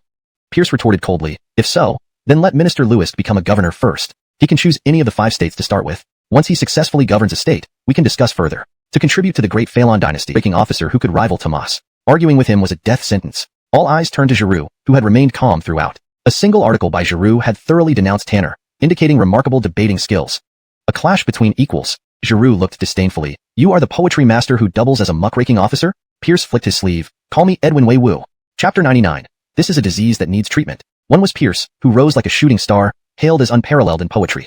The other was Zhou, the premier scholar and virtuous man of the realm. These two giants had clashed at the grand imperial banquet. It was akin to a comet colliding with Earth. All the civil and military officials watched wide-eyed and listened intently, bearing witness to this once-in-a-century clash. Zhou sighed, I did not wish to expose you, but seeing how rampant you've become, do not blame me for being merciless. What did that mean? Was the old Confucian scholar prepared? Pierce dropped the pretense. Old stick in the mud. Whatever plot you have, just bring it on. Your general will take it. Your Majesty, I seek to expose this shameless man under the gaze of all officials here. Zhou pointed at Pierce. This boy has plagiarized all his poems. Plum Blossoms, or Ode to Londonstone. It could be to avoid suspicion. The yellowed paper suggested these poems were written long ago, not recently copied. Given her lingering doubts about Pierce's authenticity, she couldn't help but suspect him. Could this fellow truly be plagiarizing Frederick's work? Below, the civil and military officials now looked at Pierce with suspicion. Zhou's accusation had already made them doubtful, and now with concrete evidence and testimony, it seemed undeniable. It was plausible. An uneducated, malicious imperial rogue. How could he suddenly become a master of poetry overnight? The Moxie, her face complex, asked, Pierce, what do you have to say? Pierce was initially startled, wondering if Zhou could also be a time traveler. But as Frederick appeared, beaten up, the cliched trick became clear. He wasn't panicking at all, even thinking about exposing the hypocrites. Brinleit, he saw doubt in the Moxie's eyes, making him feel disheartened and almost despondent. Janelle, how could you think so poorly of me? With a blank expression, he asked, what does your Majesty want me to say? The Moxie felt a pang in her heart. This tone, this look, it was disappointment toward her. It felt like a heavy stone pressing down on her. She gritted her teeth. What do you say to Frederick's claim of plagiarism? Pierce burst into laughter, tears streaming down his face. Officials exchanged uneasy glances. Minister Digby shouted, Pierce, why are you laughing? Pierce roared back, I laugh because all you officials are a bunch of spineless wretches. Shocked expressions met his words. What did you say? Pierce sneered. Today, a Zhou comes and you lose all your backbone. Tomorrow, if Charleston Wong comes, would you kneel 10 miles out of the city to welcome him? The Moxie slammed her hand on the desk. Pierce, you dare. Ignoring her, Pierce laughed wildly. You all have a disease that needs curing. Come, let your general prescribe a remedy. He ignored the officials, walking as he recited. When autumn comes in early September, after my chrysanthemums bloom, all other flowers perish. The verse left the hall silent. Using chrysanthemums as a metaphor for himself, after my chrysanthemums bloom, all other flowers perish. Was this not arrogance? It also mocked the officials for being spineless. Pierce stopped mid-recitation and grabbed Frederick's sleeve. Come, Brother Lewis, if I plagiarized your poems, can you continue the next lines? Frederick stuttered, unable to respond. Pierce laughed. Brother Lewis is too modest. Fine, let me help you. Walking again, he recited, branch until death, then to be blown off by northern winds. Translation completed while maintaining paragraph structure, line breaks, character names, in pinyin, tone, and style. The translation aims to be natural, fluent, and grammatically accurate. Chapter 100, Molested by the Moxie. Gazing at that noble and virtuous figure brimming with righteousness, the court ministers all lowered their heads in shame. The Moxie tried several times to speak and ask him to stay, but found herself unable to utter a word. Her heart was racked with guilt and regret. Why did I doubt him? How could I doubt him? He must be utterly disappointed in me. A tear rolled down her cheek. Silence. The golden hall fell silent as death itself. Everyone looked at Zhou, who stood alone in the middle of the hall. This once towering figure no longer seemed so formidable to them. Without a word, Zhou walked over to Frederick's side and slapped him twice, leaving both Frederick and everyone else in the golden hall dumbstruck. Zhou bowed and said, Your Majesty, Frederick has slandered others. His crime is severe. Please mete out heavy punishment to serve as a warning to others. The officials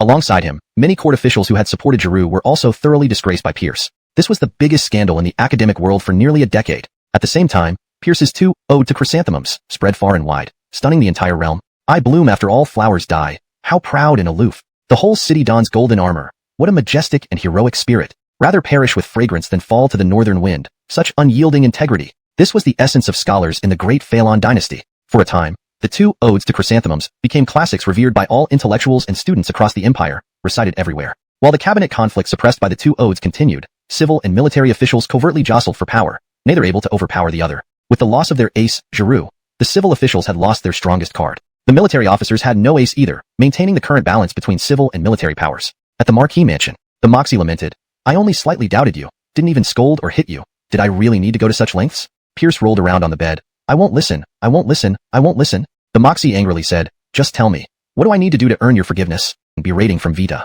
On the opening day, elegantly dressed aristocratic ladies and renowned courtesans thronged the soap shop, creating a bustling scene full of laughter and perfumed breezes. Standing on a platform, Pierce eloquently explained, Sisters, our plum-scented soap uses rare ingredients and follows a complex manufacturing process. It was originally reserved for the Moxie. But as the Moxie often instructs me to bring benefits to more women, caring for their well-being and protecting their health, we've decided to open this store. This is the Moxie's heartfelt love for all sisters. Below, applause thundered, with some emotionally moved women shedding tears. The Moxie cares so much for us. We mustn't let her down. Our plum-scented soap is pink, like jade, not only cleaning thoroughly but leaving a delightful fragrance. Regular use can make skin smoother, healthier, and youthful. It's a valuable skincare product. Someone below interrupted, Boss Lewis, how much does one bar cost? Let me explain. This comes from the Moxie's deep affection. We don't want to profit excessively, so we sell at cost price. 1 bar costs 1 tael of gold. Pierce feigned pain. Someone shouted, Boss Lewis, 1 bar lasts a long time. Isn't 1 tael too cheap? Great plant. Professional. Pierce grandly declared, selling for 1 tael per bar. To contribute to women's well-being, I'll bear the losses if necessary. Boss Lewis is truly principled. Well, now the sale begins. First come, first served, fast hands win. Lady, give me 2 bars. Mistress, I'll take 3. Madam, I'll buy 10. In a short hour, all the stock was sold out. In the Marquis garden, Pierce laughed until he clutched his stomach, overwhelmed by counting his earnings. Nearby, Holly, holding the 36 stratagems, kept her distance. Pierce curiously asked, Taoist immortal sword, why are you staying so far away? Holly calmly replied, I'm afraid of getting involved with you. Pierce was puzzled. Involved with me how? Without lifting her head, Holly pointed to the sky. You black-hearted merchant will be struck by lightning. Absolutely. Pierce flew into a rage. You charging me 100,000 taels a month isn't black-hearted? Let's get struck together. If I die, you die too. Hashtag chapter 101. Making new tea for you. After the Gordner knew Brinlier, the weather gradually warmed up. The north still had snow, but in the south, it was already a vibrant spring. The imperial capital of Dazhou, situated between the north and south, had shed its harsh cold, leaving only a lingering chill. Pierce received the first batch of green tea from his tea factory in Jiangnan, which was also the first batch of green tea ever produced in this world. This batch of green tea used the first tender shoots of spring from the old tea trees on Quinianwar Mountain in Jiangnan. These shoots were processed through methods such as fixing, rolling, and pan firing. These tea makers were already highly experienced, and with Pierce's hands-on training, the green tea they produced was nearly indistinguishable from modern green tea. In this era, brick tea was essentially black tea. The main difference in production between black and green tea lies in the fact that black tea undergoes fermentation to enhance its aroma and taste, while green tea involves pan firing to preserve the original freshness of the leaves. The techniques were similar. After Pierce's guidance, these tea makers became the first experts in green tea of their time. To be a role model, at the Lewis family Grand Tavern, Charles and Lou, Pierce sat opposite Lottie, with a small lacquer table between them. Nearby, a small red clay stove burned brightly, with a purple clay teapot on top, heating water. Both wore plain robes. Pierce looked ethereal and transcendent, while Lottie seemed like a celestial being descended from the heavens. Anyone who saw them would have to admire. What a pair of show-offs. Pierce took out a delicate wooden box, inside which was a sealed paper bag. Opening the bag revealed half a bag of green tea. Miss Charlesingping, this is the new tea I made especially for you. Lottie's face filled with emotion, her heart melting into tenderness. She hadn't expected that Pierce would open a tea factory specifically for her in Jiangnan, train a batch of tea masters, and pick the first spring buds to make new tea. How important she must be in his heart. Master, your feelings for Charlesingping are something I can never repay in this lifetime. No problem, you can repay me in the next. It would be best if such a money god worked for him lifetime after lifetime. Brinlia, Lottie replied in a soft voice. Come, Miss Charlesingping, smell it. How fragrant. It feels like I'm smelling the spring of Jiangnan. Master, what's the name of this tea? Pierce thought for a moment. Since it's made for Miss Charlesingping, let's call it Charles tea. Lottie lowered her head, fidgeting with her fingers. Glug glug. The water in the purple clay teapot began to boil. Pierce lifted the teapot off the red clay stove and set it aside to cool. He then opened another lacquer box, revealing two beautiful glass cups, Louis Shuang's latest products. With the completion of the tile-roofed houses, many of Louis Shuang's workforce became available. Pierce naturally wouldn't waste precious labor. Several new factories were started, including a glass factory. Making glass was a technical craft, not as simple as making sugar or soap. And it was currently in the experimental phase, accumulating technology. These two glass cups were among the successful prototypes. Miss Charlesingping, these are the tea sets I'm gifting you. Lottie's eyes lit up. Master, is this jade glass? Good heavens, it's so clear and transparent. Such exquisite jade glass must be very precious, right? Pierce shook his head. In my heart, nothing compares to even a hair of Miss Charlesingping. Tears welled up in Lottie's eyes. Master, you will spoil me. Spoiling her is good. She'll be my money god for life. People like Miss Charlesingping are meant to be spoiled. Lottie blushed and lowered her head. Your words are so sweet, master. Miss Charlesingping, watch me brew tea for you. Pierce lifted the teapot and poured boiling water into the two glass cups. The first step is warming the cups. He gently swirled the hot water in the glasses to raise the temperature of the cups and bring out the aroma of the tea. After pouring out the water, Pierce added an appropriate amount of Charles tea to each cup. The second step is adding the tea, based on personal preference for strength. The third step is moistening the tea. He poured in 1/3 of the hot water. The fourth step is shaking for fragrance. Pierce swirled the cups to ensure the hot water fully moistens the tea leaves. The air began to fill with a rich tea aroma. Lottie's palate. After some time, Lottie opened her eyes and said affectionately, Master, I love the new tea you made for me. Pierce smiled. I'm glad you like it. I'll send over a couple more boxes later. Lottie softly agreed and leaned into Pierce's embrace. Ah, Miss Charlesingping is great in every way, except for her lack of security. As a caring boss, Pierce had to reluctantly warm her up. Meanwhile, the Lewis family Grand Tavern introduced a new profession called tea doctor, all young and graceful girls. After guests feasted, the tea doctors would carry purple clay teapots and personally serve a cup of Charles tea, whose delicate fragrance left an unforgettable impression. The combination of these graceful girls, their elegant movements, and the lightly fragranced Charles tea enticed everyone to take a sip. Once tasted, people became hooked on Charles tea's unique flavor. Sipping Charles tea after a meal and listening to Lottie play High Mountains and Flowing Water became the latest refined activity in the imperial capital. Any noble who hadn't experienced it felt embarrassed. Thus, many inquiries about the source of Charles tea emerged. Half a month later, amid great anticipation, a Charles tea shop opened in the southern part of the city. The tea, sourced from the immortal mountains overseas, could preserve youth, forcing its way past her teeth. Your Majesty, please bestow me the dragon saliva. The next moment, Pierce let out a yelp. His tongue was fiercely bitten by the Moxie. The Moxie stood up and adjusted her clothes, coldly sneering. You lecher. Don't get any ideas? Bridget, and I how hinda xin. Note. This is deliberately left untranslated as a playful jab. The Moxie extended her small hand. Hand them over. What? The shares of the soap store in the green tea shop. Pierce reluctantly pulled 2 share certificates from his robe, both holding 40% stakes. Not bad for you. The Moxie was delighted. With these new sources of income, her imperial treasury would be even richer. Last year, she'd covered the military expenses with Pierce's substantial dividends, averting a potential mutiny. This year, she planned to achieve more. Your Majesty, urgent news from Quinianzu front. A messenger rushed in. Quinianzu front? Pierce's face changed dramatically. Without hesitation, he snatched the report, tearing open the seal and scanning through it quickly. After reading, his expression darkened, and he cursed, Damn it! These barbarian dogs dare scheme against me. If I don't wipe them all out, my name isn't Lewis. The Moxie glared at Pierce, snatched the report, and her own face paled after reading it. The report read, The Northern Army has fallen into a trap set by the barbarians. Edwin Godric died in battle, and the Marquis Art of Pinyin is surrounded by 10,000 barbarian troops at the foot of Luishan Mountain. His fate unknown, and immediate rescue is needed. One crisis had barely passed when another arose. Another messenger rushed in. Your Majesty, Charleston State has gathered an army of 20,000 and is advancing towards Norman City. What? The Moxie exclaimed, turning pale. Pierce clenched his teeth. A well-coordinated double act. 2 bombshells left both of them reeling. 10 days ago, Queenie Inzu, Queenie Anjiang City. The snow on the grassland was beginning to melt, though it was still bitterly cold in the mornings and evenings. Small streams trickled where the ice melted, and tender shoots of wild grass peeked through the melting snow. After wintering for months, the 10,000 barbarians near Queenie Anjiang City finally stirred, and their movements were significant. They split into factions, clashing violently. Battle cries reverberated loudly, shaking off much of the snow from the walls of Queenie Anjiang City. Countless tents were trampled, and bodies littered the snow, turning miles of white into red. On the walls of Queenie Anjiang City, the Phelan soldiers were bewildered. What was happening? Was there an internal conflict? Both sides hadn't fought all winter, so why now? Were the barbarians collectively bewitched? Brinley's personally led a squad to subdue Eugene, who put up no resistance. Then, 5,000 disarmed barbarians entered the city under the watchful eyes of the Phelan army. Soon, the sound of hooves thundered as 80,000 barbarians arrived outside the city. A man clad in golden armor emerged, shouting, I am Che Londonsheen, leader of the Grey Wolf tribe and Khan of the Steppes. Hand over Eugene and the Wolf-Tooth tribe, and we will leave you be. Otherwise, don't blame me for raising Queenie Anjiang City. Art replied, Che Londonsheen, the Wolf-Tooth tribe has surrendered to Phelan. We won't give them back. If you want to fight, then so be it.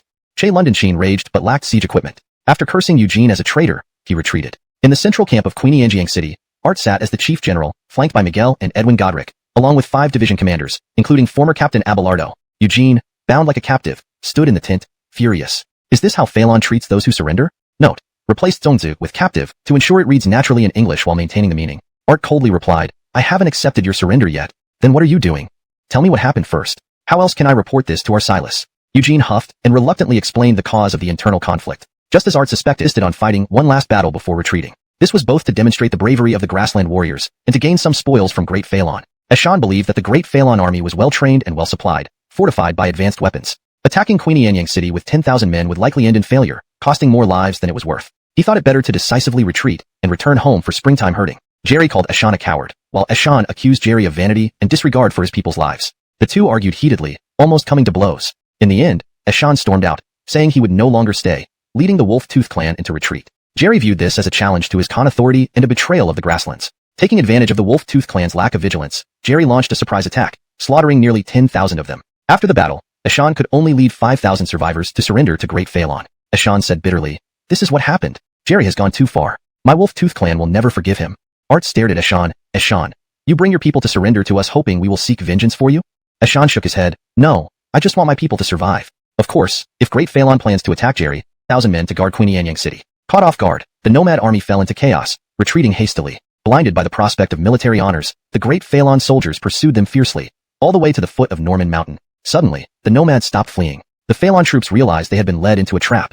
It turned out the nomads' retreat was a ruse to lure them in. Next, Eshan and the 5,000 Wolf-Tooth warriors turned against the Phelan troops, raining arrows upon the unprepared Phelan soldiers. Even Vice Edwin Godric was killed by an arrow. This move sealed the 40,000 Phelan soldiers' fate, surrounding them at the foot of Norman Mountain. Art clearly saw the confusion in the eyes of the 5,000 Wolf-Tooth warriors when Eshan turned against them. They had no idea it was part of Jerry and Eshan's scheme. To entrap the Phelan soldiers, Jerry and Eshan sacrificed 20,000 nomads, and Eshan sacrificed nearly half of the Wolf-Tooth clan. Such a brutal sacrifice was truly breathtaking. In the Golden Hall, a solemn grand assembly was about to commence. Every official entering the hall was grim and serious, creating an atmosphere of impending doom. Finally, Pierce entered expressionlessly. No one blamed him for being late.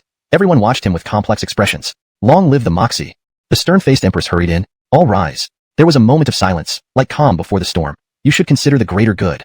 Pierce exploded. Greater good? While watching my father die. What kind of talk is this? Did you eat shit and dig it out from a public toilet?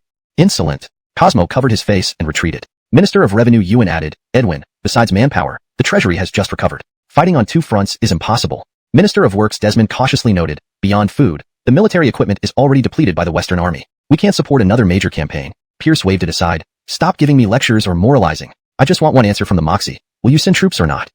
Hashtag chapter 104, Queenie Inzu. I'll take care of it. Having said that, Pierce stared intently at the Moxie. The Moxie instinctively avoided Pierce's gaze and turned to look at Kyler, the head minister. Grand Tutor, what do you think?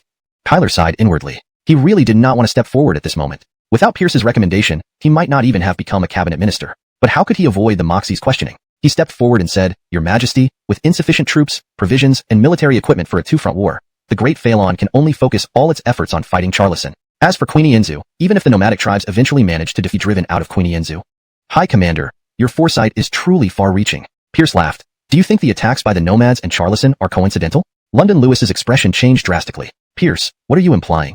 Pierce coldly replied, even a blind man can see it. They are in collusion. They want Great Phelan to be caught between two fronts, unable to handle both. Even if we hold off Charlison, the nomads won't retreat after invading Queen Engsub. Instead, they will directly threaten the capital. Are you gentlemen unaware of this possibility? Or do you fear to acknowledge it? Or perhaps you have already abandoned Queen Engsub in your hearts, trading it for the withdrawal of the nomads and your temporary peace. These words struck like thunder. The Moxie's face changed dramatically, and she stood up abruptly. London Lewis angrily shouted, Pierce, stop spouting nonsense. This is a compromise due to our limited options, not because we don't want to support Queen Engsub. Atlee chimed in, exactly, unless you can come up with a flawless plan? Pierce sighed, recruit soldiers then. The courtiers murmured among themselves, thinking this was the only solution for now. Left Minister of Rights Digby couldn't help but ask, why not conscript them? Pierce roared, conscript? Are you brain dead? How long has Great Phelan been stable? Large-scale conscription will disrupt farming. The more stability we have now, the better it is for supplying the front lines continuously. Digby, blushing from the rebuke, covered his face and retreated. Carnell stepped forward. Your Majesty, Pierce is right. We shouldn't conscript.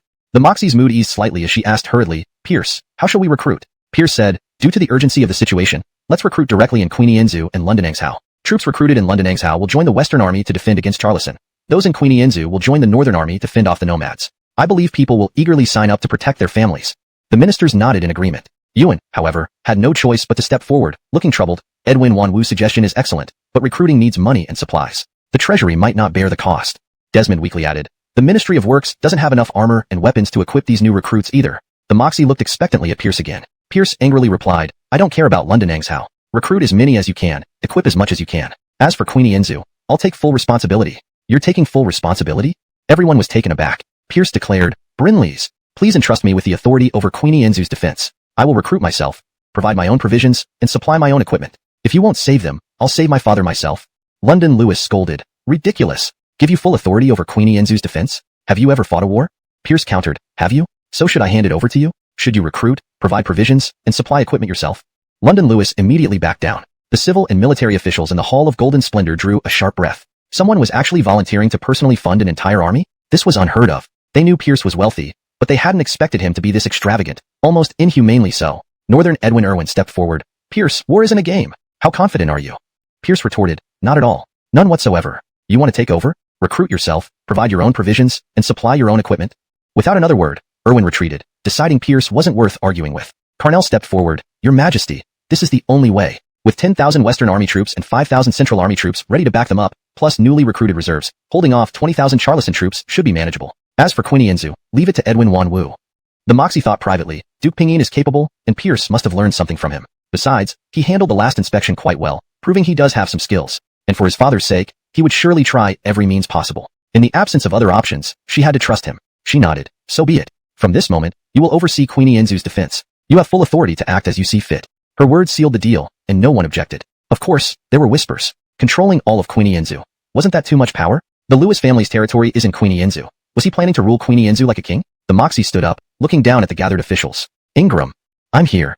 Order you to return immediately to the western borderlands and command the 10,000-strong Western Army, preparing fully for battle with full authority. Understood. Northern Edwin, I'm here. Command you temporarily to lead the Central Army, fully prepare for battle, and stand ready to support the Western Army. Understood. High Chancellor, I'm here. Immediately issue recruitment orders in London Engsau and Queen Engsub to enlist volunteers. Understood. Commands issued from the Moxie, and the entire Great Phelan began to mobilize. With 20,000 Charlison troops to the west and 10,000 nomadic cavalry to the north, plotting together against Great Phelan, the empire was now in dire straits. Not only the court, but also the populace fell into chaos. The elites and merchants in London Engsau and Queen Engsub fled to Jiangzhou for safety. London Engsau still had the 10,000-strong Western Army holding the front lines, with the 5,000-strong Central Army as backup. But Queen Engsub seemed to have nothing.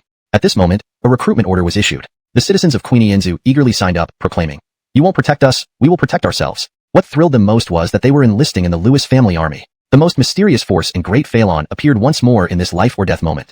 Chapter 105. Then I'll turn into a man. At Home Manor's rear garden, with spring's arrival, Pierce had dismantled the greenhouses. The lush fruits and vegetables were once again basking under the spring sun, filling the entire Home Manor with fragrance. Pierce cleared out several plots beside them, planting seasonal vegetables such as rape, spinach, lettuce, and cabbage. Busy with weeding, turning the soil, fertilizing, and sowing, he was very absorbed in his work. The Quora lay lazily on the swing nearby, swaying back and forth. Several butterflies flew around her, but she did not show any interest in playing with them. Her mouth pouted, as if she might cry at any moment. When the supplies of Phalon soldiers run out, it will be time for a breakout. Miguel estimated this time frame to be around a month. He solemnly swore in his letter that as long as he was there, no harm would come to the Marquis. At the end of the message was a sentence written by his father, Jason, do not worry about your father. Do what you must. I trust you. Sky spoke faintly. I'll go with you. What? Pierce exclaimed angrily. I'm going off to war, and the damned Emperor doesn't trust me? It has nothing to do with Austin. I want to go with you. Why?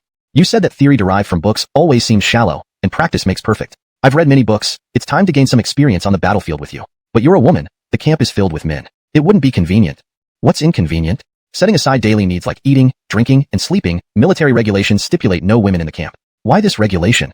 Probably to prevent soldiers from being distracted by women, affecting their concentration on the battle, which may lead to inappropriate behaviors. Oh, then I'll turn into a man. Sky started manipulating her face as if it were rubber. After a few moments, although she retained about 80% of her previous features, still exceptionally beautiful, she now exuded masculine vigor. Starting today, I'm your personal guard, Hattie. Damn, is this the legendary facial alteration technique? Pierce gaped in astonishment. Hattie replied mildly, this isn't just altering my appearance, but transforming my facial bones. Pierce opened his mouth wide. Can bones be changed so easily? I can, she replied confidently. Pierce gave her a thumbs up, awestruck. Indeed, worthy of an immortal swordswoman, but still no go. Why? The face can be altered, but certain parts you cannot change. Pierce looked pointedly at Sky, or rather, Hattie, who explained matter-of-factly. This is simple.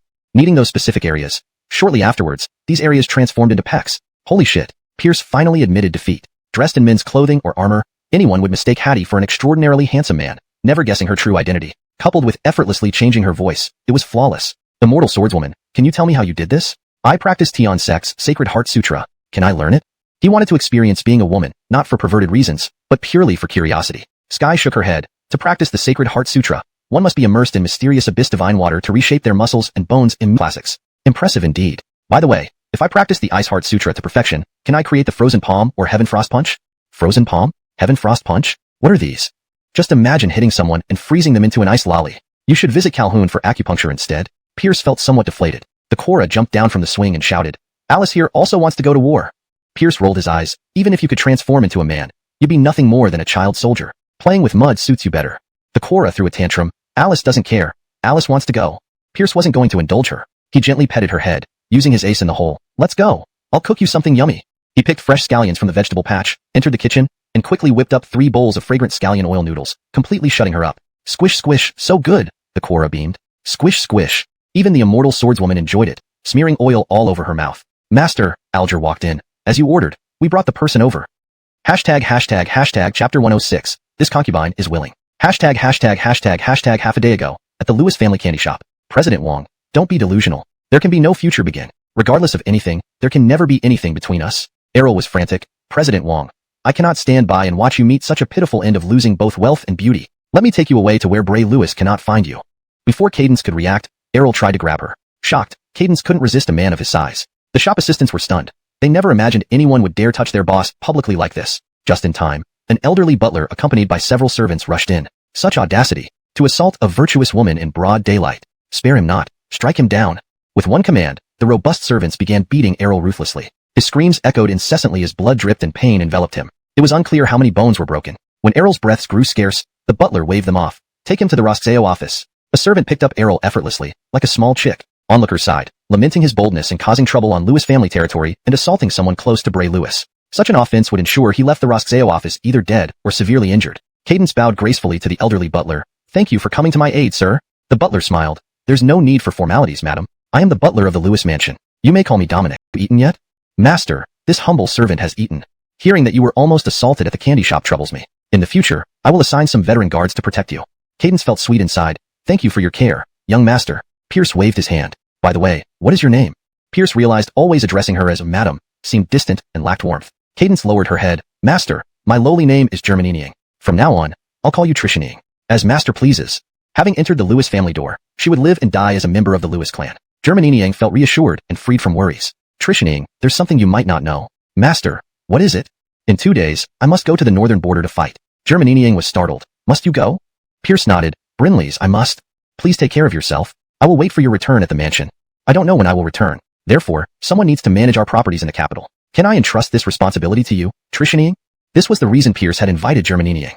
The Lewis estate had its own management system overseen by Lewison. The large restaurant business was familiar to Charleston Duo and wouldn't face major issues. Only the new soap store and tea shop required management. Germaniang was one of the few commercial talents by Pierce's side. He planned to entrust the candy shop, soap store, and tea shop to her and train her as a reliable assistant. Regarding half of the Lewis family's assets, Pierce wouldn't trust anyone outside the family. Hence, he brought Germaniang to the Lewis mansion, making her part of the family. Bray actually wants to entrust the Lewis family's assets to me? Germaniang was taken aback. Master, I feel unworthy. Don't be anxious. Go ahead and do it. I trust you.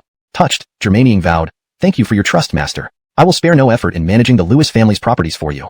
Excellent. Let me introduce everyone. Pierce summoned all relevant personnel from the mansion. Seeing a new, exceptionally beautiful woman arrive, they were somewhat bewildered. Pierce introduced Germaniang. This is Germaniang. She will help manage the Lewis family's businesses. Everyone, cooperate fully and do not neglect her.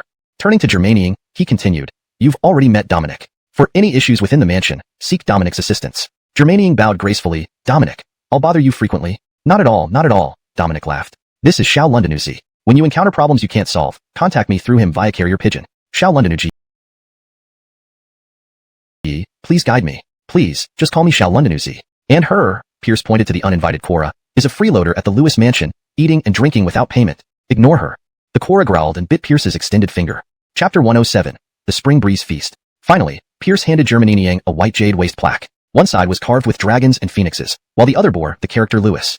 This was a pass granted by the Moxie to Pierce, allowing him direct access to the palace without being summoned. Since Pierce no longer needed it, he could now walk into any part of the palace simply by his face. Nobody there didn't recognize the ever-rising young lord. Pierce instructed Germaniang, if something important happens, and you can't reach me right away, you go directly to the palace to see the Moxie and ask for her help. It was time for the damn emperor to do her share. She couldn't just freeload all the time. Germaniang turned pale and stuttered. See the Moxie? A common woman like her meeting the Moxie directly? That was unimaginable. Pierce nodded. That's right. What you may not know, Germaniang, is that the Moxie has a stake in our Lewis family business. She's the largest shareholder besides me. I'll show you the share documents later, and from now on, you'll have to send her regular dividends. Heaven. She had been managing businesses for the Moxie this whole time? No, they were business partners, since she held half a share in the sugar shop herself. Pierce continued, for matters concerning the sugar shop, you can also approach Carnell and Ingram, as each holds a 1/10 share. It involved two dukes' families? What kind of circle had she stepped into? Do business logically when they are reasonable, and be more unreasonable than them if they aren't. Remember, we Lewis family are not afraid to offend anyone. We don't tolerate being wronged. If others don't offend us, we won't offend them. If they do, we'll retaliate tenfold. Germaniang nodded repeatedly. Bray, I understand. Germaniang felt more confident. With such an unshakable backer, even someone who could be unreasonable when necessary, she would really have wasted her years in commerce if she couldn't manage the Lewis family business well. People should be arriving shortly. Let's go and meet the representatives of the Defalon merchants. Defalon was an agrarian nation, prioritizing agriculture and suppressing commerce. So merchants formed various guilds like the Sugar Guild, Tea Guild, Grain Guild, etc. Lundonk Germaniang. She was the president of the Imperial Capital Sugar Guild. In this era, regional ties were very important. Merchant guilds from different regions often formed umbrella associations.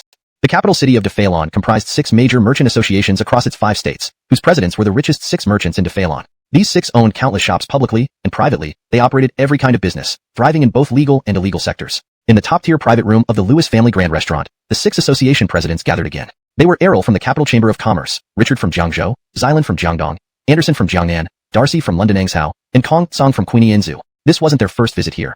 They had gathered here half a year ago because of Green Ant Wine, becoming exclusive dealers in the capital and 5 states. Thanks to Green Ant Wine, they had all made significant profits. Given Pierce's reputation, none of them dared to miss this invitation. More importantly, with Pierce's current fame, they were eager to curry favor. President London, you have the most information. Why has Mr. Lewis invited us today? Asked Richard. Errol had some vague guesses, but only guesses.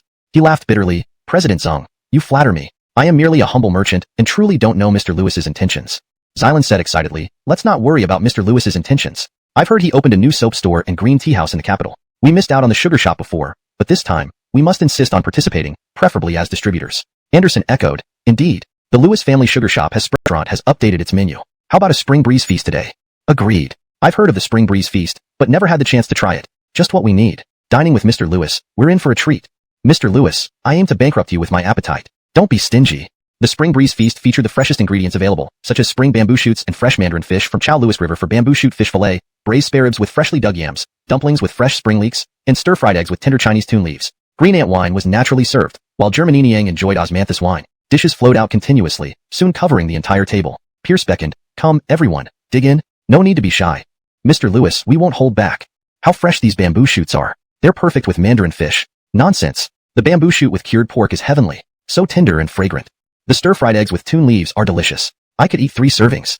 After a satisfying meal where all dishes were devoured, leaving pristine plates, the six appeared as though they were beggars rather than the richest men in Phalon. Afterward, a tea master brought in small red clay stoves to make green tea, while the music of flowing water from the piano building filled the air, coinciding with London Dagia's performance day. Pierce spoke calmly, "Gentlemen, let's get down to business."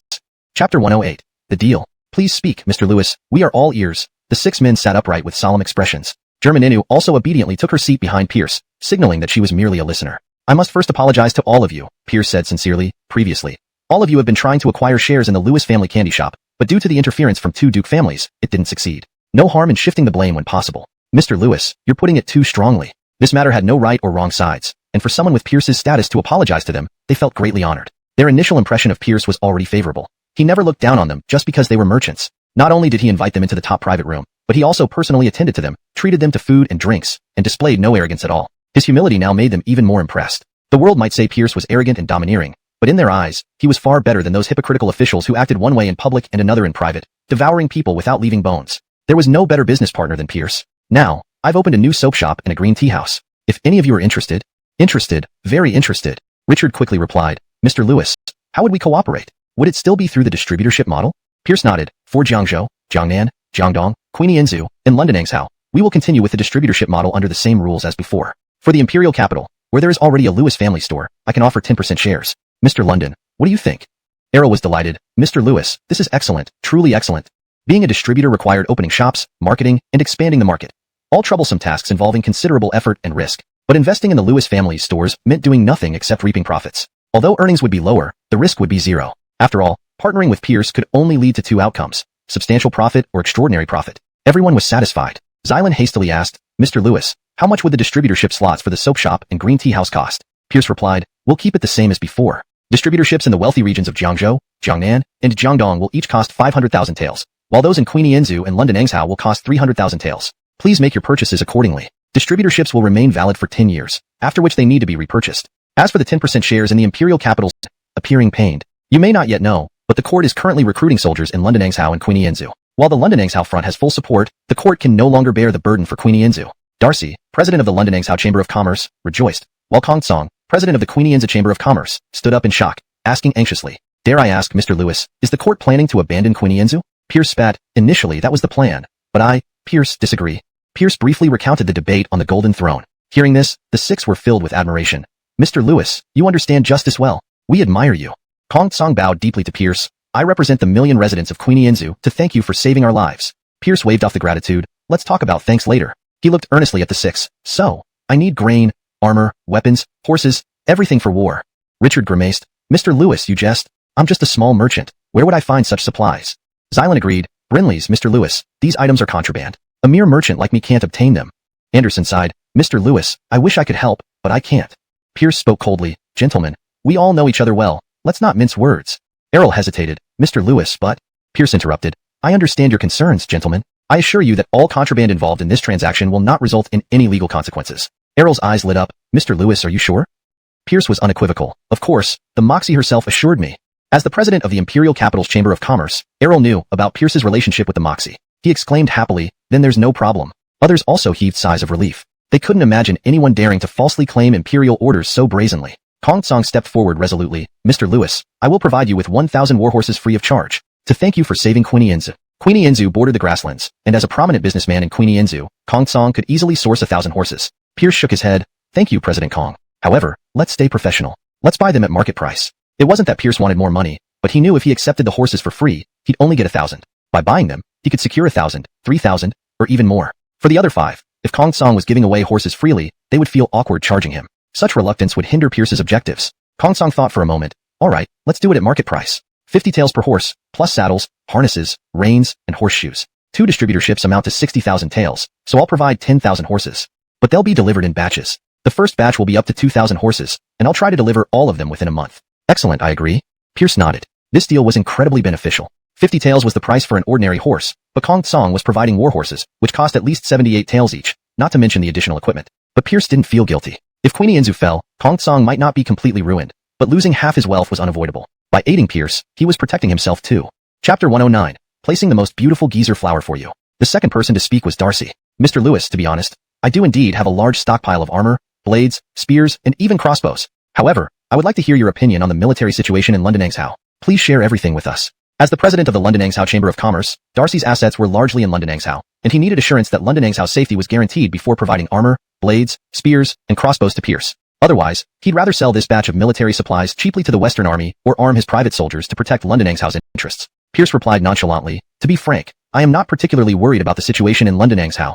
Darcy pressed, "Mr. Lewis, why is that?" "Based on my sources, although Charleston has 200,000 troops, they serve different masters. Among them, Charleston Wong and Edwin Aviv each command 100,000 troops. The rivalry between these two has escalated to an all-out conflict, so it's impossible for them to unite. These 200,000 troops are no more of a threat than the previous 100,000. On the other hand, our great Phelan has 100,000 Western Army soldiers fighting their backs against the wall at the front lines, another 50,000 Central Army ready to provide support from the rear, and we're still recruiting reserves. With Ingram personally leading them and holding the advantages of geography and people, if Charleston does not send reinforcements, these 200,000 troops of Charleston will not amount to much." Darcy was finally reassured and thanked him. "Mr. Lewis lives up to being a descendant of a distinguished general family. Your insight is unparalleled and your analysis incisive." "Thank you, Mr. Chow." Darcy then declared, "Mr. Lewis, in exchange for the distributorship rights for the soap store and Charles Tea Workshop for 600,000 taels, I can provide you with 5,000 sets of armor, 5,000 long knives, 5,000 long spears, and 3,000 crossbows. This is all my inventory." Pierce smiled widely. "Deal." Armor, long knives, and spears were nothing out of the ordinary, relatively simple items. The so-called armor was merely half-body leather scale armor. Long knives and spears were just ordinary iron weapons, hardly worth mentioning. However, the 3,000 crossbows were top-notch equipment. Crossbows, or composite bows, took years to make due to their complicated manufacturing process. A single crossbow was worth dozens of taels, and couldn't be bought even if you had the money because they were controlled by the government. Richard was the third to step forward. "Mr. Lewis, for the distributorship rights for 1 million taels, the Zhangzhou Chamber of Commerce will provide you with 5,000 sets of armor, 5,000 long knives, 5,000 long spears, 3,000 crossbows, and 400,000 taels worth of grain." Pierce nodded. "Deal." Xylan was the fourth to offer. "Mr. Lewis, for 1 million taels, the Jiangdong Chamber of Commerce will provide you with 3,000 crossbows, and the rest will be converted into grain and sea salt. What do you think?" Pierce agreed readily. "Deal. Crossbows and grain, the more the better, but salt was also essential as a war material, necessary for both humans and horses." Anderson was the fifth to speak. "Mr. Lewis, we don't have much else in Jiangnan, but we have plenty of grain. I will provide 1 million taels worth of grain." Pierce nodded. "Deal." Finally, Errol made his offer. He needed to provide 2 million taels worth of materials, no small sum, requiring careful deliberation. Fortunately, the capital city's Chamber of Commerce was vast, otherwise, it wouldn't have been possible. He gritted his teeth. "Mr. Lewis, I will provide you with 3,000 sets of iron armor, 3,000 heavy crossbows, and 5,000 shields." Pierce stood up abruptly. "Mr. London, really?" Errol gave a bitter smile. "At a time like this, how can I joke?" Pierce rejoiced. "Excellent." He couldn't believe that Errol actually had such quality items. Iron armor was only worn by generals, offering far superior protection compared to scale armor. Heavy crossbows were even more impressive. Although the craftsmanship of this era was rudimentary, with a range of around 200 meters, requiring the foot-pressing method to load, they demanded minimal training for soldiers to master. Wasn't this exactly what Pierce needed? Shields were also rare, made of iron-reinforced wood, light yet highly protective. Pierce planned to form a shield and blade unit to counter the nomadic cavalry, protecting his own archers. Pierce bowed deeply to the 6 men. "Gentlemen, on behalf of the citizens of Great Phelan, I thank you for your generosity." Although assured by Pierce, the 6 men still took a significant risk in providing these items. If Pierce betrayed them now, they could be implicated in a rebellion charge, facing immediate execution and extermination of their families. Though their motives were business-oriented, aiming to protect their properties, some loyalty to Great Phelan must have played a part too. They hurriedly responded, "Mr. Lewis, please don't be so formal. We are merely contributing our share for the welfare of the people of Great Phelan." Pierce said seriously, "Rest assured, gentlemen, as long as I live, I will ensure that the nomads do not invade Quinienzu or enslave its people." The 6 men bowed in unison. "We entrust this to you, Mr. Lewis. Gentlemen, please ensure all supplies are transported to my fiefdom in Quinienzu. Should you encounter any obstacles, mention my name." "That sounds good. Mr. Lewis, time is of the essence. We'll return immediately to arrange this." "Very well, gentlemen. Walk safely. Trish and Yang, please escort our guests." Brinley's Bray. Without spending a penny, Pierce secured armor, weapons, and enough grain to feed several 10,000 troops for over a year. Satisfied, Pierce thought about the right number of recruits. More was not always better. With limited time, fewer troops meant better training, and more might be harder to manage effectively. One 10,000-man unit was perfect. Descending from the third-floor suite, Pierce entered the music hall. Lottie tearfully asked, "Bray, are you heading north?" Word had already spread through the Lewis family, and Lottie had heard bits and pieces from the servants at the Lewis family Grand Hotel. "Don't cry." Pierce wiped her tears with a handkerchief. "I'll be back soon." "You're lying," she sobbed. Pierce sighed. "Charles Ingping, given the current dire situation, if I don't take action, the million citizens of Quinienzu will become slaves to the nomads. I cannot allow foreigners to defile our land." Lottie looked up in admiration. "Bray truly is a man of honor." Pierce straightened up, acknowledging the praise. "But," Lottie teared up again, "Charles Ingping won't let you sacrifice yourself for righteousness. Without you, I cannot live." She threw herself into Pierce's arms, crying bitterly. Pierce comforted her, patting her back. "Don't worry, for Charles Ingping's sake, I will come back alive." Do you promise? I promise. Charles Ingping will wait for your triumphant return. When I return, I will place the most beautiful geezer flower on the prairie for you. Charles Ingping. ##### Chapter 110. The Elias, a master of surgery. Lewis Manor. Lewis Un, build another vegetable processing plant and double the production of pickled vegetables. Master, if we do that eating again. London stand up. Pierce shouted. As the saying goes, what is gained from paper is shallow. True knowledge comes from practice. Spending all day here at the Imperial Medical Institute is useless if you want to become surgeons like me. Now, an opportunity has come. The young medical students were elated. Elias, what opportunity? Pierce thundered. Well asked. This opportunity one fought hard for should not be squandered. As you know, I am about to head to the battlefield. Before he finished, half the crowd had already left. In battle, blood flows constantly, limbs are severed everywhere. Not only will you get to suture wounds, but you'll also have plenty of opportunities to open bodies. You can experience the thrill of amputating limbs. The battlefield is your best place for practice. Upon these words, another half vanished. Only 24 young apprentices remained. Pierce smiled. Excellent. True future medical masters of our great Phalon indeed. Your bravery earns my applause. No, Elias. Enough. I understand your fearless dedication to medical truth. Elias, let us explain. Nothing more to say. For the future of medicine, your sacrifice is worthwhile and will be revered by future practitioners. You are heroes. Elias. The group felt they might as well die. No need to be moved. Come, sign this agreement showing your voluntary participation in Hall. The Moxie was reviewing memorials. Even with cabinet proposals, she read each carefully. Sitting on the steps, Pierce watched her smile, frown, and bite her lip. He didn't touch her immediately, which seemed unusual to her. Without looking up, she asked, why are you here? Pierce smiled. Just came to see you one last time. What is there to see in me? You are beautiful, more so than any other view in the world. A sweet smile appeared on the Moxie lips. Are you prepared? Brinley's. When do you leave for the north? Soon. Putting down the memorial, the Moxie said, walk with me in the Imperial Garden. They walked silently along a blossoming pear orchard. Promise me, the Moxie said ahead, to return safely. Losing isn't important. Battles have their ups and downs. Pierce replied calmly, true, but I only have one life.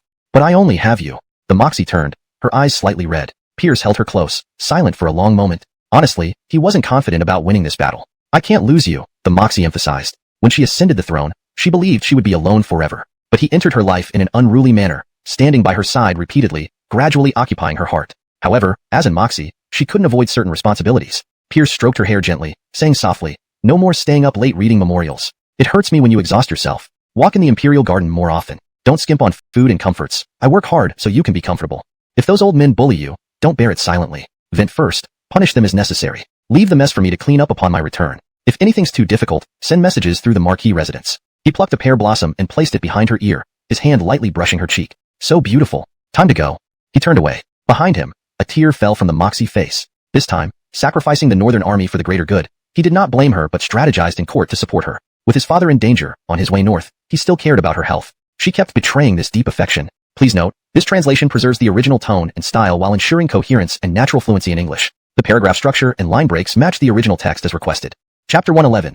Ambush on the Road. A large caravan consisting of 100 old soldiers from the Lewis family, 24 medical apprentices, and a batch of medicinal herbs was led by Pierce with Hattie, now in her role as bodyguard, closely following. Exiting through the northern gate, they found two groups waiting for some time. One was led by Garrett with over 100 guards from the Duke of Jason's residence, and another by Archibald and Riggs with over 100 guards from the Grimes' residence. Riggs complained, Lewis C., why are you so slow? We've been waiting forever. Archibald added, Brinley, waiting made me hungry. Lewis C., you'll have to cook for me later. I want the scallion oil noodles from last time. Riggs, I want the spring banquet. Pierce shouted angrily, eat shit. Go back where you came from. Do you think I'm going on a picnic? I'm going to war. People will die. Do you understand?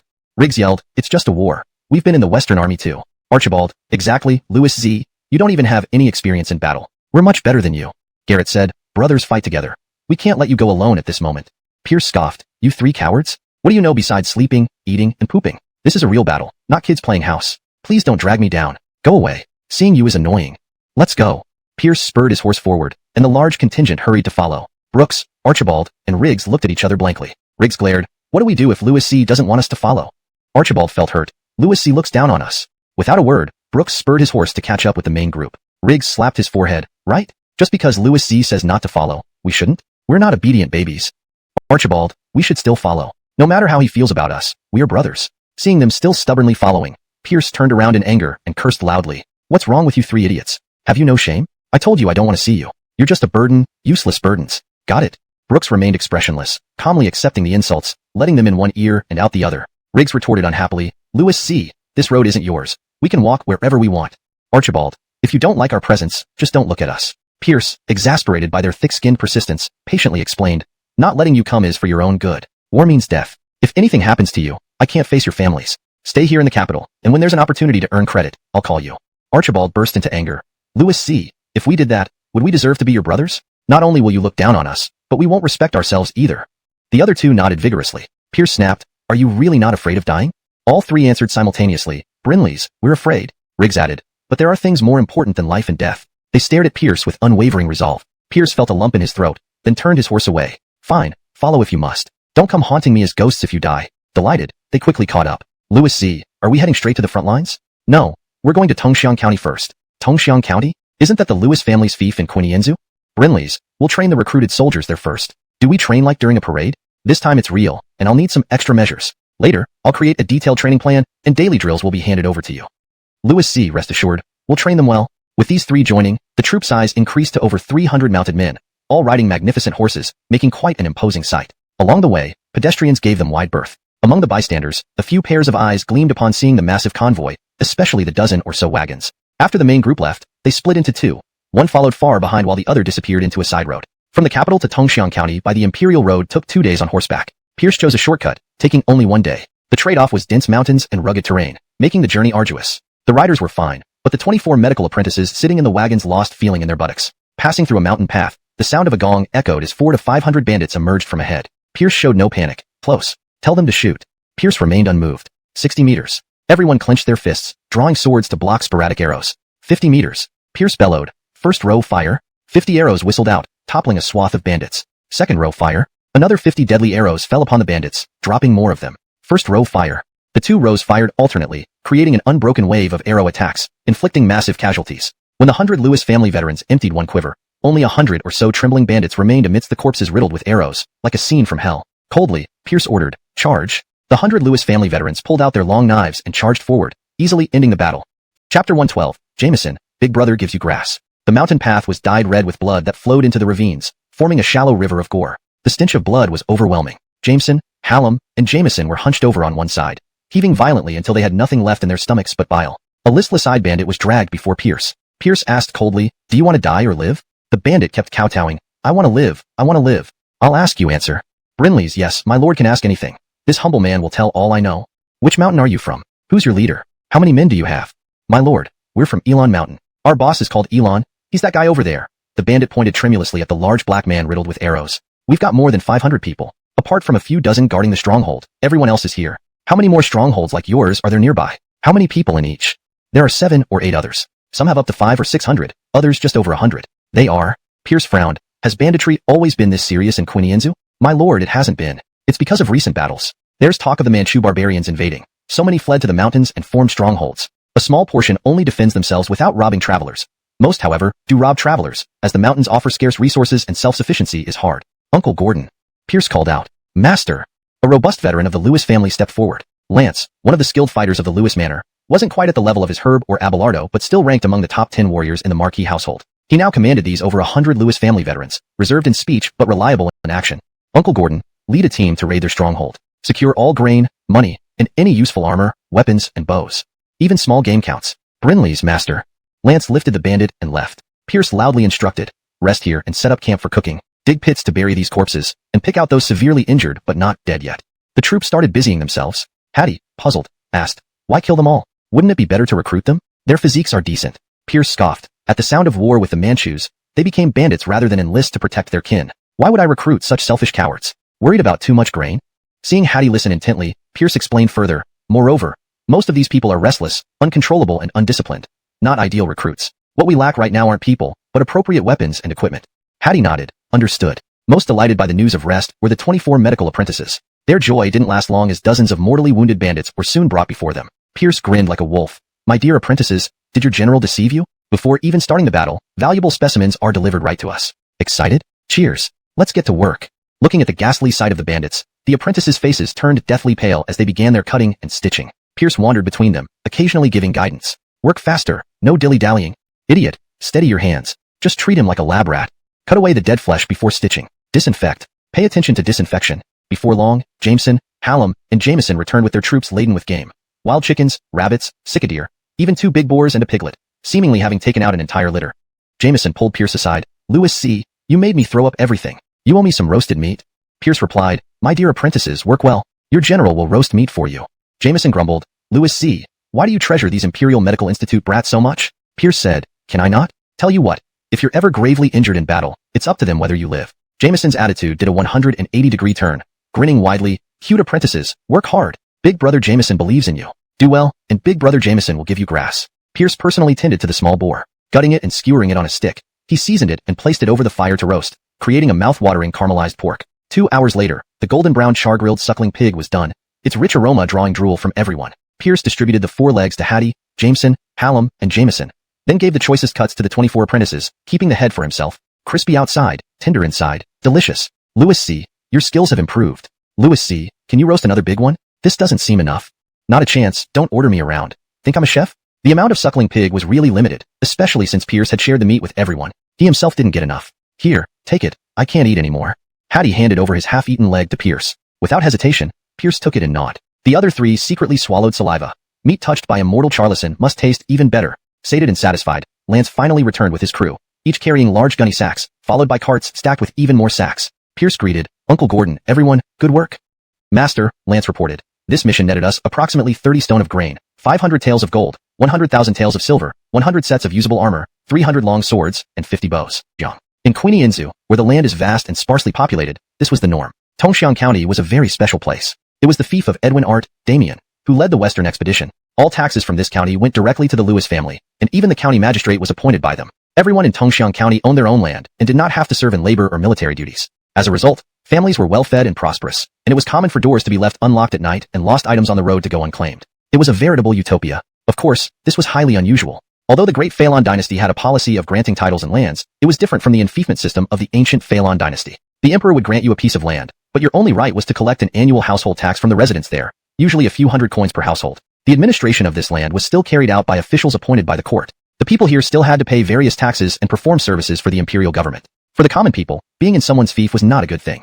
It meant paying extra household taxes each year. Tongxiang County was an exception due to the legendary Lewis family army. Indeed, all residents of Tongxiang County were descendants of the Lewis family army. The previous emperor of Great Phalon decreed that Tongxiang County should be the residence of the Lewis family army, and the entire county's taxes were used to support it. Their glorious pasts. Bare-bottomed toddlers ran around the streets, and shopkeepers yawned lazily. But everything changed 10 days ago. Old men no longer gathered under the banyan tree to boast. Instead, they retrieved old trunks from their homes, taking out rusted iron armor, long knives, and powerful bows. They began polishing the armor, sharpening the knives, and stringing the bows. These formerly gentle old men suddenly seemed unfamiliar, and every household was filled with tension. Many shops closed down. Only those selling necessities like food and daily goods remained open. Then, a recruitment notice from the imperial court appeared at the city gate. Every day since then, people from nearby towns started signing up. Soon, recruits came from more distant towns until almost everyone from Queenie Inza joined. The recruitment was overseen by County Magistrate Jake. Before issuing the recruitment order, the county office received a message via carrier pigeon detailing 3 requirements. 1. Ages between 16 and 30. 2. No criminal record within 3 generations. 3. Ability to draw a 100 caddies, 1 stone, bow, with preference given to those proficient with both bow and horse. The recruitment limit was merely 10,000 men. They offered a monthly salary of 3 taels of silver, which was incredibly high. 3 taels could cover a family of 3's monthly. Those are the emperor's recruitment orders, not our Lewis family armies, his father replied coldly. But if the old duke is in trouble, shouldn't we step forward? The Lewis family army has its rules. Just wait. Wait for what? For someone. Tongxiang County loomed ahead, and Pierce breathed a sigh of relief. He had walked this treacherous path nervously, fearing he might fall off the cliff with horse and rider. Fortunately, he made it through safely. He swore never to take this route again. Behind him, 24 medical apprentices sobbed in celebration, thankful for their narrow escape. Ruxianayan comforted them. Don't cry. I'll treat you to chicken legs tonight. The gates of Tongxiang County stood wide open, and a welcoming party approached. London Duke, we've finally awaited your arrival, the leader exclaimed. This person was Davis, the county magistrate of Tongxiang County. Originally a scholar, he had joined the military, retired due to injury, and subsequently served as the magistrate. Under his governance, Tongxiang County enjoyed prosperity and harmony. Davis, however, wasn't proud of his achievements. As he put it, does Tongxiang County need governing? Even a dog could be a magistrate here without disorder. Beside him were Jake, the county lieutenant, and Bond, the vice-county magistrate, both veterans of the Lewis family army. How did things go, Old London? London Duke, we filled the quota of 10,000 soldiers and 10,000 civilian workers. We also recruited over 100 artisans. Very good, thank you, Old London. Let's enter the city, London Duke. By the way, don't be shocked when you get inside. Hashtag chapter 114. Reorganizing the Lewis family army. Old London, what do you mean? Pierce's face was filled with caution. Davis smiled mysteriously but did not answer. He dismounted from his horse, approached Pierce, and personally held the reins for him. London Marquis, let's go. Upon entering Tongxiang County, Pierce immediately met thousands of pairs of fervent eyes. A welcome parade. The streets were lined with men, women, and children on both sides, all staring intently at Pierce on horseback. Curiosity, adoration, and respect shone in their gazes. Without armor, Pierce looked impressive and dignified, bearing a strong resemblance to his father, Art. Many people nodded approvingly. Old London, are they all? Lewis family army. Someone shouted, London till Marquis, and the crowd erupted. London till Marquis, give the order. Lead us to save the old Marquis. I can still mount a horse and draw a bow. Brinley's, London till Marquis. Lead us to save the old Marquis. Slaughter the barbarians. Eventually, everyone on the street chanted in unison. Save the Marquis. Kill the barbarians. Pierce raised his hand to quiet the shouts. Gentlemen and brothers, rest assured, I won't let a single hair on the old man be harmed. I hereby announce the reorganization of the Lewis family army. All men aged 16 to 40 are eligible to join. I will lead you to save the old man and fight the barbarians. From today onwards, the Lewis family army will be reborn from the ashes. Let me lead you to write a new chapter, reclaim past glories, and create new miracles. Everyone cheered loudly, London till Marquis, London till Marquis.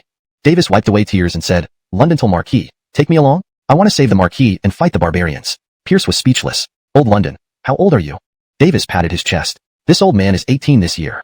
Get out. In just half a day, 5,000 members of the Lewis family army had gathered. Among them, there were only about 1,000 veteran soldiers. The rest were new recruits. The age limit of 40 had kept most veterans from joining. An awkward situation then arose. Of the 5,000 Lewis family soldiers, fewer than 2,000 had iron armor, 2,000 had bows, and there were only 3,000 horses. Spears and swords were plentiful. The reason for this shortage was that many of the soldiers were brothers from the same family. Their fathers owned only one set of iron armor, one strong bow, and possibly one warhorse, which could only be given to the eldest brother or distributed by drawing lots. Of course, Pierce could have ordered families to provide additional equipment, but it wasn't wise. For them, a set of iron armor and a fine bow were like heirlooms, especially a warhorse raised from a young age. Davis suggested, London till Marquis, maybe we should? Pierce shook his head resolutely. Just as everyone was struggling with this dilemma, the first batch of warhorses from Queen Engsub arrived, 2,000 of them, perfectly filling the gap in the Lewis family army. The Lewis family descendants were overjoyed when they received their assigned horses, happier than they would be getting married. Davis noted, London till Marquis, the warhorses are sufficient, but what about the iron armor and powerful bows?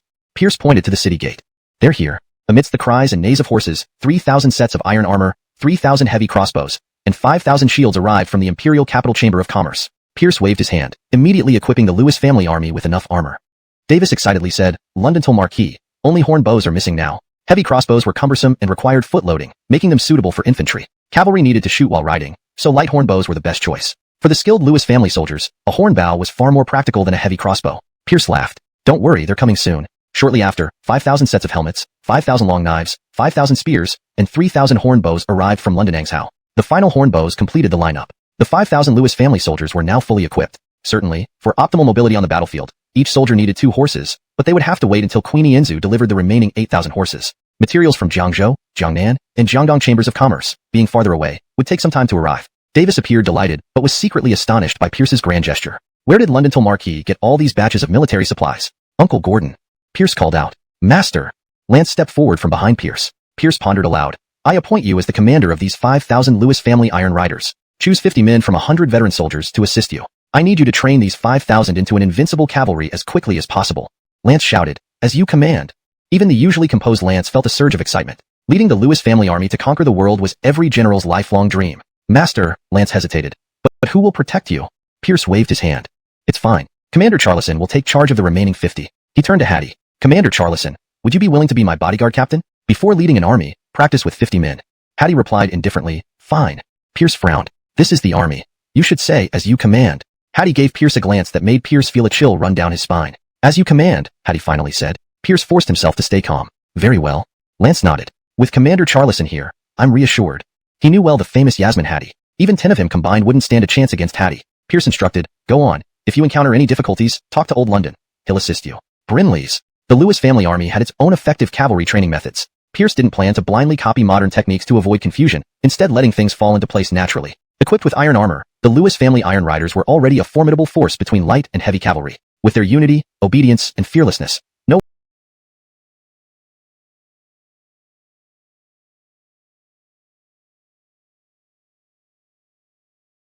wonder they dominated the battlefield. If he could improve the quality of the armor and craft horse armor later, this would truly be an unstoppable force, the ultimate dream of any military enthusiast. Ned stepped forward. Lewisy, what about me? I want to be a commander too. Trisherkill added. And me?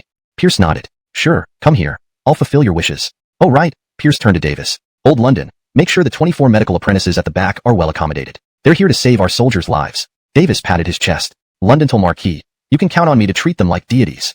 Without resting, Pierce headed straight to the camp outside the city with Andonis, Dwayne, and Oswald, where 10,000 new recruits were stationed. Upon entering the camp, they were greeted by chaos. Tents lay askew, soldiers pulling each other's hair, biting ears, and screaming in agony. County Magistrate Jake was furious. As the one responsible for managing the camp, this was embarrassing, especially in front of the Londontal Marquis. He roared, "All of you stop." Note asterisk this translation maintains the original paragraph structure and line breaks as much as possible while ensuring fluency and coherence in English. Hashtag chapter 115. Unmatched fist oral. However, no one paid him any mind. The atmosphere was somewhat awkward. Two county soldiers with bruised faces rushed over, one holding his front and the other holding his back, lamenting, "Magistrate." These new recruits first complained about poor living conditions and being cold at night. Then they complained about the poor food quality and used it as an excuse not to participate in training. When we tried to discipline them, they started fighting back. The nerve of them. Jake was furious and wanted to teach this group of new recruits a lesson. But with the young lord present, he couldn't make the decision. Pierce didn't rush to stop them and instead asked curiously, "Did no one complain about the rigorous training?" In his pigeon message to Tongxiang County, Pierce had requested that the recruited soldiers be trained according to the methods used by the Lewis family army. As a battle-hardened force, the Lewis family army's training methods were exceptionally stringent. The county soldier scratched his head. Surprisingly, no. It seemed these 10,000 new recruits had decent physical fitness. Pierce asked again, "How many of you are there, and how many of them?" "We have 50 men, and they have more than 300. Pierce was surprised. 50 Lewis family soldiers can't handle 300 untrained recruits? After all, 50 veteran Lewis family soldiers could stand against Hattie, and one Hattie could easily defeat 400 or 500 new recruits. Clearly, these young Lewis family soldiers were far from matching their veterans. The county soldier lowered his head. "Norris, they fought dirty. We couldn't use lethal force." Jake also felt ashamed. "Norris, it's my fault for inadequate training." Pierce waved his hand. "Forget it. Let me show you how your predecessors fight." "Where are the elite guards?" Pierce barked. 50 Lewis family veterans responded loudly. "Bray, await your orders. Go." "Brinley's, sir." The 50 Lewis family veterans, long itching for action, pounced like tigers into the fray. Hattie wanted to join them, but Pierce immediately stopped her.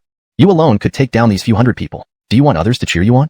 Disdaining the county soldiers for disgracing the Lewis family army, the Lewis family veterans showed no distinction between friend and foe, attacking anyone they encountered. In one-on-one fights, none could match them. When facing groups, they paired up with fellow veterans or formed small teams, creating overwhelming synergy that crushed the opposition. They were formidable individually and devastating collectively. The brawl quickly turned into chaos, with a large number of fighters lying on the ground, bewildered. "Who am I? Where am I? What happened?" This scene left the withdrawn county soldiers staring in shock. Fighting could be done like this. In just a short time, the brawl was quelled because everyone was lying on the ground. On the review platform, Pierce's cold gaze swept across the 10,000 new recruits below. Most soldiers who met his eyes looked away, while a few troublemakers stared defiantly. The people of Queenie Inzu had always been known for their fierce demeanor, was stunned and mostly filled with shame. Next, one after another, the recruits challenged him, but each ended up being kicked off the platform without exception. Pierce had practiced the ice heart technique for some time and had already gained control over his violent tendencies, converting this energy into internal strength. Now, his power and speed were far superior to before. Beating up these unskilled recruits was child's play. This display left the recruits astonished. Was this young general some kind of monster? The last to step up was a sturdy recruit who exuded an air of calmness. "Edwin, please guide me." He began with a set of boxing postures. "A master," Pierce thought inwardly. "Please." Pierce cautiously took his stance in the Lewis family fist style. Down below, Hattie, who had been yawning, finally perked up. In the next moment, the two figures moved like lightning, engaging in a close-range duel. The sound of punches and kicks echoed through the arena. Each move was graceful yet carried devastating force. Within moments, half the platform was destroyed.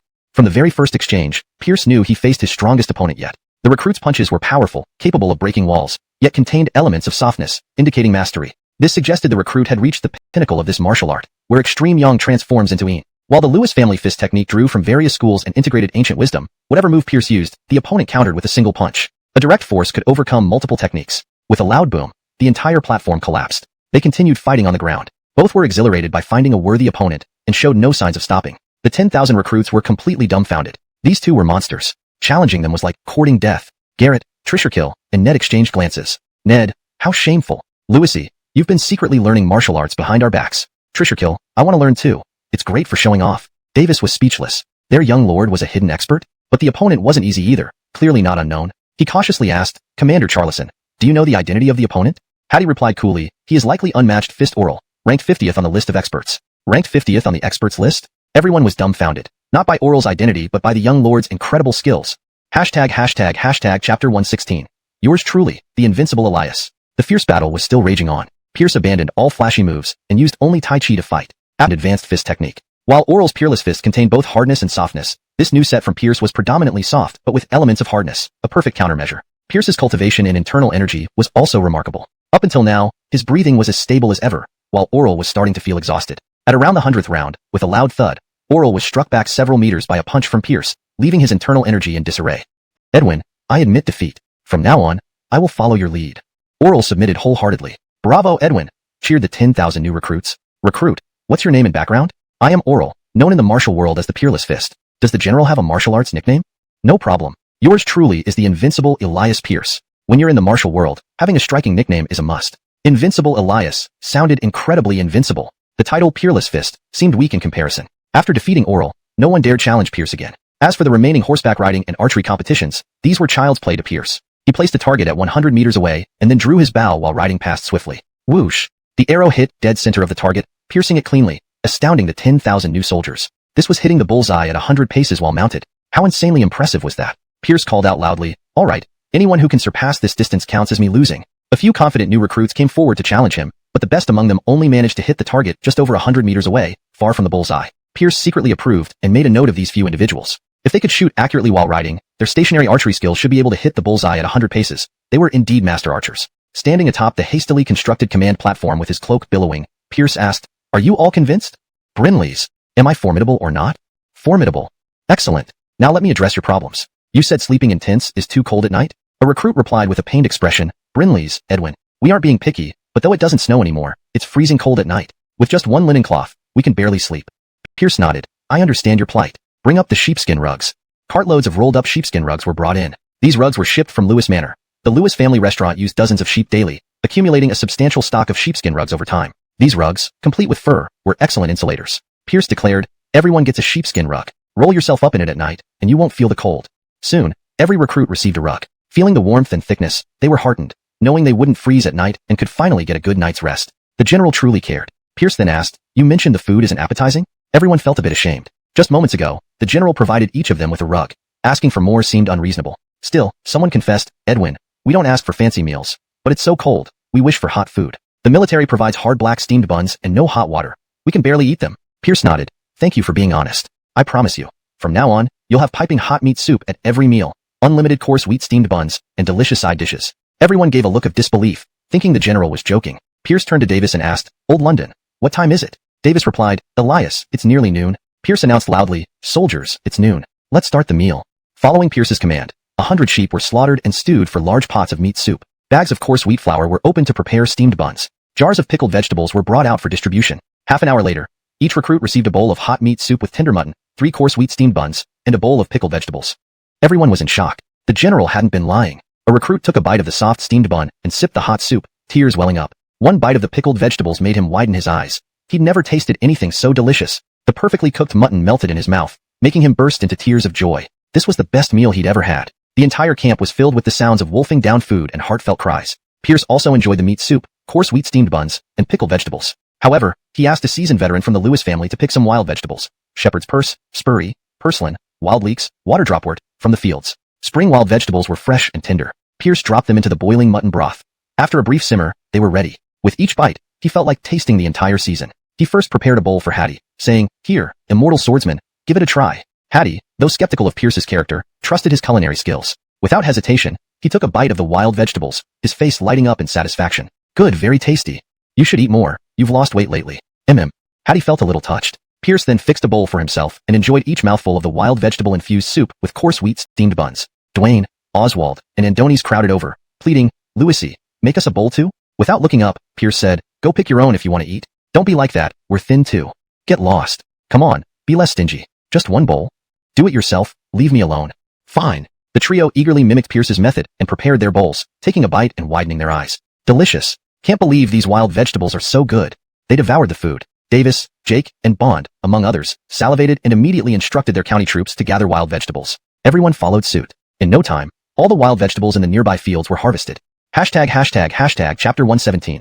Exclusivity. "Soldiers, are you all full?" Pierce shouted from the platform. "Edwin, we're full." 10,000 new recruits roared in unison. "Do you find the food difficult to eat?" "It's a feast of delicacies." "Very good. Do you have any more questions?" "No. We swear to follow the Edwin until death." Pierce bellowed, "You have no more questions, but your formidable Edwin does." The 10,000 new recruits were slightly bewildered. Could the general be settling old scores? "Fortunately, I haven't fought anyone," many recruits secretly rejoiced. Those who had engaged in fights were. Pierce didn't expect strong combat power but hoped for strict discipline. Modern military training methods suited this situation well. Pierce instructed, "Apart from the 5-kilometer armed cross-country run, everything else follows the parade. skip the formation changes, teach the basic formations. The initial formation change performance required elite troops trained for over a month, costing Pierce much effort. Expecting 10,000 new recruits to achieve this in half a month was unrealistic. Forcing it would only create chaos. Equipment isn't fully available yet, so start with light training. Once armor, swords, spears, and bows arrive, I'll distribute them uniformly. Starting with a 5-kilometer fully armed run might overwhelm the recruits. The three patted their chests. Louisy, leave it to us. Work hard. Having arranged the new army, Pierce visited the craftsmen and laborers' camp, seeing hundreds of beggar-like craftsmen and 10,000 even worse-off laborers. Issuing sheepskin blankets, improving meals, and distributing monthly salaries secured their loyalty. In this era, craftsmen held low status, only slightly better than peasants. Laborers were synonymous with beggars. They'd never encountered such treatment and wanted to venerate Pierce as a god. They didn't know Pierce had planned this. His expression darkened. Old London, you too, and even as a scholar, tell me, how long can Phalon last? The question took them aback momentarily. Finally, Davis said gravely, internally riddled with issues, externally surrounded by enemies, without drastic changes, not long. Soonest in years, latest in a decade. Pierce coldly continued. If Phalon collapses in a few years, what can I do with just these 10,000 soldiers? Will we be swept away by the tides of history? Will the Lewis family army become just a legend? Pierce's hidden anger surfaced. All three lowered their heads, realizing their mistake. Truthfully, Pierce was deeply disappointed. After 20 years of recuperation in Tongxiang County, they could only muster 5,000 qualified soldiers at critical times. Just 5,000. This was because the Lewis family army was exclusive. For 20 years, they accepted no outsiders, only breeding within their own walls. Pierce even heard that they forbade local women from marrying outside, calling their children legitimate if born locally, illegitimate otherwise. They categorized even their own children so strictly. Imagine the depth of exclusivity. Rejected new recruits, craftsmen, and laborers endured freezing nights with only rough cloth and dry black bread. Blinded by past glory, they lived in their paradise, oblivious to changing times. The old man's indulgence partly contributed to this. But now, in a life-or-death moment, Pierce could rely on only 5,000. There. Davis said with indignation. London to Lord, that's exactly what we think. Note, the term Weiqi can also mean feeling wronged or aggrieved. Depending on the context, you might choose a different shade of meaning. Here, indignation seems to fit better. Jake chimed in. Brinleys, why should they? Pierce, frustrated but patient. But you should see the current situation. If things continue like this, the Lewis family army will be gone. Davis responded unhappily. Fine, London to Lord. We'll accept them. Bond side, there's no other way. London to Lord. I'll work on convincing the others. Let's do this, Pierce pondered aloud. I'll give them a 3-year probation period. Davis asked puzzledly. London to Lord. What is a probation period? Pierce explained. During this 3-year period, if they perform well, they will be accepted into Tongxiang County. Any illegal or deceitful behavior during the probation will result in immediate expulsion. During the probation, all dirty and heavy work will be done by them, and they will only receive the minimum wage. Are you satisfied with this? Davis's eyes lit up with joy. London to Lord. This probation idea is brilliant. Not only does it prevent freeloaders, but it also stops potential troublemakers from entering Tongxiang County. Jake agreed. Indeed. This way, everyone can accept it. Bond nodded. This plan is good. It solves the population issue without causing resistance. Pierce approved. Since there are no objections, let's proceed this way. We'll start with the first batch, then introduce the second batch. Pierce sighed inwardly, feeling how difficult it was to manage this group despite his anger and disappointment. He still needed to consider their emotions. Davis questioned again. But London to Lord, we don't have that much work for them in Tongxiang County. Pierce smiled. Rest assured, there will be plenty of work for them. In his heart, Pierce had already planned Tongxiang County as a secure rear base. Many projects unsuitable for construction in Lewis Village would be realized here. Of course, this was contingent on winning this battle. Immediately, Pierce explained the probation period to the craftsmen and laborers. The craftsmen and laborers did not feel disappointed. Instead, they felt reassured, showing hopeful smiles. Earlier, when Pierce declared Tongxiang County would be their home, they thought it was just a dream, one that would vanish when they woke up. How could such good fortune exist? It was as if silver rained from the sky. Working for 3 years without breaking laws or slacking off to become residents of Tongxiang County, they found this condition incredibly simple. Londonving and working in Tongxiang County meant not only having enough food but also earning wages. They wouldn't mind working even 10 years. The only concern was performing well during the probation period. Many resolved silently to never slack off and leave a bad impression on the supervisors. Pierce shouted, London, stand up. If you agree, go to the county office to verify your identity and sign the probation contract. Edwin, we agree. Everyone rushed forward, fearing being left behind. Davis shouted, no need to panic, everyone has a chance. Jake, one at a time, keep order. Bond, anyone disrupting order will be expelled. Everyone instantly became obedient sheep. Pierce continued, craftsmen, stay back. I have important matters. With an increase in population, housing became a critical issue. Pierce planned to build a new city along the Tong River, outside the county town of Tongxiang. He was thoroughly fed up with the filthy streets of this era. Even the outer city of the current capital suffered from drainage issues, turning roads into muddy pits during rain. Excitedly, he called out, pottery makers, bricklayers, stone cutters, carpenters, come forward. Dozens of craftsmen approached. Edwin, what do you command? Since you're becoming part of Tongxiang County, you should own your homes. As craftsmen, you shall build these houses yourselves. The craftsmen were overjoyed. Edwin, we are more than willing. Building their own homes thrilled them. Without pen and paper, Pierce picked up a pebble and started drawing on the ground. Come look. I plan to build a brand new city. All houses must be brick and tile structures, both beautiful and grand. The entire city must have drainage ditches to form a comprehensive drainage system. Every road must be fully paved. The craftsmen exchanged puzzled looks. A potter asked, Edwin, we know about brick and tile houses, but what is a drainage system? Pierce explained, simply put, digging drainage ditches along both sides of the roads, connecting them to nearby rivers. When it rains heavily, the water flows into the rivers through the ditches instead of forming puddles. The craftsman finally understood. A bricklayer then asked, Edwin, what does paving mean? It means no dirt roads.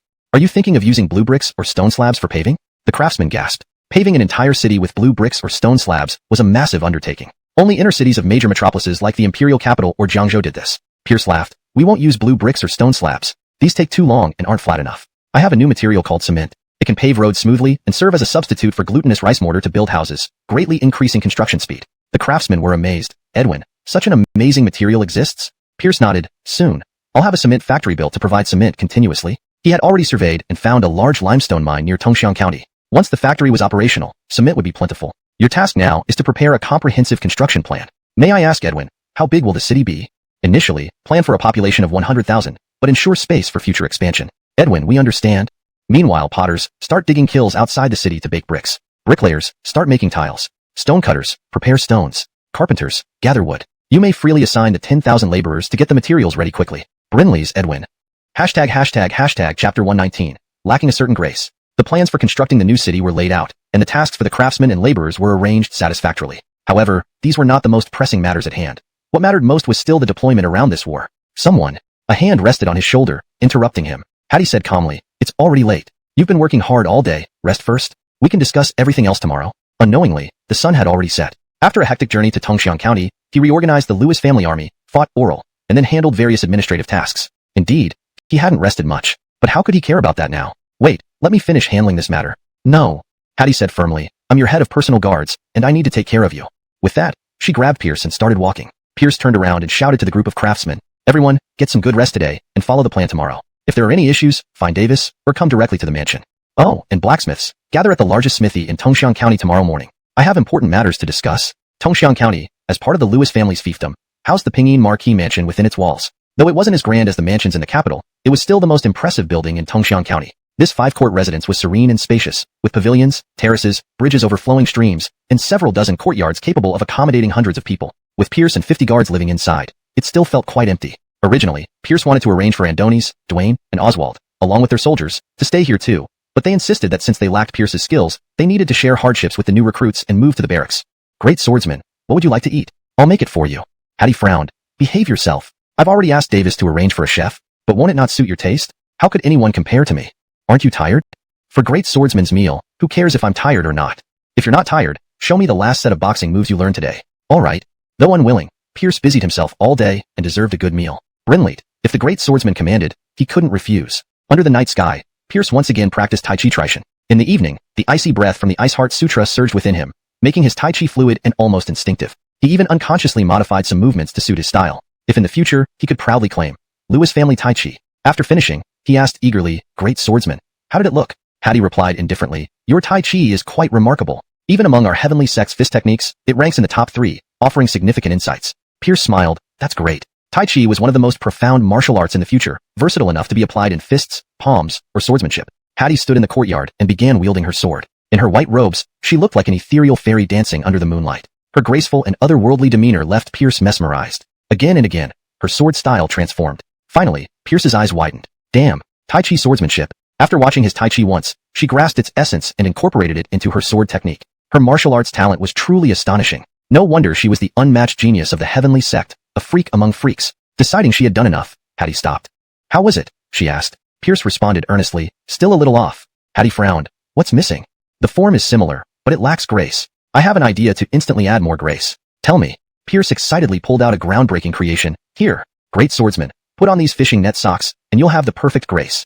A sword flew, followed by Pierce's agonizing scream as he was ruthlessly trampled under Hattie's small feet. Pierce wished he could die. Fighting Oral gave him confidence, but he still couldn't withstand Hattie's single strike. Early the next morning, Pierce arrived at the largest blacksmith forge in Tongxiang County. The people here were descendants of the Lewis family army, naturally passionate about weapons. Therefore, this forge was not only large but also well equipped, with 5 furnaces and over 10 blacksmiths, earning it a luxury title. Apart from the local blacksmiths, the recruited ones were also waiting for Pierce. Londontal Marquis, Edwin. The blacksmiths greeted him. Exempt you from formalities. Bring me your best swords. Pierce instructed. Londontal Marquis, here. A blacksmith proudly handed over a long sword. This was a ring pommel saber, approximately 1 meter long, standard issue for the military in this era. Single-edged and thick-spined. It excelled in cutting and slashing, suitable for both cavalry and infantry. The circular pommel balanced the weight and provided grip stability while also allowing decorative tassels for aesthetics. Captain Charlison, lend me your sword.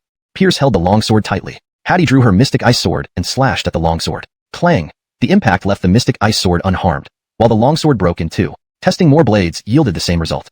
The blacksmiths looked ashamed. Pierce shook his head. As expected, the quality of these swords was subpar, too brittle. Where is your smelting furnace? Pierce asked. The smelting furnace was different from the forging furnace used by blacksmiths. The latter heated iron blocks, while the former refined iron ore into iron ingots, crucial for determining the quality of the iron. In the mining field outside the city, Londontal Marquis, a blacksmith explained. Nodding, Pierce acknowledged the efficient setup, reducing transportation costs. Show me. Riding horses, they headed 10 kilometers outside the city to the mining field. This was a rich mine with an iron content of about 50%. Both sides for air intake, with slag exiting here below, and molten iron coming out from the very bottom. The principle of the blast furnace was not much more complex than the 3 smelting furnaces. It was just taller. The craftsmen understood at once, slapping their chests confidently. Londontal Marquis, leave it to us. The craftsmen began dividing tasks and rolled up their sleeves to get to work. Pierce's designed blast furnace was 6 meters tall, qualifying it as a large-scale blast furnace. With this blast furnace and numerous blacksmiths, he was confident that he could produce an arsenal of advanced weapons within a short period to increase their chances of victory in this war. Everyone, move the blacksmith tools, bellows, hammers, anvils, mallets, grindstones, and all other equipment over here. We'll be forging right here. Londontal Marquis, we'll get right on it. Pierce planned to establish a large forge workshop here. By midday, a chimney-like blast furnace was built. Excitedly, Pierce shouted, quickly, start burning charcoal. Under Pierce's direction, the workers climbed wooden ladders to load hot coke and iron ore into the top opening of the blast furnace. 2 burly blacksmith apprentices worked 2 separate bellows, constantly supplying air into the blast furnace through the air intakes. As Pierce felt the temperature rising rapidly on the surface of the furnace, he felt immensely satisfied. This era's first blast furnace was about to produce its first batch of molten iron. However, reality dealt him a heavy blow. They waited for a long time, but there was not even a trace of molten iron or slag. Pierce frowned. Clearly, the temperature inside the blast furnace was not sufficient. Looking at the towering structure, he thought privately, is it too big? Damn, I am too high again. The craftsman glanced at him suspiciously. Was Londontal Marquis just playing around? Pierce racked his brains. How could he increase the internal temperature? He had sent people to survey within 100 miles of Tongxiang County, but found no coal deposits. If only he had coal, it would have been much easier. Coke was still far from ideal. Iron has a melting point of around 1,500 degrees Celsius. Without forced air, charcoal can reach a maximum temperature of approximately 1,200 degrees Celsius, whereas coal can reach nearly 1,700 degrees Celsius. That's it. His eyes lit up. If the temperature couldn't be increased further, then he would lower the melting point of the iron ore. How? By adding flux. Limestone serves as an excellent flux that lowers the melting point of iron ore. And Tongxiang County had a limestone mine that he was planning to use for cement production. Send for someone, he shouted. Hurry and bring several carts of limestone. The 2 mines were only a few kilometers apart, so the limestone was quickly delivered and added to the blast furnace. Under Pierce's watchful eye, a stream of molten iron finally emerged slowly from the outlet. Pierce laughed heartily. It worked. The craftsmen wore expressions of joy, realizing that it actually did work. Londontal Marquis wasn't just fooling around. Pierce ordered, blacksmiths, let's forge a long sword on site. Numerous blacksmiths collaborated diligently, and after a series of metallic clangs, a freshly forged long sword emerged. Commander Charlison, lend me your sword. A flash of sword light appeared. Clang. The long sword snapped again. Pierce froze. The carbon content was still too high. The result was cast iron, not the wrought iron he wanted. The craftsmen exchanged glances, all feeling dejected. After all this effort, they ended up with a long sword no different from what they had previously made. There was no improvement. Londontal Marquis, where's the sharpest and strongest long sword you promised? A squad of soldiers arrived carrying buckets of meat soup, baskets of coarse grain steamed buns, and pickled vegetables into the iron mine site to distribute food to everyone. Pierce, munching on steamed buns with pickled vegetables, continued thinking hard. The temperature still wasn't enough. Since coke and iron ore were being burned together, the process effectively infused a significant amount of carbon. Without sufficient heat, the excessive carbon couldn't be removed from the iron. How could he raise the temperature further? Did he really need to build a smaller blast furnace? He refused to accept that. Finally, his gaze landed on the 2 rudimentary bellows. Damn, almost forgot about this. Combustion requires 3 elements: fuel, oxidizer, and ignition source. Fuel and ignition source are obvious, but he could improve the oxidizer, oxygen. By increasing airflow inside the blast furnace and pumping in more oxygen, the combustion would be more thorough, raising the temperature. He abandoned his bun and examined the 2 bellows closely. Sure enough, they were basic models with only one blowing port, requiring a push-pull mechanism to function, similar to using a syringe, unable to provide continuous airflow. He shouted, bring me 2 experienced carpenters. Soon, 2 of the most skilled carpenters from Tongxiang County scurried over eagerly. Pierce sketched a design for a double-action piston bellow on the ground and began explaining it to the carpenters. Though the name sounded sophisticated, it was actually a simple device. In the past, every rural household had such devices for cooking stoves. In a double-action piston bellow, both ends have air inlets. When the rectangular box is pulled out, air is sucked in from the far end. When pushed back, air is drawn in from the near end. Regardless of pulling or pushing, air is continuously sucked into the box. The air inside is then pushed into a chamber and expelled through side vents. Therefore, it could supply constant air without interruption. Once Pierce laid out the concept, the carpenters understood immediately, their faces filled with shock. Londontel Marquis. This double-action piston bellow is incredible. Brinley's, yes, the design is brilliant. Ingenious craftsmanship. Pierce sternly said, this double-action piston bellow must remain a secret between the two of you. Do not tell anyone else. Both men solemnly promised, Londontel Marquis, you can trust us. Even under torture, we won't reveal it. Pierce nodded. As descendants of the Lewis family army, he knew he could trust them. It wasn't that he was petty. Although the double-action piston bellow was simple, it was one of the key reasons why Chinese iron smelting technology led the West by thousands of years. Before achieving absolute military superiority, he didn't want to leak this knowledge. Good. You two must immediately construct 2 large double-action piston bellows for me. Other carpenters can help with making parts, while you focus on assembly. Work faster. Londontel Marquis, we'll get right on it. Hashtag Chapter 121.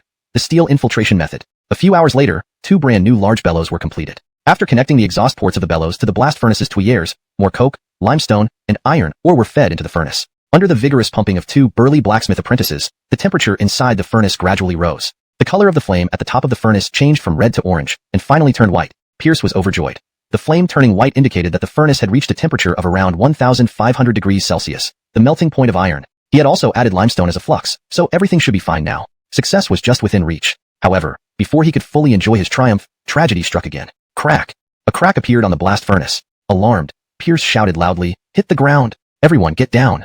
He immediately dropped to the ground, covering his head with both hands. Others followed suit. With a deafening boom, the entire blast furnace exploded into fragments. At a distance, stones from the iron ore field rolled down in chaos. After the dust settled and the ringing in their ears subsided, it became clear that several people were injured. 3 blacksmith apprentices, 1 who had been feeding materials into the furnace via a wooden ladder, and 2 operating the bellows, despite being warned by Pierce to take cover, were still badly hurt with bloody heads and faces. Pierce bellowed, quickly, take them to the infirmary. The scene was filled with panic and chaos. Back at the Ho residence in Tongxiang County, Pierce sighed deeply, feeling disheartened. He had been so confident about building the blast furnace and even boasted about forging the sharpest and toughest long sword in the world. But all day long, not only did he fail to produce a single piece of iron, the furnace exploded and injured several people. Thankfully, no one was critically injured, or he would have felt guilty for life. Had he tried to console him, don't lose heart. Exceptional weapons are hard to come by. Biting his teeth, Pierce insisted, no, I must make it happen. He was so close. How could he possibly give up? The furnace's temperature was sufficient. It was simply that its material couldn't withstand the intense heat. The next morning, he rushed back to the iron ore site. Naturally, the craftsman didn't dare delay once the young lord arrived. Pierce ordered sternly, build me another blast furnace. Despite their reluctance, the craftsmen got to work. However, they moved much slower than yesterday. It wasn't intentional slacking. Everyone was dressed in heavy iron armor and helmets. Those without armor wore leather and wooden buckets with 2 holes on their heads. They were all still shaken by the previous day's explosion. Watching a 6-meter-tall furnace explode right in front of them felt like the end of the world. Pierce couldn't blame them. He too donned his family's heirloom armor. Safety first. While waiting for the new furnace, Pierce examined the original 3 small iron melting furnaces. These smaller furnaces, though unable to reach the same high temperatures as the blast furnace, could still melt iron, or with a peak temperature of around 1,500 degrees Celsius. Why didn't they explode? After careful observation, Pierce focused on the black coating inside the furnace bases. Initially, he thought it was caused by prolonged burning, but now it seemed otherwise. He asked the stonemason who had built these small furnaces, is this black coating something you applied? The stonemason shook his head, no, Norris. It appeared during the heating process. Pierce then asked, did the furnaces frequently explode before this coating appeared? The stonemason was surprised. How did you know, Norris? Pierce realized, this black coating was not just burnt residue, but likely a fire-resistant material formed during the heating process. Since it wasn't man-made, the materials involved could only be sand grains, clay, carbon, and iron ore. He instructed, fetch me some sand grains, clay, carbon, and iron ore. Without the familiar clinking sound, the craftsman deflated. It was all for nothing after all. However, Pierce wasn't discouraged. Examining the broken blade, he noticed that it wasn't severed by impact but sliced by Hattie's sword. After all, Hattie's sword of black ice was an unparalleled weapon. He pressed the remaining blade against the ground. It bent easily. Then, he chopped at a nearby stone, and the edge curled instantly. Elated, he realized that despite quenching, the blade remained very flexible, nearly matching wrought iron in quality. Discarding the broken sword, he shouted, top blacksmiths, follow me. My divine weapon is about to be born. At the blacksmith forge, Pierce prepared 2 pieces of iron of different sizes. The smaller piece came from the 3 small furnaces, which he treated as pig iron. Iron with a carbon content above 2%. The larger piece came from the blast furnace, which he treated as wrought iron. Iron with a carbon content below 0.1%.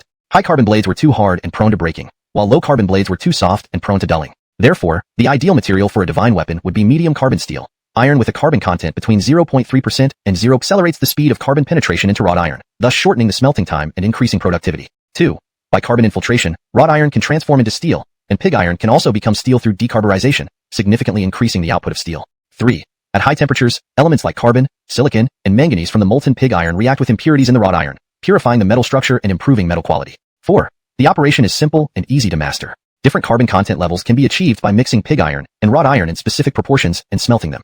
Without exaggeration, the poured steel method is a world-renowned great invention in metallurgical history. With mastery of the poured steel method, Pierce could easily forge moderately hard swords, strong armor, or flexible armor. This would give the Lewis family army an advantage in equipment far ahead of its time. Conquering the 5 countries was no longer a distant dream. Let's get back to the present. Although the mixed molten pig iron and wrought iron resulted in ideal medium carbon steel, there were still numerous impurities. Pierce instructed the blacksmiths to begin the long and arduous process of repeated heating, folding, and forging. This not only removed impurities, but also made the composition more uniform, denser, refined the grains, and improved the performance of the steel. This is the famous 100 refined method. Each forging session removed some impurities, slightly reducing the weight of the steel. Pierce demanded that the forging continue until the weight no longer changed. This is what's known as 100 refined steel.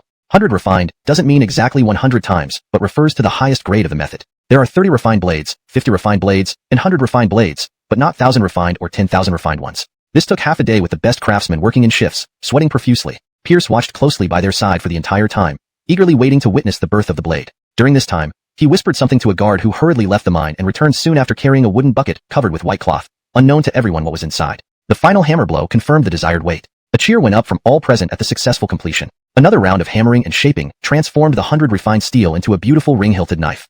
Next came quenching, which greatly increases the strength and hardness of the blade. Water is commonly used for quenching, but different types of water produce varying results. However, using water for quenching makes the blade too hard. Pierce chose animal fat, specifically a bucket of liquid sheep fat brought back by his guards. Using animal fats for quenching makes the blade less brittle and provides good resilience. Though it is expensive,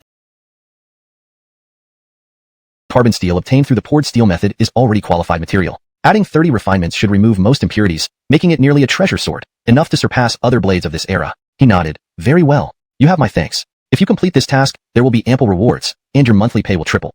The blacksmiths rejoiced. London told Marquis, we will do our best. Pulling Davis aside, Pierce said solemnly, Old London, from now on, this iron mine is the highest military secret of the Lewis family army. Heavy troops must guard it, and no secrets can leak out. These artisans cannot leave Tongxiang County under any circumstances, and communications must be monitored. The glory of the Lewis family army depends on this.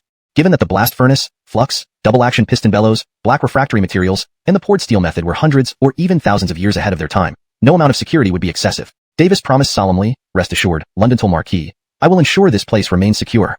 Chapter 123. Studying martial arts, of course, is to show off. London Engsub, Normancheng. An epic battle was unfolding, with the cries of slaughter shaking the wilderness. 10,000 elite Charleston troops launched a fierce assault on Normancheng. The attacks surged like tides, wave after relentless wave. 50,000 Western Army troops of Great Phelan defended staunchly under the personal command of the Grimes. No matter how intense the Charleston forces' attacks were, they could not budge an inch. Blood splattered on the city walls, limbs flew everywhere, and soldiers screamed as they fell. Bodies piled up like mountains outside the city walls, blood flowed like rivers, and the stench of death permeated the air. If the Charleston army's attack was like a tide, then the defense of the Great Phelan Western Army was like rocks at the seaside. No matter how fierce the surge, they stood firm. The Charleston troops were undoubtedly elite, their weaponry unmatched in sharpness. But they were only 10,000. According to military strategy, 10 surrounds, 5 attacks. It was too difficult for 10,000 Charleston troops to breach 50,000 well-prepared Great Phelan Western Army troops. What about the other 10,000 Charleston troops? They were watching from the rear, ostensibly pressuring the enemy. This situation arose because the two contingents belonged to different factions. The forward 10,000 Charleston troops were under King Normangse of Charleston, led by Edwin Kipp. The rear 10,000 were under Edwin Aviv, led by Edwin Germain. For Germain, it was already magnanimous not to sabotage Kipp from behind. Assisting in the fight wasn't even considered. King Normangse orchestrated this battle, allocating 10,000 troops each to himself and Edwin Aviv, stipulating that he would lead the charge. Thus, Germain justified his inaction. He was righteous in holding back. Every day, watching Kipp lose men and equipment made Germain jubilant. On the city wall, the Grimes breathed a sigh of relief as the Charleston troops retreated again fruitlessly. He knew the 20,000 Charleston troops below belonged to different factions and couldn't coordinate effectively. For several days, it had been Kipp attacking the city. In a few more days, it might be Germain's turn. To counter this, he divided the 10,000 Western Army into 2 groups. Clearly, this would be a protracted battle. Imperial City, Palace. In Lewiston Hall, Imperial Tutor Chui and Carnell of Jason were discussing state affairs with the Moxie. Your Majesty, how is the front line in London Engsub? The Moxie asked worriedly. Your Majesty need not worry, Carnell explained the situation in detail. The Moxie nodded. Ingram is doing well. It seems that 50,000 Western Army troops can handle it. Tutor Chui said, Your Majesty, since this is a protracted war, it tests both countries' strength. We need to stabilize the rear and continuously provide reinforcements, food, and arms. Carnell agreed. Indeed. The Moxie was glad she had listened to Pierce's advice earlier, avoiding large-scale conscription. Otherwise, how could the rear be stable? Raising troops cost silver now, but it was beneficial in the long run. The Moxie asked again, How is Queenie Enzu? Tutor Chui replied, Your Majesty, the mighty Edwin has recruited 10,000 soldiers who are training in Tongxiang County and will march north soon. The Moxie frowned. Just 10,000? Carnell explained, Time is tight. Recruiting too many soldiers would make training harder. Tutor Chui added, According to my information, these 10,000 troops, weapons, and provisions were purchased by the mighty Edwin from various merchant guilds. The Moxie waved her hand. The mighty Edwin has reported this to me. Extraordinary times call for extraordinary measures. Let's not discuss this further. Tutor Chui bowed. Understood. He just wanted to remind the Moxie. His goal was achieved. Clearly, young Lord Pierce had the Silas's favor. The Moxie asked coldly, Carnell, any leads on the remnants of the Ross dynasty? Carnell sighed. Your Majesty, I'm powerless. Our secret agents have been monitoring Chaluisk River, but Alice Charles Engine remains elusive. The Moxie waved her sleeve. Increase manpower and expand the search. Leave no trace overlooked. Find these remnants. Being constantly watched secretly felt terrible. As you command. The two ministers bowed and left. Looking at the empty Lewiston Hall, missing the cheeky guy who always acted shamelessly, the Moxie felt a void. She seemed to have lost something. You must stay alive and return soon. I am waiting for you. Tongxiang County, Ho Residence Garden. Pierce, delighted with his new sword, practiced a set of saber techniques called Cold Blade under Hattie's guidance. Cold Blade wasn't top tier in Tianzong but, when combined with Ice Heart Sutra, allowed the practitioner to perform beyond their level. In Hattie's view, it was perfect for Pierce. Lundonk its simple name, the technique was straightforward and suitable for battlefield use. Brilliant within its direct moves lay unexpected variations, making it effective in the martial world. In the courtyard, Pierce spun the saber gracefully and sheathed it. Lord Yasmin, cool or what? Hattie replied speechlessly, Why do you always ask if it's cool instead of how the move is? Lord Yasmin, why do you think I study martial arts? Protect yourself and others? Wrong. With all my veteran troops, I can break any so-called sword saint's legs and feed them to dogs. Even you would have to step back. What's the point then? Pierce looked disappointed. Obviously, to show off. Such a simple reason. Why wouldn't you understand? Seems you're not the horse I'm looking for. Hattie rolled his eyes. Boring. Why don't we be frank, Lord Yasmin, who said they were tired of the martial world and wanted to try being a general? I suppose. So, this is a boring world. We must seek joy in boredom. Try new things. Logical. Why not wear the fishnet stockings I designed for you, Lord Yasmin? Lundomphed your leg. Let me help you put them on. Go die. A scream. Pierce, thinking he had mastered divine skills, collapsed again. Norris, Davis rushed in. All materials from the merchant guilds have arrived. His face radiated joy. Armor, weapons, and piles of foodstuff. The county warehouse is full. So much material meant no worries for the upcoming battle. Pierce got up, brushing dirt off his clothes. Move everything except food and horses to the drill ground outside the city. Outside the city, the drill ground. 10,000 newly trained recruits completed a 5-kilometer cross-country march and were practicing formations. Divided into 3 teams, Garrett, Trisherkill, and Ned each commanded one. Garrett, attention. Pa. Left turn. Pa. Right turn. Pa. Quick march. Pa pa pa. Despite not being perfectly synchronized, the training looked passable. After only 3 days, one couldn't expect perfection. Not bad. Pierce finally arrived. Edwin. The soldiers cheered. Nicely done, boys. Hashtag chapter 124. Assigning military roles. On the platform, Pierce had been standing silently for 5 minutes. Below the platform, 10,000 new recruits stood at attention without moving. Some of the new soldiers were swaying slightly, but they gritted their teeth and held firm. Only the howling wind broke the silence. The 10,000 new soldiers stood like 10,000 upright spears, reaching towards the sky. Davis and Jake, who had accompanied Pierce, were utterly amazed. Were these newly enlisted soldiers? Their spirit and posture were so impeccable that they could be considered an elite force. Londontal Marquis training methods were truly remarkable. Just 3 days of training, and they already achieved such results. Stand at ease. Pierce shouted loudly. Thud. The 10,000 new soldiers finally breathed a sigh of relief. Pierce praised, Soldiers, well done. Seeing the satisfied smile on Pierce's face, Adonis, Dwayne, and Oswald, who were closest to him, felt extremely delighted. Their efforts hadn't been in vain. They were valuable, not just idle nobles from the capital. Pierce pointed to the large boxes lined up along the edge of the parade ground. Soldiers, do you see those? They are your equipment. With this gear, you become the protectors of Great Phalon. You will use the weapons in your hands to protect your families and meat. This combination ensured that whether in close combat or ranged attacks, the 10,000 new soldiers possessed formidable combat power. Pierce had thought long and hard before making this decision. He shouted, Garrett, Gordon Dwayne, Gordon Oswald, Oral, step forward. Garrett, Gordon Dwayne, and Gordon Oswald were unsurprised when called upon, but Oral looked thrilled, never expecting Pierce to remember him. Garrett, I appoint you as the commander of the 4,000 spear carriers. Understood. Adonis was reliable, and entrusting him with 4,000 spear carriers made Pierce feel assured. Gordon Dwayne, I appoint you as the commander of the 3,000 crossbowmen. Gordon Oswald, you will be the deputy commander. Understood. These two clowns were sometimes unreliable, but it was better to keep them together, complementing each other. Oral, I appoint you as the commander of the 3,000 knife and shield bearers. Understood. Oral was highly skilled, perfect for leading the knife and shield bearers into close combat with the enemy. Pierce shouted, "Starting today, apart from sleeping, you shall not remove your armor. Lundongtwait 5-kilometer runs will be replaced by fully equipped 5-kilometer runs. In the morning, you will train formations and drills. In the afternoon, you will practice coordination between different troop types." After thinking it over, Pierce did not add more weight to their training. After all, this era was different from modern times. Just carrying the large crossbows, long spears, and shields was enough of a burden. Adding more weight might crush the new soldiers. Brinley's Edwin. "Starting today, you will be known as Feathered Forest, which means wings of the nation, as numerous as the trees." Feathered Forest. Feathered Forest. 10,000 new soldiers shouted in unison, boosting morale. Now, let me announce the military regulations for the Feathered Forest Army. There are 17 laws and 54 offenses punishable by death. First, those who do not advance when the drums beat, stop when the bells ring, fail to raise the flag when commanded, or refuse to lower it are considered traitors and will be executed. Second, those who do not respond when called, fail to report on time, disobey orders, or change plans without permission are considered disobedient and will be executed. Although naming a newly formed army might seem premature, Pierce couldn't afford to be overly concerned. Any method to boost morale was acceptable. Once dismissed, Dwayne and Oswald came over immediately, with Andonies and Oral following closely. Gordon Dwayne grumbled, "Louisy, why can Andonies lead a team alone, but we can't?" Gordon Oswald chimed in, "Brinley, we haven't suffered less than he has. This is blatant favoritism. We're not satisfied." Pierce feigned innocence. "How can you say that?" Among the three teams, the crossbow. "One more time." Pierce asked, "Are you sure?" Gordon Oswald gritted his teeth. "It's okay. I still have a 50 refined one." "As you wish." The sword glinted, cleanly severing Gordon Oswald's 30 refined sword, leaving a smooth, straight cut. At this point, not only Dwayne and Oswald, but even Andonies and Oral stared intensely at Pierce, as if they wanted to eat him alive. Gordon Dwayne rubbed his hands together. "Boss, what do you need us to do?" Pierce calmly replied, "Simple. Follow orders, win this battle, and each of you will get one." Gordon Oswald immediately swore, "Boss, whatever you say, no questions asked." Gordon Dwayne added, "Boss, you're my father. Even if you ask us to be foot soldiers, I have no objections." Pierce yelled, "I'm young and rich, not your old man. Get back to training." "Boss, we'll go right now." They quickly dispersed, eager to meet Pierce's demands. Hashtag chapter 125. I am just Bray's lackey. Hallam, Jameson, and Abdullahi were all gone, leaving only Oral stuttering in place. Pierce said courteously, "Commander London."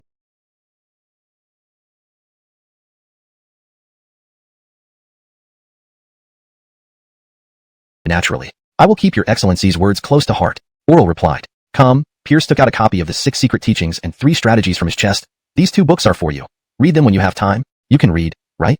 "I can read." Oral bowed deeply to the ground. "Thank you for your excellency's guidance and generosity. For my entire life, I will follow you without hesitation." Pierce helped him up. "No need for such formalities. By the way, may I ask Commander Londonu why you joined the army?" After all, the man before him was a martial world renowned as Wu Shuang Fist, ranked 50th on the list of top martial artists. He could find comfort and luxury anywhere. Why endure hardship by enlisting as a soldier? Oral sighed, "Though my skills don't match those of your excellency, I am somewhat well known in the martial world. But year after year, we face incursions by the northern tribes and remain powerless against it. Now, 100,000 invaders seek to enslave our fellow countrymen in Queenie Inzu and destroy our Great Phalon. As I realized my limitations, I decided to join the military to contribute to the strength of Great Phalon. I also hope that one day, we can drive the barbarians back into the deep grasslands. When I heard that your excellency was recruiting soldiers, I came to join." Touched, Pierce said, "Though you are a martial artist, you possess the noble heart of a patriot, a rare and precious quality indeed. Rest assured, Commander Londonu, the day you march triumphantly over the barbarians is not far off."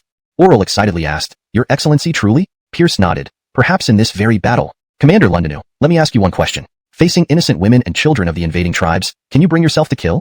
Clenching his teeth, Oral replied, "Your excellency, I won't utter meaningless phrases like, 'Those who are not kin are enemies.' My hometown borders Queenie Inzu, and every year we face their invasions. Have you any idea how they treat our helpless civilians?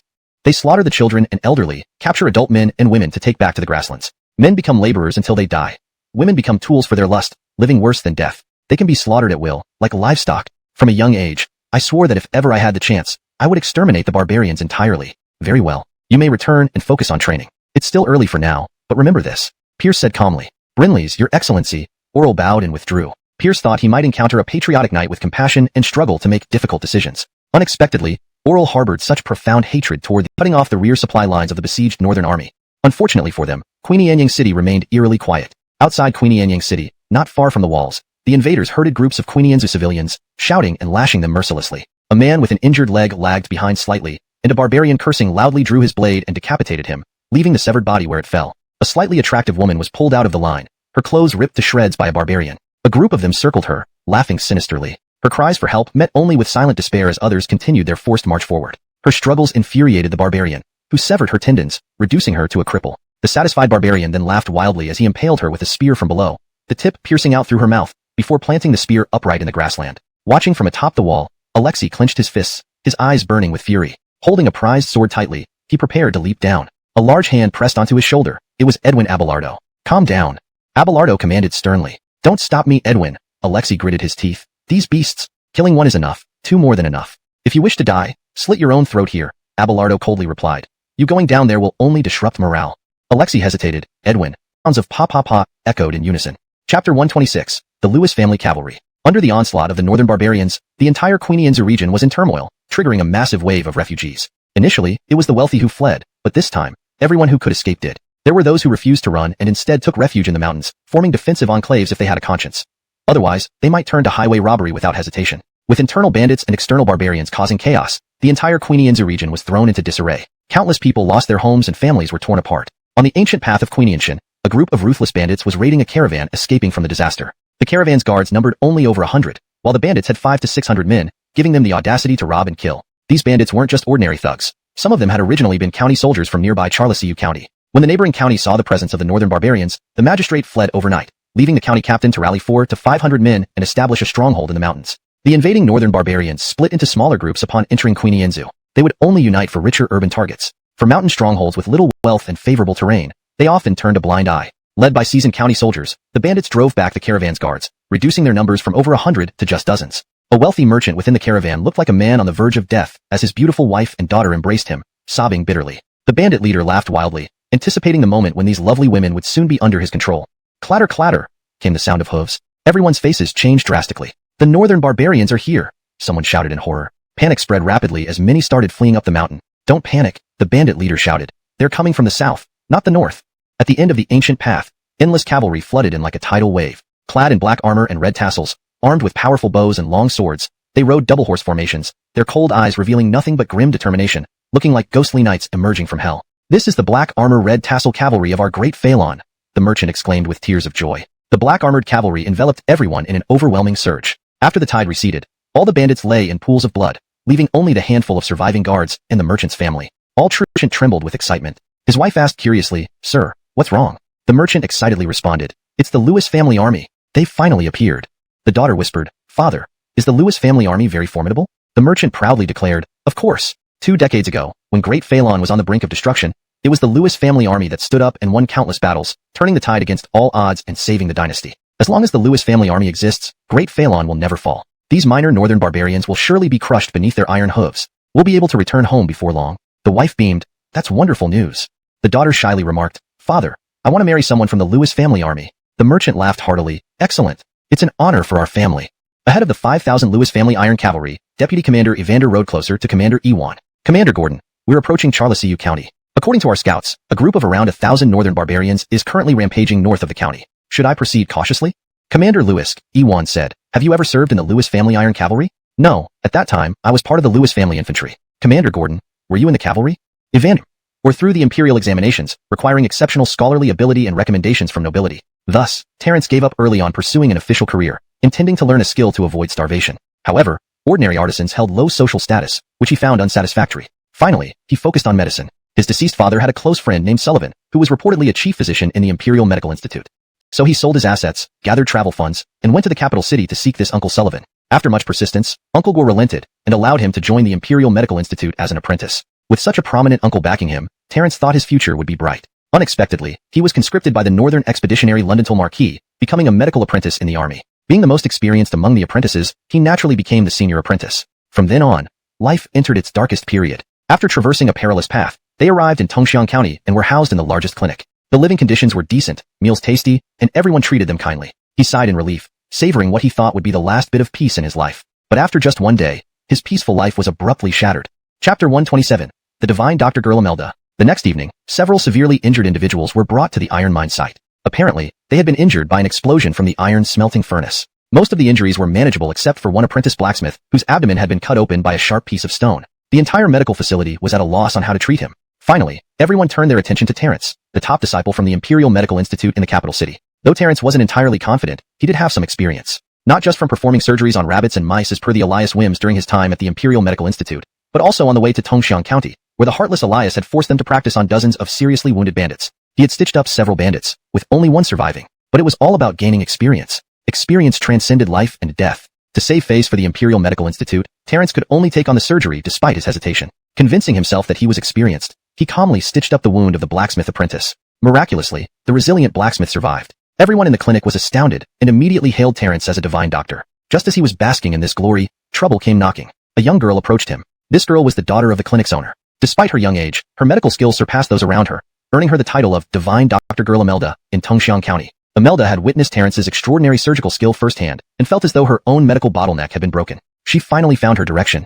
From then on, Terence's world became anything but peaceful. Terence, why did you think of stitching up the stomach like sewing clothes? Terence, what kind of thread did you use? I detected a smell of mulberry trees. Mulberry bark thread? Can regular sewing thread be used? Terence, why do you always use alcohol to wipe things during suturing? Disinfecting? What infection are you talking about? He wasn't poisoned. Terence's head pounded as Imelda's questions far exceeded his knowledge base. Normally, although he would ask the Elias various questions, he never went so deep into detail. Unable to bear it anymore, he silently apologized. Elias, sorry. Dr. Ning, the method wasn't actually discovered by me, but by the Elias. You should ask him for answers. The Elias? Imelda looked skeptical. Don't believe me? Ask them. Terence gestured toward the other medical apprentices. All nodded in agreement. Reluctantly, Imelda accepted this unbelievable fact. Wasn't the Elias supposed to only know warfare like the old Marquis? How could he possess medical skills? And how could he be better than her, the divine Dr. Girl Imelda, at the Marquis residence? Young lady, what can I do for you? Pierce examined the youthful Imelda. She had delicate features, albeit small stature, not exactly his type. Imelda bristled. I am not a Quora. I am the divine Dr. Girl Imelda. Oh, Xiao Hadin, what brings you here? I'm very busy, you know. Not Xiao. Forget it. Imelda repeated her questions. Pierce's eyes lit up at this eager learner. He explained. Firstly, if something is broken, it needs fixing. This truth applies universally, including human bodies. Secondly, regular sewing threads can be used, but they harm the body and need removal later. Do you understand mulberry bark's medicinal properties? I do, Imelda replied. It has a neutral nature, cooling and detoxifying, promoting wound healing. Very good. Pierce praised. Because of these properties and being harmless to the body, mulberry thread doesn't require removal. I get it. Imelda exclaimed excitedly. Third question is more complex. Let me ask you something first. Do you think there are tiny organisms invisible to the naked eye? Imelda thought. Brinleys. Just as the Book of Zhuangzi mentions huge creatures like Kuan, unseen due to their vastness, similarly, there must be tiny creatures unseen. Exactly, Pierce cheered. You're brilliant. Pierce had never met such a wise girl. Truly a talent. There are many feel free to visit anytime. Imelda kneeled. Master, please accept my respect. No need for formalities. I enjoy mentoring juniors. Diligent teaching, warm-hearted guidance. That's me. Must. Imelda insisted. Even a word's worth is enough to make a teacher. The Elias taught me such precious skills. I won't forget your kindness. You'll be my master henceforth, and I will serve you like family. Pierce conceded. As you wish. She was a descendant of the Lewis family, not an outsider. Taking her as a student wasn't an issue. Master. Call me teacher. I'm not used to being called master. All right, teacher. Tea, please. First meeting, no gifts prepared. Take this 10,000 silver note to buy candy. Teacher, you're too generous. Imelda gaped. Londontal girl, asking for trouble? Pierce teased. Teacher, Hedin will find rabbits to discuss medicine. She bolted. Translation completed as per your instructions while maintaining the tone, style, and structure of the original text. Chapter 128, Extermination. Halfway through the half-month, Pierce reappeared on the platform at the parade ground outside the city walls. After several days of coordination, the 10,000 new recruits had already adapted to their equipment. Initially, they had complained bitterly about 5-kilometer cross-country runs fully armed, but now it was no longer an issue for them. Enticed by the reputation of the Lewis family army and the triple monthly salary, almost all the virtuous sons from Queenie Inzu rushed to sign up. However, Pierce only selected 10,000 out of the applicants, roughly 1 in 10. The physical fitness of these new recruits was simply top-notch. The only discipline problem was addressed with a combination of kindness and sternness from Pierce, along with 7 or 8 days of intense formation training. Pierce felt that it was time for them to see some action. He spoke loudly. I have a piece of bad news to share. 30,000 troops of the barbarians have entered Queenie Inzu territory and are currently ravaging the entire northern part of Queenie Inzu. Instantly, the 10,000 new recruits were in chaos. Many of them came from the north of Queenie Inzu, where their parents and families resided. Our general has already dispatched the Lewis family cavalry. The new recruits immediately breathed a sigh of relief. With the Lewis family cavalry on the job, their families should be safe. But there are only 5,000 of them. Again, the new recruits grew restless. Only 5,000 soldiers. The Lewis family cavalry, as formidable as they were, couldn't possibly save everyone. They began shouting, Edwin, please take us north. Brinley's Edwin, let's go fight the barbarians. Fight the barbarians, save our families. Pierce said coldly, fight the barbarians? Do you really have what it takes? Are you sure you won't wet your pants when you see them? Silence fell. Though they weren't afraid of the barbarians, those who had witnessed their ferocity couldn't be certain they were a match for them. Having only been in the army for about 10 days, many still hadn't fully embraced their new identities. They hadn't yet developed the habit of relying on their comrades, let alone trusting their backs to each other. A new recruit asked loudly, Edwin, will we just stand by and watch? Pierce barked, no. What comes next is a test. If you pass this trial, I'll lead you north to fight the barbarians. The 10,000 recruits' spirits soared. Let me tell you, starting today, playtime is over. From now on, you'll face war, bloodshed, and hell. I can't guarantee your safety, not even that you'll all come back alive. Are you afraid? No fear, they all shouted together. Excellent. March out. The fully armed, 10,000-strong force left the camp heading south. Garrett, Trisherkill, Quentin, and Oral rode up beside Pierce. They already knew Pierce's rough plan, though not in detail. Quentin excitedly asked, London Dash, which village are we attacking? Pierce responded calmly, naturally, Heilongzai, Black Dragon Village. Heilongzai was the largest bandit stronghold nearby, with 5,000 to 6,000 men. Built on the easily defensible Black Dragon Mountain, it had long been the biggest headache for neighboring counties. Every time they tried to attack, they failed miserably, losing many men without success. On the other hand, if they didn't act, this stronghold lay on the essential north-south route of Quinienzu. These bandits would rob travelers and rich merchants, and even the government had to pay a toll to pass through. Pierce intended to test his new recruits by clearing all the major and minor bandit strongholds within dozens of miles. This would prepare them for real combat, while also helping him secure the treasure he'd been eyeing for so long. Thinking about all the wealth wasted in the hands of bandits made him feel pained. This first battle must choose the richest, no, the toughest stronghold to set an example. Trisherkill rubbed his hands. Great! After years of robbing and plundering, Heilongzai must have accumulated quite a fortune. Pierce cursed, money, money, all you care about is money. What have I taught you? We must always put the people's lives first. Our mission is to rescue those innocent women held captive, suffering miserably. Quentin replied, all right, let the task of rescuing women fall to you, London Dash. Big Bull and I will focus on finding the silver, ensuring we loot every last bit from Heilongzai. Pierce ordered, bring these two scoundrels down for disregarding the people's lives and thinking only of money. Give them 100 lashes. Amid laughter, the four understood their mission and returned to their units for further deployment. Hattie rode up from the rear. I have a piece of bad news. Pierce was startled. Quick, tell me. Hattie calmly stated, a woman has infiltrated the army. Pierce sighed in relief. You? Hattie emphasized, I am a man now. Oh, whose daughter is so reckless? Does she want to recreate Mulan joining the army? My dear student. What? At the back of the line, among the apprentice medics, Pierce hoisted the tiny Jessica like a chick, furious. Who allowed you to come? Jessica shrank her neck, feigning innocence. Terrence?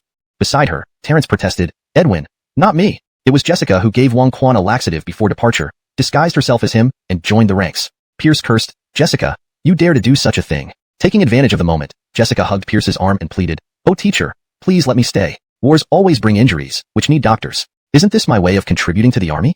Pierce angrily retorted, this is not child's play. Blades are ruthless, arrows are blind. Do you know how dangerous it is? Jessica pouted, it's just a nest of bandits. Teacher, with your dignified 10,000-strong army reached its destination. A towering mountain range stretching for dozens of miles stood before them, resembling a coiling black dragon. This was Black Dragon Mountain. Halfway up the mountain, a visible large encampment could be seen. Most of the buildings were stone houses built from local materials, numbering no less than 1,000 or two. This was the notorious Black Dragon Camp. The only path from the foot of the mountain to Black Dragon Camp was a narrow trail that could accommodate only one person at a time, winding through crevices and requiring several places where travelers had to squeeze sideways or even crouch down to pass. Pierce sighed with admiration. Truly perilous. As the saying goes, one man at the pass can hold off 10,000. Not even 50,000 soldiers would stand a chance if just a few hundred men defended this spot. Oral wore a worried expression. Edwin, with such a dangerous terrain, how do we plan to attack? Ned patted him on the shoulder. Commander London, relax. Lewis C. never undertakes anything without assurance. Trisherkill chimed in. Indeed, since Lewis C. brought us here, he must have a way to exterminate these bandits. We just need to follow orders and wait to collect the silver. Pierce cursed. Trisherkill, do you have eyes for anything other than silver? Trisherkill replied, of course, there's gold, silver notes, gold notes, and even copper coins aren't unwelcome. Get out of here, money grubber. Pierce turned to Oral. We don't need to storm the place. I will make them come down. At Black Dragon Camp, the leaders gathered in the Righteousness Hall for a feast, celebrating the frequent deliveries of plunder. Suddenly, news arrived about the Imperial Army's arrival, and their expressions varied. Chief Xiao Normanlong was furious. You damn fools! These officials have grown so bold as to send an Imperial Army against me. They won't have a peaceful day from now on. I'll double the toll fee. Second in command London Erlong laughed. Boss, why be angry? Our position is so defensible that even tens of thousands couldn't do anything to us. Third in command London Sanlong roared, right? Boss, give me 500 men, and not even a fly will pass by Black Dragon Mountain. Xiao Normanlong slapped the table. Fine. Old 3, it's your turn. We'll continue our feast and await your triumphant return. London Sanlong puffed his chest. Wait for my good news, boss. The massive London Sanlong left the Righteousness Hall in haste. Come, let's drink, they continued. After a few rounds, Xiao Normanlong glanced at the beautiful woman serving wine beside him. He laughed lecherously, tore open her clothes, and threw her white body onto the table, violating her in public. The others found this normal and began counting the time, laughing. Make them come down? Oral asked skeptically. How could that be possible? They are bandits, not pigs. Pierce grinned sinisterly. If Black Dragon Mountain turns into a sea of fire, do you think they won't come down? Planning to use fire? Oral realized. But it's spring. Abundant rain makes the vegetation wet. Plus, given their history of dominance, they must have measures against fire attacks. Pierce smiled. Watch and see, Commander Londonu. He turned to Hattie. Charlison, Commander. Are the logistics teams ready? Hattie nodded. All set. This time, besides the 10,000 new recruits, Pierce brought 1,000 logistics personnel, including carpenters and laborers transporting large parts. Pierce ordered, assemble the trebuchets. Brinleys, sir. In just a few hours, 10 large trebuchets lined up at the base of Black Dragon Mountain. Free firing, adjust trajectories. Laborers began testing the trebuchets, adjusting distances constantly. Trebuchets were common in this era, but seeing 10 massive ones still intimidated the ordinary bandits on the mountain. London Sanlong led 500 men to guard the mountain path, dismissing the trebuchets. Don't worry, they're only scary looking. We're safe in this path. However, this time they were shocked. The pond water didn't work. Water poured on the flames spread them further, burning several bandits. They screamed in agony, rolling on the ground futilely trying to extinguish themselves. Desperate to jump into the pond, they discovered horrifyingly that even the pond was on fire. Panic spread through Black Dragon Camp. Finally, someone screamed, even water burns. It's divine fire. The soldiers have summoned divine fire against us. Black Dragon Camp is doomed. Flee. Hashtag chapter 130. The massacre. Watching a few underlings burn to ashes before his eyes, Gwen Long panicked and sought to escape through a secret passage known only to him. Just as he was about to make his move, someone pounced on him from behind, dragging him into the blazing inferno. Both of them caught fire instantly, sending Gwen Long into sheer terror. He kept pounding at the person clinging to him, shouting, "Bitch, let me go." It was the woman whom he had publicly humiliated in the Rennie Hall. She clung tightly to Gwen Long, preventing him from escaping. Grinding her teeth, she spat, "Gwa, I want you to be burned to ashes."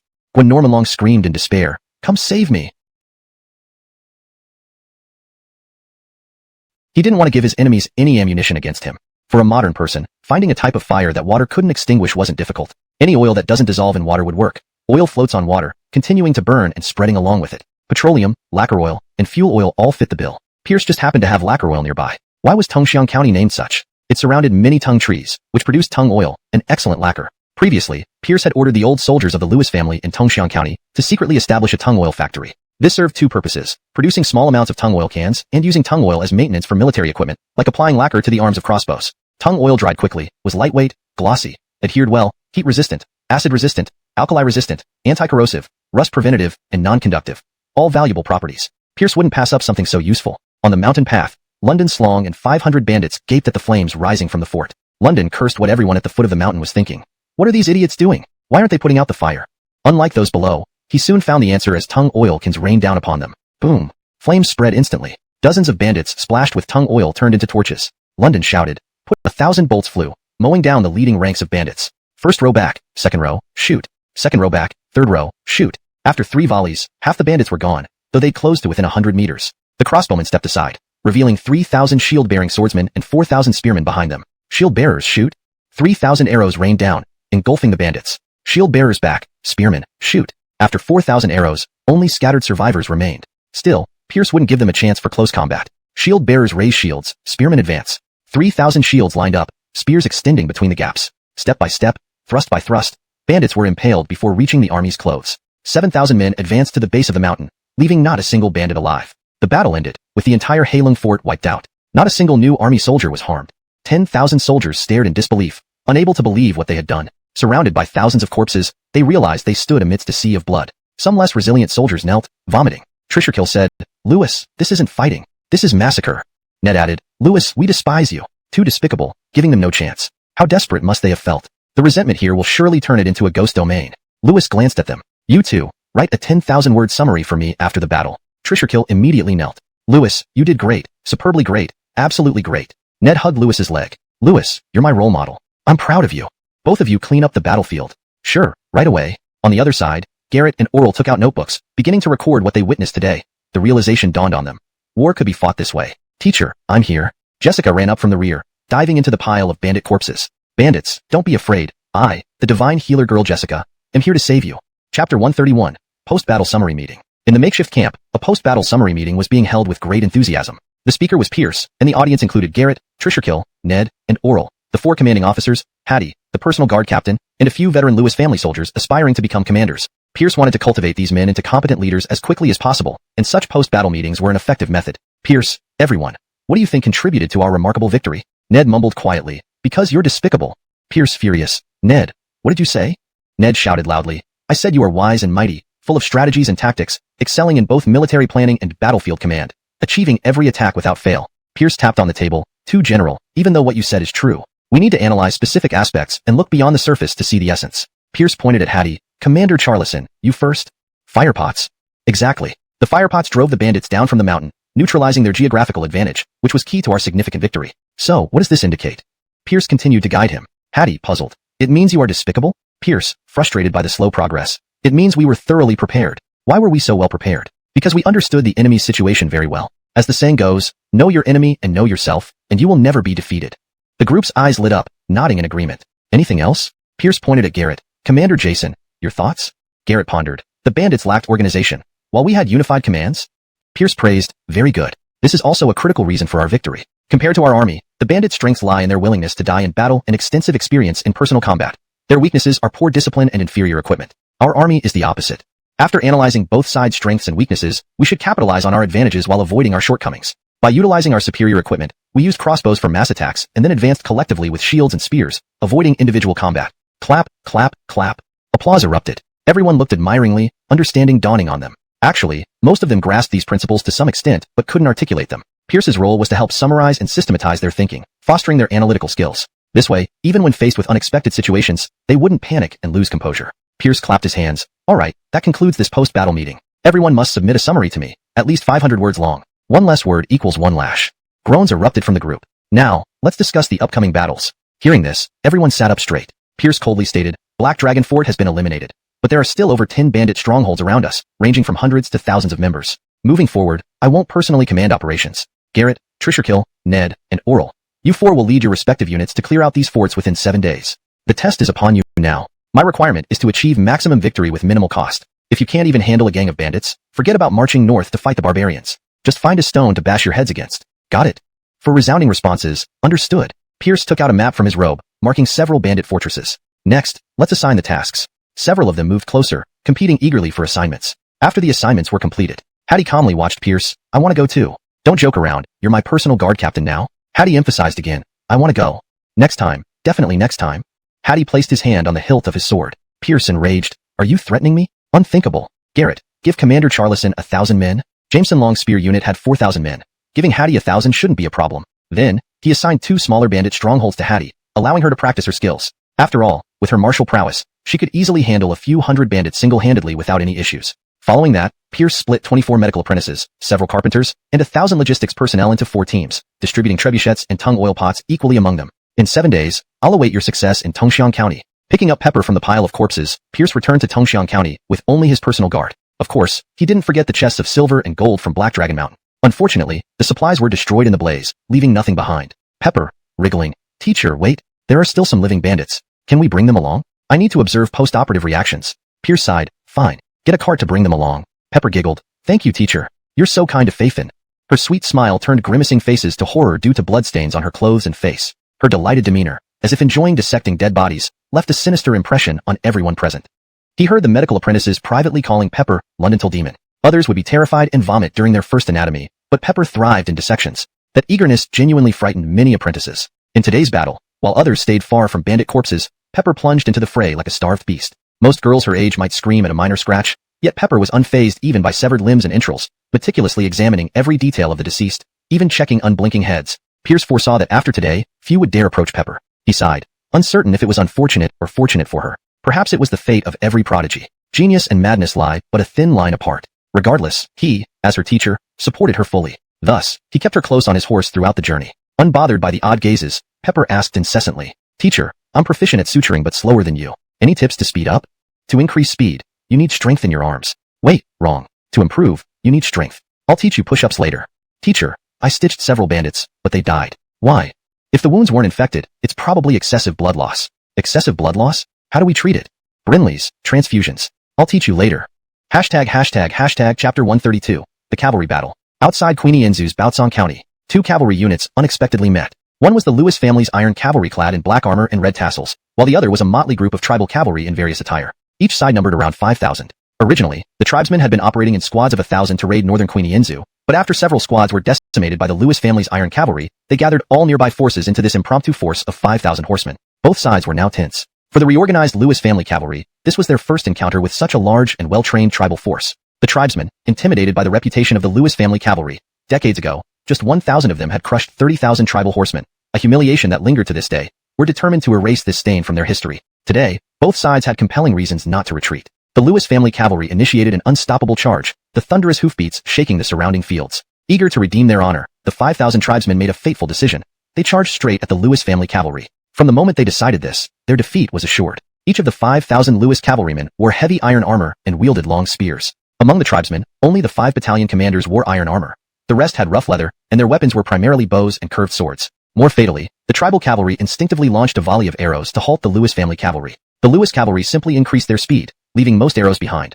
Those few that hit inflicted little damage on the armored riders. A handful of unlucky horses were struck, causing some riders to crash to the ground. Fortunately, there were no more cavalry behind them to trample the fallen. The Lewis cavalry lowered their bodies and thrust their spears forward, charging into the disarrayed tribal ranks who were still fumbling to switch from bows to swords. Lundunk 2 colliding torrents, the clash resulted in chaos. Thousands of tribesmen and horses were thrown about. In a single charge, half the tribal force was wiped out, leaving the survivors scattered and broken. Shocked once again by the might of the Lewis family cavalry, the remaining tribesmen fled on horseback. The Lewis cavalry switched to bows, raining arrows down before switching to long knives to finish off those they caught.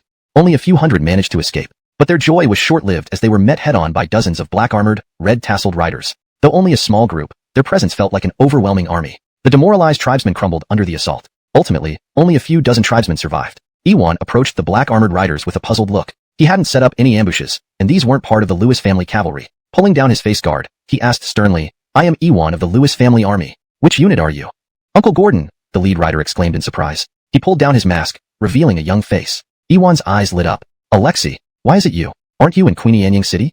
Alexei sighed, and recounted the events briefly. After a falling out with Abelardo, Alexei led 100 cavalrymen to operate along Queenie Enzu's border. Initially, they avoided direct confrontation with the tribesmen, opting for ambushes, rescuing many captured civilians in the process. But when the tribesmen began hunting them down, they fought a series of battles, suffering significant losses. Upon reaching Baotsong County, they stumbled upon the ongoing cavalry battle. Alexei deduced that one side must be the Great Phalon cavalry, and thus led the remaining troops to join the fight, catching a lucky break against the retreating tribesmen. Ewan sighed. Abelardo wasn't wrong. "Forget it, I shouldn't judge. Since we've met, Alexei, stay here and lead a regiment." Delighted, Alexei responded, "Uncle Gordon, I will follow your orders." A regiment of 1,000 cavalry was a significant recognition. Alexei couldn't help but ask, "Uncle Gordon, when will Bray march north?" "Soon. He's still training new troops in Tongxiang County and ordered me to lead the Lewis cavalry north. It's partly for training, and partly to clear Queenie Enzu of the invading tribesmen." Alexei said excitedly, "I knew Bray wouldn't let the people of Queenie Enzu be slaughtered by the tribesmen." Ewan smiled. "Of course. All right, clean up the battlefield." After this battle, the remaining 20,000 tribesmen in Queenie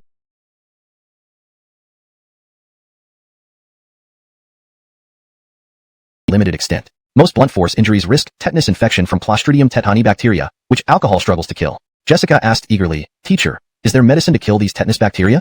Pierce nodded. "Brinley's penicillin." Jessica's eyes lit up. "Teacher, how do we get penicillin?" Pierce knew an ancient method, but given current medical standards, its success rate was low. Busy as he was, he hadn't had time to perfect it, so this could be a project for Jessica. If Jessica could produce penicillin, it would significantly boost survival rates on the battlefield, a great achievement indeed. So, Pierce patiently instructed her. First, gather plenty of penicillium mold from rotten fruit or bread. Then prepare a culture medium with rice gruel and sweet potato. Place the mold in the medium and wait 7 days. The translation maintains the original structure and tone, ensuring fluency and coherence with the previous content. Chapter 133, 30 Forged Long Saber. 7 days later, the 10,000 new troops gradually returned to Tongxiang County. Compared to their impetuous and inexperienced selves before departure, the returning troops appeared more composed and mature. They had a hint of a seasoned army's presence. A faint red color stained each soldier's armor and weapons, and the slight scent of blood indicated that they were no longer an inexperienced army. In the central military camp, Pierce sat still as he made Garrett, Trisherkill, Ned, Oral, and Hattie present their post-battle summaries one by one. Garrett said, "During this operation, my 3,000-strong spear team participated in 4 campaigns and killed a total of 7,650 bandits. We lost 25 men and have 100 critically injured." Pierce asked sternly, "Where does the nearly 5% casualty rate come from?" Garrett replied bitterly, "Mostly due to injuries from arrows. The bandits shot arrows from the mountain tops with greater range than us, and we lacked shields for protection." Pierce nodded in reluctant agreement. Trisherkill and Ned stood up together, chests puffed out proudly. "In this operation, our crossbow team of 3,000 people experienced 5 campaigns and eliminated a total of 8,500 bandits. There were 0 deaths on our side and 12 seriously injured." After speaking, the two glanced smugly at Andonis. Pierce nodded in satisfaction. "Not bad. Keep it up." Ned hastily interjected, "Louisy, aren't you going to ask about the tactics we used?" Pierce responded coolly, "I guess you first used fire jars to drive the bandits down the mountain and then used the long-range advantage of large crossbows to kill them. Once they were helpless, you finished them off with knives, right?" Trisherkill and Ned gaped in surprise. "How did you know that, Louisy? Did you send someone to spy on us?" Pierce rolled his eyes and ignored them. Next, Oral stood up calmly and said, "In this operation, my 3,000-strong sword and shield team participated in 4 campaigns, killing a total of 7,800 bandits. We suffered 5 deaths and 20 severely injured." Pierce nodded. "Not bad. Despite the shield protection, the sword and shield team had to engage the bandits in close combat. This casualty rate was impressive. Oral looked pleased to receive Pierce's approval. What tactics did Commander Londonu use? Among the 4 teams, the sword and shield team had fewer oil jars because they could storm strongholds, testing tactical flexibility. Edwin, when facing a stronghold we could breach, we stormed it, using the shield cover to advance step by step, starting with ranged attacks before engaging in close combat. For those built in treacherous terrain, we used fire jars to drive them down. Commander Londonu's tactics were excellent and commendable. Thank you, Edwin. Finally, Hattie stood up. She said coolly, during this operation, my 1,000-strong spear team fought 4 campaigns and killed 5,500 bandits, with 0 deaths and 0 critical injuries. The crowd gasped in unison. Pierce questioned, puzzled, Commander Charlison, I only assigned you 2 strongholds, which shouldn't exceed 1,000 bandits. How did you manage 4 campaigns and kill 5,500? Hattie replied nonchalantly, after dealing with the 2 strongholds, I found I still had time, so I cleared out 2 nearby ones as well. Commander Charlison, can I ask about your tactics? I used fire jars to drive the bandits out, exhausted all our arrows, then led a charge. That's all? Brinley's, that's all. Everyone unanimously gave her a thumbs up. Yasmin truly is formidable. To achieve 0 casualties, Hattie must have drawn all the attention and opposition herself, defeating every enemy so the 1,000 men behind her could easily mop up. Pierce stood up. You've all worked hard. Rest well. Tomorrow, we march north.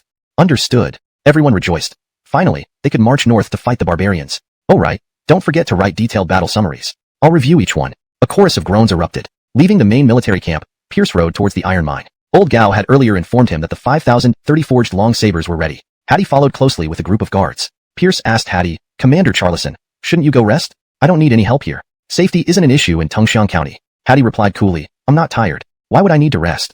Alright, forgot she's a monster. Did you get injured during this operation? If you're hurt anywhere, you must tell me, Edwin. Don't be shy. I'll personally undress you and tend to your wounds. Do you think a bunch of bandits could injure me? But surely after several days of exhausting travel and battles across different regions, Commander Charlison's legs must be sore. Known as the Master Masseur, I can give you a massage. Lund off your long legs.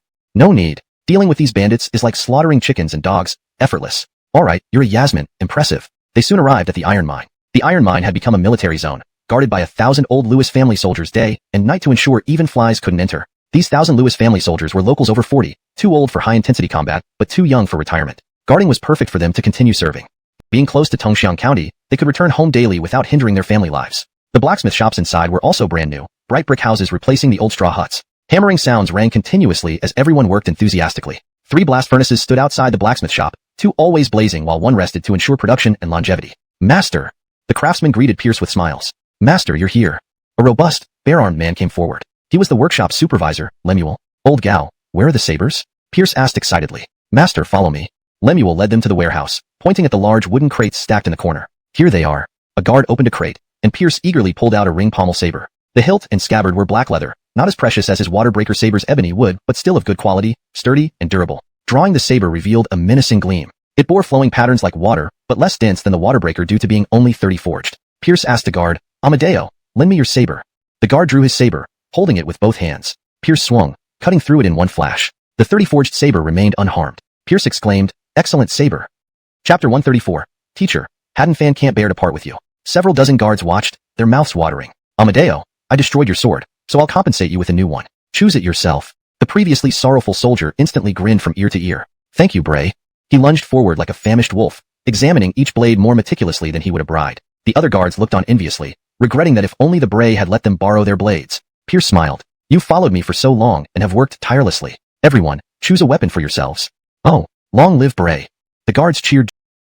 Heavily armored cavalry would be less effective against the Manhu tribes. The Manhu tribes consisted entirely of light cavalry. After suffering a few defeats, they wouldn't dare confront the Lewis family Iron Riders directly again. No matter how formidable the heavily armored cavalry might be, it would be futile if they couldn't catch up. Pierce instructed, the iron armor and horse armor must be harder than the swords and spears. Adjust the ratio of wrought iron to cast iron to increase the carbon content. I'll give you several ratios to try first. Make a few sets for testing before mass production. Brinley's, Bray. By the way, we need a batch of blacksmiths for this northern expedition. Lemuel, you arrange it. It's voluntary. Easy enough, Bray. Many apprentices have approached me, eager to join you on the battlefield after hearing about the campaign. Excellent. Very commendable. Well worth praise.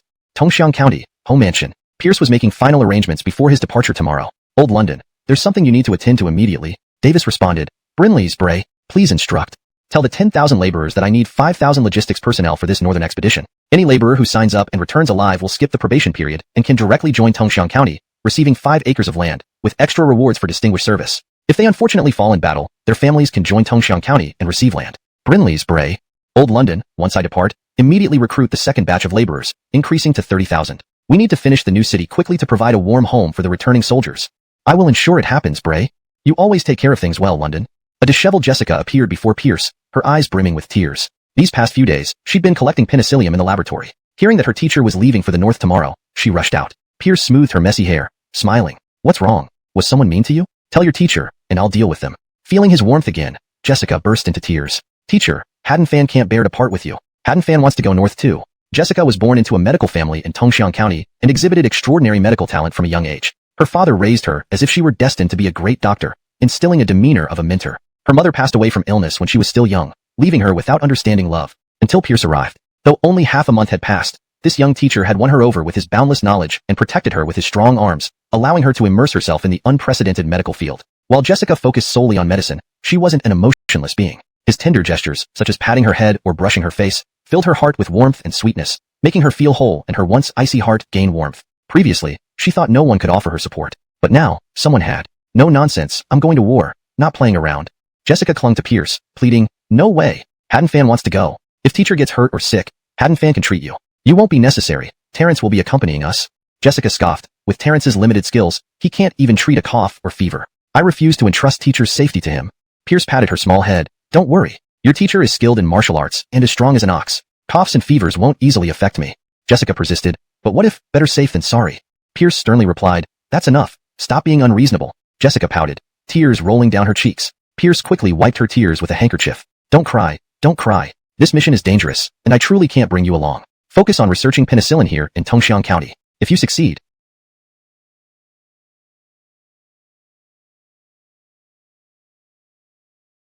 you'll be doing me a great favor. Anything you want afterward, I'll fulfill. Really? Your teacher never lies. Then teacher must return safely. Haddon Fan will wait for you in Tongxiang County. Rest assured, your teacher is formidable. At the foot of Norman's-Hand Mountain, in the hedgehog-like camp of the Northern Army, Miguel released the last pigeon. Art asked, did you inform Jason about everything? Miguel replied, all detailed information has been conveyed, my lord. Only 5 days worth of provisions left. He'll arrive in time, my lord. It's tough for Jason, handling such a mess under time pressure. My son, burdened with stress, likely has gray hairs now. All because of my neglect. Please don't say that, my lord. Trust in Bray. Others might struggle, but he will surely turn the tide. Agreed. Prepare well. In 5 days, we fight the Monhu decisively. Understood. London till 6. Recount the cultural duel at Lewis Family Grand Hotel and the parade at Jason Anwa Gate once more. You've heard it dozens of times, my lord. Hashtag chapter 135. Pigs for teammates. Meanwhile, a piece of good news spread like wildfire through the imperial capital in Jiangzhou region. The source of this news could be traced back to the former Grand Tutor Rock, who had been sent by the Moxie back to his hometown in Jiangzhou to enjoy his twilight years. According to reports, the idle Rock had taken up farming in his spare time. One day, while digging with a small hoe, he unearthed a large stone tablet. On the stone tablet were 8 characters written in ancient script. Great Phalon stands mighty and grand. It thrives and endures forever. Clearly, this was an omen. The governor of Jiangzhou immediately sent the tablet to the capital via express courier to present it to the Moxie. As a result, everyone across the land came to know about it. At that moment, the border of London-Angshao was witnessing intense battles, and Lewis's border was on the brink of conflict, leading to widespread anxiety over the fate of Great Phalon. This stone tablet appeared as if it were a divine sign. Great Phalon would ultimately win these 2 wars, overcoming adversity and thriving endlessly. It was like giving the entire nation a shot of encouragement. Court officials and commoners alike rejoiced, their previous worries replaced by newfound confidence in the forthcoming wars. Rock, the harbinger of this auspicious omen, instantly gained fame. Praises echoed throughout the court, and many submitted petitions urging the Moxie to reappoint Rock to uphold the will of heaven. Concerning matters of heavenly will, the Moxie, being the daughter of heaven, couldn't afford to ignore it. With the backing of the court officials, she had no choice but to restore Rock to his original position. On his first day back in court, the revitalized Rock delivered a rousing speech about the inevitable victory of Great Phalon, boosting his reputation once again. Encouraged by this, a group of civil ministers stood forward, recommending Rock as a cabinet minister. At this point, even the Moxie realized that this was nothing more than a well-orchestrated play by the civil officials. They had never given up on securing the last seat in the cabinet. However, they had chosen their timing impeccably. If the Moxie refused, it would not only go against the will of heaven, but also deal a severe blow to the morale of soldiers, officials, and commoners alike. With no other option, the Moxie reluctantly accepted it. After all, Rock was not Giroux. He couldn't sway her decisions. As long as she held the final approval power, she felt the situation wasn't dire. The military generals, who finally understood what was happening, were frustrated. With 3 seats in the cabinet now occupied by civil ministers, they felt stifled once more. At the Guogong Manor, Lord Jason flew into a rage. A bunch of idiots. Selling out for a few coins. Lord Jason sensed something fishy about the stone tablet from the start. Thus, he kept a cold eye on the matter and hinted to his fellow generals. However, they ignored his warnings and even, including 10,000 under his direct control, making him one of the most prominent chiefs next to Kirillin and Eugene. Angerel had recently received orders from Kirillin to bury the 5,000 Lewis cavalrymen at any cost within Lewisho territory. Rumble. The Lewis cavalry began their charge. The unstoppable momentum stunned Angerel, reminding him of the 1,000-strong Lewis cavalry of yore. Back then, young Angerel, a mere shepherd boy, witnessed those 1,000 riders who struck fear like ghosts. One charge was enough to rout 30,000 barbarians. Many nights, Angerel had woken drenched in cold sweat from nightmares. Today, it was time to cleanse that shame. Angerel steadied himself and issued the command. Flank from both sides.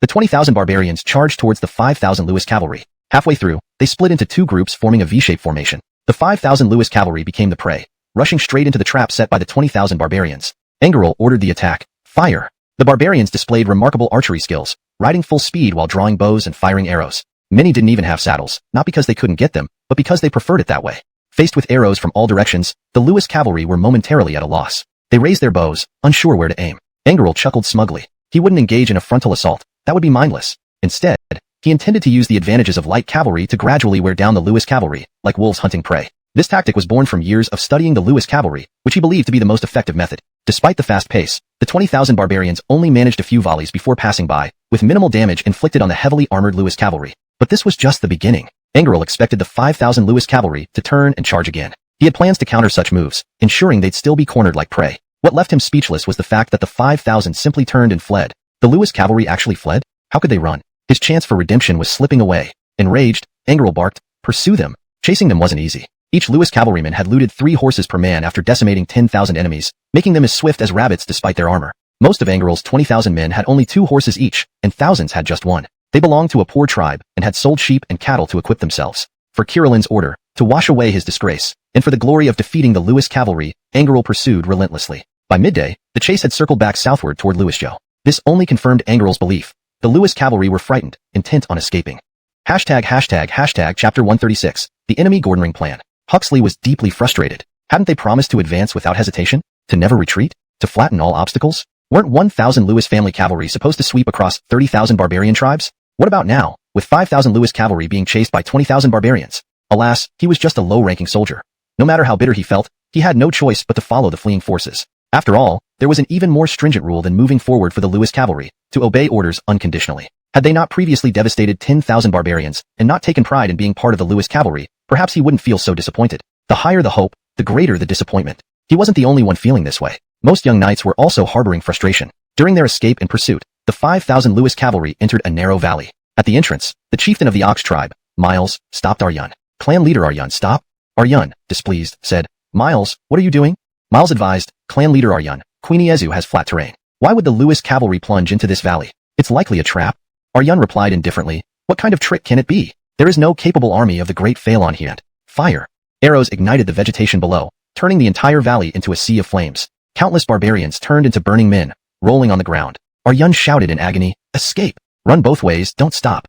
He raced ahead first. Due to suspicions, Miles lagged behind, then promptly retreated with his troops. On top, 7,000 Imperial guards calmly shot at the barbarians charging out of the fire, making easy work of them. Another effortless slaughter. Fighting alongside the Edwin was getting too boring. At the valley exit, Arjun led thousands of survivors straight into the waiting Lewis cavalry. After several rounds of arrows, the Lewis cavalry launched a charge, leaving no barbarian alive. At the valley entrance, Miles and his 2,000 men faced 3,000 fully strung crossbows. No one could escape becoming a pincushion. Trisherkill and Ned set tripwires on both sides to prevent horse attacks, denying the enemy any chance of retaliation. This battle resulted in the total annihilation of the 20,000 barbarians. In Muruan County, at the county hall, Pierce and the commanders of the Imperial Guards and Lewis cavalry convened, including County Magistrate Gerard of Muruan, who was invited to join the military meeting. Looking at the heads of Arjun and Miles, Pierce sighed, hope you use your brains better next life. He glanced at his guards. Who wants to bring these heads to the capital? After sweeping away the 3 armies of the barbarians in Queen Yenzu, Alexei retorted, I cry if I want. What does it have to do with you 2 oxen?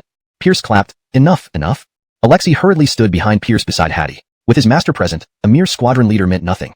He would be Master's faithful follower. Pierce asked Lance, Uncle Gordon, using Lewis cavalry as bait must have hurt many people's feelings at first? Lance sternly responded, Master, Lewis cavalry obeys your orders. East or west, no one feels sad.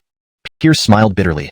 Uncle Gordon was becoming more ironclad. Lewis cavalry deputy commander Evander admired, Master, this battle showcased your brilliant strategy, defeating the enemy effortlessly. Initially, minor complaints came from those lacking foresight to understand your grand plan. Pierce gave a thumbs up, Old Lewis, you're telling the truth. Our Lewis army needs honest and straightforward men like you. Evander beamed, Master flatters me. Can't help it, that's just who I am. To reward the Lewis cavalry's recent achievements, I have something special for you. Master, what is it? Chapter 137. Preparing for battle. Evander's face was filled with anticipation. The good things that Bray spoke of were truly exceptional. Whether it was the vegetable mix, green ant wine, or the sleeping bags, which of these items wasn't a favorite among the soldiers? Pierce clapped his hands, and a squad of guards brought in 2 large wooden chests. Upon opening the chests, one revealed brand new ring pommel sabers, while the other contained gleaming long spears. Evander picked up one of the long sabers and drew it out of its scabbard. A flash of cold light swept through the hall. He ran his fingers along the intricate patterns on the blade, his face flushed with excitement. "Sir, what is this?" Pierce replied, "This is a 30-tempered long saber, capable of severing hair and cutting iron like butter." Evander's mouth dropped open. "All of them in this chest?" Pierce chuckled. "What are you thinking?" Embarrassed, Evander lowered his head. "Sir, I was too greedy," Pierce said slowly. "Not just this chest. There are many more behind it. In total, we have 5,000 sabers, one for every soldier in the Lewis family cavalry." The entire hall seemed to draw a heavy breath. Lance couldn't remain calm. "Sir, are you serious?" Pierce sighed. "Uncle Gordon, would I joke about something like this? Not only do we have 5,000 30-tempered long sabers, but also 5,000 fine steel spears." Lance beamed. "Sir, with this, the Lewis family cavalry will be invincible." Evander agreed. "Brinley's, with these 30-tempered long sabers and fine steel spears, what could possibly stop the Lewis family cavalry's charge?" Pierce smiled, thinking to himself that they'd be even more amazed when they saw the new armor and horse armor. Gordon Dwayne chimed in jealously. "London to Lewis, when will our troops get these?" Gordon Oswald added, "London to Lewis, don't favor others so much." Garrett and Oral looked at Pierce hopefully. Pierce declared confidently, "Don't worry, you'll all have them soon enough." Gordon Dwayne reminded him, "London to Lewis, don't forget about the 100 tempered swords you promised us." "Not forgotten. As long as we win this battle, everyone here will have one." Upon hearing this news, Lance and Evander exchanged glances, their faces glowing with excitement. 100 tempered sword. That was a treasure every warrior dreamed of. "All right, all of you go rest. Tomorrow, the entire army will march towards Queenianyang City." "Brinley's, sir." Although the casualties could be negligible, the battle had not been easy. The Lewis family cavalry endured a couple of volleys of arrows before racing at full speed for most of the day. Finally, they crushed several thousand of Angor's remaining troops, leaving both men and horses exhausted. The 10,000-strong feathered guard mobilized all available horses for a long-distance raid, barely arriving at the ambush point on time. They didn't catch their breath before having to gather boulders. Then, the barbarians stormed into the fray. From start to finish, there was no time for rest. After the battle, everyone collapsed from fatigue. Only because of their daily 5-kilometer armed cross-country training did they manage to endure. On the city wall of Muyuan County, Holden held his 30-tempered long saber, feeling both admiration and shame. He admired how the young lord used his intelligence and strategic planning to effortlessly eliminate the 20,000-strong barbarian army. But he felt ashamed for doubting the Lewis family cavalry, having seen the world too narrowly. However, after this battle, the young knights of the Lewis family realized something important. The invincibility of the Lewis family cavalry wasn't just about relentless charges. Sometimes, retreating could also be advancing. Looking up at the cold, clear moon, Holden's inner turmoil calmed down. He still had much to learn and must never become arrogant. These young knights were undergoing a subtle transformation. Lundonk hot lava cooling into magma, they were becoming calmer but potentially far more explosive when unleashed. 2 days later, the 10,000-strong Feather Guard and the 5,000-strong Lewis family cavalry arrived at Queenianyang City. Only 1 day remained before the final breakout battle. "Welcome, Edwin of Valor."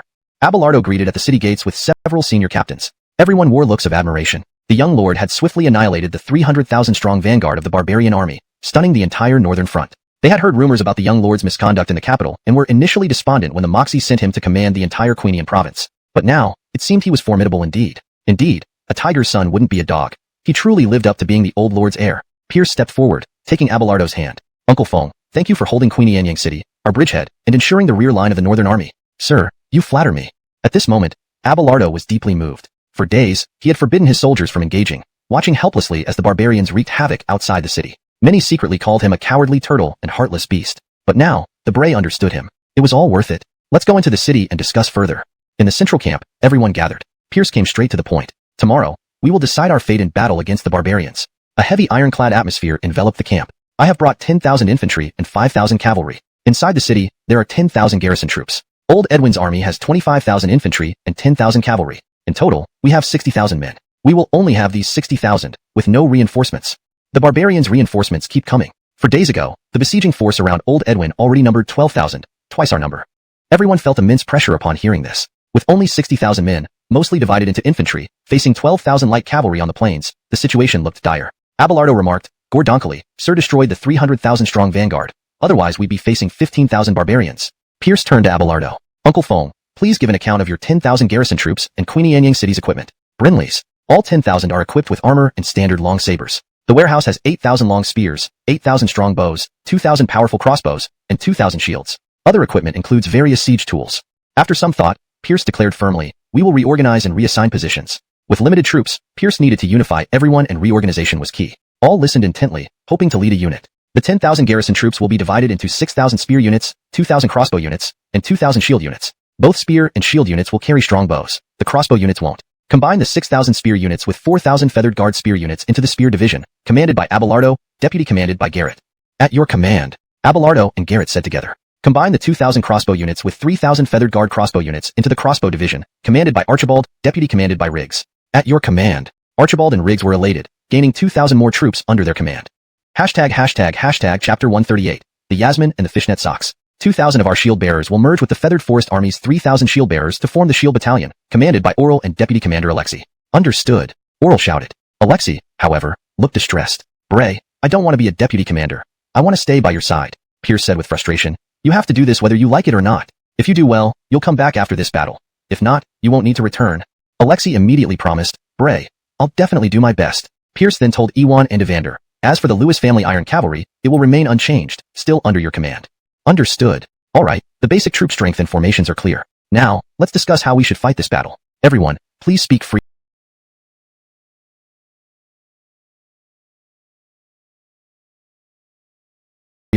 In the backyard of the county government office in Queenie City, under the moonlight, Pierce sat cross-legged, slowly practicing the ice heart technique. A cold and icy aura flowed through his body along specific pathways, again and again. After removing his armor, Hattie, dressed in white, sat on a nearby stone bench to guard him. Pierce's face gradually turned snow-white, tinged with a hint of icy blue. After about half an hour, the unusual appearance on his face slowly faded, returning to normal. Pierce opened his eyes with delight. At that moment, the world before him seemed brighter and more vibrant. Even at night, everything was crystal clear to him, and he could hear many sounds he normally couldn't. Hattie said calmly, "Not bad. You've finally grasped the basics of the ice heart technique." On the eve of this major battle, Pierce's persistent practice of the ice heart technique had finally borne fruit, but he wasn't sure if he should be happy.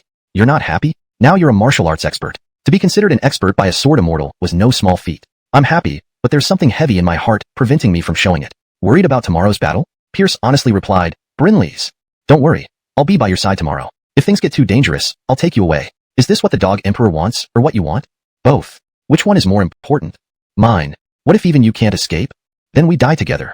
Is it worth it? I'm just a frivolous imperial playboy who keeps birds and fights cocks. You're an aloof sword immortal. Worth it. Dying with you wouldn't be so bad. Pierce sighed. This is my fate, not yours. You can leave now. I won't blame you. With your abilities, you can wander the world freely. Why should you accompany me to death? Not leaving.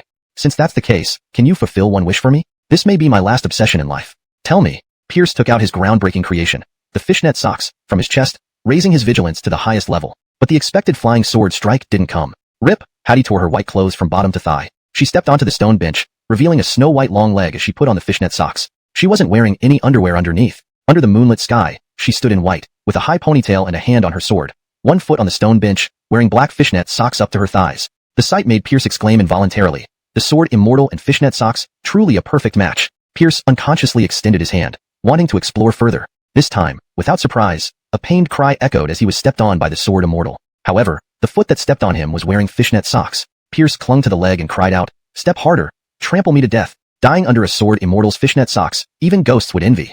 Hattie's expression was cold. You've grasped the ice heart technique. So now begins the second phase of bone refining. Pierce was terrified. No, please. Terrifying screams echoed throughout the yard all night. According to Hattie, with Pierce's bones already set, achieving mastery in martial arts would be very difficult unless someone with supreme internal energy helped him refine his bones. And in the entire world, only she could do it. A lone red-plumed rider galloped into the capital city. Glorious victory. The valiant general led the army to crush the front line of the barbarian invaders, annihilating 30,000 enemies and securing initial peace in Queenie. The entire capital erupted in cheers. With auspicious stone inscriptions emerging earlier and now the great victory in Queenie, it seemed the heavens were protecting the Phalon dynasty. The next day, in the Golden Throne Hall, all officials were smiling broadly. However, compared to the civil officials, the military officers were particularly delighted. Previously, civil officials had used the auspicious inscriptions to promote Rock into the cabinet, putting pressure on the military officers. The victory in Queenie had reversed the situation. See, no matter how eloquent you civil officials are, you still need us military officers to defend the Phalon dynasty and protect the people. Frankly speaking, you just talk. The top three cabinet ministers also wore different expressions. Jason Guogong looked relaxed, Rock smiled awkwardly, and Kyler remained calm. Of course, the happiest person was the Empress on the Dragon Throne, repeatedly reading and rereading the news of the victory. This victory not only secured Queenie but also proved her judgment in choosing talent, easing her worries. I knew he wouldn't fail me. Come, all officials, read this report of the battle. The Empress passed down the detailed report of the battle. After reading it, all officials were amazed. The Empress quietly observed their expressions, feeling excited and proud. After all, he was the man I chose. Jason Guogong stepped forward and said, Your Majesty, the valiant general has displayed remarkable wisdom and strategic planning, sweeping away 30,000 barbarian troops and establishing significant merit. He deserves rewards. Your Majesty, Lord Guogong is right. Many military officers agreed. Rewarding Pierce wasn't their main goal. Rather, they wanted to gain an advantage over the civil officials. The Empress nodded. Given Pierce's impressive war exploits, it was indeed improper that he was only a 5th-rank general. Although the title Valiant General did sound formidable, Rock quickly stepped forward and said, Your Majesty, it's not appropriate to reward hastily. The Valiant General is still battling on the front lines in Queenie Enzu, and the outcome is uncertain. It's better to wait until everything settles down before rewarding him. The Empress thought this was reasonable. Promoting him now might result in embarrassment if he suffered a defeat later, which would reflect poorly on her. Better to record the merits now, balancing them against potential future failures. Below, the civil and military officials, led by Jason Guogong and Rock respectively, began arguing, making the Empress feel somewhat caught between them. The Empress turned to Kyler, Grand Tutor. What do you think? All eyes focused on Kyler. Kyler stepped forward. Your Majesty, I agree with the Grand Tutor. Taking the opportunity, the Empress said, Very well, we will award everyone accordingly once the final outcome is determined. The civil officials wore victorious smiles while the military officers looked reluctant. Chapter 139. The Charge and the Hunt. At the Grand Tutor's residence, a civil official lamented, Grand Tutor, who would have thought that Bray Pierce has such prowess? He's just as formidable as Art in his prime. If he returns with a great victory, won't we be suppressed by him again? Indeed, even before achieving any military glory, Bray Pierce was already arrogant and overbearing. If he achieves great feats, wouldn't he look down on us even more? Rock sneered, rest assured, forget about a great victory. It's uncertain if he and his father will return at all. What do you mean, Grand Tutor? According to my intelligence, the Manchu barbarians have amassed 12,000 troops, while the Lewis only have 6,000, with 4,500 being infantry. In the vast plains of the steppe, no matter how deep their strategies are, they won't achieve much. Excellent. The Lewis family will not escape this time. We'll eliminate a formidable enemy. We should celebrate. Come, let's drink to this. Carnell held similar pessimistic views about the battle. He hurriedly petitioned for Pierce's recognition from the Moxie because he wanted to suppress the civil officials first when the opportunity arose. After the inevitable defeat, given the Moxie's protection of Pierce, it was likely he would be allowed to make up for his mistakes. Thus, suppressing the civil officials would become impossible. In Carnell's opinion, the best outcome would be if the Lewis father and son returned to Queenie Anyang City with battered troops and retreated to defend it. Not just Rock and Carnell, everyone who knew the detailed intelligence did not have high hopes for the Lewis family. This battle attracted the attention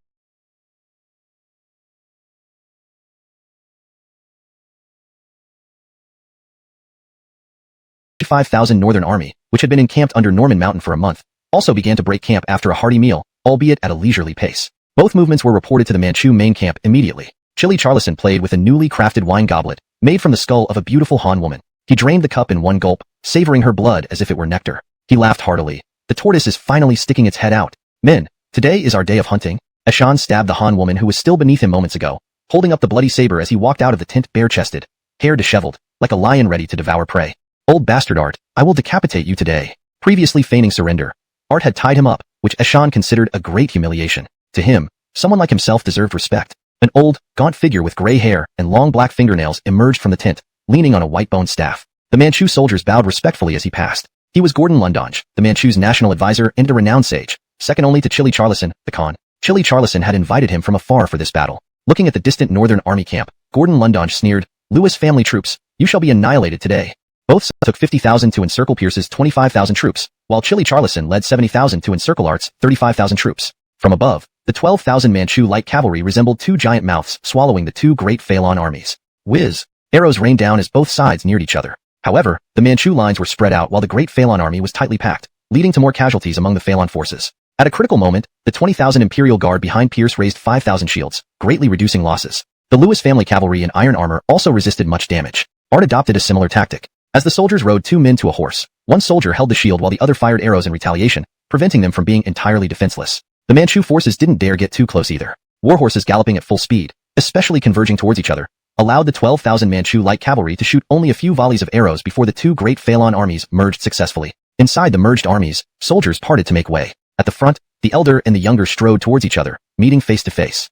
Chapter 140. The Hedgehog Formation. After half a year apart, Pierce finally met his adopted father again. Jasoner. Old man. The two men embraced, laughing heartily. Everyone behind them, members of the Lewis family, shed tears of emotion. Jasoner, you've grown stronger. That's great. Old man, you've got more gray hair. Doesn't look like you've been doing too well. They exchanged a smile but quickly sobered up.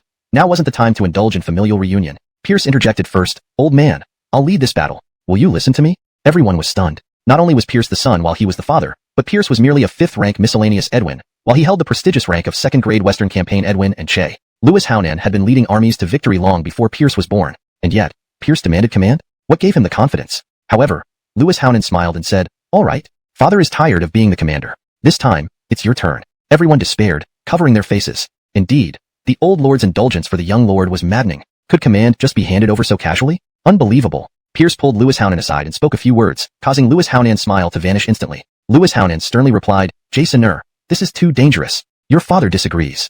But Pierce was resolute. "Old man, there's no other way. You don't want the Lewis family army buried here today, do you? What will happen to all their families?" This hit home with Lewis Hownan, who hesitated. Seizing the moment, Pierce continued, "Old man, rest assured, I'm no longer inexperienced. I can protect myself." He dragged Hattie forward. "Let me introduce you to someone. This is Commander Charlison, top-ranked martial expert, known as the Yasmin. With her by my side, you should feel at ease." Lewis Hownan forced a smile. "Yasmin? Your concubine?" The air suddenly grew tense. Pierce scolded, "Old man, what nonsense are you talking? She's a man." Lewis Hownan wore an expression of understanding. "She looks like a man now, but after the war, she'll be a woman." Pierce threatened, "Old man, if you keep this up, wait until Yasmin strikes you down. Don't blame me for not warning you." Lewis Hownan chuckled, Fine, I was joking. Yasmin, please don't mind me." Pierce quickly set the tone. "That's settled then." Lewis Hownan sighed, "All right, but promise me you'll return unscathed. Otherwise, I'd have no face to meet our ancestors. You're all I have left." Pierce impatiently agreed, all right, just follow the plan and don't be reckless." Lewis Hownan nodded, "Understood." Pierce immediately jumped on his horse, shouting orders, "All troops, dismount except for 5,000 Lewis family cavalry and 10,000 Northern Light Cavalry. 5,000 Lewis family cavalry and 10,000 Northern Light Cavalry, take all horses and follow me." With that, he rode off, Hattie right behind him. Turning back, Pierce called out to Oral nearby, "Commander Londonu, come with me." Oral quickly mounted and followed, and Alexei, who understood Pierce best, also joined them on another horse. 15,000 cavalry, accompanied by 20,000 horses, followed closely behind. At that moment, the Central Phalon army was surrounded by the northern tribes from both south and north. Pierce led the 15,000 cavalry through a gap in the northern tribes' encirclement before they could close in, vanishing from sight. Meanwhile, Lewis Hownan issued his commands. Form a circular formation. Crossbowmen on the outside, shield and sword soldiers next, followed by spear soldiers. 45,000 infantry quickly formed a massive circular formation, placing Lewis Hownan at its center. Maintain the formation and advance slowly toward Queenianyang City. The 12-1 northern tribe soldiers had completed their encirclement, trapping the 45,000 Central Phalon soldiers tightly. Approaching rapidly, the northern tribe archers aimed to shower the Central Phalon forces with arrows. When they closed within 200 meters, the he cursed, "Lewis Hownan, you old tortoise. Bastard." Altai, now reunited with Alf, advised, "Khan, let our warriors retreat for now. We need another strategy. They can't escape anyway." Alf ordered, and the northern cavalry retreated to 200 meters. Seeing the northern tribes hold back, the Central Phalon army resumed advancing cautiously. Gritting his teeth, Alf growled, "That old dog Lewis Hownan, truly shameless. Afraid to fight honorably, he resorts to such a hedgehog-like formation. Ridiculous." Rillage frowned, "Khan, this is problematic." Alf barked, "What's the problem? We'll exhaust their arrows and then tear them apart." Rillage responded helplessly, "Khan, they still have over 45,000 men. Even if each has just one quiver of arrows, exhausting them would cost us heavily among our 12-1. Alf protested, "Then we'll launch a direct assault." "I refuse to believe 12-1 can't break this hedgehog formation." Rillage reminded, "Khan, don't forget Pierce's 15,000 cavalry remains unseen. He plans to strike us unexpectedly when we focus on this formation." Alf scoffed, "Just 15,000? We can assign 20,000 to watch them." "Khan, while 10,000 Northern Light Cavalry are manageable, the 5,000 Lewis family cavalry are formidable. 23-1 might not suffice, and diverting too many would hinder breaking the formation." Hearing Rillage's analysis, Alf realized the situation was dire. "This Lewis family father, that's there. We could make a batch in 2 or 3 days. By then, we'll smash this porcupine formation to pieces. At the same time, we can dispatch 20,000 men to attack Queenianyang City to see if we can cut off their rear." Chili Charlison rejoiced, "Brilliant. The state preceptor truly lives up to being the wise man of the steppe. With these 3 prongs, we'll definitely overwhelm this Phalon army. There's no escape for the Lewis. Eugene, you lead 20,000 men to capture Queenianyang City. Ethan, you take 5,000 men to Queenianzu to cut wood. Brinley's Paco." On the steppe, the 40,000-strong Phalon army maintained its circular formation as it fought while retreating. The 90,000 Manard light cavalry surrounded the Phalon army, maintaining a distance of about 200 meters. This distance was just within the maximum range of the large crossbows, but by then the force of the arrows would have diminished significantly. Unless incredibly unlucky, no one would be killed by them. Initially, the Phalon crossbowmen fired sporadically. Seeing no effect, they stopped shooting entirely since the Manard who were out of range. After stopping the shots, they accelerated their retreat. This caused discomfort for the Manard who, Burke, acting as strategist, quickly devised a plan. He dispatched 30,000 troops to advance 200 meters, spreading out their formation so there was at least a horse length between each pair of riders. As a result, many arrows missed their targets, reducing casualties. It also depleted the Phalon army's supply of arrows and slowed their retreat. Chili Charlison was delighted. "State Preceptor, well done." Burke replied smugly, "Paco, too kind." Realizing the intent, Art decisively ordered his troops not to fire unless the Manard who closed within 150 meters. They were to proceed steadily until the enemy came closer, then unleash volleys from both the heavy crossbows and compound bows simultaneously. Thus, the 30,000-strong Manard cavalry suffered heavily, losing thousands of men. Furious, Chili Charlison cursed, "Old turtle art, you cowardly scum, despicable and shameless." Burke frowned, weighing the pros and cons. Clearly, too many men were ineffective, and too few were inadequate. If this continued, they would suffer heavy losses and slow the de Phalon army's advance ineffectively. After venting, Chili Charlison asked, "State Preceptor, what should we do now?" Burke sternly replied, "Paco, no risk, no gain. Our only option is to send our bravest warriors to deliver a heavy blow, forcing the de Phalon army to halt and regroup with heavy casualties." "Excellent. I've long wanted to teach Art a lesson. State Preceptor, how many warriors should we send?" Burke pondered. "Our remaining forces are less than 90,000. We can spread our scouts widely and leave 30,000 to guard against a surprise attack by Forster Norman Pierce. The remaining 60,000 will fully assault this porcupine formation." "Agreed. Let's do it." A fierce battle began. Following Burke's strategy, Chili Charlison first dispatched 30,000 light cavalry to circle the de Phalon army, creating pressure and a cloud of dust, obscuring the de Phalon force's view. Then he attacked with 5,000 men at a time, like an arrow aimed straight at the de Phalon army. Instead of attacking from all directions, they concentrated their assault from a single direction. Art found himself in a predicament. His circular formation was meant to defend against encirclement, yet this focused assault left much of his deployment ineffective. But he couldn't change formations either, as the circling Manard could attack from any direction at any moment. He sighed, "Seems there's a mastermind among the Manard who." Art, with decades of military experience, quickly devised a countermeasure. Without altering the formation, he moved most of his troops toward the direction of the attack. Facing the charging Manard who, Art did not conserve arrows this time. Once the enemy reached 200 meters, he organized multiple volleys. With his vast experience, he directed his archers to aim at the horses. Chapter 142. Battle to the death. The 5,000 barbarian tribesmen were quickly exhausted. A small mountain of corpses formed in front of the shields, created by the bodies of the fallen barbarians, obstructing their continued advance. Before the soldiers of the Great Phalon could catch their breath, the next wave of barbarian attacks had already arrived. It was another formation of 5,000 men in a wedge shape, but this time aimed at a new direction that Lachlan believed to be weak in defense. Unfortunately for him, he guessed wrong. This direction wasn't as vulnerable as he imagined. Thus, the 5,000 lightly armored horsemen of the tribe were once again annihilated, and the Great Phalon lost over 2,000 soldiers as well. Benny, the Khan of the barbarians, expressed little concern. With a wave of his hand, the third arrowhead formation advanced in another direction. The Great Phalon army stood like a hedgehog balled into a tight defense, while the barbarians were like a venomous snake, constantly attacking from all directions. This war tested not only the combat power and endurance of the soldiers, but also the responsiveness and insight of the commanders. The combination of Benny, the Khan of the barbarians, and the wise man of the grasslands, Lachlan, faced off against Art, the Marquis of Pinyin of the Great Phalon, attracting worldwide attention. "Hurry up, load your crossbows," promptly followed Pierce into battle. Compared to the old Marquis, he preferred following Pierce, enjoying the ease of cutting down enemies, which felt incredibly rewarding. Not to mention Pierce's unparalleled culinary skills. Following Pierce always meant enjoying the most delicious food. Alexei must be somewhere cleaning up the battlefield while munching on roasted lamb legs, he envied. Garrett similarly felt a bit resentful that he hadn't followed Pierce. He wasn't complaining about the hardships of fighting alongside the old Marquis. Rather, he had grown accustomed to advancing and retreating under Pierce's orders since childhood, finding comfort and assurance in obeying Pierce's commands. Now, watching one life after another perish before his eyes left him somewhat flustered. Unlike the crossbowmen who were protected internally, the pikemen and sword and shield bearers braved the front lines, bearing the brunt of all the damage. The tribal cavalry's archery skills weren't something to be taken lightly. Even with shields, they could shoot arrows through the gaps. Some soldiers fell where they stood, arrows piercing their foreheads or eyes, deeply embedded in their skulls. Sometimes, if they didn't have enough time to plant their pikes firmly in the ground, the impact from the fierce barbarian charges would shake them to death, blood oozing out from every orifice. Although 1,000 barbarians suffered heavy casualties, unable to breach the city walls. Though many militiamen were slain by barbarian arrows, the remaining force grew more determined, rather than breaking. Gerard had initially thought this would be a very tough battle, preparing himself for certain death. After all, 10,000 inexperienced militiamen against 20,000 barbarian killers didn't seem promising. But the outcome exceeded his wildest dreams. Of the 5,000 militiamen from Queenianyang City, their families and loved ones were within the city and surrounding counties, compelling them to fight fiercely. Brinlate, the other 5,000 militiamen from Tongxiang County fought even more fiercely, leaving him utterly puzzled. Pulling aside a militiaman from Tongxiang County, he asked, "Brother, why are you fighting so desperately? Aren't you afraid of death?"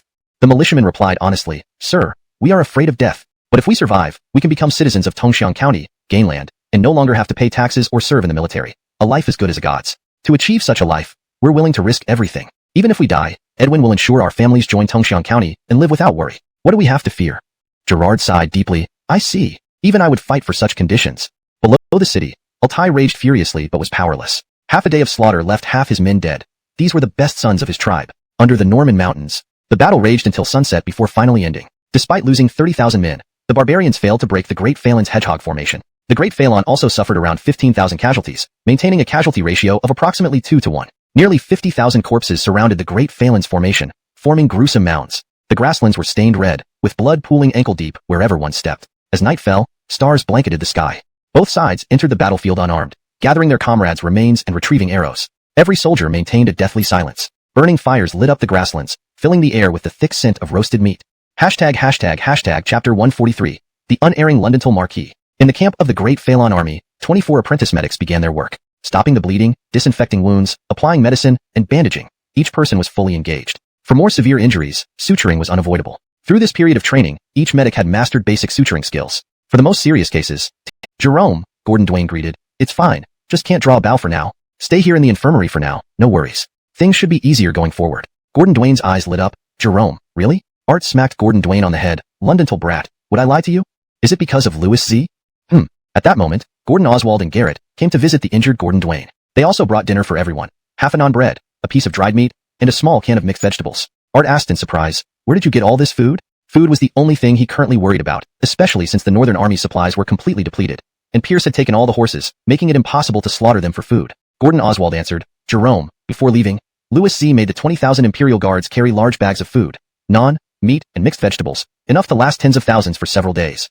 Art was delighted. "Good kid, he thought of everything." Garrett proudly added, "Louis Z has indeed thought of everything." Everyone started roasting the naan and dried meat over the fire, heating the mixed vegetables. A bite of roasted naan, a spoonful of mixed vegetables, and a piece of dried meat. Delicious. Art began asking about what had happened during the month he was besieged at the foot of Lewisham. For that month, he could only communicate via pigeons and received no outside news, which frustrated him. What? Charleston's 200,000 troops attacking Normanching? Jerome, yes? Then the court deployed all its and surrounded the 30,000 Great Phelan troops, on high alert. After yesterday's battle, the Manhu had lost the ability to simultaneously defend against Pierce's sudden attacks and destroy the 30,000 Great Phelan troops. They also struggled to initiate another brutal battle like yesterday. Fortunately, the 30,000 Great Phelan troops showed no signs of moving. Chi London Charleston laughed loudly. "Clearly, Art is stunned by our attack. Suffering heavy losses, he has no choice but to stop and rest. All thanks to the glacier." Gordon Lego modestly replied, "I just suggested a minor plan. It all depends on Khan's wise leadership." This made Chi London Charleston feel very comfortable. The glacier was so honest. "Glacier, what do we do next? Since Art isn't moving, we don't need to attack him either. We just wait for the arrival of the Iron Guards, or the catapults, or news of the fall of Queenianyang City, and the 30,000 Great Phelan troops will crumble instantly." Glacier speaks well. Let's follow his plan.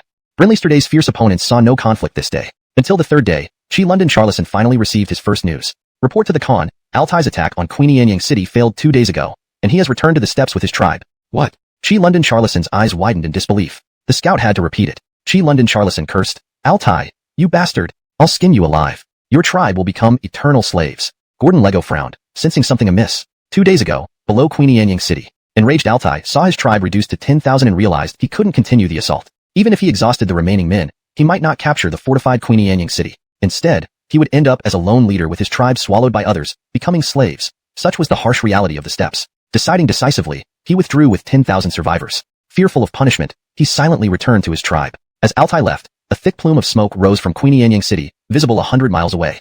Chapter 144, 8,000 London Offensive. Seeing the beacon fire that signaled safety, Art was no longer in a hurry. Before, he had been steadily advancing with two concerns. The first was fear of losing his rear, as this offensive served both to come to the aid of those retreating and to draw enemy fire, thus reducing pressure on Queenianyang City. The second concern was a shortage of food supplies. With the rear secure and the food issue resolved, he simply halted for rest and reorganization, waiting for the barbarian forces to withdraw. Next, Alf received a second piece of information. A disheveled Marvin returned to report, "Paco, the forests in the northern part of Queenienzu have either been cut down or burned. We cannot find any wood to build catapults."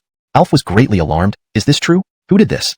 Lachlan's sense of unease grew stronger. This was naturally an arrangement by Pierce. Before leaving Queenianyang City, he had summoned Gerard. "County Magistrate Wong, there's something I need your help with." "Norris, please tell me." "Immediately notify all villagers in the northern part of Queenienzu to chop down every tree they can. If they can't chop it down, burn it. Don't leave a single plank for the barbarians." Is Norris worried the barbarians will use the timber to make weapons? Exactly. Rest assured, Norris. Queenienzu is mostly flat plains, and trees are sparse anyway. This task will be completed within 2 days. Excellent. If we win this battle, you can be governor of Queenienzu. Gerard rejoiced. "Thank you, Norris, for your recommendation. Your subordinate is willing to serve you loyally and faithfully until death." The third piece of news shattered Alf's resolve, coming late but with devastating effect. A knight covered in blood from head to toe burst into the camp, wailing, "Paco, we've been ambushed by the Lewis family cavalry. 5,000 armored guards were wiped out. Only I managed to escape to deliver the message. Paco, the Lewis family cavalry is now attacking the capital. Please send reinforcements immediately. It's already too late otherwise." Alf staggered, collapsing. "Paco." Several bodyguards caught him at once. The wise man Lachlan also fell to the ground, heart dead. "We've been tricked."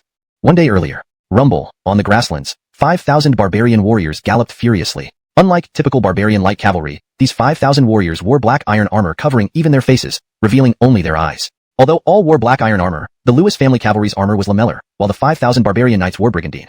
The Lewis family cavalry used face masks, while the barbarian cavalry used neck protectors. There was a significant difference between them. These 5,000 barbarian iron knights were the famous Iron Guards, a unit modeled after the Lewis family cavalry. They had been ordered by Alf to travel from the capital to the foot of Norman Mountain for combat. Rumble, more thunderous hoofbeats resounded, signaling the arrival of more cavalry. Ahead of the 5,000 Iron Guards appeared a dense mass of riders, with 5,000 black-armored, red-plumed members of the Lewis family cavalry at the center, flanked by 10,000 Zhou Dynasty light cavalry on either side. Together, they formed a V-shaped formation. The 5,000 Iron Guards charged straight into the jaws of this formation, unable to escape. Only a direct confrontation remained. Genuine versus imposter. Two elite cavalry units faced off directly. Since one was imitating the other, there were clear differences. The main one was that the Lewis family cavalry all wielded long lances, whereas the barbarian Iron Guards only had recurve bows and scimitars. Due to different combat environments, light cavalry dominated the steppes and would never allow heavy lancers to catch up. The absence of lances was the fatal weakness of the Iron Guards, leading directly to their destruction. At short range, the Iron Guards began firing arrows. The Lewis family cavalry merely accelerated to top speed, gripping their steel lances tightly. They did not return fire, relying instead on the 10,000 light cavalry on the flanks. Wave after wave of arrow storms rained down on the barbarian Iron Guards, causing chaos and disruption. Rumble. The two cavalry units collided like two torrents of black. Steel lances made using quench-hardening methods revealed their deadly edge for the first time, easily piercing through iron armor under the force of horse speed, impaling multiple men in a line. 3-meter-long lances proved overpowering against the scimitar-wielding Iron Guards, who could only be impaled one by one in despair. After just one charge, the 5,000 Iron Guards were routed. The Lewis family cavalry turned around and charged again, while the remaining Iron Guards, surrounded by the 10,000 light cavalry, had nowhere to run and faced another massacre. In the end, only one rider escaped, because someone needed to inform Alf. Among the central troops of the Lewis family cavalry, a knight removed his face mask. It was Pierce. He had initially wanted to lead the charge for the thrill of it, but the others insisted he remain centrally for protection. He issued an order: cleanse the battlefield. The knights began their tasks. Behind Pierce, Hattie and Alexei removed their masks. Then the commander Ewan, deputy commander Evander, and commanders Johan and Oral of the 10,000 Northern Light Cavalry joined him. Johan was also a veteran of the Lewis family army, stationed among the northern forces by Art. Pierce felt confident about entrusting 10,000 cavalry to him, knowing they were essentially Lewis family soldiers. Pierce pulled out a map showing the geography of the grasslands, including tribes' locations, a precious asset provided by spies he had placed among the barbarians. Now he felt the millions of silver taels spent were worth it. Pierce traced a curved line on the map, ending at the barbarian capital and passing through various tribes. He coldly stated, "Comrades, our supplies are running low." Next, fiercely, desperate to get back home as fast as they could. Seeing their panic, one would think their homes were on fire, and indeed, they were, literally. It was a fire that could burn down their entire tribe. Excited generals gathered around. Trisherkill couldn't help asking, "Jerome, why did these barbarians suddenly retreat?" Art laughed heartily. "Because their homes are on fire." Trisherkill's eyes lit up. "Is it Xiao Lewis, Dash?" Art nodded. "Indeed." Trisherkill moaned. "Xiao Lewis, you're so unfair. You didn't even invite me to torch the Manchu base. I want no brother like you." Everyone burst into laughter. Ned then asked Art, "Jerome, can I still make it in time if I go now? I want to play with fire too." Art scolded. "Without a horse, will you run there on foot? Foolish boy, have you lost your mind?" Ned recalled Pierce had taken all the horses away and could only sigh regretfully, inviting more ridicule from others. Art ordered loudly, "All troops listen, dismantle camp, and we head back to Queenie Anyang City." Yay! Cheers echoed through the army. Trapped at the foot of Lewishan for a month, all Northern Army soldiers longed to return home. And for the remaining 10,000 new Imperial Guards, they had finally survived this difficult war, protecting their families. Gazing at the retreating Manchu cavalry, Art wasn't particularly happy. The battle here was ending, but the real fight for Jason had just begun. Entering deep into the grasslands with 15,000 cavalry, fighting over 1,000 miles, being surrounded by numerous enemy cavalry, it truly was a death trap. In Tongxiang County, at the medical laboratory, Jessica cheered. Following Pierce's method, she had finally produced penicillin solution. However, Pierce also warned her that the success rate of this method was very low. She couldn't be certain if what was in the small glass bottle before her was the penicillin solution described by her teacher. It might even be a deadly toxin, patulin. Her teacher once mentioned that while making penicillin, patulin was also produced, indistinguishable from penicillin and undetectable with current scientific methods. The only way forward was human experimentation. After all, practice is the sole criterion for testing truth, as her teacher always said. But where could she find someone injured by blunt force? This left Jessica stumped. There were no wars or bandits in Tongxiang, hence no injuries. Then, she got an idea. Her teacher said if there were no conditions, create them. Wars were out of the question, but wiping out bandits seemed doable. She approached County Magistrate Jake directly. "Uncle Huang, Haddon Fan wants to ask for your help." Jake. That day, Jake led over 100 county soldiers to wipe out a gang of 30. 20 of them died on the spot, and the dozen severely injured survivors were sent to Jessica's lab. Jessica looked at the groaning, injured bandits as if they were treasures, poking and patting them with a devilish smile that terrified the county soldiers. Some had nightmares that night. Next morning, none of the dozen bandits survived. Their deaths were gruesome. The soldiers carrying their bodies shuddered. What horrors did these unfortunate souls experience? A minor setback did not discourage Jessica. People like her were naturally immune to failure. She pondered deeply. Where did things go wrong? While the success of penicillin was uncertain, the toxic elements in the solution were undeniable. Otherwise, those bandits wouldn't have died so horribly. She recalled Pierce's words again. With her remarkable memory, she remembered every word accurately. Right. Teacher said reducing patulin levels in the solution could be done by collecting penicillium mold from foods it dislikes, such as citrus fruits. Previously, she collected mold from all kinds of food to speed up the process. Thinking was doing, and she immersed herself in the lab again. Meanwhile, tales of Jessica grew increasingly terrifying. Her lab was likened to a slaughterhouse filled with heavy resentment. It was rumored ghosts haunted it nightly, frightening residents into fleeing. Jessica was delighted. Finally, she could expand her lab space. Teacher also mentioned formaldehyde solution could be created. Displaying various beautiful specimens in the lab and admiring them after tiring experiments sounded delightful. Chapter 146. Miss, please conduct yourself properly. On the step, there was a legend about a woman. She was the most beautiful woman on the step, hailed as its flower. Every man who saw her would be entranced by her beauty. For her sake, the Khan of the steppe, Jerry, did not hesitate to wage war and obliterate a tribe from the steppe. To win a smile from her, Jerry offered her the world's finest gemstones, garments woven from the feathers of 100 birds, and even lit beacons to summon chieftains to perform in front of her. This woman's name was Kathy. At this moment, she lay prostrate at Pierce's feet. She wore a colorful feathered gown and had a pink diamond the size of an egg hanging around her neck. This was the court of the Manhu king. Inside the royal tent, Pierce sat majestically on the throne, flanked by Hattie, Alexei, Iwan, Evander, and Johann. Outside the royal tent, 15,000 cavalry were carrying out a massacre. Leading them was Oral, who had volunteered for the task. Screams of agony continuously entered the royal tent, but no one furrowed their brows. After so many raids, they had already butchered 7 interested unless the woman weighed 200 pounds. Pierce coughed. Miss, please conduct yourself properly. Kathy nodded repeatedly. Sir Edwin, I will conduct myself properly. Sir Edwin, I really know how to serve well and ensure you're happy beyond imagination. Seeing her getting increasingly absurd, Pierce couldn't help but snap. Enough, enough. Cooperate, and you won't be killed. I will cooperate. I will definitely cooperate with any move. Pierce felt a surge of sword energy rising within the tent and hastily shouted, Shut up. Kathy quickly covered her mouth. The sword energy dissipated, and Pierce inwardly sighed with relief. Seeing the teasing expressions of the others, Pierce sighed again. Gentlemen, it's not what you think. Evander hurriedly assured, Luke, we aren't thinking anything. The old Duke has only you left. We can understand your actions. Everyone except Hattie nodded in agreement. Johann said, Luke, should we go outside for a breath of fresh air and come back? Pierce grew furious. What are you all thinking? Can't your thoughts be more decent? I don't ask you to be as upright and virtuous as I am, but at least not so vulgar. We're at war. Keeping this woman is truly useful. Evander nodded vigorously. Useful, very useful. Luke, in your prime, it must be very useful. What a group of people, thought Pierce, unable to find words. Outside, the screams gradually subsided, replaced by the pungent smell of blood. The tent flap was lifted, and Oral, looking as if he had emerged from a sea of blood, entered. Sir Edwin, none escaped? Excellent. Sit down. Pierce spread out a map on the gilded table, scanning the assembled crowd. Gentlemen, the war has just begun. We have ventured deep into the tiger's den. We cannot afford to be careless. Brinley's. All the generals gathered around. Iwan asked, Luke, what's our next move? Pierce smiled and asked, Gentlemen, what do you think the Manhu forces are doing right now? Evander replied, Their tribes are destroyed. They must be rushing back desperately. Pierce corrected, Precisely. Rushing back to their own tribes. Pierce drew arrows on the map. And this is our opportunity. Johann's eyes lit up. Luke, does this mean attacking them piecemeal? Pierce nodded. Exactly. But first, we need to take out their leaders to leave them leaderless and disorganized. Pierce pointed at the arrow leading towards the court. Iwan said solemnly, Luke, Jerry commands 30,000 light cavalry, the largest force on the steppe. With our 15,000, it's unlikely we can overwhelm them easily on the vast steppe. Evander agreed, Brinley's. Ambushes are impractical here. If the 30,000 are determined to escape, we can't catch them. Johann added, They might tire us out like wolves, tearing us apart piece by piece. This is their specialty. Look here. Pierce pointed to a blue lake on the map. The shore of this lake is a cliff. If the Manhu enter this area, surrounded by water on one side and cliffs on the other, they will have nowhere to hide. Evander couldn't help but protest, Luke, the Manhu know the terrain better. They won't foolishly enter this trap. What if the cliff wasn't there before? They would be unconcerned, wouldn't they? Everyone was confused. Luke, what do you mean? Without answering, Pierce asked instead, Gentlemen, if Jerry sees his entire court burned to ashes, what would he do? Certainly, he'd fly into a rage, thirsting for our blood and flesh. At this moment, if I appear before him with the Lewis family iron cavalry and his beloved woman in my arms, what would he do? Hatred to the fullest. He would fight the Bray to the death. Oh, so Bray kept this woman for this purpose. Wait, you want to personally lure him? Absolutely not. It's too dangerous. All shook their heads in unison. Pierce said helplessly, Only if I bring this woman to Jerry can he be compelled to pursue us relentlessly. No way, absolutely not. I'm highly skilled, extremely skilled, trust me. We know Bray is very skilled, but still, no. I have someone even more skilled by my side. We know Commander Charlison is even more skilled, but still, no.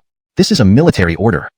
Hashtag chapter 147, trapped again. Pierce Shao Norman, I will tear you to pieces to avenge this hatred. Chili Charlison stared at the burning royal court and the piles of corpses in the flames, his eyes bloodshot like a wild beast ready to devour. Especially thinking that even his pride, the flower of the grassland, was among them made him want to rip apart everything in sight. The 30,000 light cavalry also had red eyes, gritting their teeth as the fire consumed their families, cattle, horses, and sheep. A fierce warrior exclaimed, "Paco, this fire has only just started. They can't have gone far.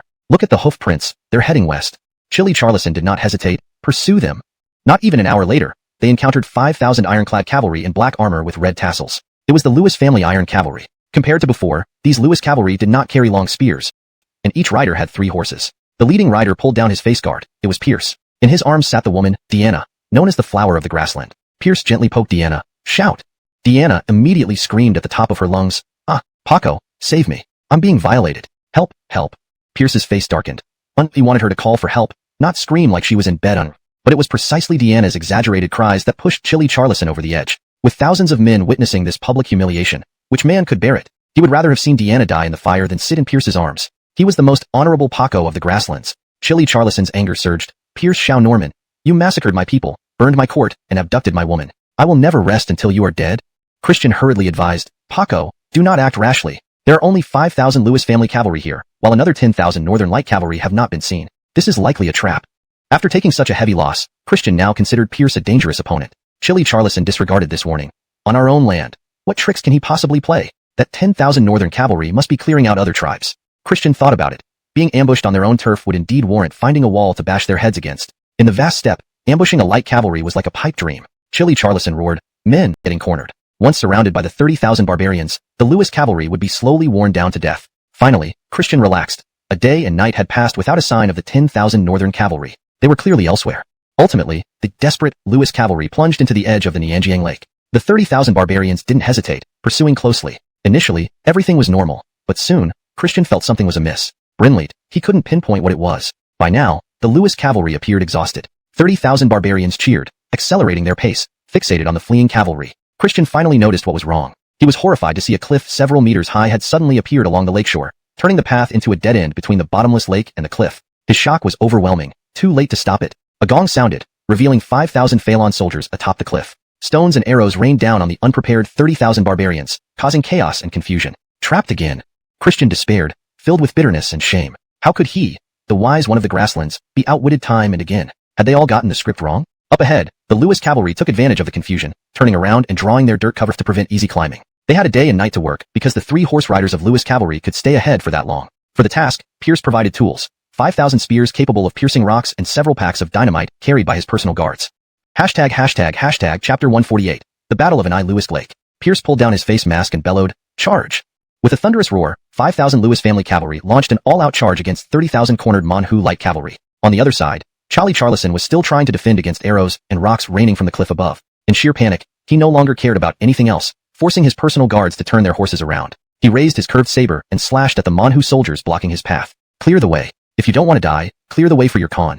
One by one, the disbelieving Manhu soldiers fell under his blade, their eyes wide open even in death. Eventually, Chili Charlison managed to carve out a path for retreat. But before he could rejoice, 5,000 Northern cavalry armed with drawn bows appeared, cutting off his escape route and sealing his fate. With a clatter, his curved saber hit the ground as Chili Charlison fell into utter despair. 5,000 Lewis family iron riders plunged into the chaos of 30,000 panicking Manhu light cavalry. The Manhu were either impaled by the Lewis scream, he plummeted into the depths of the Ni Lewis Lake. This grim scene repeated countless times as each Manhu who crossed paths with the Lewis family iron riders met a similar fate. Under the onslaught of 5,000 sharp-edged blades that could cut through iron as if it were clay, the Manhu forces crumbled into disarray. Just one charge and the entire 30,000-strong Manhu light cavalry was routed. Pierce brought his sword to rest at Chili Charlison's neck. He lowered his face mask and said coldly, "Old man, you lured my father into the foot of Norman Mountain for a month using a trap. Now I've used your own tactics to obliterate your 30,000 troops. Let's call it even. I won't kill you." A flicker of hope flashed across Chili Charlison's face. "Truly? You will let me go?" Pierce replied calmly, "That decision lies with the Silas of Great Phaelon." Chili Charlison collapsed onto the ground, utterly defeated. While Pierce wasn't particularly interested in military glory himself, the Dog Emperor had only recently ascended the throne and lacked both authority and military accomplishments. She needed a trophy, preferably a Khan of the grasslands, to bolster her image. After all, she was his daughter-in-law. Additionally, his father deserved to retire in peace with such an honor. There was nothing for it. Being a dutiful son and loyal husband meant bringing Chili Charlison back to the capital alive. Thus, the Battle of An Lewis Lake became renowned in history. It decimated 30,000 Manhu light cavalry, shattered the largest power on the steppes, and captured the Khan Chili Charlison, effectively leaving the Manhu leaderless. This decisive battle secured the victory on the steppes, standing out as the most pivotal and astonishing engagement. For the first time, Pierce showcased his remarkable military talent. Subsequent battles commanded by him were filled with miracles, not born of luck, but crafted by his hand. After crushing Charlie Charlison's 30,000 light cavalry, Pierce acquired more war horses. Each member of the Lewis family Iron Cavalry now had 5 horses, while the Northern Light Cavalry each had 4, maximizing their mobility. He personally received a black Ackletech from Charlie Charlison, a horse that towered half a head above the rest, its form sleek and majestic, standing out among thousands. Pierce adored this magnificent steed and named it Black Absolute. Speed was of the essence. After resting briefly at Ni Lewis Lake, Pierce set his sights on the Wolf-Tooth tribe next. First, he would not forgive Eugene for deceiving his father and must see him dead. Second, the Wolf-Tooth tribe was close to Ni Lewis Lake and provided necessary supplies. However, there were 2 burdens in his party causing him concern. The first was Charlie Charlison. He decided to gag him, bind him to a horse, and entrust him to Alexei, keeping it simple yet brutal. Alexei, starting now, your job is to guard him. Make sure he doesn't die or escape. Do well, and I'll speak to the Madam of Chaoyang River on your behalf. Alexei beamed. Master, I trust your word. He had been eyeing the 300-pound Madam at Chaoyang River for quite some time. The second burden was Kathy, the flower of the grasslands. Her cooperation during the Ni Lewis Lake battle was crucial, so he couldn't leave her behind yet. However, he hadn't figured out what to do with her. Who will help Edwin keep an eye on her? Pierce pointed at Kathy, who clung tightly to him. It was truly uncomfortable to carry her around. He wanted to offload this responsibility. Everyone pretended not to hear him, claiming the wind was too loud to make sense. Pierce began calling out names. Uncle Gordon, I heard you only have one wife. How about having this woman as a concubine? Ewan shook his head. Master, actually, I'm afraid of my wife.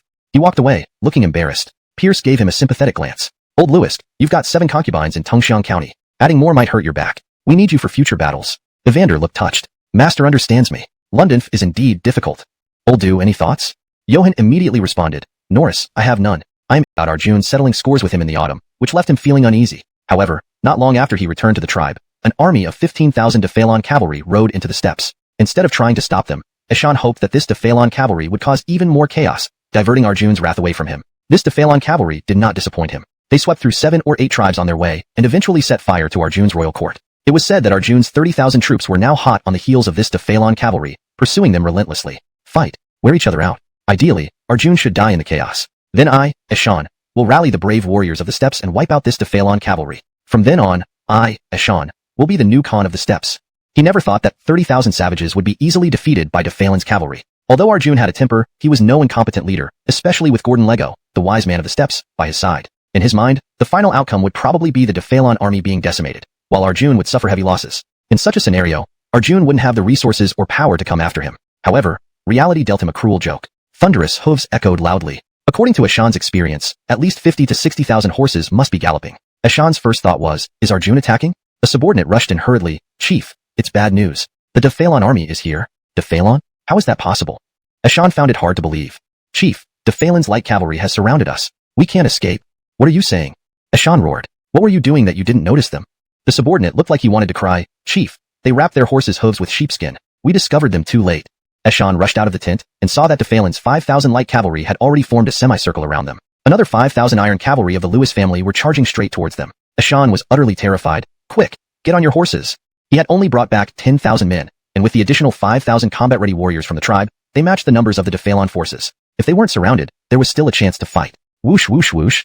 Arrows rained down from both sides of the Dephalon light cavalry, landing amidst the Wolf-Hading tribe, continuously piercing through people. Bodies soon lay strewn everywhere. By the time Eshan gathered all his men, the Dephalon light cavalry had completely surrounded them. The Lewis family's iron cavalry was less than 200 meters away, their steel pikes gleaming ominously. There was easily damaged barbarians could not launch another offensive against Queenian province. Kyler remarked, Edwin Wuwei's strategy of striking deep into the enemy's heart and relieving our pressure was brilliant. This move completely turned the tide, shifting Dephalon from a defensive position to an offensive one. A masterful stroke indeed. Lundonk father, like son.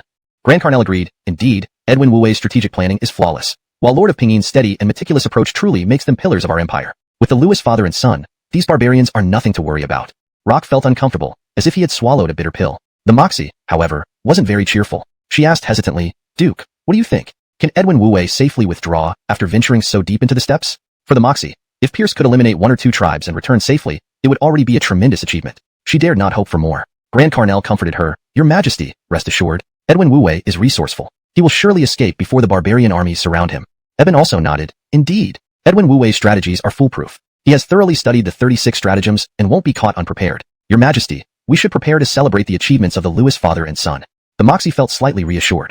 Is there any latest update on the battle in London Engsau? She asked next. Grand Carnel replied, Your Majesty, Charlison's 200,000 troops are taking turns to besiege Normanching City. Ingram has arranged 100,000 Western troops to take turns defending the city. Both sides have suffered losses, and the siege is currently at a stalemate. However, what? Your Majesty, in fact, only Kip's 100,000 Charlison troops are actively attacking Normanching City, while Germain's 100,000 Charlison troops are not putting in much effort. So, the pressure on Normanching City isn't severe. Rock added, Your Majesty, it seems the rift between Commander Aviv and Prince Normangshur of Charlison is deepening. As a result, they won't be able to cooperate effectively, ensuring that the battle for Normanching City remains manageable. Everyone nodded. Internal discord among the enemy forces was always a critical disadvantage. Even though Charlison had numerous troops and advanced weaponry, without unity, they were no major threat. The Silas and ministers were greatly relieved. Things were looking up, and de Phalon had nothing to worry about. Grand Carnel took a deep breath. Your Majesty, recently our Secret Service finally obtained news about the Golden Alice. Everyone's expressions tightened. The Moxie asked urgently, what happened? Grand Carnel sighed. Our intelligence reported that the Golden Alice would appear at Chaoyang River. We organized a large force to ambush her, but she had elite guards surrounding her, including 4 top-ranking assassins who killed the previous emperor and 2 crown princes. Our mission failed, resulting in significant casualties. The Moxie cursed, damn it. Now it'll be even harder to capture her. Grand Carnel apologized. Your Majesty, this old minister has failed you. Don't blame yourself, Duke. Having 4 top-ranking assassins by her side was unexpected. If only Captain Charlison were here, he might have captured them all. Your Majesty, how should we proceed? Grand Carnel, as a cabinet minister, you are busy with administrative matters. Let this matter go. I will have the Secret Service investigate covertly and expand their ranks. As you command. They exchanged glances, envisioning the storm brewing in the underworld. Chapter 150. The Spirit of the Lewis Family Cavalry. 1 month later, Pierce crossed out the last tribe of more than 10,000 people on the map. Soldiers, I hereby announce that we have completed our assigned combat mission. Ooh. The soldiers cheered with joy. After a month of relentless pursuit, they had gone from being initially tense and excited to completely indifferent, even numb. They were like silent messengers of hell, turning every 3,000 in the Northern Army Lundot cavalry to 6,000. Their armor was shattered beyond repair, long blades broken, but the 5,000 fine steel spears and 5,000 forged long knives still gleamed menacingly. Each soldier was emaciated, yet their eyes were sharper than ever, radiating an indelible murderous aura, as each of them had killed countless barbarians. Under Pierce's leadership, their unbroken victories over a month had instilled in everyone an unshakable belief. Nothing could stand in the way of their hooves. Pierce was deeply gratified. This army finally had its spirit. He immediately announced, from this moment on, you are all members of the Lewis family cavalry. Johann, moved, asked, Norris, really? As a veteran of the Lewis family, Johann had always dreamed of rejoining the Lewis family army, becoming part of the Lewis family cavalry instead of leading so-called Northern Army Lundot cavalry to support it. The Lewis family cavalry symbolized supreme honor. All members of the Northern Army Lundot cavalry were excited. In this month, they had fully witnessed the might of the Lewis family cavalry. Becoming a part of this force was their cherished dream. Thousands of Lewis family cavalry were delighted. None objected. Through a month of joint operations, they had formed deep bonds. Pierce nodded. Of course, after a month of fighting, there is no longer a distinction between us. We are comrades who have faced life and death stick, and placed it over a fire for charcoal grilling. He instructed Alexei to tend to the fire while he prepared a pot of beef broth. He ordered knowledgeable attendants to gather wild leeks, mugwort, pigweed, purslane, and shepherd's purse. Once the beef broth simmered until tender, he threw in the wild greens, instantly filling the air with a rich aroma. The lamb turned golden brown, and Pierce evenly sprinkled pepper salt. The fat mixed with pepper salt sizzled over the fire, releasing a mouth-watering scent. Mission accomplished. Pierce immediately served Hattie a large bowl of vegetable beef broth and a big slice of hind leg meat. Here, Commander Charlison, you first. Thanks to your protection, I can still be lively and well.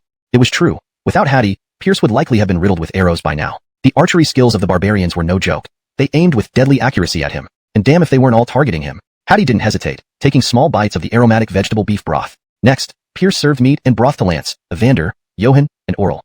4 of you. Thank you for your hard work these past days. Master, we've had an exhilarating time. It's no trouble at all.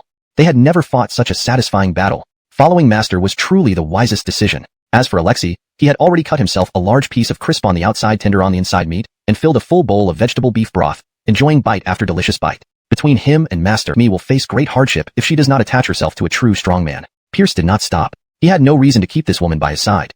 Chapter 151. I have destroyed the Monhu, Queenian Luisk City. For an entire month, Art would spend an hour each day on the wall. He would gaze vacantly at the vast, endless grassland, doing nothing. He longed to hear the deafening hoofbeats, to see the cavalry stirring up dust clouds, hoping that the vibrant young hero would return in triumph. His uncle handed him a sable robe. Your Highness, it's cold. Put on more clothes. He also gave Art a bag of wine, specially made for him by Pierce. After taking a sip, Art immediately felt warm. Your Highness, don't worry, Master is very smart. The Monhu can never catch him. He will return safely. Art nodded. By the way, Jaden, do you think that Yasmin really likes my Jasoner? Your Highness, it can't be wrong. Although Lady Charlison appears cold, her look toward Master is identical to how your lady looked at you. Art said happily, great. My eldest daughter-in-law is in Moxie, and the second one a Yasmin. Our Lewis family is blessed indeed.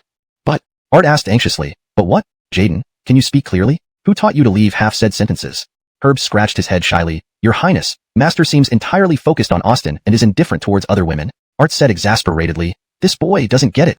A man should have 3 wives and 4 concubines. Herb muttered. Isn't it that you only married lady yourself? Art smacked Herb on the head. Jaden, what are you talking about? Can you not differentiate? Don't you know that Jason's mother? Suddenly, hooves were thundering from afar. The ones atop the walls were momentarily stunned, but then burst into joy. The sounds grew louder, suggesting that tens of thousands of horses were galloping. Could this truly be Jasoner? Doubts clouded Art's mind. A cloud of dust covered the horizon as the soldiers stretched their necks, gazing eagerly into the distance. Abelardo, Garrett, Trisherkill, Quentin, and others hurriedly climbed the city wall. Quentin shouted, Is it Louisy returning? It can't be the Monhu, right? Trisherkill responded, Nonsense. Why would the Monhu attack now? It must be Louisy. As they got closer, everyone's hearts raced, palms sweating. From within the rising dust, a lone rider emerged first. Riding a magnificent Akeltek, clad in black iron armor, with a lion helmet and beast belt, his red cape and helmet plume fluttering in the wind. The horse like a dragon, and the man like a tiger. He was Pierce. London till Lord. London till Lord. The entire Queenian Lewis city cheered. Behind Pierce, an awe-inspiring army in black broke the serenity of the grassland. Lewis family army. Lewis family army. Art, tears streaming down his face, murmured, Charles Isser, did you see? Our son has grown up. He is a great hero. Herb reminded, Your Highness, we should go out of the city. Art immediately agreed, Let's go. We will welcome the hero home. The city gates opened wide, led by Art. The generals slowly marched out of the city. 3 miles outside the city, the Black Army halted abruptly. Pierce dismounted, leading his generals forward. Old man, I'm back. Welcome home. Father and son embraced warmly. Jasoner, are you hurt anywhere? Let me see. Old man, rest assured, I'm fine. Not even a scratch. That's good, that's good. Louisy, how could you not take us along? Trisherkill complained. Brinlea, Louisy, how do you plan to compensate us? Quentin chimed in. Flanking them, Garrett also had a wistful look. Pierce waved his hand grandly, 1 Akeltek each as compensation. The trio stared with wide eyes. Wow. Louisy, did you strike gold? Where's my Akeltek? Meanwhile, Art greeted Hattie. Commander Charlison, thank you for protecting Normanor throughout the journey. Please accept my gratitude. Hattie stepped aside gracefully. I am his personal guard captain. This is my duty. Art chuckled. Commander Charlison, sometimes Jasoner can be dense. Please don't mind him. If he offends you, come to me. I'll help punish him. Hattie felt a bit confused. What did this old man want to say? After the greetings, Pierce pulled Art aside. Old man, I have a gift for you. Oh, what is it? An Akeltek? Give your old dad 10 or 8 of them so he can form a stable. Old man, dreaming. Pierce clapped, and a guard presented a circular package. Inside was a preserved Eugene human head. Upon revealing the head, the atmosphere turned somber. Pierce said, Old man, that barbarian dog dared to scheme against you. I brought back his head. Art exclaimed, Well done. This generous gift is accepted. Jasoner, what about the Lange tribe? Pierce replied coolly, Annihilated. Mud, Braden, and Dimitri all raised their thumbs in unison. Dominant. Truly befitting our leader. Pierce clapped again, and Alexei brought forth a scruffy-looking barbarian. Old man, recognize this guy. You're Chelly Charlison. Art's eyes widened. Chelly Charlison fell to his knees instantly. Che, spare my life. I shouldn't have plotted against you. I was wrong. I'm no longer human. Then, he slapped himself repeatedly. Pierce laughed. Old man, you can retire honorably now. Stay in the capital quietly, without causing me any trouble. The scene was dead silent. Art asked shakily, Jasoner, what exactly did you do? Pierce said calmly, I destroyed the Monhu because they schemed against you. Destroyed? Destroyed? Everyone in Queenian Lewis City was in shock. Only now did they notice the bloodstains on the armor of the 10,000 Lewis family iron cavalry. How many people must have died? Alexei boasted proudly, Old Lord, now this grassland belongs to us. Master plans to raise horses here. Pierce scolded, What nonsense? It belongs to Phalon. Are you plotting a rebellion? Alexei laughed, Same thing, same thing. Master, you marrying the Moxie means the Moxie is part of the Lewis family. Isn't Phalon ours too? Pierce complained, Old man, snap out of it. Quickly order hot water for baths. We haven't bathed for a month, and we stink. Art took a deep breath. Jasoner, you accomplished something extraordinary. Pierce rolled his eyes. Extraordinary, my foot. If it wasn't for you, old man, I wouldn't have bothered. All I want is to make some money, care for my insecure subordinates, and toy with the Moxie. In the future, whoever wants to deal with such, smiling warmly at everyone. Since he was capable, the others accepted him readily. Platters of barbecued food, simmered lamb soup, and beef offal were continuously served. Large vats of green ant wine were freely provided, along with fresh pickled vegetables and crispy salted peanuts to complement the drinks. Everyone drank and ate heartily, enjoying themselves immensely. Alexei, Evander, and Johann were enthusiastically recounting their battles with the 15,000 Lewis family cavalry in the grasslands. You can't imagine how amazed the 30,000 barbarian light cavalry looked when they saw the cliff face that appeared out of nowhere. It was like waking up to find your wife turned into a grunting sow. Eugenek thought he could challenge us, but after our charge, his 15,000 barbarian cavalry crumbled and scattered. The craftiest were the Blue Wolf tribe. They fled as soon as they saw us. Our light cavalry chased them for 3 days and nights, finally catching up to them on a frozen sea and eliminating them. Hey, we each had 5 horses. They had no chance of escaping. The crowd in the tent gasped in awe or cheered loudly, sometimes even standing up in excitement, making it more entertaining than any play. Pierce wasn't interested in their storytelling and engaged Hattie in private conversation. As they leaned close, he caught the scent of plum soap, hinting she had just bathed. Charlison Commander, I admire you for enduring this month. Allow me to offer you a cup. I cannot drink alcohol. Huh. Indeed, Pierce had never seen Hattie drink. She usually preferred osmanthus wine, which wasn't available here. Charlison Commander, may I speak frankly? As someone destined to become a general, how can you not drink? A general who can't drink doesn't sound quite right, does it? Hattie nodded. You have a point. Are you sure you want me to drink? Without hesitation, Pierce replied, drink. Here's to us. After drinking the cup, 2 rosy cheeks appeared on Hattie's snow-white face, stunning Pierce. By the 3rd round of drinks, Pierce stood up. At the same time, guards blocked anyone from approaching. We're all family here, so I'll be straightforward. These words moved Gerard greatly. Others took it as a matter of course, except for Garrett, Trisherkill, and Gordon Delfino. Most were veterans of the Lewis family. This battle has been a success for all of us. We should all return to the capital for recognition. But regarding Queenie Anyang, Abelardo immediately volunteered, Bray, I'll stay behind. Ari also spoke up, Bray, let me assist Brother Fong. Pierce was delighted. With Uncle Fong and Uncle Queenie handling things here, Queenie Anyang will be secure. Rest assured, your contributions won't go unnoticed. Whatever Bray decides. I've brought back 60,000 war horses. The 10,000 Lewis family cavalry need 20,000 horses. I plan to use the remaining 40,000 horses to form a 20,000-strong Lewis family light cavalry. Excitement filled the room. Leading the Lewis family army in battle was every general's dream. Priority will be given to select bowmen and horse riders from the current 30,000 northern infantry. Any shortfall will be recruited from Queenie Enzu. I plan to transform this city of Queenie Anyang into a city of cavalry, with the vast grasslands outside as the training ground. A city of cavalry referred to a town garrisoned by cavalry. Uncle Fong and Uncle Queenian, I entrust the selection and recruitment of cavalry to you. You will be the main and deputy commanders of this new Lewis family light cavalry. Understood. All present regretted not staying now. In Pierce's plan, the Lewis family heavy cavalry would be an impregnable force clad in heavy armor. The light cavalry would wear better protected light armor, allowing them to move swiftly. Turning to Gerard, Pierce continued, County Magistrate Wong, upon my return to the capital, I will recommend you as the governor of Queenians. Gerard was overjoyed. Thank you, Bray. I will serve you loyally, no matter the cost. This was a public commitment now, and with Pierce's contributions, it was virtually guaranteed. Pierce felt confident because the previous Queenie Enzu governor had fled at the news of the invasion. Pierce wanted to establish Queenie Enzu as his stronghold, controlling both military and governance to have complete control and freedom. The prefectural city of Queenie Enzu, Queenie Inching County, was not far from Tongxiang County, making it easy to manage. There is something you can start planning immediately. Brinley's, Bray. What is it? I plan to turn the vast grasslands outside Queenie Anyang City into a horse breeding area for our kingdom. You can gradually relocate some displaced Queenie Enzu residents to the grasslands, providing basic living supplies, and turning them into herders for our empire. This should be voluntary, not forced. Persuade them with reason and emotion. Pierce didn't want to force Han people into a lifestyle associated with nomads, tarnishing his reputation. Please rest assured, the northern Queenie Enzu residents traditionally practiced herding. Only because the grasslands in the north are barren did they have to grow crops. Being able to graze on rich grasslands would delight them. Excellent. Finally, Pierce asked Art, Father, is there anything you'd like to add?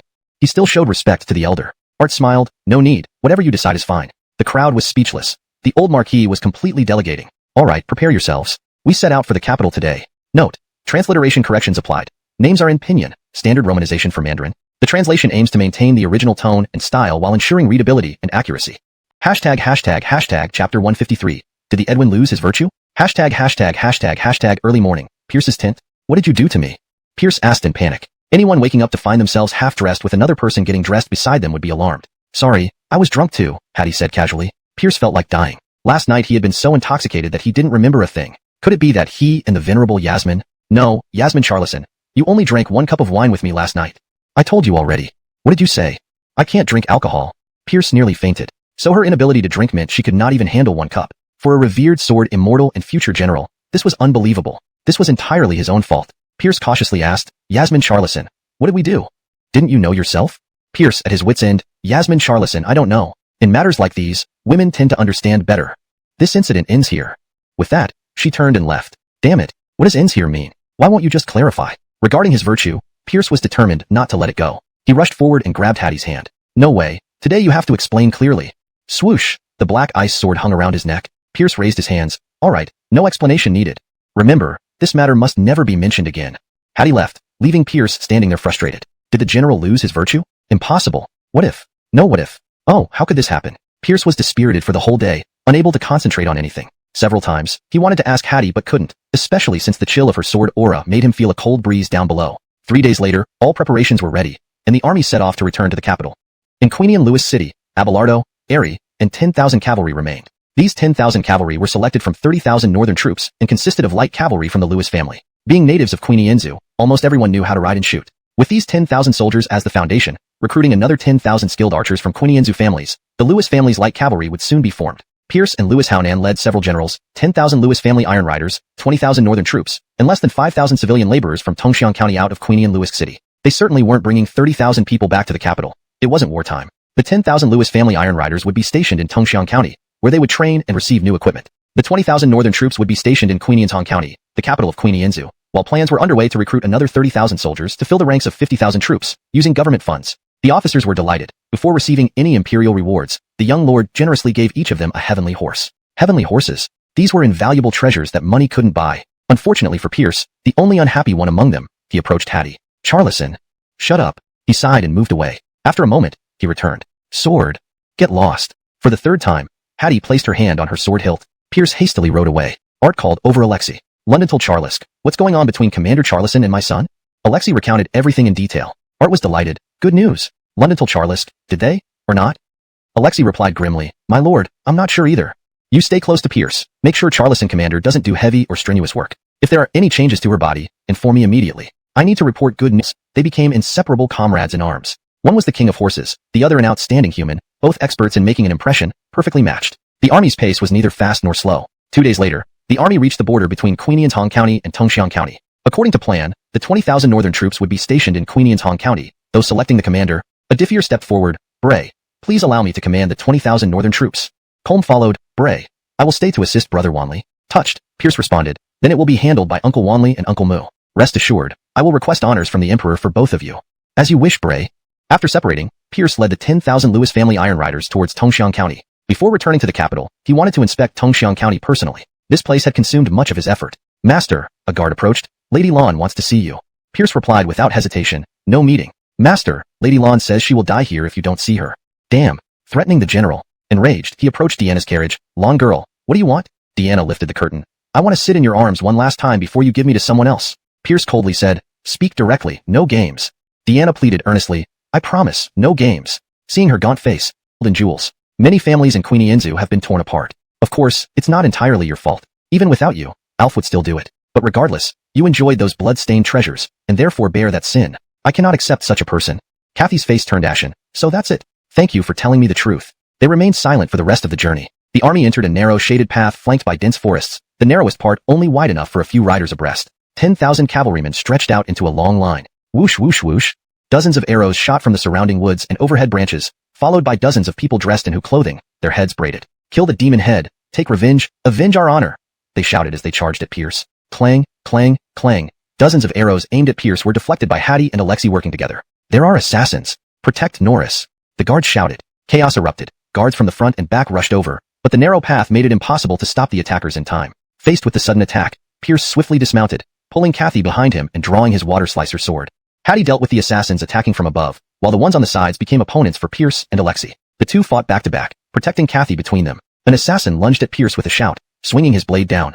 Pierce met him with an equally fierce strike. Clang! The assassin's curved sword was sliced in two. At a crucial moment, the assassin dodged the long sword and thrust the broken blade toward Pierce's chest. Pierce used a move from the cold blade technique, turning the sword in an improbable arc, slicing the assassin down. Blood splattered all over him. He had practiced this style for some time, and could now wield it skillfully. Without pause, another assassin attacked with lightning speed. Pierce parried calmly. Clang! The assassin's curved sword wasn't cut but chipped. The weight felt like he was under a boulder. The assassin twisted his blade, pressing it against the water slicer, aiming for Pierce's right hand. Sparks flew from the friction. To avoid losing his fingers, Pierce had no choice but to drop his sword, which left him vulnerable. Pierce quickly abandoned the sword, using the momentum from the assassin's aging stance, leveraging him with a Tai Chi-like technique, and kicking the water slicer's hilt. The assassin was impaled. Another assassin tried to take advantage of the moment, but Pierce pushed the corpse toward him, delaying his attack while retrieving the water slicer. The assassin rolled, sweeping his knife at Pierce's legs, an unexpected and treacherous move. But he forgot one thing. Pierce wore iron boots, not straw shoes. Pierce kicked the blade away, nailing the attacker to the ground with his sword. In these few breaths, surge of anger. Clear the way. He scooped her up, mounted a horse, and raced to the medical corps at the rear of the army. Holding Kathy, who was coughing blood and clutching his shirt, he said, You saved my life. Brinley's, I owe you. Don't talk. She shook her head. Edwin, by killing the whole grassland, you've avenged Quinienzu's people. You're still their protector. Saving your life might indirectly repay my sins. Brinley's, you've paid your debt. You don't owe Quinienzu anymore. Coughing blood, she smiled. Can I stay by your side then? Sure. I won't chase you away. Hold on. Smiling, she closed her eyes. Pierce finally reached the medical corps. Terrence, Prepare tools and medicine. I need to perform surgery now. Terrence grimaced. Norris, we've run out of silk thread and alcohol. We can't operate. Pierce panicked. Give me the vulnerary ointment first. After applying the ointment to stop the bleeding, Pierce carried Kathy and rode straight for Tongxiang County. It was just over 100 kilometers away, and Black Absolution's speed could get him there in an hour. Everything he needed was in Tongxiang County. Please let us make it in time. He instructed the chasing Alexei. Alexei, explain to the old man. I'll go ahead. Then, with several dozen guards, he galloped off into the distance, getting their triumphant return. Jake beamed. Triumphant? We won. The guard replied matter-of-factly. Of course. With both His Excellency and Norris personally leading the charge, these barbarians have no choice but to submit. Great. Queenie Enzu is finally safe. Old Huang, don't you underestimate our master and the Lewis family cavalry? Let me tell you, in this battle, we rode all the way to the barbarian court with master. From now on, the entire Queenie Enzu and the grasslands belong to us, the Lewis family army. What did you say? Outside the clinic, Pierce dismounted swiftly, cradling the barely breathing Kathy as he rushed inside. Hadden Fan, he shouted. Teacher, hearing the familiar voice, Jessica, her hair messy from the lab, dashed out excitedly. Hadden Fan, get the tools and medicines ready immediately. I need to perform surgery, and you'll assist me. Jessica also saw Kathy in Pierce's arms, realizing it wasn't time for pleasantries. Teacher, this way. She guided Pierce to the operating room. Pierce ordered the guards who had followed closely. Guard this place. Let no one in. Understood. Pierce and Jessica plunged into the operating room, laying Kathy on the surgical table. Ignoring everything else, Pierce tore off Kathy's top, examining her wounds carefully. The arrow had pierced through her left chest, emerging from her back. The frantic ride had been careful, but she had still lost a lot of blood, soaking her clothes. Pierce felt a chill. If it hit her heart, even a god couldn't save her. Moreover, such a massive blood loss meant she needed a transfusion. Anxiously yet composed, Pierce realized he might be her only hope, while Jessica was still too inexperienced. Meanwhile, the nimble Jessica had prepared all the necessary tools and medications. Scalpels, sutures, mulberry thread, wound healing powder, alcohol, distilled water. Pierce was about to give Kathy strong liquor, but couldn't find any. Jessica held up a small glass bottle. Teacher, this is the anesthetic I made based on your recipe. It has been tested on bandits. 1 gram provides local anesthesia for half an hour. She then showed a rudimentary glass syringe. Teacher, this is the syringe I made. Pierce praised. Hadden Fan, you did great. Ordinary anesthetics were simple, mainly consisting of datura flowers and strong liquor. Having been busy, Pierce had handed over the basic formula to Jessica, who surprisingly perfected the recipe and produced the anesthetic. Truly a prodigy healer. London-wise, crafting the syringes required precision. Jessica grinned. Thank you, teacher. After some thought, Pierce injected 5 grams of anesthetic directly into Kathy. Taking a deep breath, he looked at Jessica. Are you ready? Brinley's. Begin. Since the arrow had penetrated her body, pulling it directly might cause more damage. He first cut open Kathy's chest with a scalpel, while Jessica used the syringe to rinse the blood pouring out. Opening her chest cavity, Pierce finally examined the internal damage. Relief mixed with anxiety flooded him. Relief because the arrow grazed the edge of her heart without piercing it. Anxiety because it punctured her left lung and broke a rib before exiting. Jessica gasped. Such severe injuries were beyond her capabilities. Only her teacher could handle this. Pierce said to Jessica, Hadden Fan, didn't you want to learn blood transfusions? Now, I'll teach you. Excited yet nervous, Jessica replied, Teacher, please tell me. Pierce first made saline solution using fine salt and distilled water, adding a few drops of Kathy's blood. Hadden Fan, take this saline solution and find my guards outside. Take a drop of blood from each. If anyone's blood is compatible, it means they can donate. Each person can only give 200 grams. Understood, teacher. Pierce started preparations by fashioning a simple 4 setup with glass bottles. Blood relation with the guards outside? Who told you that? But their blood can mix. Doesn't that mean they're related? Pierce explained, blood compatibility only means they share the same blood type, not that they are family. Also, this method isn't entirely reliable and carries some risks. Teacher, what is a blood type? Blood type refers to different categories of blood. Humans have 5 types: A, B, O, AB, and RH. People with the same blood type can receive transfusions from each other, but those with different types cannot, or it could be fatal. Jessica's eyes sparkled. Teacher, you know so much. Of course, your teacher knows everything. Jessica hugged Pierce's arm playfully. Teacher, I'm so lucky to meet you. Pierce stroked her head. I feel fortunate to have met you too. Oh, right, teacher. Hadden Fan has made penicillin. Really? Pierce was overjoyed. Kathy had just completed surgery, and thanks to the blood transfusion, she wasn't at risk of bleeding out anymore. Now, the only issue left was the potential infection of the wound. If she had penicillin, her chances of survival would increase significantly. However, what? Some bandits who received injections still died, while others survived. Hadden Fan doesn't understand why. Pierce thought for a moment and asked, was a skin test conducted before analysis? This isn't harming them, it's helping them. Teacher, really? Pierce stroked her head. Of course, teacher never lies. Jessica instantly lit up. Pierce smiled happily. Teacher said that if you could make penicillin, teacher would grant you anything. What do you want? Jessica replied without hesitation. I want to go back to the capital with teacher, to learn medicine and ask questions anytime. Pierce waved his hand. No problem. Go home and get ready. We'll leave in 2 days. Jessica said cheerfully, there's no need to prepare. All my things are here in the lab. We can move them all at once. Looking at the cluttered laboratory full of bottles and jars, Pierce smiled bitterly. All right then. Pierce sat by Kathy's side, holding her cold hand. quietly observing the woman he had never seriously examined before. A grand welcoming ceremony took place in Tongxiang City. Everyone in Tongxiang County who could attend came, lining up for miles along the roads. "Welcome back, Marquis."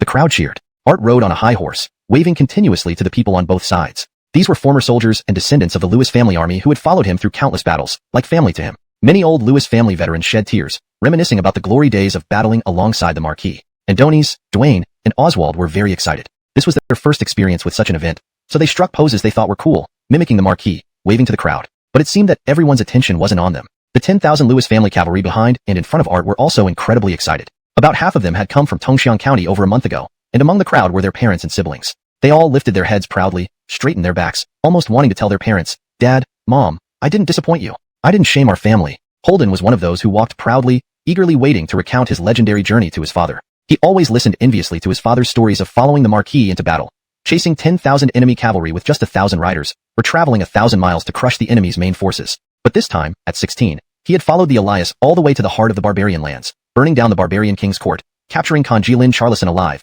destroying the entire barbarian presence on the grasslands, turning the entire region into a pasture for the Lewis family army. His father would surely be so proud, patting him on the shoulder with pride, saying, "Good boy, worthy of the Lewis family." His brothers and sisters would idolize him, begging him to tell them about the many battles along the way. Xiaomei at the corner shop would surely look at him differently now.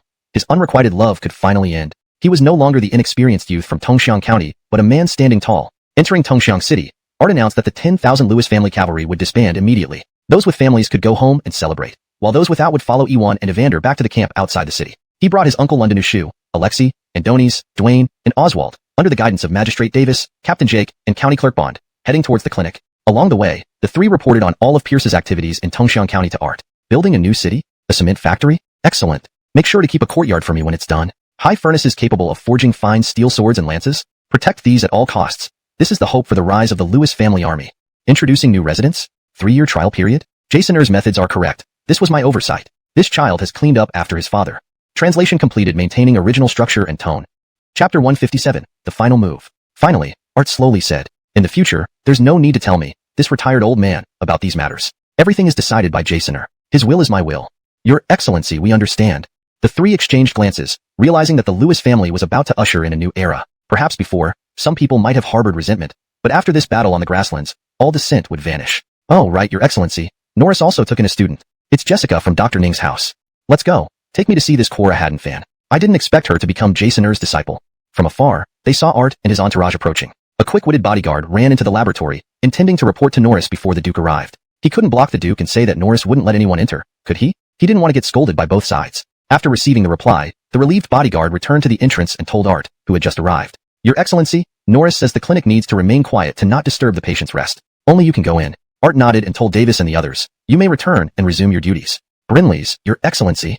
Art strode into the clinic, leaving Adonis, Dwayne, and Oswald bewildered. Alexei pulled at the bodyguard, asking, "Did Bray not allow me in?" The bodyguard bluntly replied, "But Bray didn't allow you in either."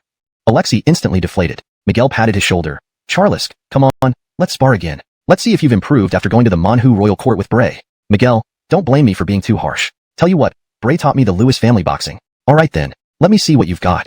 Needless to say, Alexei once again ended up getting thoroughly thrashed by Miguel. Entering the clinic, Jessica brought over a stool for Art. "Jerome, please sit." Art smiled. "Haddon fan has grown up. How is your father doing?" Jessica's father, Ning Feng, was the military doctor of the Lewis family army and a renowned divine physician who had repeatedly saved the heavily wounded Art from the brink of death. "He's fine. Last month, he even went up the mountain to gather herbs." Art smiled and nodded. "That's good." He walked over to Pierce and looked at the unconscious Kathy. "Jason Er, since this woman saved your life, you cannot drive her away. We must not let others say our Lewis family forgets kindness." Pierce nodded. "Don't worry, old man. I won't." "How is she now?" "The arrows have been removed, but her injuries are severe. She has a frail body, so it's hard to say whether she can pull through." Although this woman is from the Hu tribe, she has done a great favor to our Lewis family and holds deep affection for you. If she wakes up, you cannot betray her." Pierce made no comment. Art sighed and stopped persuading him. After all, this matter also involved an emperor, something he could do nothing about. With a bruised face, Alexei hurried in and whispered, "Your Excellency Bray, Commander Charlison has returned." Instruct touched her forehead, noticing signs of a low fever, and quickly fetched warm water, dampened a towel, and placed it on her forehead. He also gave her some saline solution to replenish fluids and electrolytes. On the other side, Jessica, who had learned the long-desired blood transfusion technique and perfected the use of penicillin, was taking notes. She occasionally came over to ask Pierce questions, which he patiently answered. Half a day later, Kathy fluttered her long lashes and opened her eyes. Seeing the general she adored, she smiled sweetly. Pierce smiled too, his heart finally settling. "Edwin, Did you save me? Brinley's. Are you thirsty? A bit. Pierce fed her some saline solution. Edwin, I knew you were always by my side. It gives me peace of mind. Don't worry. I'll always be here from now on. Great. Pierce hesitated but couldn't hold back. Nayland, I have a question. Answer only if you wish. No matter your answer, I won't blame you. Edwin, go ahead. Pierce slowly asked. Was the reason you rode with me because you knew someone was going to assassinate me? Kathy didn't hesitate. Brinley's. How did you know? Gordon used a secret language to pass me a message, like bird calls. None of you noticed. Gordon was commander of Chirichin's covert unit, and they didn't hide the code from me when they created it. What did he tell you? He wanted me to stab you from behind during the chaos of the attack. Pierce drew a sharp breath. So, Kathy was the final move in this assassination plot. He realized he shouldn't underestimate anyone, or he wouldn't know how he'd die. Why didn't you do it? Instead, you shielded me from the arrow? Edwin, isn't it obvious? Because I love you. But I massacred the entire Manchu tribe. You're who? Don't you hate me at all? Edwin, as I said, we children of the prairie admire the strong devouring the weak. Gordon tried to assassinate you because Chirichin saved him. I'm merely Chirichin's toy. I have no duty to die for him. Also, Edwin, have you ever loved someone? If you truly love her, you would forgive her even if she hurt you. Images of the dog emperor flashed in Pierce's mind. He shook his head to clear it and said to Kathy, rest well here. Once you recover a bit, I'll take you back to the capital. Okay. Kathy beamed happily. Chapter 158. Truly worthy of being my man. London Engsub, Normanchung. Boulders flew and arrows rained down as wave after wave of Charleston soldiers scaled the walls with ladders, braving weapons and arrows to climb upwards. On the city walls, Phaelon troops threw rocks and poured molten metal onto them. Whenever a Charleston soldier appeared over the wall, they were met by spears stabbing from all directions. The intense battle continued until evening, and once again the Charleston army retreated without success. This siege had lasted nearly 2 months. The Phaelon side lost 20 to 30,000 men, while the Charleston side lost around 50,000, 40,000 under Kip's command, and only 10,000 under Germain. Even a blind man could see something was amiss. Kip could no longer contain his frustration. After sounding the retreat, he stormed into Germain's tent in a fit of rage. Edwin London, please give me an explanation. Germain remained calm. Edwin Ming, what explanation do you need? While we agreed to take the lead in this attack, that does not excuse your troops for being inactive. Edwin Ming, you are mistaken. If my troops were idle, how would we have suffered 10,000 casualties? Kip fumed, but our side has already lost 40,000 soldiers, and those who are injured can barely fight. Meanwhile, your 90,000 strong force remains intact. Germain sneered. With the same number of men attacking the same city, if your losses are so heavy, shouldn't Edwin Ming consider his own shortcomings before questioning this general? Kip was furious but helpless. Edwin London, given our heavy losses, we cannot continue the attack. We will return to our country to regroup. Here it is left to you. Good luck. With that, Kip stormed off. Forces. The nearly 300,000 strong Charleston army stayed under Normanching for 3 days before withdrawing to Charleston territory, almost suffocating the remaining 7 to 8,000 Western Phaelon forces. Standing under Normanchung, Edwin Kip proudly declared to the Phaelon troops, hear me well, the next time I come to Normanchung, the city will fall. That day is not far off. On the city walls, Ingram's face darkened.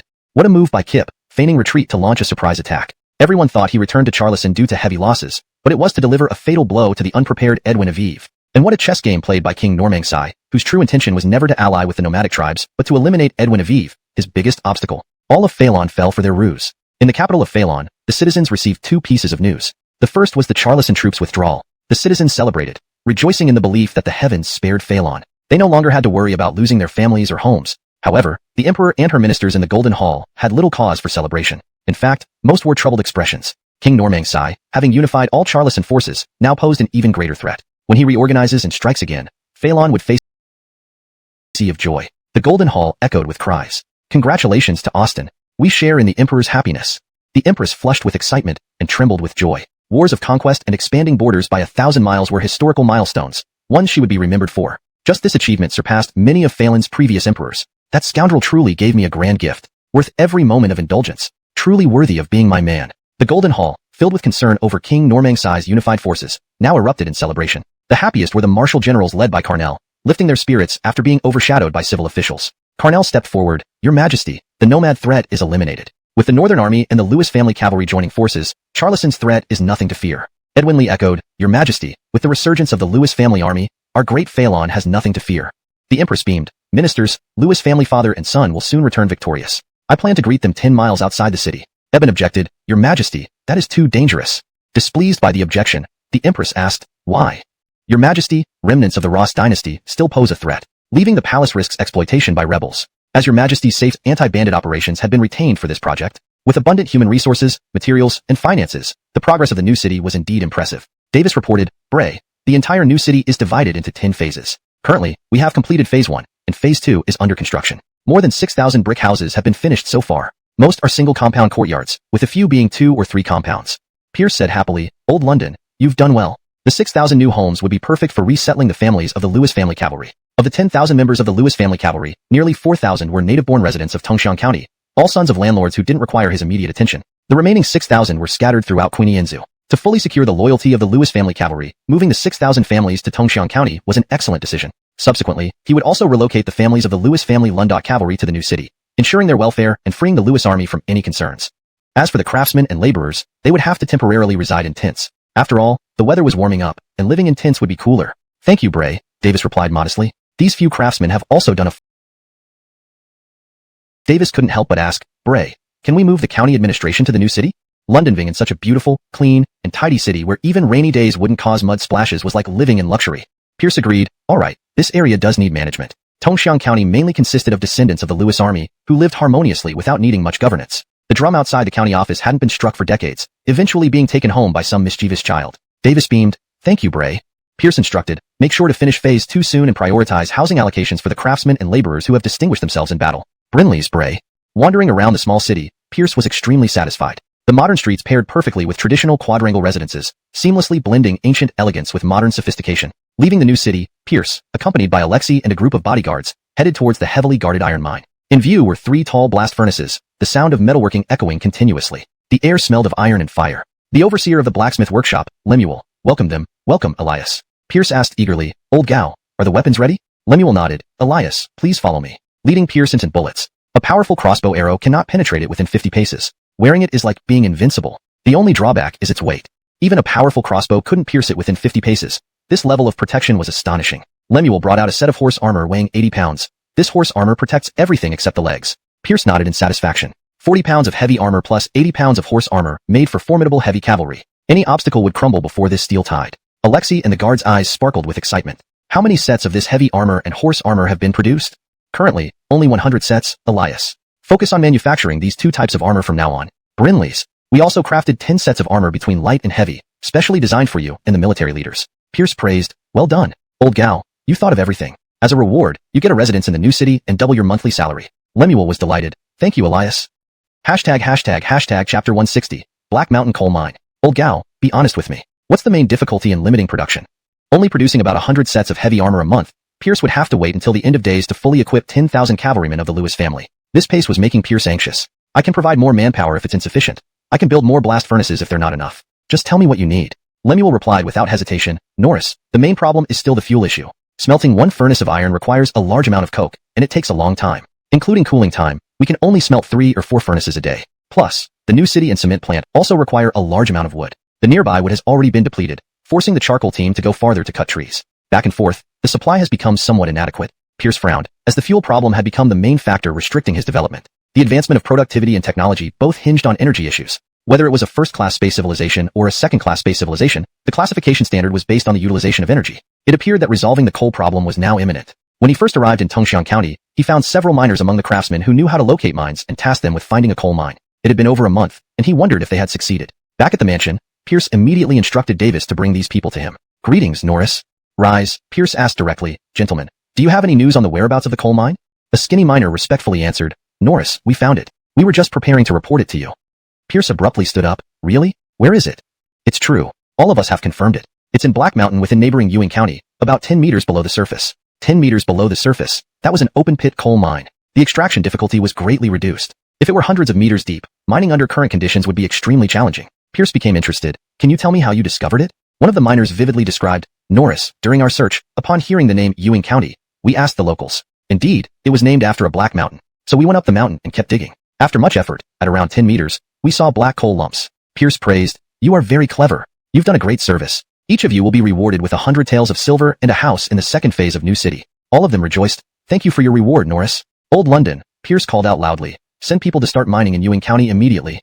Davis looked troubled. Bray, with building the new city and mining coal, we lack enough manpower. Pierce waved his hand. If there's not enough manpower, recruit another 30,000 civilian workers. Our family has vast resources and doesn't lack a few silver coins or a bit of grain.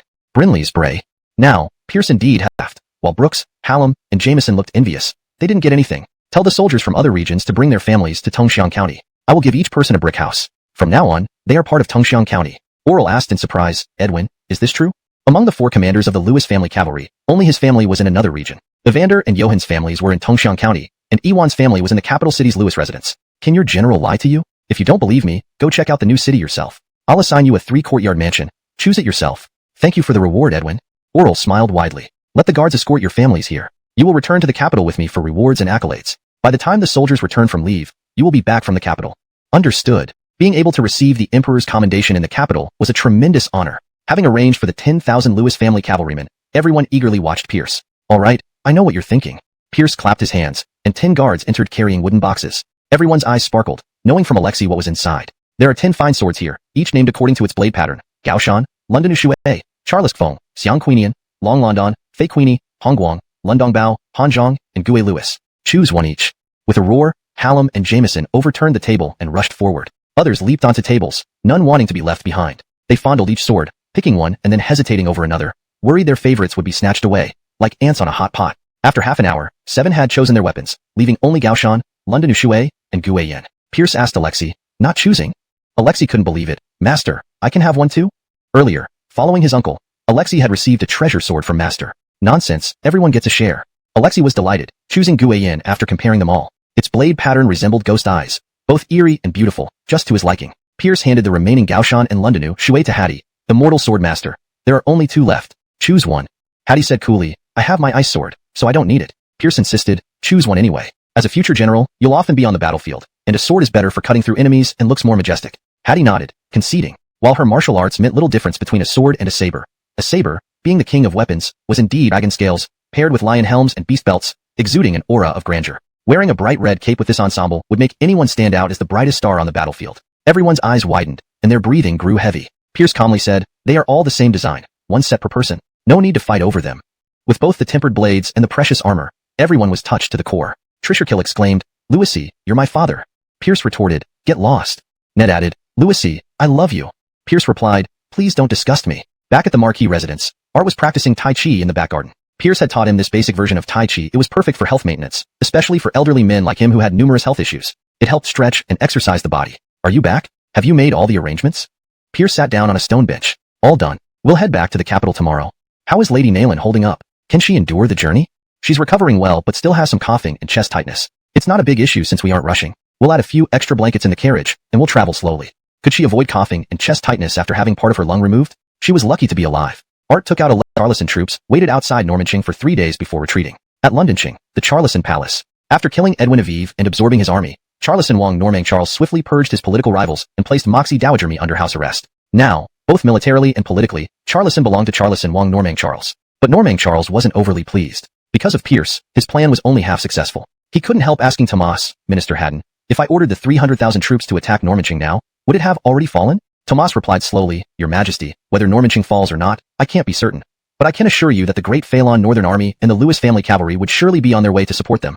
The Lewis family cavalry. Initially, when Charleston almost wiped out Phelan, it was the emergence of the Lewis family cavalry that decisively turned the tide and forced the invincible Charleston troops into retreat. Facing the fearless Lewis cavalry, even the Charleston elite forces shuddered. Normang Charles protested, Is the Lewis cavalry really that strong? Though they defeated us initially, weren't they almost entirely wiped out too? Tomas explained, Your Majesty, let's leave the past aside. Focusing on the current Lewis cavalry, 5,000 warriors swept across the entire steppe, 300 National Dukes Guards led by Moody, Trisherkill and Ned, plus various officers and 24 medical apprentices. At the rear of the convoy was a luxurious 4-wheeled custom-built carriage, where 2 people lay.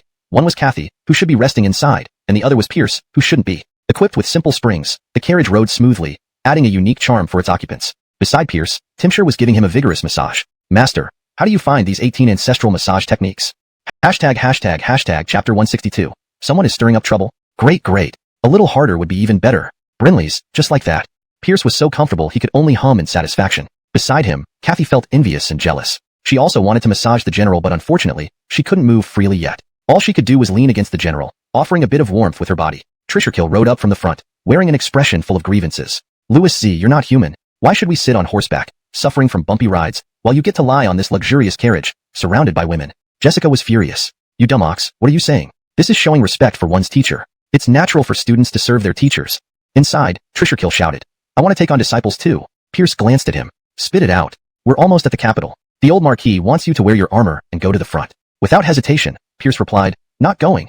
The old Marquis says if you don't go, he'll immediately return to Queenie Anyang City to tend horses. Damn it, you old man, threatening me. With no choice, Pierce allowed Alexei to help him put on his 30-pound shiny new armor before riding slowly forward on Black Jew. At the front of the formation, Art led a group of generals, each polishing their armor to a dazzling shine, sitting up straight and trying to look as dignified as possible. Pierce reluctantly said, "Old man, you're the commander-in-chief and Marquis of Pinyin. This war is your battle. Why call me here? I'm just a 5th-rank minor general, though my title sounds mighty, just like me." Art cursed. "Brat, stop babbling." Ned excitedly asked, "Do you think Austin will personally come out 10 miles to welcome us?" Trisherkill replied, "Of course. This is a great achievement that expands our territory." Evander added, "Our great Phalon hasn't had anyone accomplish such feats in decades. It's certain that the Emperor will greet us with his officials." Johann exclaimed emotionally, "Do you think the old Marquis might be granted a National Duke title this time? Lord Lewis should at least become a Marquis, right?" Garrett nodded. "It's definite." Nothing. Art's face flushed red. This was being slapped in the face. If it weren't for Carnell waiting with a squad of guards, they might have thought they got the date wrong. All smiles disappeared. Carnell welcomed them. "Welcome back, Marquis of Pinyin." Art managed to smile. "Thank you, Duke. Let's go into the city. The Emperor and officials are awaiting us in the Golden Hall. Let's hurry. We dare not keep the Emperor and officials waiting." Entering through the North Gate, there were no throngs of people. Citizens went about their business, and some even glared at them disdainfully, even spitting. Everyone's heart turned cold. The greater the expectation, the greater the disappointment. Disappointment pooled into a sea in everyone's hearts. Pierce finally gained a bit of composure. If the Emperor wouldn't come to greet them, and even the citizens weren't there, something was off. Clearly, someone was stirring up trouble. He moved closer to Carnell. "Duke, what's going on?" Carnell sighed. "Those damned civil officials. Initially, the Emperor intended to greet you outside the city, but they persuaded him not to, citing remaining Ross rebels and security concerns. I compromised and tried to arrange a grand victory ceremony, but they spread rumors in the capital that you had massacred innocent people on the plains, calling you executioners and butchers. They said that our great Phalon prides itself on virtue and shouldn't encourage such atrocious action. Despite being besieged under Normantion due to momentary carelessness, your achievements outweigh your mistakes. You are hereby appointed as Edwin who pacifies the nation, awarded 1,000 taels of gold, 100,000 taels of silver, 10,000 dan of grain, 5,000 bolts of silk, and 5,000 pieces of cotton." Upon hearing the reward, everyone froze. No dukedom. This Edwin who pacifies the nation sounded impressive, but was only a 2nd-rank honorific post. As a frontline general, the title Edwin of Conquering the West was more substantive. This was an obvious promotion in name, but a demotion in reality. As for the gold, silver, grain, silk, and cotton, those were just extras. At this rank, who would care about these tens of thousands of taels? Unchanged nobility, demoted in reality. This was the reward for conquering a nation and expanding the borders? ##### Chapter 163, a bitter reward. The rewards were still being announced. Edwin Pierce, renowned for your wisdom and strategic prowess, you have swept away the front lines of the barbarian tribes and triumphed in numerous battles across 1,000 miles. Although there have been acts of mass civilian slaughter, your contributions outweigh your faults. You are hereby appointed as Northern Commander with the rank of Viscount, and granted the Black County and Quinienzu as your fiefdom. You will also receive 1,000 ounces of gold, 10,000 ounces of silver, 10,000 bushels of grain, 5,000 bolts of silk, and 5,000 yards of cotton. Everyone was dumbfounded again. No Marquis title, just a Viscount. This position as Northern Commander is only a 4th-grade official rank. Is this the reward for traversing thousands of miles, capturing the Khan of the Grasslands, annihilating the barbarian forces, and expanding territory by 1,000 li? Gerard, Magistrate of Muyuan County, who successfully defended Muyuan County and Quinianyang City. Appointed as Governor of Quinienzu, rewarded with 100 ounces of gold, 10,000 ounces of silver, 1,000 bushels of grain, 500 bolts of silk, and 500 yards of cotton. A county magistrate's reward ranks 3rd, simply because he is a civil official? Hattie, Commander of the Imperial Guards, who led the campaign against the barbarians and performed meritoriously in battles spanning 1,000 miles. Appointed as Martial Guard Edwin, rewarded with 100 ounces of gold, 10,000 ounces of silver, 1,000 bushels of grain, 500 bolts of silk, and 500 yards of cotton. Commander of the Imperial Guards is a 5th-grade official rank, while Martial Guard Edwin is a military rank within the Imperial Guard system, at a 4th-grade rank. Hattie's promotion of 2 grades clearly showed that Moxie gave due respect to Yasmin. Garrett, Captain of Anshi, who played a significant role in the battles against the barbarians. Appointed as Brigadier Edwin, granted the rank of Baron, rewarded with 100 ounces of gold, 10,000 ounces of silver, 1,000 bushels of grain, 500 bolts of silk, and 500 yards of cotton. Captain Trisherkill of Western Regions, who performed significantly in battling the barbarians. Appointed as Brigadier Edwin of Righteousness, granted the rank of Baron, rewarded with 100 ounces of gold, 10,000 ounces of silver, 1,000 bushels of grain, 500 bolts of silk, and 500 yards of cotton. Captain Gordon Delfino of Western Tribes, who performed significantly in battling the barbarians. Appointed as Pacifying Brigadier Edwin, granted the rank of Baron, rewarded with 100 ounces of gold, 10,000 ounces of silver, 1,000 bushels of grain, 500 bolts of silk, and 500 yards of cotton. Everyone was astonished. It wasn't because the rewards were too small but rather too excessive. Originally just 7th-grade captains, these 3 were suddenly promoted to 4th-grade brigadiers general. Though not substantive positions, the leap from 6 ranks lower was truly astonishing. Moreover, they didn't accompany Pierce on his campaigns across thousands of miles. Their battle achievements were clearly not enough for ennoblement. Could it be because their fathers were all national dukes? Many couldn't help but think so. Deputy Edwins Abelardo, Airy, Adifier, Johann, and Colm have all performed meritoriously in combat. Appointed as various generals including Valiant Marshal Edwin, Mighty Marshal Edwin, vigorous Marshal Edwin, valiant warrior Edwin, and exemplary Marshal Edwin, rewarded with 3,000 ounces of silver, 500 bushels of grain, 100 bolts of silk, and 100 yards of cotton. Well, even summarizing the five's combat merits was skipped. The titles rose from deputy generals, 5th grade, to miscellaneous generals, 4th grade, seemingly a promotion but actually a demotion. Rewards of gold, silver, grain, silk, and cotton were cut to a third. Captain Ewan and Captain Evander, who crushed the barbarian vanguard and fought across 1,000 miles, are appointed as deputy generals, rewarded with 3,000 ounces of silver, 500 bushels of grain, 100 bolts of silk, and 100 yards of cotton. From 5th grade captains to 5th grade deputy generals, only a single rank promotion. Both serving as commanders of Lewis's cavalry, they had first swept away 30,000 barbarians, and then followed Pierce through dozens of battles. Brinley, they only received a single rank promotion? Don't worry, there are even more bitter ones yet. Warriors Alexei and Oral, who fought valiantly, appointed as Western Regions captain and Western Tribes captain, rewarded with 500 ounces of silver, 100 bushels of grain, 50 bolts of silk, and 50 yards of cotton. This perfectly matches the previous 7th grade captains Braden and Dmitri. Recall when Andonis, Braden, and Dmitri joined the Western Army without much effort, returned home, and were directly made 7th grade captains. These minor positions could easily be awarded for mere praise from high officials. Now, how must Alexei and Oral feel? When the announcements concluded, the Golden Hall fell into complete silence. Art slowly knelt down. Your old servant thanks your majesty for the rewards. He accepted without protest? Everyone in the hall found it unbelievable. Civil officials wore victorious expressions, while military officers looked enraged. Brinley, Pierce remained still. Others, seeing Pierce's lack of movement, did not intend to accept the rewards either. Pierce now understood these civil officials' sinister intentions. On one hand, they clung to every fault, no matter how small, of him and his father, relentlessly suppressing them in the Lewis family army. On the other hand, they generously rewarded Andonis, Braden, and Dmitri, portraying it as if they weren't intentionally suppressing meritorious officers. In reality, they aimed to sow discord between the Lewis family and the Jason and Gordon families, splitting the military power. Actions like discouraging the Moxie from leaving the city, spreading rumors to ruin the victory parade, and tarnishing their image in the capital, all to suppress the military. What Pierce didn't understand was what the Emperor...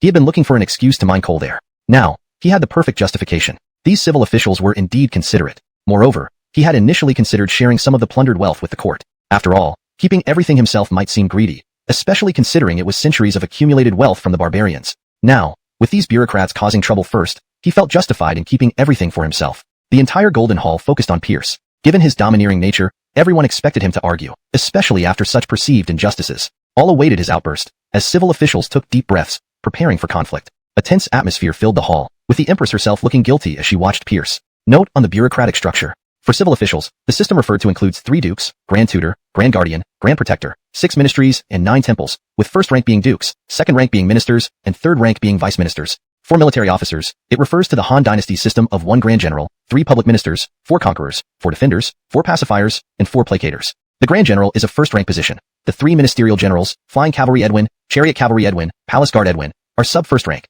The 4 conquerors are second rank. The 4 defenders are sub second rank. The 4 pacifiers are third rank, and the 4 placators are sub third rank. Chapter 164. Your servant thanks the Silas for the enfeoffment. The scene returns to the previous day. After reviewing the long-delayed enfeoffment plan presented by the 3 cabinet ministers, the Moxie flew into a rage. Carnell was equally infuriated, but outnumbered 2 to 1, he was powerless. The Moxie clenched her teeth. What do you mean by this?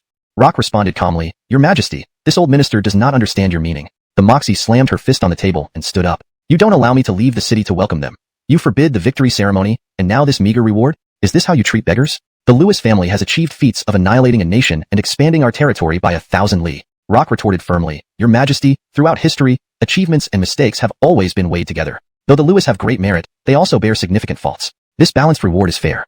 Explain their faults, she demanded. The Marquis of Pinyin, Art, through carelessness, fell for the barbarians' trap, leading to the heavy casualties of the northern army. Tens of thousands of northern soldiers were besieged at the foot of Norman Mountain, leaving the gates of Quinianzu wide open for the kind? What logic is this? Your Majesty, Phelan is a nation of virtue and propriety. We cannot stoop to the level of these savages who live off raw flesh and blood. How can we equate ourselves with them? Furious, the Moxie retorted. For the sake of self-righteous dignity and perceived superior civilization, you would let our people be slaughtered and raped, mercilessly denying them retribution? Who gave you this audacity? Rock remained silent, not because he lacked an argument, but fearing further words might cost him his position. Having experienced the ups and downs of power, he cherished his post dearly. Tyler stepped forward, Your Majesty, even disregarding humanitarian issues, we must prioritize national security. The Moxie coldly asked, Oh, what priority? Your Majesty, 20 years ago, Phelan almost disintegrated. The Lewis family's army turned the tide, defeating formidable enemies and saving Phelan from turmoil. Therefore, the 5 kingdoms fear the Lewis family. This recent victory over the barbarians will only intensify their anxieties. If Your Majesty lavishly rewards the Lewis, it may suggest a vendetta against them, implying plans to exterminate their people. Fearing this, they might unite against us. With Charlison already posing a threat, we cannot afford new enemies. Her fury instantly cooled. This led to today's bizarre scene in the Golden Hall. Pierce, in military attire, looked around as everyone held their breath. With a cold laugh, he declared loudly, "Your servant thanks the Silas for the enfeoffment."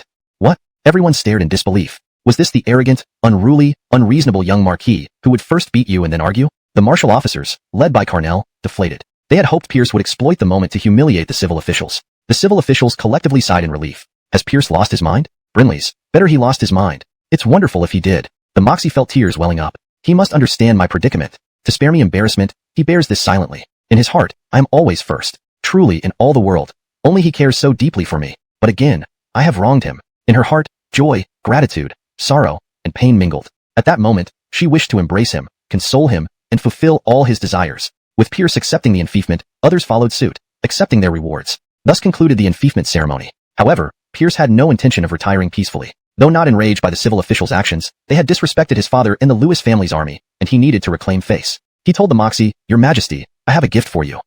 Chapter 165. I am settling a personal score publicly. Before the Moxie could speak, Pierce asked, "Your Majesty, all ministers, how do you think we should deal with Malcolm?" Minister of Rights Cosmo stepped forward. "Your Majesty, releasing Malcolm back to the steppes is like setting a tiger free in the mountains. It must not be done. However, he is the Khan of the steppes. Perhaps we should grant him a duke's title and let him retire peacefully in the capital." This was a customary practice for emperors dealing with conquered kings. First, it discouraged their enemies from fighting to the death during wars. Second, it left a potential exit strategy. If one's own kingdom were to fall, they could still lead a comfortable life as a duke. All the civil officials nodded in agreement, adhering strictly to tradition. The military officers felt some resentment. How could Pierce, who had captured Malcolm despite the enormous risk, not be ennobled? Why then, could this captured Malcolm receive such a lenient punishment? Brinley, they dared not protest. Otherwise, the civil officials would accuse them of disregarding the emperor's safety, something they couldn't withstand. The Moxie turned to Pierce. "Louis Zhonglong, what do you think?" As the captor, she needed his opinion. Pierce replied without hesitation, "I disagree with Minister Cosmo's suggestion. I have a better idea." A murmur ran through the civil officials. Cosmo shot Pierce a glance filled with reproach. This young man was so impolite. He finally had a chance to contribute meaningfully, yet Pierce wouldn't show him respect as an elder. On the floor, Malcolm trembled with fear. He didn't expect any mercy from this devil. The Moxie showed interest. "Louis Zhonglong, what's your idea?" Instead of answering immediately, Pierce began pacing around Malcolm, saying with a smile, "Your Majesty, esteemed ministers, I've heard that this great Khan has a particular hobby." The Moxie played along. "What is it?" "He enjoys decapitating beautiful Han girls." A silence fell over the Golden Hall. "And he makes wine cups from these heads. It's said drinking from these cups feels like tasting the golden elixir from a woman's lips." Everyone's faces paled. They couldn't believe Malcolm had such depraved habits. "After capturing his court, we found nearly 100 such cups." "How many exactly?" "Edwin Ewan, perhaps you can tell the emperor." Addressing Ewan last, Pierce recalled that Ewan had discovered and reported the skull cups. Ewan slowly responded, "Your Majesty, there were 156. Everyone in the hall glared at Malcolm. This was pure savagery. The Moxie, eyes blazed with anger. She hated anyone who harmed women. Malcolm tried to defend himself. "Your Majesty, this is false. Those aren't human skulls, but wild animal heads." Ewan retorted furiously, "Do you take us for fools, Malcolm? Can't we distinguish between human and animal skulls? Besides, how do you explain the hundreds of headless skeletons beneath your tent? Clearly, more than 156 Han girls suffered at your hands. You just succeeded in making 156 cups." Malcolm fell silent. Pierce declared, "Therefore, my idea is to make a wine cup from Malcolm's head too." In a flash, Malcolm's head rolled on the ground, blood splattering across the Golden Hall. The entire hall erupted in shock and horror. Waiting for the blood-cutter saber to stop dripping, Pierce sheathed his sword. He smiled, "Your Majesty, would you like to place Malcolm's skull cup in the Imperial Ancestral Temple as a relic? I'm sure our ancestors would be pleased to drink from a cup made from a barbarian skull." Rock trembled, pointing at Pierce. "Pierce, how dare you execute someone in the Golden Hall before everyone? And a Khan at that. You're lawless." Pierce sneered, "I've been lawless for quite some time now. Grand Tutor do, what are you implying? Though Malcolm committed great crimes, it wasn't your place to punish him. The capture was mine. Naturally."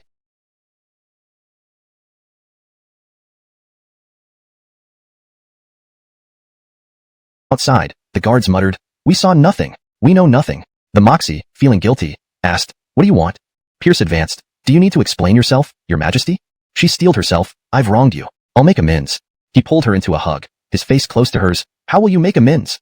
She turned away. "I'll promote you to a high-ranking post. How about Marshal Valiant?" "Valiant indeed." "Ha." Pierce forced her to look at him, and kissed her deeply. At first, the Moxie resisted, but recalling his sacrifices, she eventually yielded, kissing back passionately. They tumbled together on the bed, locked in a deep kiss for half an hour. "Enough. I can't breathe." "Not enough yet." After another 30 minutes, he kissed her face, forehead, ears, eyes, and nose, savoring every moment, even tasting the imperial essence. Finally, their lips parted, leaving a thin trail of saliva between them.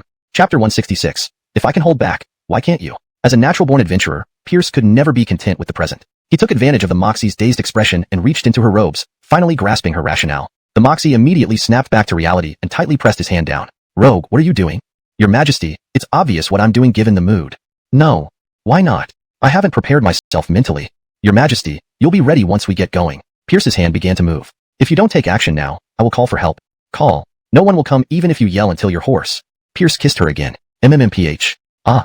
Pierce screamed in agony, hugging his nether regions and curling up like a shrimp. The Moxie retracted her leg. Serves you right for being so greedy. Pierce flared up in anger. Janelle, you can't be this unreasonable. We're almost 200 chapters in, and you should let me succeed already. Others could have formed a football team by now, yet I am still a virgin. Shouldn't she? It's a no. I haven't made up my mind yet. When will you be ready? At least wait till Dephalon is safe and secure without any threats. The Moxie feared pregnancy might affect her reign over Dephalon. Pierce was displeased. That would take forever. Perhaps it might never happen. In that case, Your Majesty, grant poetic sentiment and painting intent to me so I can practice serving you better. Those two maids seemed to have been dispatched on some mission by the Moxie and hadn't shown up in a while, making Pierce miss them. Not a chance. Then can I take a concubine first to practice? No. Why this and that? What do you really want?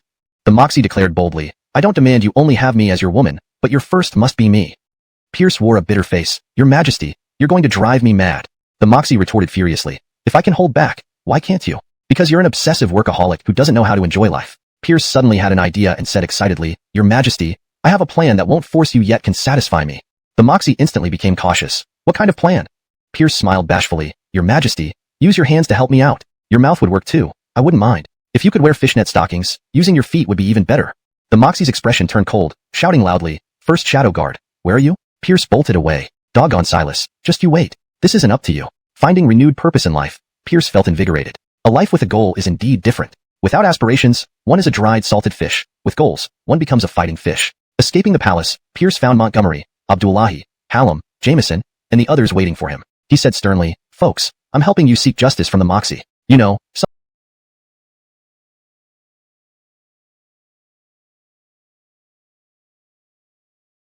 is like Carnell, Edwin Irwin of the Northern Garrison, Colonel Dong Charles, Prefect Ike, Errol from the Imperial Capital Chamber of Commerce, Kong Song from Queen Anne's Chamber of Commerce, Commander Lyle of the Southern City Military Office, Amadeo, Colby, Calhoun, and many unfamiliar faces as well. Upon entering, they were swallowed by applause and showered with petals. Welcome back, heroes. Waves of cheers didn't stop. Jameson wiped tears. Damn, these guys are too enthusiastic. Hallam added, seriously, they are too bad. After multiple cuts in battle, I didn't cry, but these damn fellows made me shed tears. A small figure flew into Pierce's arms. London till Dash, you're back. The princess missed you so much. Pierce patted the Cora's head. Alice, I missed you too. She held out her hand. Gift. Pierce tossed a pink gemstone as big as a fist. Here, go play. The Cora held the sparkling gem, loving it dearly. Everyone stared wide-eyed. A priceless gem as a token? Lady Tricia came to Art and Pierce with a delighted look. Welcome back, Lord Bray. Art chuckled. So you're Lady Tricia? You've done well. Thank you, Lord. Pierce handed another large blue gemstone to Lady Tricia. Lady Tricia, for your hard work managing the Lewis family business during this period, here's something from me. Lady Tricia rejoiced. Thank you, Bray. Everyone was speechless. You're crazy generous. Lottie gathered her courage and shyly approached Pierce from the music tower. Miss London welcomes the return of Lord and Bray. Art smiled. Miss London, thank you. Pierce pulled out a gold hairpin adorned with colorful gems shaped like a Tibetan flower. Miss Charlesingping, here's the Tibetan flower I promised. Let me put it on you. Lottie gasped. Bray, this is too precious. Not too precious. Miss Charlesingping is priceless. Why, Bray? Lottie lowered her head shyly. Standing on a platform, Pierce addressed the crowd. Ladies and gentlemen, thanks for your support. Today, everything at the Lewis Family Tavern is free. Eat well, drink well. Oh, Mr. Lewis is so generous.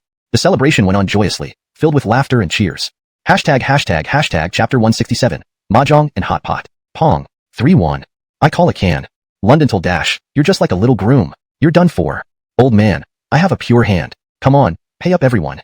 Art was beaming with joy, while Pierce, Kathy, and the Kristen Juliet sighed in frustration, each of them digging into their pockets for gold beans. Art, let's go again, let's go again.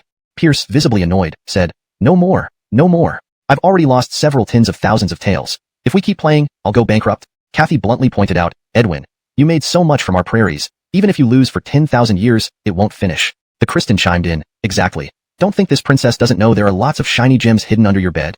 Pierce shook his head firmly. This young master is too busy to play with you all, you old and sick idlers. Art flew into a rage. Brat, who are you calling old? The Kristen stood up straight. London till Dash, this princess isn't small anymore. Kathy looked at him longingly. Luke, my illness is better now. Feel free to check if you don't believe me. You all sure know how to assign roles, Pierce said to Alexei, who was sitting aside, shelling sunflower seeds. Alexei, come here. Alexei shook his head vigorously. Previously, he had substituted for Pierce for an hour, while the latter went to the restroom, almost losing his underwear in the process. His piggy bank was already running low, and he needed to save money for proposing to the madam in Chaoyang River. Pierce looked up at Holly, who was reading Military Tactics and eating sunflower seeds in the tree. Yasmin, you come? After the war, Yasmin had returned to Beers. How about I get rid of Rock and make you a cabinet minister? No. Still nothing beats mahjong. The Kristen impatiently remarked. London till dash. Will you quit nagging? The old man enjoys this. Can't you indulge him? Pierce growled menacingly. Say that again? You won't get any more delicious food or the urine St. Tails. The Kristen earnestly explained to Art. Old Lewis, London till dash has your best interest at heart. Too much mahjong is tiring. Occasionally flirting with the old lady would benefit your health. Art slapped her head lightly. Disrespectful brat. How will you ever get married? The Kristen shrugged. Then give me London till dash. I can play mahjong with you every day. Art's eyes lit up. Good idea. Kathy hurriedly added. Grandpa, I can also play mahjong with you every day. What the heck? I become the prize with mahjong. Enraged, Pierce bellowed. Play mahjong, will you? Can you stop blabbering? Art slapped his head again. Brat, why are you shouting? Disrespectful. After losing another few tens of thousands of taels, Pierce threw a tantrum. Enough. I'm hungry. I'm cooking. It was early winter, with a slight frost overnight. It felt a bit chilly. Pierce instructed the kitchen to prepare a large table full of fresh vegetables and meat, ready for a spicy hot pot. Recently, his foreign agents had finally discovered chili peppers, based on his being on the prairie for over a month, really had left him craving variety. No matter how delicious roasted whole lamb was, eating it daily was tiresome. So numbing and spicy, without any bitterness, it's amazing. This spiciness, it's exhilarating. So spicy, so delicious. After the meal, Pierce and Alexei strolled down the street. To entice the old man to leave the mansion, he decided to stir things up. Returning to their familiar stomping grounds, both Pierce and Alexei felt nostalgic. They walked down the entire street, exuding an air of superiority. At this moment, Pierce wished someone would cause trouble, giving him an excuse to flex his muscles. Not because he craved beating people, but because he missed the feeling of strutting around town with henchmen. Alexei, however, protested silently. Master, who are you calling a henchman? I'm now a Western garrison commander, a proper 7th rank official. As if his thoughts summoned a response, noises of commotion came from ahead. Pierce's eyes lit up. Alexei, let's go. Alexei clenched his fists, replying excitedly, okay. Chapter 168. I am Nayubaleng. Ahead, Braden, Taj and Linus were grappling with Samuel, Marcos, Londondan, and their respective lackeys. A large crowd had gathered around, pointing fingers and commenting. Bert, who had keen eyes, called out, Louisy, Samuel and the others are calling you an idiot. Come beat them up. You're the idiot. Your whole family is made up of idiots. You always say the same thing. Can't you be a little more creative? Such obvious frame-up. Do you think I can't see through it? Do you think I'll fall for it? The next moment, Pierce rolled up his sleeves and joined the fray like a hungry wolf pouncing on its prey. With Pierce's current martial prowess, even master swordsmen praised him as an expert. Beating up a group of arrogant aristocrats and bullying lackeys was effortless. He knocked one down with a punch and another with a kick. In no time, dozens of people lay on the ground. Alexei looked aggrieved. Beret, you should have left some for me. Bruised and battered, Bert felt even more aggrieved. Louisy, why don't you know friend from foe? Pierce clapped his hands together. Sorry, there weren't enough on one side to fight, so I had to count you guys in to make up the numbers. Jaretnio squeezed his legs. Louisy, your martial arts skills are getting insane. No choice, I have to learn too when I go back. I want to strike fear into everyone around me. Pierce remarked. I didn't expect you to have such an uncommon thing as ambition. I underestimated you. Jae-sanmu remained uninjured, having immediately laid flat once Pierce arrived. His decision proved to be right. Samuel, Marcos, and Wei. Swoosh. Marcos fanned himself gracefully with his portable fan. London stood up. My name is Nayubaleng. Jaretniu scoffed. Nayubaleng? Isn't that just a petty officer of the Ministry of Works who makes calligraphy brushes, a mere 7th rank official? Marcos straightened up. What rank is not important. What matters is the name, Nayubaleng. Don't you think this name is amazing? It seems perfectly suited for me.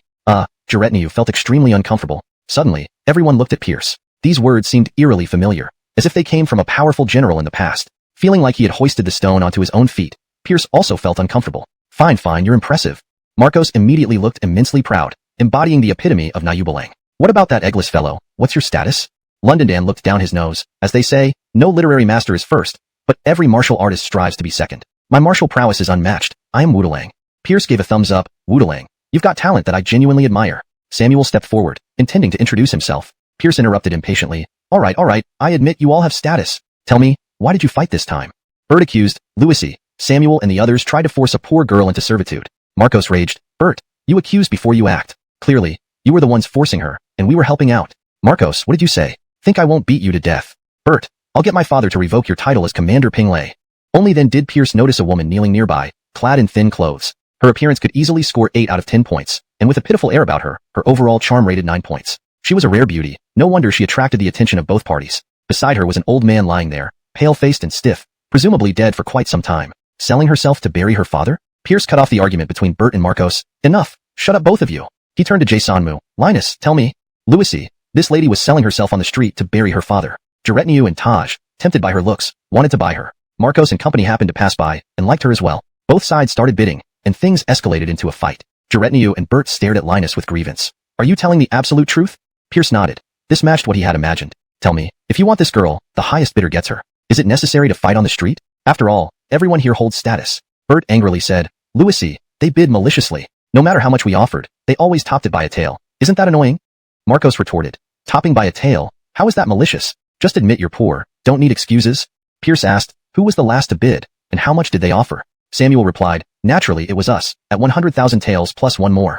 100,000 taels? Why not spend it on embracing Suxioxio instead? She's equally beautiful. Retinue interjected, Louis, this lady is still a maiden. Damn, this guy still harbors a virgin complex. Bert added, Louis, she can sing. Sing? Which woman doesn't know how to sing? Louis, not singing, but reciting. She sings beautifully, tickling your heart. It turned out that the father and daughter were wandering performers who had come to the capital of the Great Phalon. The old man died unexpectedly after falling ill, forcing the daughter to sell herself to bury him. Pierce became intrigued and squatted in front of the lady. Lady, what is your name?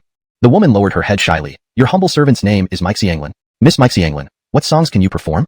I can sing Phalon opera. In this era, the main forms of opera included Charleston Charlesong from Charleston,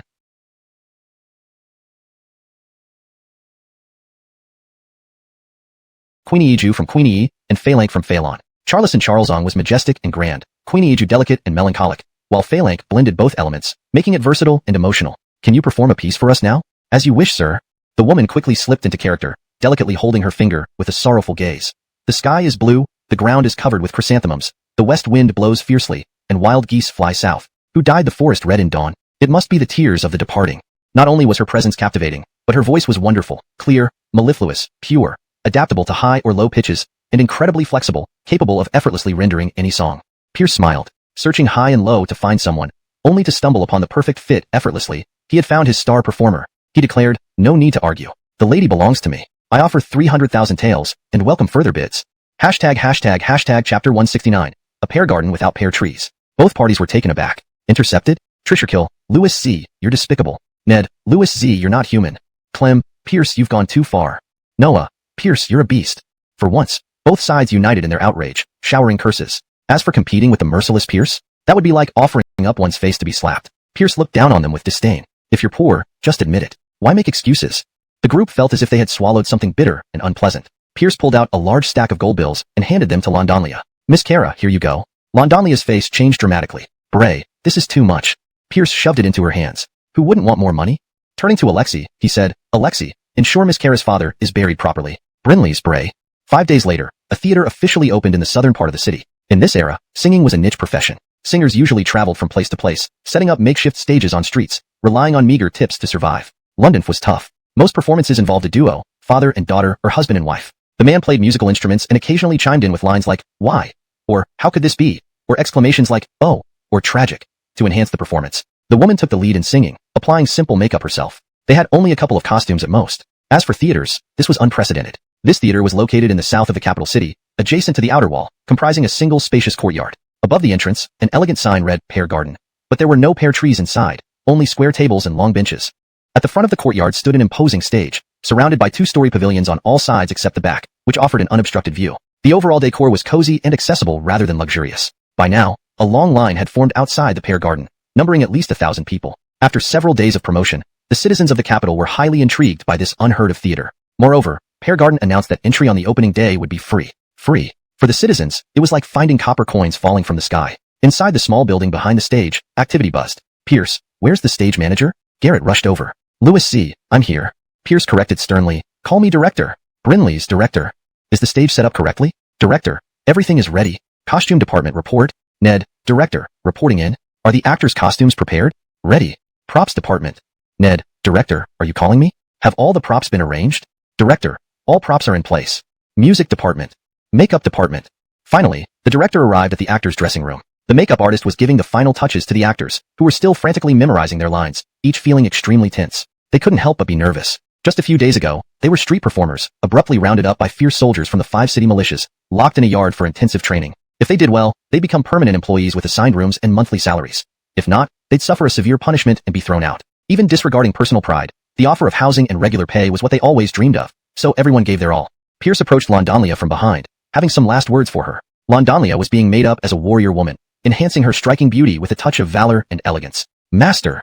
Londanlia was surprised. She didn't expect Pierce to visit her. She knew his identity. She never imagined she'd ever deal with such high-ranking officials. But now, bought by Master, she belonged to him. Have you memorized the lines, May? Master, I have. Excellent. There are a few points I need to emphasize. Please instruct me, Master. You must portray the heroism of this character. A towering hero and chivalrous leader who stands against all odds. He should be like a beacon of light in darkness, guiding everyone forward. His heart is vast like the ocean, and his resolve strong like the earth. While showing these qualities, your expression must convey a hint of loneliness. Great leaders are often solitary, for no one can fully understand their thoughts or share their burdens. Londanlia nodded vigorously. Master, I understand. Pierce said approvingly, very good. I believe in you.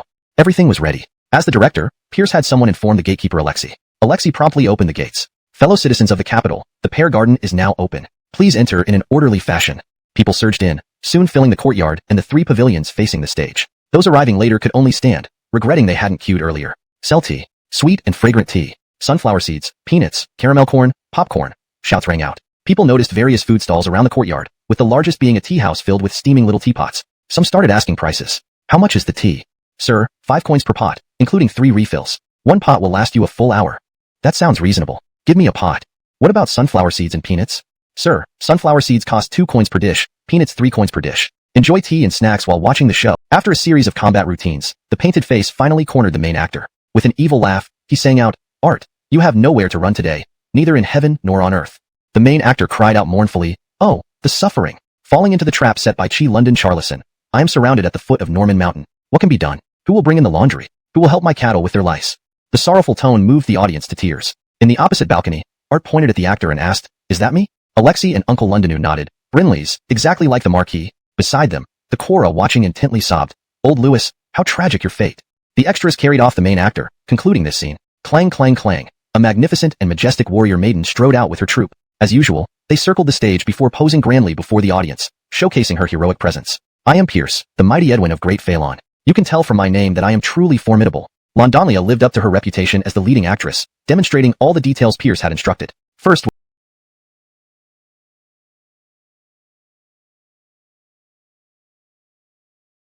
along with Braden and Dimitri, finally faced off against the painted face character. The entire audience held their breath, the drama reaching its climax. The painted face had more men, and Braden and Dimitri fell one by one, leaving only the warrior maiden standing. She stood tall. I am Pierce, a true man of virtue, unyielding under might, unmoved by wealth. To rescue my father, I'll climb mountains of knives and wade through seas of fire without hesitation. Even if I bleed or fall apart, so be it.